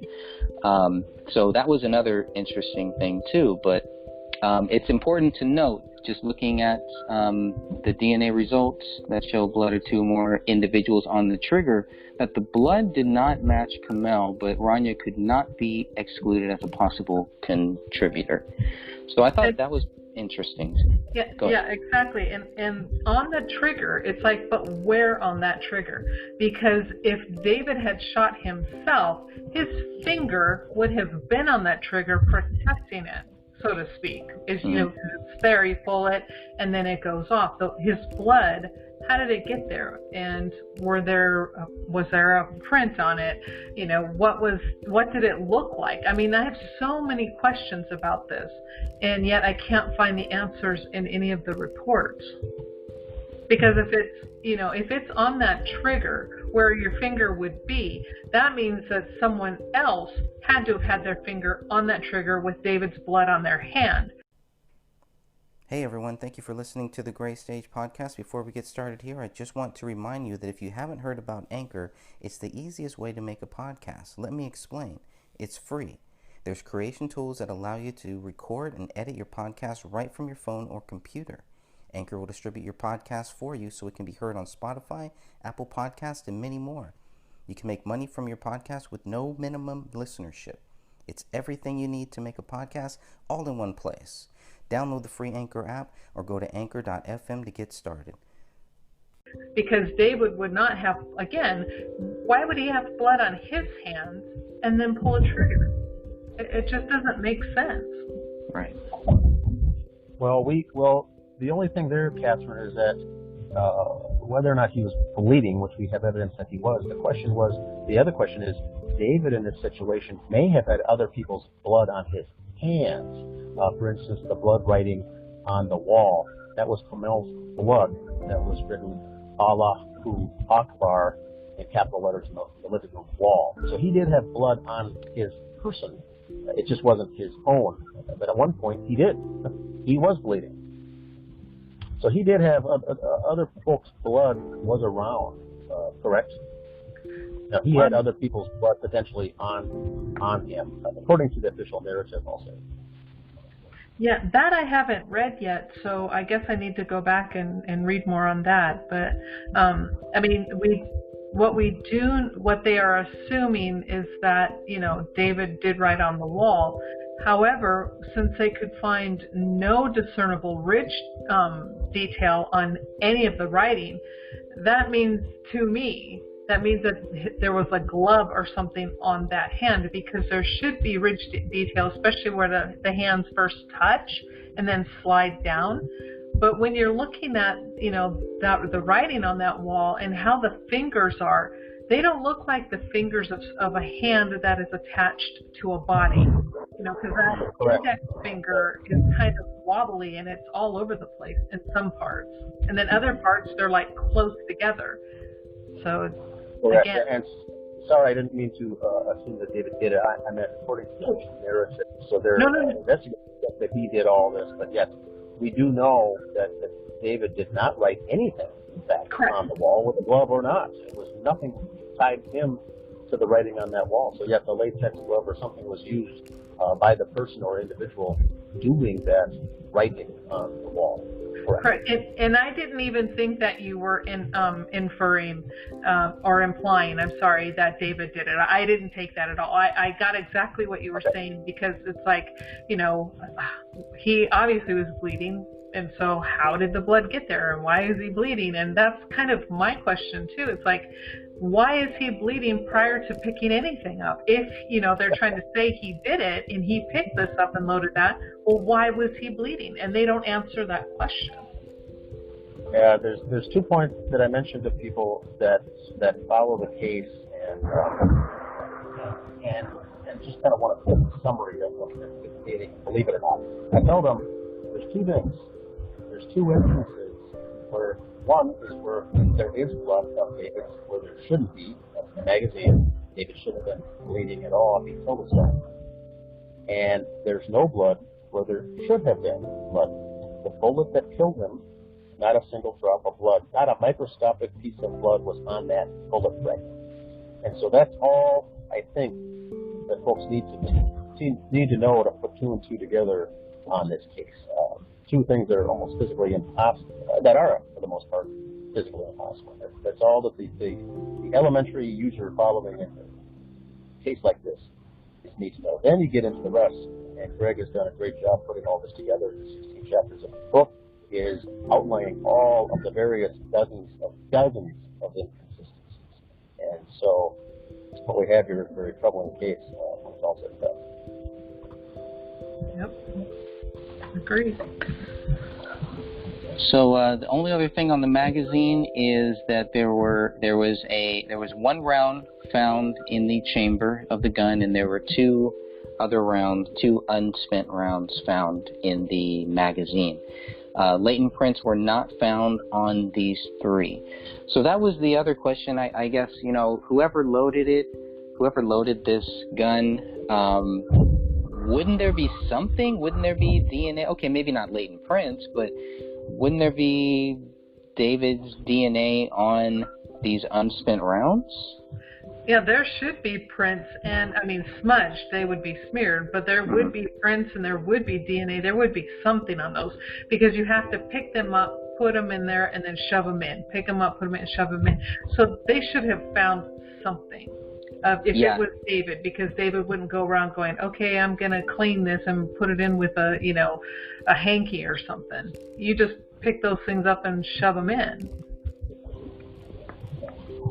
Yeah, and I would have to go back to see if they looked for the latent prints and didn't find them, or if they just didn't even bother to look for it. I guess I wasn't clear on that. Yeah. Based on what they did. Only other thing, maybe. Well, no, there's a few more things here, but with the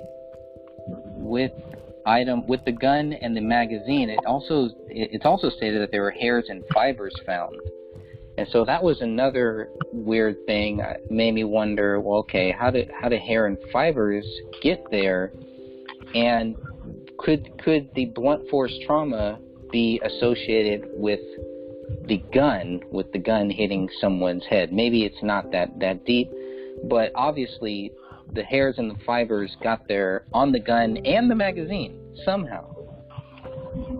Yeah, I did talk to my coroner friend about that, and they stated that the impressions on the skull piece on the floor do not match that of the butt of a gun. So they said they do not believe that was used to beat at least David. We don't know about Kamel.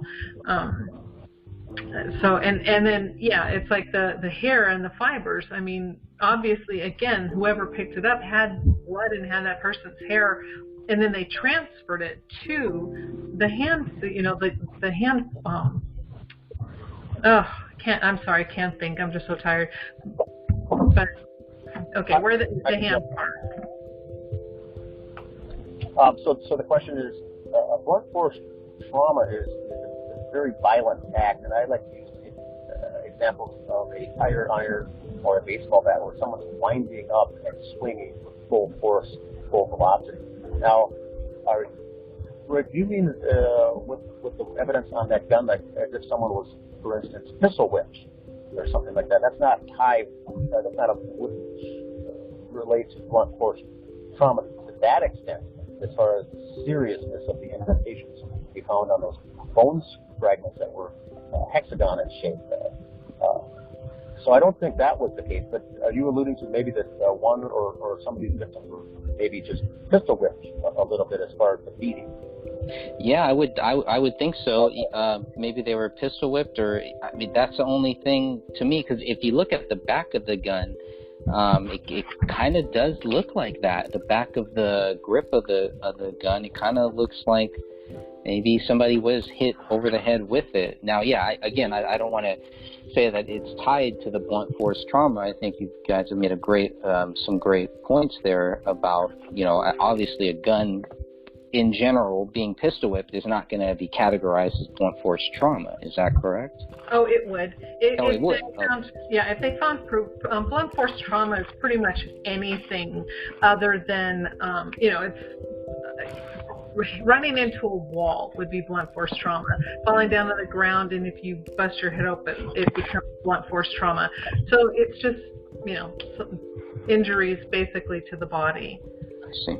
And I think just to clarify that is the pistol whipping, for instance, if that was, and if that did come into play, I don't think it played a major factor, if at all, in this particular case. Does that make sense? Yeah. This was the impressions left on someone's skull are violent. Violent attack, not just a backhanded swing with a pistol in your hand. I don't want to rule that out, but I don't think it came into play with the blood coming out, the spray, or the damage to the bones from that, although it could have been. Correct. Pistol whip could have been involved, is what I'm trying to say. Yeah, and maybe it was that they don't write, and nothing tells us that, but it's easy to transfer blood and hair to the grip of the gun if you have blood and hair on your hands. But like you were saying, Dan, this was very violent, and it was very personal. So, yeah, that's all I have to say with that. Now, should we move on to the knife? Oh, that knife. So it did look like the knife was open and in the locked position. There was blood, and there was some blood on it, which means someone was being cut or tortured or sliced up. Who knows what was taking place? But it did look like his was cleaned or cleaned off or wiped. But there's a little hole on the blade that it wasn't. So someone once again missed that, and when they swapped it, it did come back with blood. So what role did this knife play in this event? Thoughts, Captain? And yes, this is the thing where I wrote one of the officers, or maybe it was the chief, and I'm like, it's the only piece of evidence that they had that contained the DNA and or blood of all three victims. And that should have been playing a major role. They should have looked more into this knife, but they just discarded it, pushed it to the side. Let's note it because it's there, and then we're just going to ignore it. This knife really, I see it as a major key piece of evidence. And why didn't it go further? That is, I would just love to have that answer. When again, it has the DNA and the blood of all three, and all three are missing limbs. So, and they're showing, evidence of, something with a straight edge being applied to their body. So why didn't they look into it? I'm just like, this frustrates me. The knife frustrates me. Well, I think here in the closing minutes, the one thing, Catherine, is that I do believe it held all of that information. The DNA, it should have been explored further and really delved into, but because it didn't fit the narrative, I think they had to move on, and like I mentioned earlier, it was basically treated as an afterthought in the police report. It was just there, but in a normal case, a holding knife with a locking blade with blood on it, it's going to raise some suspicions in any case. And here it was just mentioned in a paragraph or two, and then it was moved on. So I think they eliminated it because it didn't fit the official narrative of David shooting everybody, because now you have to explain why a knife was used and why a knife in that room had all three of their blood on it, and it was wiped and cleaned off. If David is going around killing people and knifing people, would he take the time to wipe that down? That's the question. So once again, we've got errors in the staging of this scene. And to say, the missing body parts, we've got 3 adult hands missing. Now, I'm not sure about this myself, but could a knife have aided or assisted in that? Probably, more than likely. But I don't think actually finishing the job with those ligaments and tendons and whatnot. And then you've got a 5-year-old girl's arm completely missing. That would include the shoulder socket, ligaments, those strong muscle pieces that I don't know if a common knife would have done those things. So we've got some serious questions here as far as what role did that knife play. It obviously played some role, but it couldn't have done the damage that has been accounted for. And I think that's where we see that broken, fractured rib of the 5-year-old girl, that third rib down on her right side, just under that armpit of hers, where her arm was missing, alludes or allows someone to say that evidence does suggest that that arm was ripped off by a human with his foot lodged in there for leverage. Correct. That's exactly what the evidence is saying to me. I totally agree with you. Yep, and the sad thing with all this is these individuals are out on the loose and walking about freely in public today, and that's what I don't think folks understand from a big picture perspective. Yep. This is Stephanie. I just wanted to say I have been going over all that paperwork. I printed it all out, and I am so glad you guys brought up how weird it was that the knife was just pushed aside, because that is just right there one of the biggest pieces of evidence in this case, yet they dismissed it completely, it seems. Yeah, it's like they didn't even want to talk about it. The knife is not mentioned. It's not credited with anything. I think if people would have known that from the very start, that there was a knife there, I think it might have raised more questions. Yes. Definitely. And then, as Dan was saying, these people are just out there, and online, there alone is so much evidence of them making these sick jokes about, oh yes, we did this and we mixed the blood with water. And why would anyone, if they truly believe David was guilty, why would they ever say something like that? That's horrible. You know, if they really cared about that family and their extended family, why would they put that out on a public forum for anybody in the world to see? Yeah, that was absolutely horrible and tasteless. I'm glad you finally joined. I'm sorry that I probably took up a lot of the time, and thank you for being here, Stephanie. I really, really appreciate when you're here. But I gotta hit the road here, so I'm gonna jump off. But thank you, everybody, and we will next one. Oh yeah, we'll be back. Yeah. I was a little late today. It's okay. Welcome, Stephanie. Welcome. Yeah. Thank you guys. But yeah, the last thing I've got to say before I got to jump off as well is, does the limitations of that reference to that knife prove a law enforcement cover-up? I don't think that it really does, but there may have been pages upon pages written about that, and the question is, when the final report was written, all we get is a paragraph, was that eliminated? Was that redacted? Was that stripped? Yes.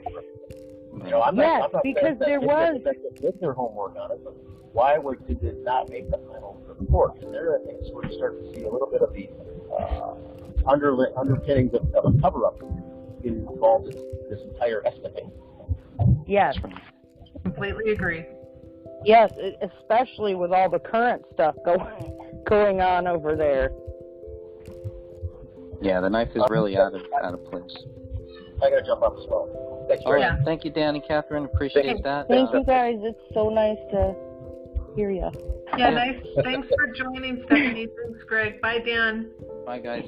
Stephanie, go ahead and stay on if you want here. I think we should cover a little bit more about this knife and kind of explain, because I think a lot of people just have not heard about this. They just simply don't know. This knife was found closest to David's left leg, similar to where the gun was found, closer to David's left leg.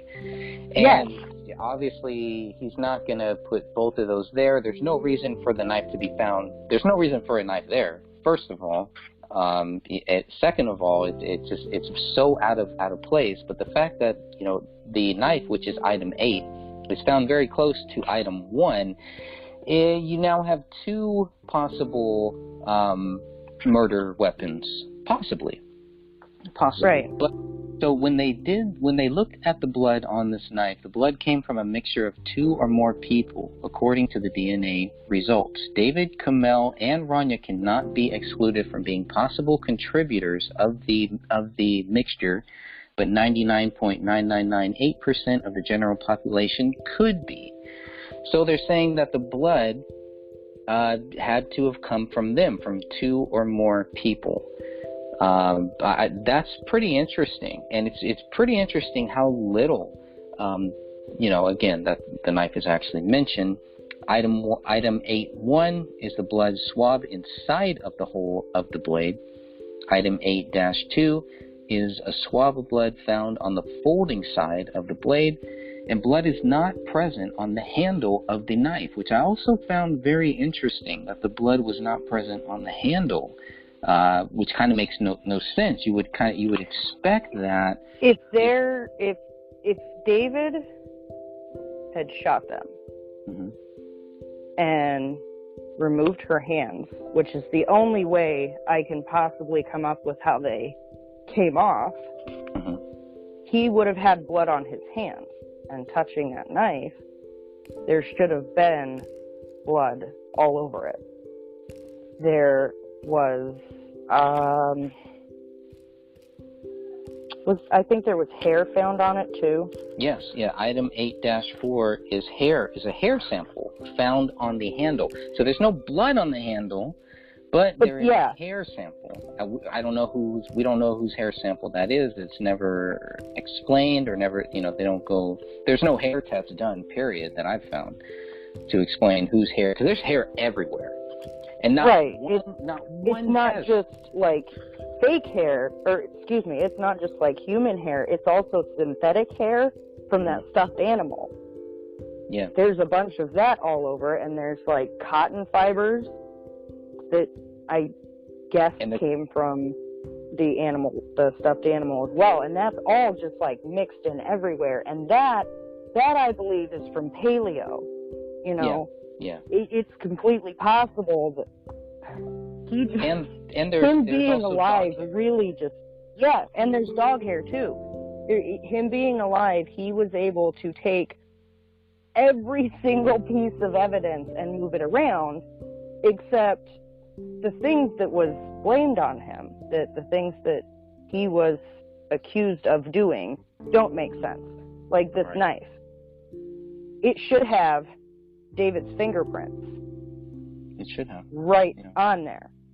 If he's the one who had it. Now, if someone who had gloves on was touching it,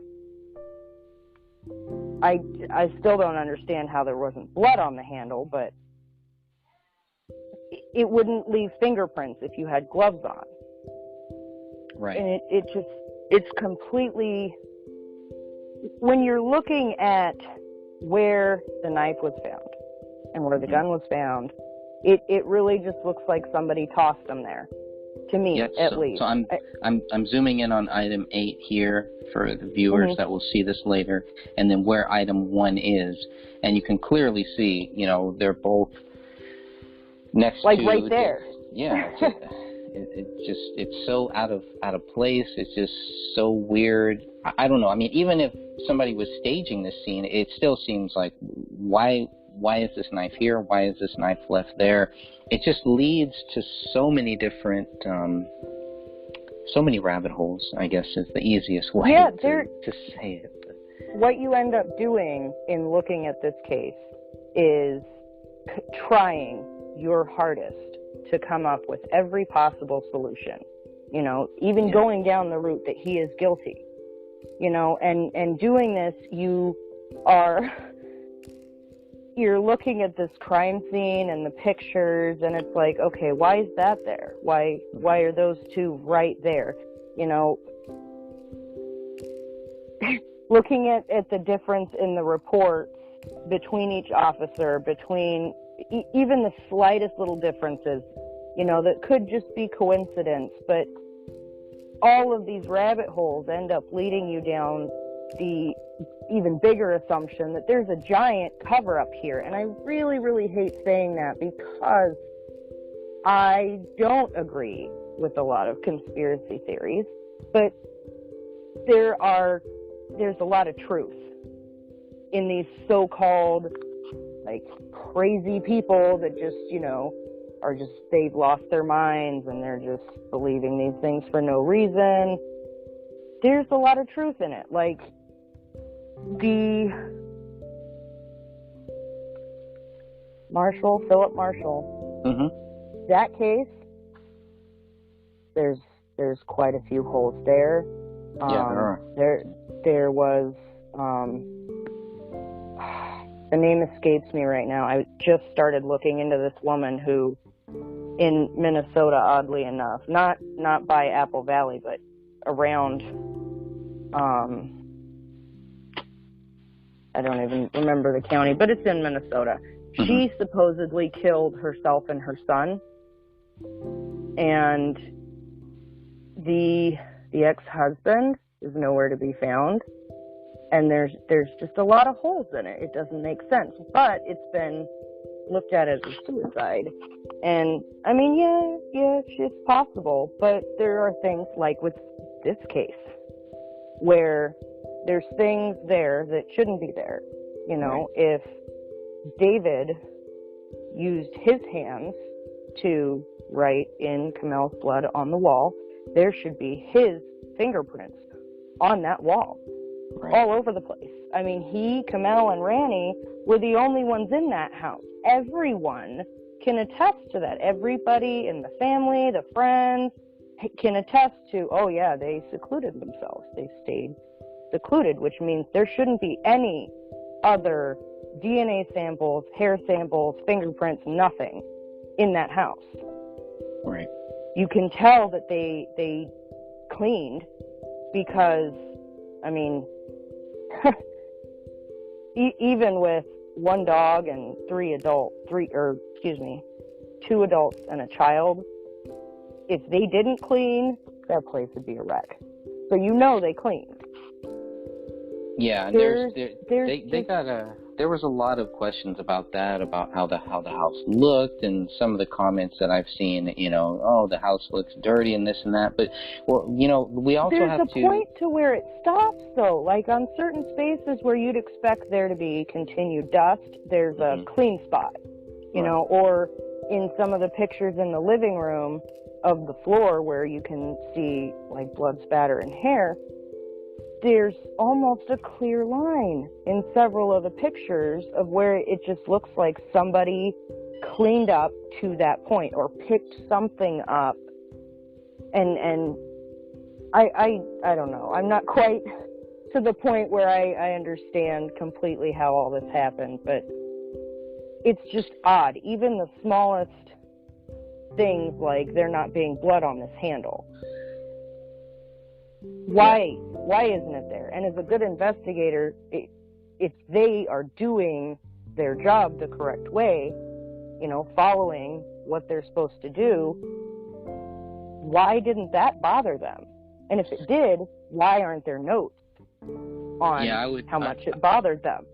I always wondered why, with the knife open, because at first I didn't know that the knife was actually open, and I didn't know that it had blood on it. So I learned that much later. But just looking at the knife, I was like, well, why is there a knife there? It's not really mentioned.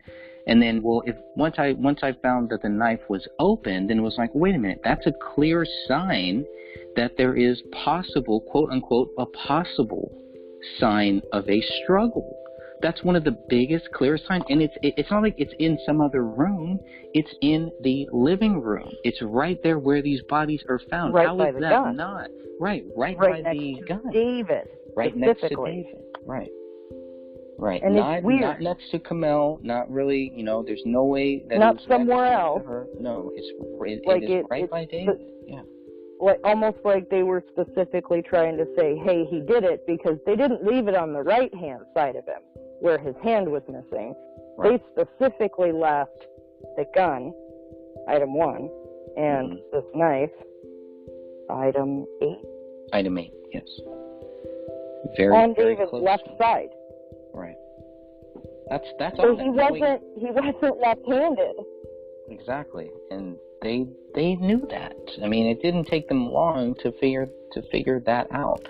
Even when we asked Detective Gummert, you know, do you think David shot with the right, or do you think he was right-handed or left-handed? It was pretty simple. They knew that he was right-handed. There was no indication at any time that he was ever left-handed. So there, right there, I mean, it just goes on and on and on. Now, I do want to wrap this up. I do want to get your final thoughts here. I want to finish up just a little bit on the latent prints that were found on the gun, because there were some that were found there. And there was latent print found on the magazine. So the latent prints, and I'm reading from page 36 of the physical book, and I don't know exactly what page it is for the digital version. I apologize for that. But latent print results revolved around 2 of 3 latent prints suitable for comparison. 1 found on the gun and 1 found on the magazine. Now, LP1A-1 is a latent palm print on the gun. According to the latent print results, no known palm print for David Timothy Crowley was submitted or found in the BCA files for comparison to the palm print on that gun. So that just proves they could not put any palm prints, any prints of David on that gun. Yeah, they had David's blood. David's blood was on that gun. It was also inside of the magazine of that gun, which, like how we talked about before you joined our call, we had talked about, well, how did David's blood get on the magazine? He must have been bleeding. So obviously, But did he take it out to reload or something? We don't know. We don't know. But again, it's like, well, how did his blood get there? If he took it out to reload, how was he wounded? Who wounded him first? That's another great question there. So that we know that there was a bloody print found on the gun, on the handle of the gun, but they could not tie that to David.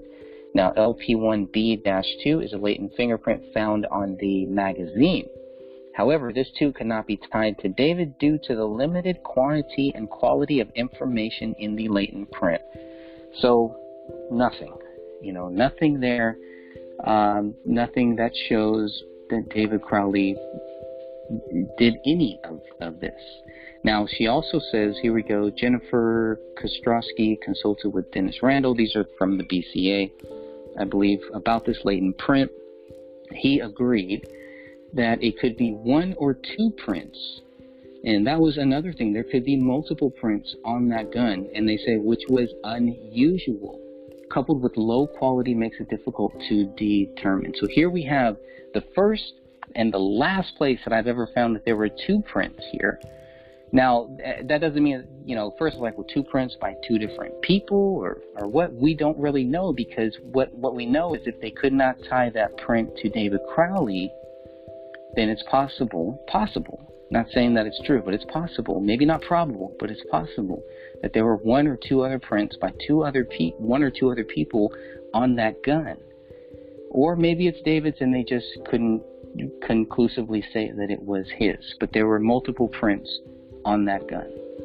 So I don't... Yeah, I thought maybe it could have been Kamel's, because it was her fingerprints on the gun safe, the touchpad thing. I think it was her DNA. I thought maybe. Right? Oh, was it her DNA? Yeah, I think it was her DNA, not her prints. I know that there wasn't blood found on it. I think it was like her just DNA. A nuclear DNA swab. Correct. Right. Okay. Right. But so I thought maybe it could have been hers, but if you go through the reports and look up with the item number and everything, it doesn't say whose it, like they just couldn't figure out whose it was. Yeah. And that I don't. And somehow this is all supposed to show, well, it's nobody, we couldn't find anybody else. It all goes back to their theory. They couldn't find anybody else, so it must be David. But yet right, here we but have even, all this proof that it wasn't David. It wasn't him. Yes. It's somebody if else. If this was just like the process of elimination, well, okay, it was just these three in the house. The gun's here, knives here. He must have done it. Right. Without any of That- it. Without, yeah. That's something that a normal person who doesn't have any detective, police, forensic, medical, anything like that, someone who just, is, I don't know even what type of person that is nowadays, but even somebody who's interested in watching the CSI or NCIS or, just true crime shows would look at that and go, okay, well, if it's him, then his prints are going to be here, here, and here. Right. So then you go to that, but his fingerprints aren't there. You've got unknown DNA samples that didn't belong to Kamel, David, or Rania. Mm-hmm. So why didn't they follow that? Why didn't they find out whose it was? They had enough to sample to find out it wasn't those three. So was the whole sample destroyed in doing that, so they couldn't run it in any of their systems? Right. I'm really confused by this because, especially in this day and age, we are able to literally track people because they're carrying a GPS device on their person. Mm-hmm. It's a cell phone. But we still have cases like this that the police closed and said it was, they are confident that David was the perpetrator of this crime. So why are there unanswered questions? There shouldn't be. If you close a case, there should never be any unanswered questions because those detectives aren't supposed to close a case until they run down every little rabbit hole. When they open up a hotline or a tip line to call in, mm-hmm. they have to run down every single lead, even if it's a fake. So why didn't they do that here? Right. Why was this case closed if there are so many unanswered questions? And why aren't the detectives willing to talk about it? Why aren't the detectives willing to explain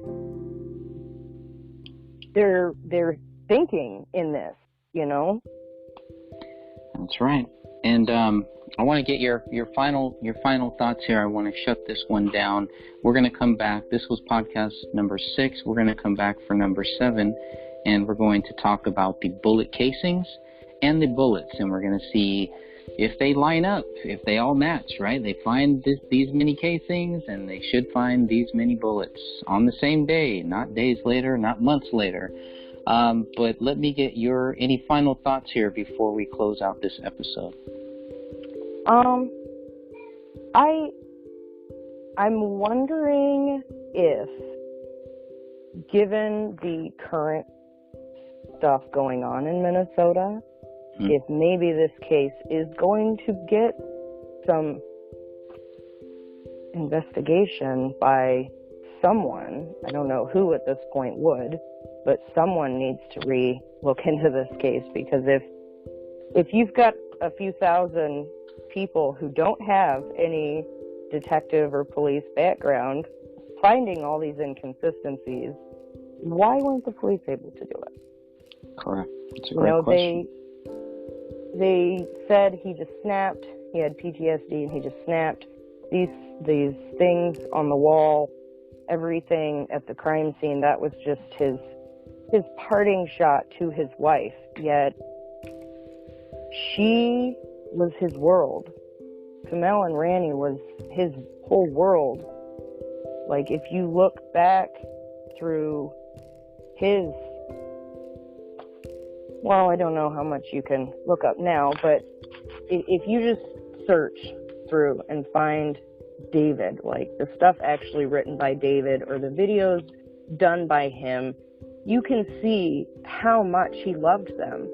And it doesn't make sense how he could have just snapped and out of nowhere done this very heinous, hurtful thing.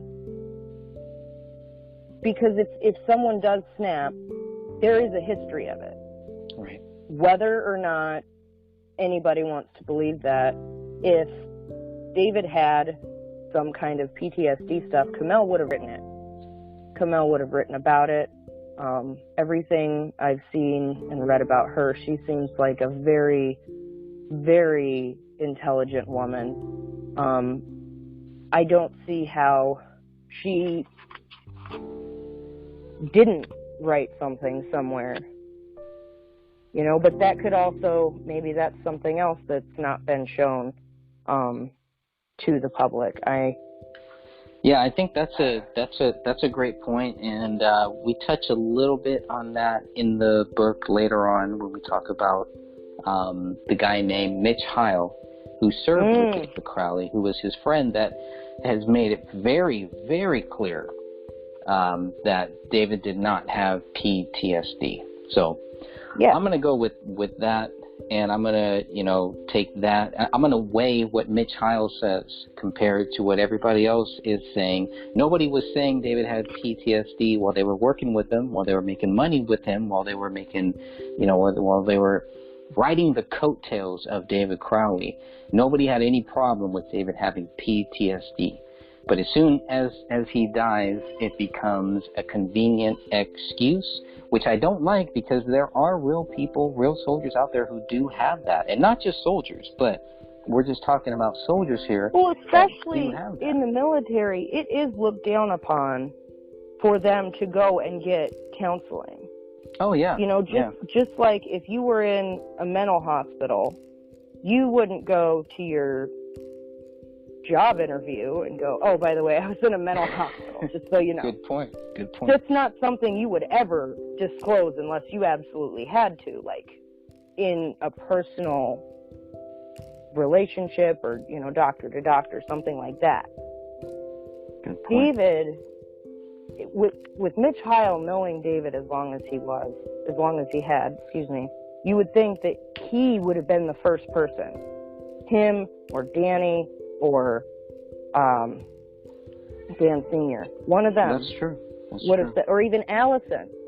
One of them would have said, no, we know he did this because he struggled with this for a long time.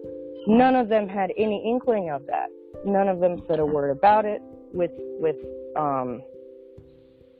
this whole Gray State movie, while it was, stars and dollar signs in everybody's eyes, David was a great guy and everybody believed in him and everybody was behind him.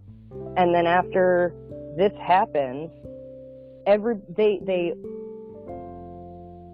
the people that David was distancing himself from changed their ideology from always ask questions, always look deeper, never stop till you're satisfied, to stop, don't go there, trust us, we know what's going on, you don't need to look further into this. That's weird. That in itself is weird. You don't act like that if you don't have something to hide. Well said. Well said, my friend. I think that's I really think that's a great... appreciate you having me call, even though I was quite late. That's okay. I think you're our good closer here. You usually close out the show with some great thoughts here. I think that's a great place for us to shut this one down, and we'll come back, and I hope you join us for number 7. We're going to be talking about the bullets and the bullet casings, and we're going to make sure that everything turned out correctly. So if you've read my book, you will know we're still on the living room chapter. We only got through about a couple pages here, but we will come back next month. And thank you, Stephanie, again for joining me. Thank you for having me. All right. Until next time, God bless you all, and we will be back here next month.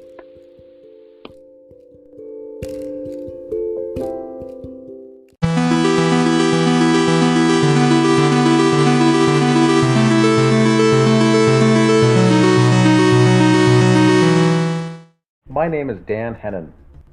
I live 30 minutes away from the Crowley family crime scene in Minnesota. I am the creator of the Facebook group called Justice for David Crowley and Family. I created this group on January 19th, 2015, a day I'll never forget. Almost 5 years later, we have roughly 2,800 members. And my closest ally in the search for the truth is Greg Fernandez Jr. Although Greg lives in California, and like me, has no connection to this case, he has been drawn to the bizarre nature of this case. On a personal trip to California in 2016 to conduct interviews relating to the Philip Marshall family murder case in Calaveras County, I was able to meet Greg personally, as we are researchers in that case as well. I was struck by the similarities of these two horrible cases. As Greg and I are both Christians, I'm grateful that our paths crossed. We conduct faith-based research on several unsolved crimes. I consider Greg a brother and feel honored that he asked me to write the foreword to this book.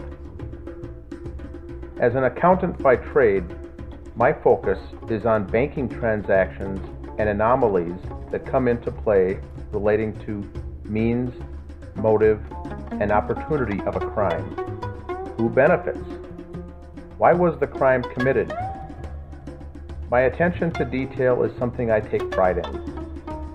I'm continually amazed with Greg's tenacity to dig deeper and find the real deep details. He asks the hard questions and is persistent. Greg's attention to detail is something he's been blessed with, and is a very important skill that makes this book stand out, in my opinion.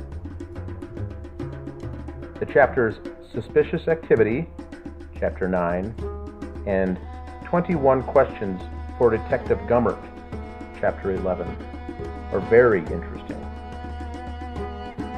The chapter Suspicious Activity is extremely significant, and to this day is the #1 area where the law enforcement investigation fell short.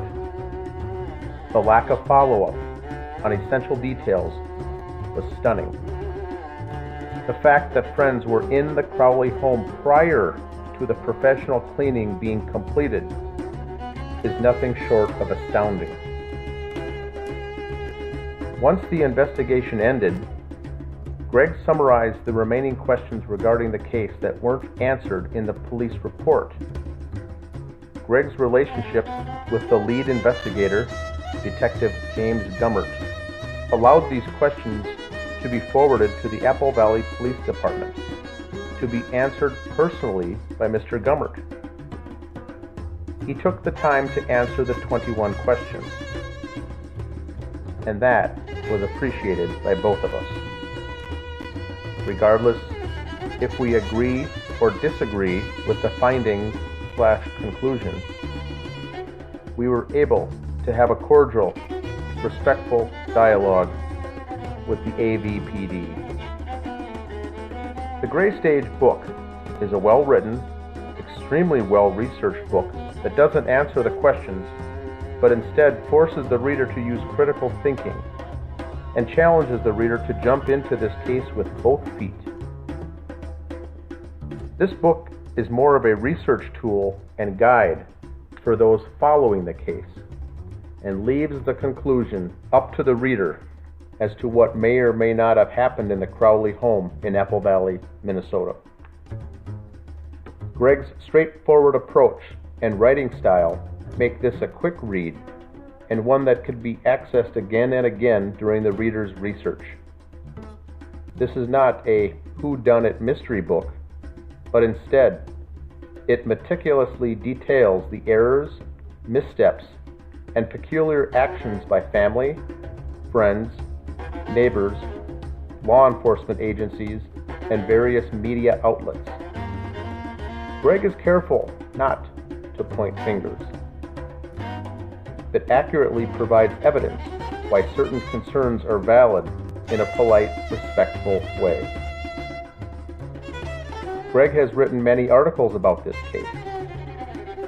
but he makes sure not to make this book a compilation of those articles. After poring over lab reports, ballistic reports, DNA analysis, and investigators' handwritten notes, Greg can pull tiny nuggets of useful information into the broader picture. Greg has appeared in numerous internet podcasts and radio shows relating to this case, and he and I are both interviewed and appear in the Netflix documentary A Gray State, produced by Eric Nelson. This book is a one-stop shop for all questions surrounding the case. The reason this case stands out is simple. It isn't a case that took place in the past, but a case that took place in real time on social media that evolved during and after the actual investigation was completed. This group uncovered Facebook posts on David Crowley's personal page that were hidden or removed after the bodies were found. We've tracked the dishonesty that family and friends were caught in the aftermath of this, and have exposed inconsistencies in witness statements provided to police. Our ongoing investigation continues to this day that involves dozens of talented citizen investigators on various media platforms that could lead one day to the actual solving of this crime. Much has been done to get this story into the hands and minds of the general public, but to date, there hasn't been traction on a case that we feel is exceedingly important. Getting a book like this published is crucial to raising the awareness of this case. Greg wants the readers to share this material and the book itself with others. This book is not intended to collect dust on your bookshelf, but instead be a resource that can be utilized, marked up, and sections highlighted to use along your journey to find justice for David, Comel, and Rania Crowley. The index to this book alone is 10 pages and provides the sources for each piece of information provided in the book. The title, The Gray Stage, is a well thought out name for this book. The evidence overwhelmingly shows that multiple rooms in the Crowley house were staged following this triple homicide. The living room, office, bedroom, and bathroom show that pre-planning and care was taken to confuse and throw off detectives in this case. Crime scene staging is a physical manifestation of a person's imagination for how things should appear when trying to turn a murder case into a legitimate death scene, says criminologist and death investigation consultant Laura G. Tetler, who is also vice president of the American Investigative Society of Cold Cases. Although it is not clear who committed the crimes in that home, we do know that the scene was in fact overstaged. A mistake often made by amateur criminals, and this should have been picked up by seasoned investigators. Examples include leaving the marijuana on the bedroom dresser, leaving the Quran opened up on the living room floor, writing the Islamic words in English on the wall in blood, leaving an alleged suicide note typed on a computer with no signature, playing a 53-song playlist, playing on David's laptop in a loop in the background, using hollow point bullets for a suicide, removing the dog dish water and water bowls from the home, leaving the rear slider to the patio unlocked and slightly ajar in winter, and finally, taking body parts from the scene, resulting in some to believe that the dog ate them, was all far too much for one to consider plausible. I personally believe the ugly truth will come out one day regarding what really happened to this family. And this book is a big step in that direction. I thank you for reading The Gray Stage and urge each one of you to get this book into the hands of at least one other person. Dan Hennon, October 2019.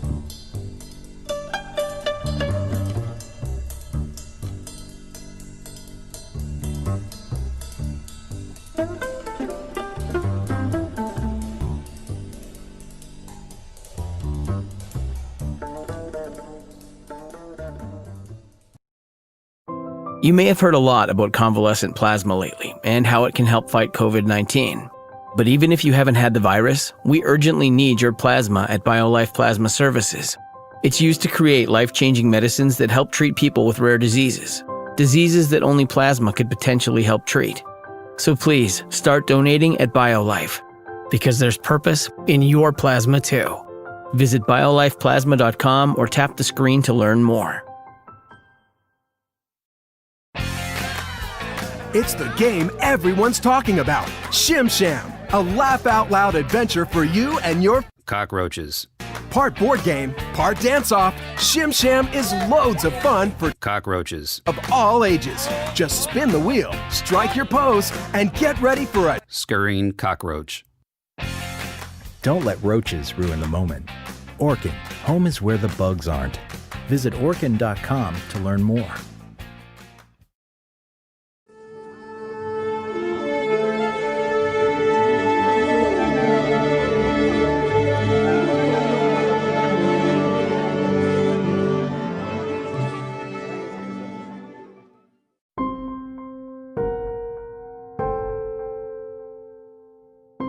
Welcome to Episode 7, The Living Room, Part 2. The Living Room, Part 2. And this is the book called The Gray Stage by Greg Fernandez, Jr. We'll be reading through certain pages today of this. The section we're covering today is going to be Chapter 5 in the book, which the Chapter 5 is called The Living Room. And today we'll be starting, if you're following in at home, on page 37. With us today is Greg Fernandez, Jr., the author, and also researcher Catherine Michelle. Welcome to the show. Thank you. Yeah, this will be interesting because this chapter, Greg, as I think it was wise to break it up into several parts. There's so much here, and I see that you'll be having it up on the screen as well for those following at home. The page numbers are different on the PDF file, but I'll be reading from the book here. But there's a lot to cover here, and each one of these paragraphs is important as well. I mean, extremely important. You agree, Catherine? Absolutely. Yeah, we could probably spend the entire time on just this. Yeah, there's a lot to cover here. So, and hopefully we'll have others joining in on the chat room, and possibly asking questions and commenting. And if not, feel free. You do not have to provide comments or engage, but certainly feel free, as there's a lot to cover here, and hopefully can provide some insight on there. Today is July 26th, 2020, and it's episode 7, part 2. So I'll start off with page 37. There's a paragraph called Cartridge Casings. Based on the firearms report completed May 22nd, 2015, the gun, item 1A, fired 6 cartridge casings and 6 bullets. Item 2 is a cartridge casing found at the corner of the east edge of the carpet, near the recliner. Item 3 is a cartridge casing found on the east side of the living room, hardwood floor, next to a short wooden stool. Item 9 is a cartridge casing found on the south side of the living room carpet. Item 30 is a cartridge casing found on the living room hardwood floor closest to the south wall. Item 36 is a cartridge casing found inches from David's left hand on the south end of the living room carpet.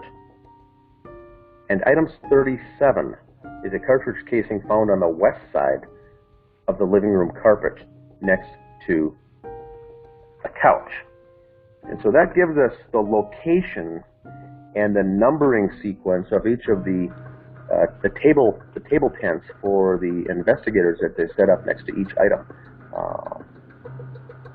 Where would you like to start here on this one, Greg?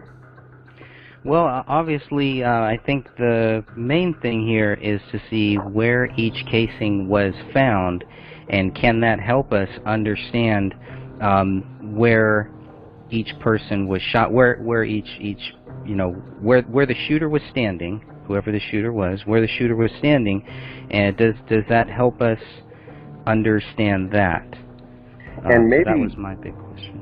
And before we start with that, Catherine, do you want to explain to the viewers, and some may be newer, we're getting lots of members to the group, the difference between a bullet fragment that was fired from the weapon and a bullet or cartridge casing that gets ejected from the handgun? In this case, it's a .40 caliber Springfield handgun that's used here in the case. But what is the difference, if you were to summarize the difference so the listeners can get a visual? Okay, the casing is just that. It's the metal jacket, so to speak, that holds the projectile. And once the firing pin hits that projectile, it kind of shoots out the projectile. The casing, then it comes out of the casing, which then becomes the bullet projectile. And once it hits something and then either shatters or mushrooms or does whatever it does, that becomes the fragment, the fragmented piece.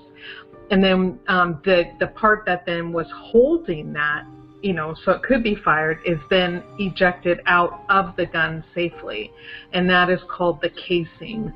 So, and generally, and generally speaking, the casings will eject in a pretty predictable pattern, maybe a foot or two, sometimes 3 feet away from the gun where it's being held, and it usually ejects to the right, or if you're left hand, it will eject one side or the other. And so it can, as long as those casings are not moved, you can come within a certain amount of certainty where the person was standing who fired the gun.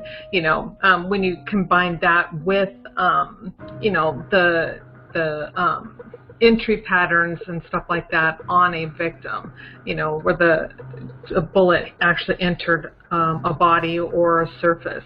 I think we're gonna, where it's on the floor, they would be, if they had done the trajectory path, they could have told everybody exactly where the shooter was standing when that bullet was fired into the floor, but they did not do it.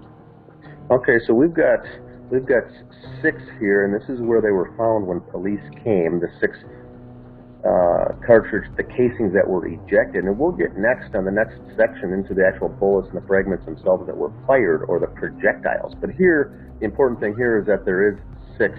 We don't have reason to believe that they were moved, but we have to put a but there once again.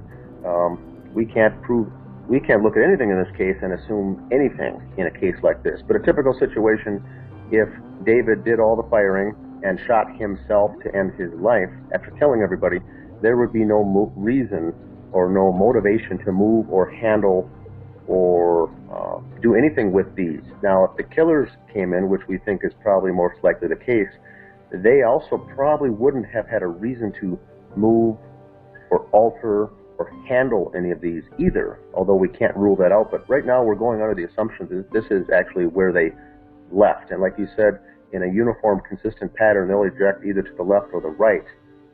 And this is all the same handgun, so we can kind of help narrow down where the killer or killers were standing when whoever it was firing the weapon. Is that a fair analysis for the listeners? Yes, and also I've gone back and watched some of the videos that David recorded of him. I believe it was him and Danny August Mason, like they're just out target practicing. And I have watched the trajectory of where the casings ejected from the gun, and they always ejected to the right, maybe about 2 to 3 feet from where they were fired. Okay. So my big question for the police officers would have been the casing that was found near the window. I believe that's the south wall. Is that the one that was by the window on the floor? That's the south wall. That's the family. Yeah. The window was on the south, yes. Okay, yeah, so that means that the person who fired it had to have been standing facing probably close to the Christmas tree, so to speak. They would be in that direction. So, you know, it should be obvious to the police that where these casings were found do not match up with someone who's, you know, committing murder-suicide, because they're trying to, from what I read in the reports, the police reports lead me to believe that they feel the bodies lie where they were shot.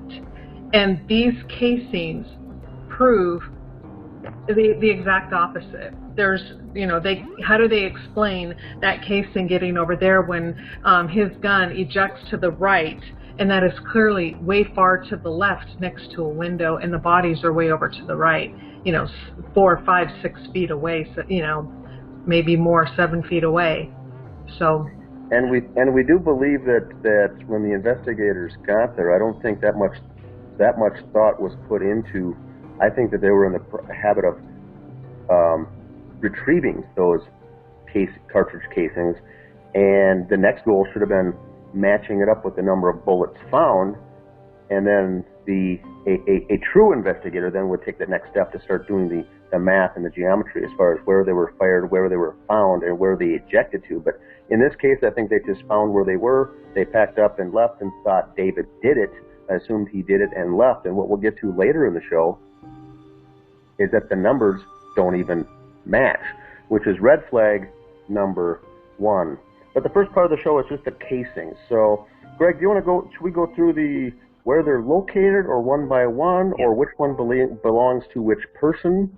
I know at one point we did a little matrix of these 6 casings, and the number on the investigative table tents, along with matching up with where the bullets themselves, the projectiles, went, and we kind of matched them up there. And that's what I found that I had to do, and other listeners might be the same way, that they want to match it up to see what went where, but as far as helping with a visual. But we can start at any point here. We've got them all numbered in the book. Greg, you've got them bolded, each of the items, as far as where they were, and we could go through which, by the location of the casing, which body it was related to, or where that one ended up. Or should we continue on to that next section in the book and then come back and tie these numbers out? What's your recommendation? Whatever would be less confusing for the viewer, I guess, for someone who is, you know, who doesn't know anything about this, trying to get a good understanding of it, of where each casing was found. Maybe we just go and start there. All right, and that makes sense. I have 2 questions or comments here before we move on, and maybe this will spur some more comments in the comments section as well. And maybe, hopefully, Catherine will have an idea with this. It rang a bell to me when she mentioned where that one was first found. And what I've got is 2 questions. Item 36 is actually a cartridge casing found inches from David's left hand. Now, the reason that jumps out to me is, Catherine, you had just finished saying that that it'll eject out probably 1 to 2 to 3 feet away.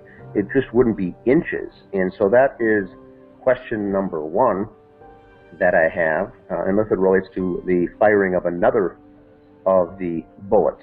But there wouldn't be a situation where it would land just inches from your hand. Now, we do know that David was right-handed, and the fact that this was near his left hand, which is also where the weapon was, raises another whole slew of questions. but that's my first topic. Now, the second one is Let's see. I had 2 questions, and boy, I just think I forgot it here.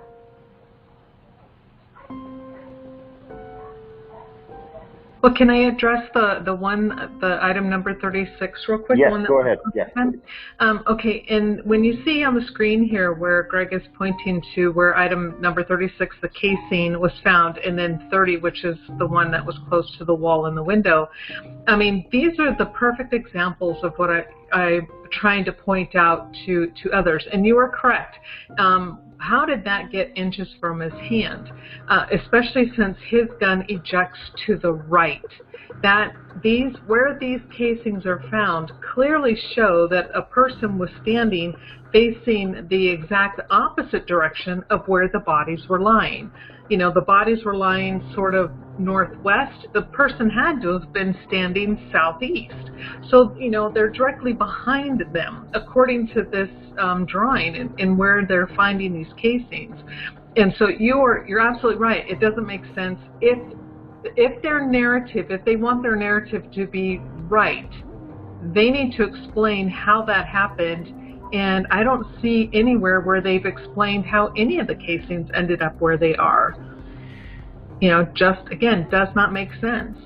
And I'm guessing, too, I just remembered my other point, but I'm guessing, too, if any of those had fingerprints or if they were handled as far as staging, my first bet would be the one laying inches away from his hand was more than likely the one placed there on purpose in the staging of all this. The others, they may not have went through the effort to do that, but obviously someone laid it right there because it doesn't really make sense at all. The other thing I was thinking of for the newer listeners out there and the newer members and who may not be gun enthusiasts per se, these casings, because they'll jump out and they're round, if they land on the hardwood floor, there's also potential to roll and end up somewhere that they may not have landed. But the ones that landed on the carpet or something like that, it's going to relatively be where they ejected out. Now, when we get into the bullets, that's where those can be lodged some places or ricocheted or bounced. But the casings themselves are just going to land where they land. But in the case of the hardwood floor here, the ones found on the hardwood floor may have done some rolling to get to their final destination, would they not? Correct, a little bit. They wouldn't have traveled too far, but you were right. And they could have bounced a little and then rolled a little, but it wouldn't have been too far. About where they land is still going to give you a pretty good general idea of where the person was standing when the weapon was fired. I mean, you can't pinpoint it exactly because of the reasons of what you just said, but again, if the casing is way far to the right, that, you know, up or whatever, you know, the person can't be standing down where they have him. Okay, that was confusing. Never mind that example. But I think you get it. But we do know that all the shots were fired in that living room. If we assume that, there's nothing as far as casings found in other areas of that house. And if they were planted, they were all planted there. But everything is consistent here with the living room as far as where they were found. And so the first question for if you were for the new listeners and new members out there, we do know that 3 people were found dead in that home. So right off the bat, there might be questions with those just following the case now is why in the world would there be 6 to begin with? Why would there be 6 at all?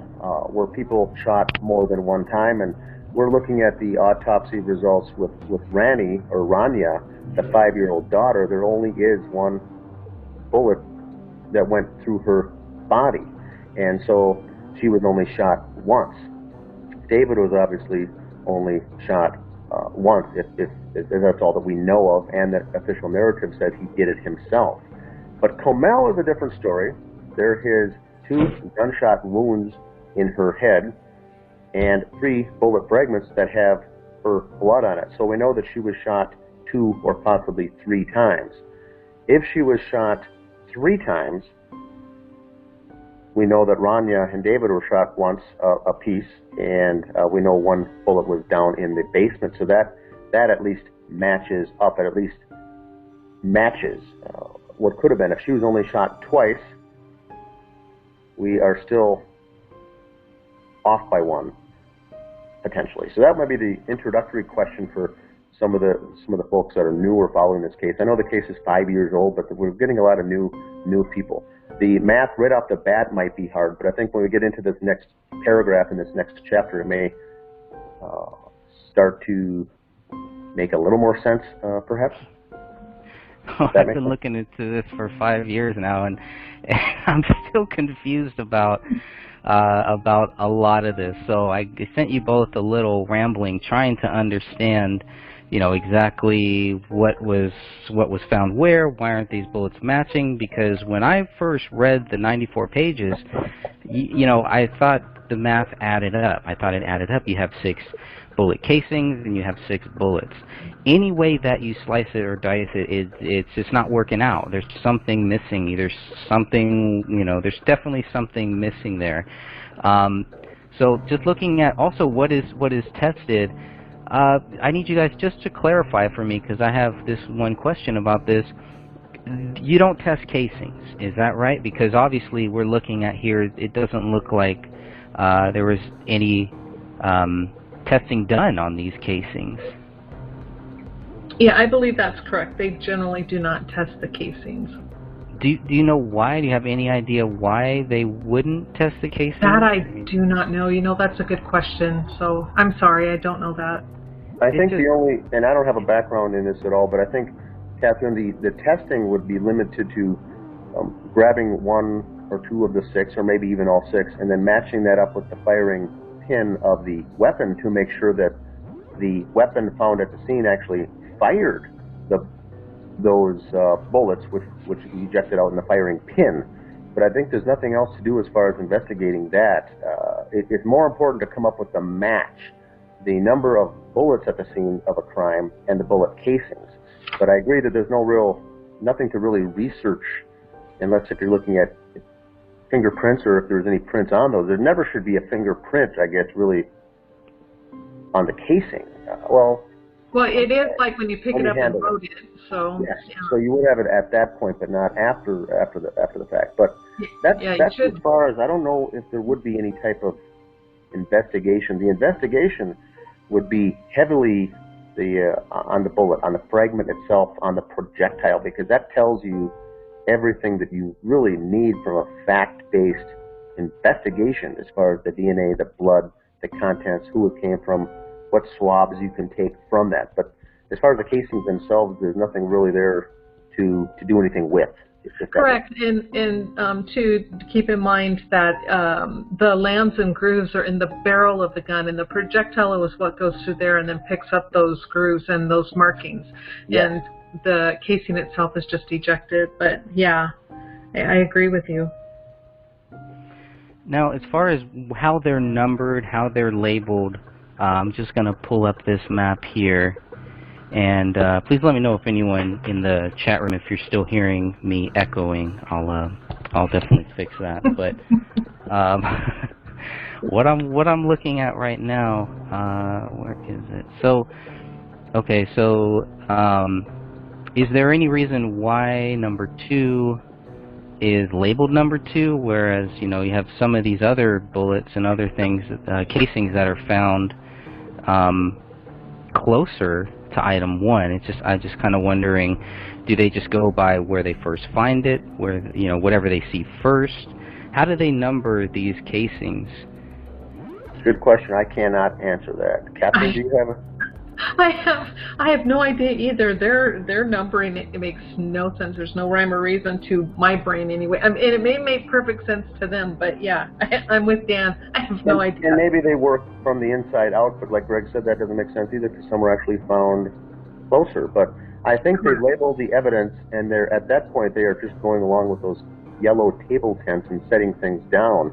And the key to remember here is, once they set them down by the item, then it can no longer be changed, because then they're locked in. That number is that number forever. Item 7 is always going to be 7 for the entire investigation. So I don't know if there's a rhyme or reason as to how they come up with those, or they just start setting things down. But that's because there's so much evidence in the living room, and then they go from item 1, where the gun supposedly was located, and then jump to almost the kitchen. It's like, wow, okay. So I don't get it. right? Because item 36 and item 37 are at least 36 is a lot closer to item 1. But I guess if they're entering from the kitchen area, maybe that's why, they see number 2 first, they see 3 second, we can see where number 9 is, so maybe maybe there is a rhyme or a reason to it. I was just curious about And perhaps two detectives, each to grab, the first guy grabbed the first 10, and the next guy grabbed the next 10, and they started laying them down out of perhaps out of sequence. But I don't know how that is figured in. Oh, Greg, it makes perfect sense what you just said. If I'm following pattern now. Okay, now it makes sense to my brain. Yeah, if they're coming in through the back door, and if they're going to be numbering, who knows? Maybe their first item was to start putting down the flags next to the casings. That was their first one, or I don't know. But when you look at it on the screen and then the numbers, it does go in sequence from the back door. So that's interesting. That could be what they did. I think the echo is now gone, hopefully. Okay, so then you have, so they don't do any testing on these casings, so there's, we're just gonna note where these casings are found. You have item 2, you can see where item 2 is found. Then you have item 3, which is behind the recliner. It's kind of an interesting area where item 3 is actually found, where that casing is found. Now, there's no way to tie each casing to these bullets either, right? Correct. So it's a lot of guesswork. And again, if we're going back to show that within 24 hours, there are, or we could say 4 to 24 hours, they're already thinking cases is solved, they have their suspect, etc., before they have any of this stuff, before they have any of the DNA, and before they even have all of the bullets, and maybe all of these casings too. But so we have 6 casings that they find. So that's item 3, item 2, item 3, item 9, item 30, item 36, and item 37. So based on that, we can guess that they are assuming that there were 6 shots. Correct. So they must be looking for 6 bullets to match those shots. And there's no reason why they wouldn't, as far as I'm concerned. And that was the most troubling thing, is that they are very clear on what they found, here. So that's all I have on the casings. If you want to move on, unless you have anything else on those casings. No. I'm moving ahead now to page 38 for those following along, called Spent Cartridges. The spent cartridges found on the west side of the living room carpet on January 17th, 2015 are labeled item 42, 43, and 44. And so we've got 3 already of the 6, and keep in mind now for the newer listeners that they are different numbers. Now these are separate pieces of evidence, the casings and the bullets themselves. All 3 spent cartridges were found close to the living room couch with hair on them. Test results for all 3 showed a single-source DNA profile matching Comel, David's wife, while excluding Rania and David as possible contributors. So this is where I meant earlier, of the 6, we've got 3 bullet fragments that relate directly to Comel. And so this leads us to the evidence supports that she was shot 3 times, one could argue. Anything more on that, or should I continue to the next paragraph? Well, can I point something out here? In all 3 of these, like you just state, and what Greg puts is these were the fragments that had Comel's DNA. Now, when you look at the map, or the little sketch drawing, their CAD drawing, it shows that item 40, yeah, you were just there. Yeah, item number 43. There you go. Yay! Item number 43 is that fragment is to the left of where Camille was lying, and she was shot left to right. So if that had exited the right side of her temple, why is that fragment on the left side of her body? And I believe item 44 was underneath her body. So how does that happen? And again, same thing. They don't explain any of this. I mean, right away you're looking at this going, wow, there are a lot of problems with their theory and their narrative. And I would really like it if they could explain it, because again, maybe I'm just not understanding their process. But from this point and looking at it from this direction, item 43, that fragment should not be to the left of her body, because if it still contained hair and blood and tissue, I highly doubt that the dog licked it and picked it up and dropped it.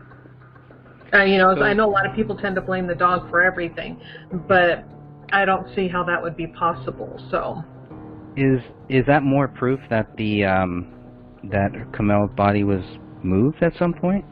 That's my stance, yes. To me it shows that she was definitely moved, because where these fragments are landing, it does not make sense with her body position. And we have to keep in mind too that her arms were underneath her body in a crisscross fashion or something, which is also not the way that you would fall if you were shot in any type of scenario. Would it not? Correct. Okay. Correct. Yeah. The other weird thing that I think about these bullets is that they mention item 31, so they call item 42, 43, and 44 bullets, but item 31 is called a bullet fragment. So I was thrown off about that too. So is item 31 a piece of 42, 43, 44, or is it still considered its own bullet? Because if it is, then why don't they say that they found 4 bullets instead of 3? I think Catherine should answer this one. And I'm not ready to say that, wow, that's a great question. I didn't catch that. And you know what? I don't have an answer. I think that's something that they should answer. But in the photos, does it look like a really large fragment itself? I mean, like the rest of them? Or does it really look like just a piece? It really looks like just a piece, and I think I have an image here in the book. Let me pull that up here for the viewer. But it does look, if you compare the images of those bullets, it does look very different. I'm getting here to it. It does look very different from item 31. Item 31 almost looks kind of smashed in. I don't know how else to describe it. But it's a very curious bullet fragment compared to the other 3. So that's, again, it's like, okay, even if you add in item 31 as a 4th bullet, the numbers still are not adding up. So yeah, everybody, I'd love to get people's views on that, about what item 31 is. Is it, I mean, we have to assume, based on what they're saying, on what they're writing here, that it is not, item 31 is not a bullet. It must be a fragment. I had wondered if maybe item 31 was maybe part of item 45, the one that shot into the ceiling, because of where item 31 is found, going back to this map here, is very similar to where the defect in the rug is that goes into the floor and goes down into the basement. So, but with the amount of hair that I saw in that photo that you just had, and what was entwined in that fragment piece, you can see it, and yet 45 has nothing. They can find. Sorry, hold on a second, my neighbor. So for the listeners out there, keep in mind that these are hollow point bullets, 40 caliber, and so what they do is, when fired, they will shoot out and then hit something, come into contact with whatever it is it's hitting, and then mushroom out. And so, and that would be the bullet or the projectile or the bullet fragment. Now, what Greg is talking about here is possibly the bullet or the projectile splitting off or splintering, and you may find several fragments of that same bullet projectile that had come off or became no longer part of that same object. So we could have more than multiple fragments of that bullet splintering off and breaking off and landing in different spots. That's what Greg is talking about. Is that correct, Greg? Yeah. Okay. Yeah.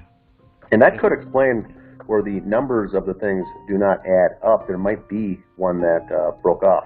Now, I know it does look like that your next paragraph, Greg, you go into detail about how much they weighed, the grams, and maybe that would help us with this section as well.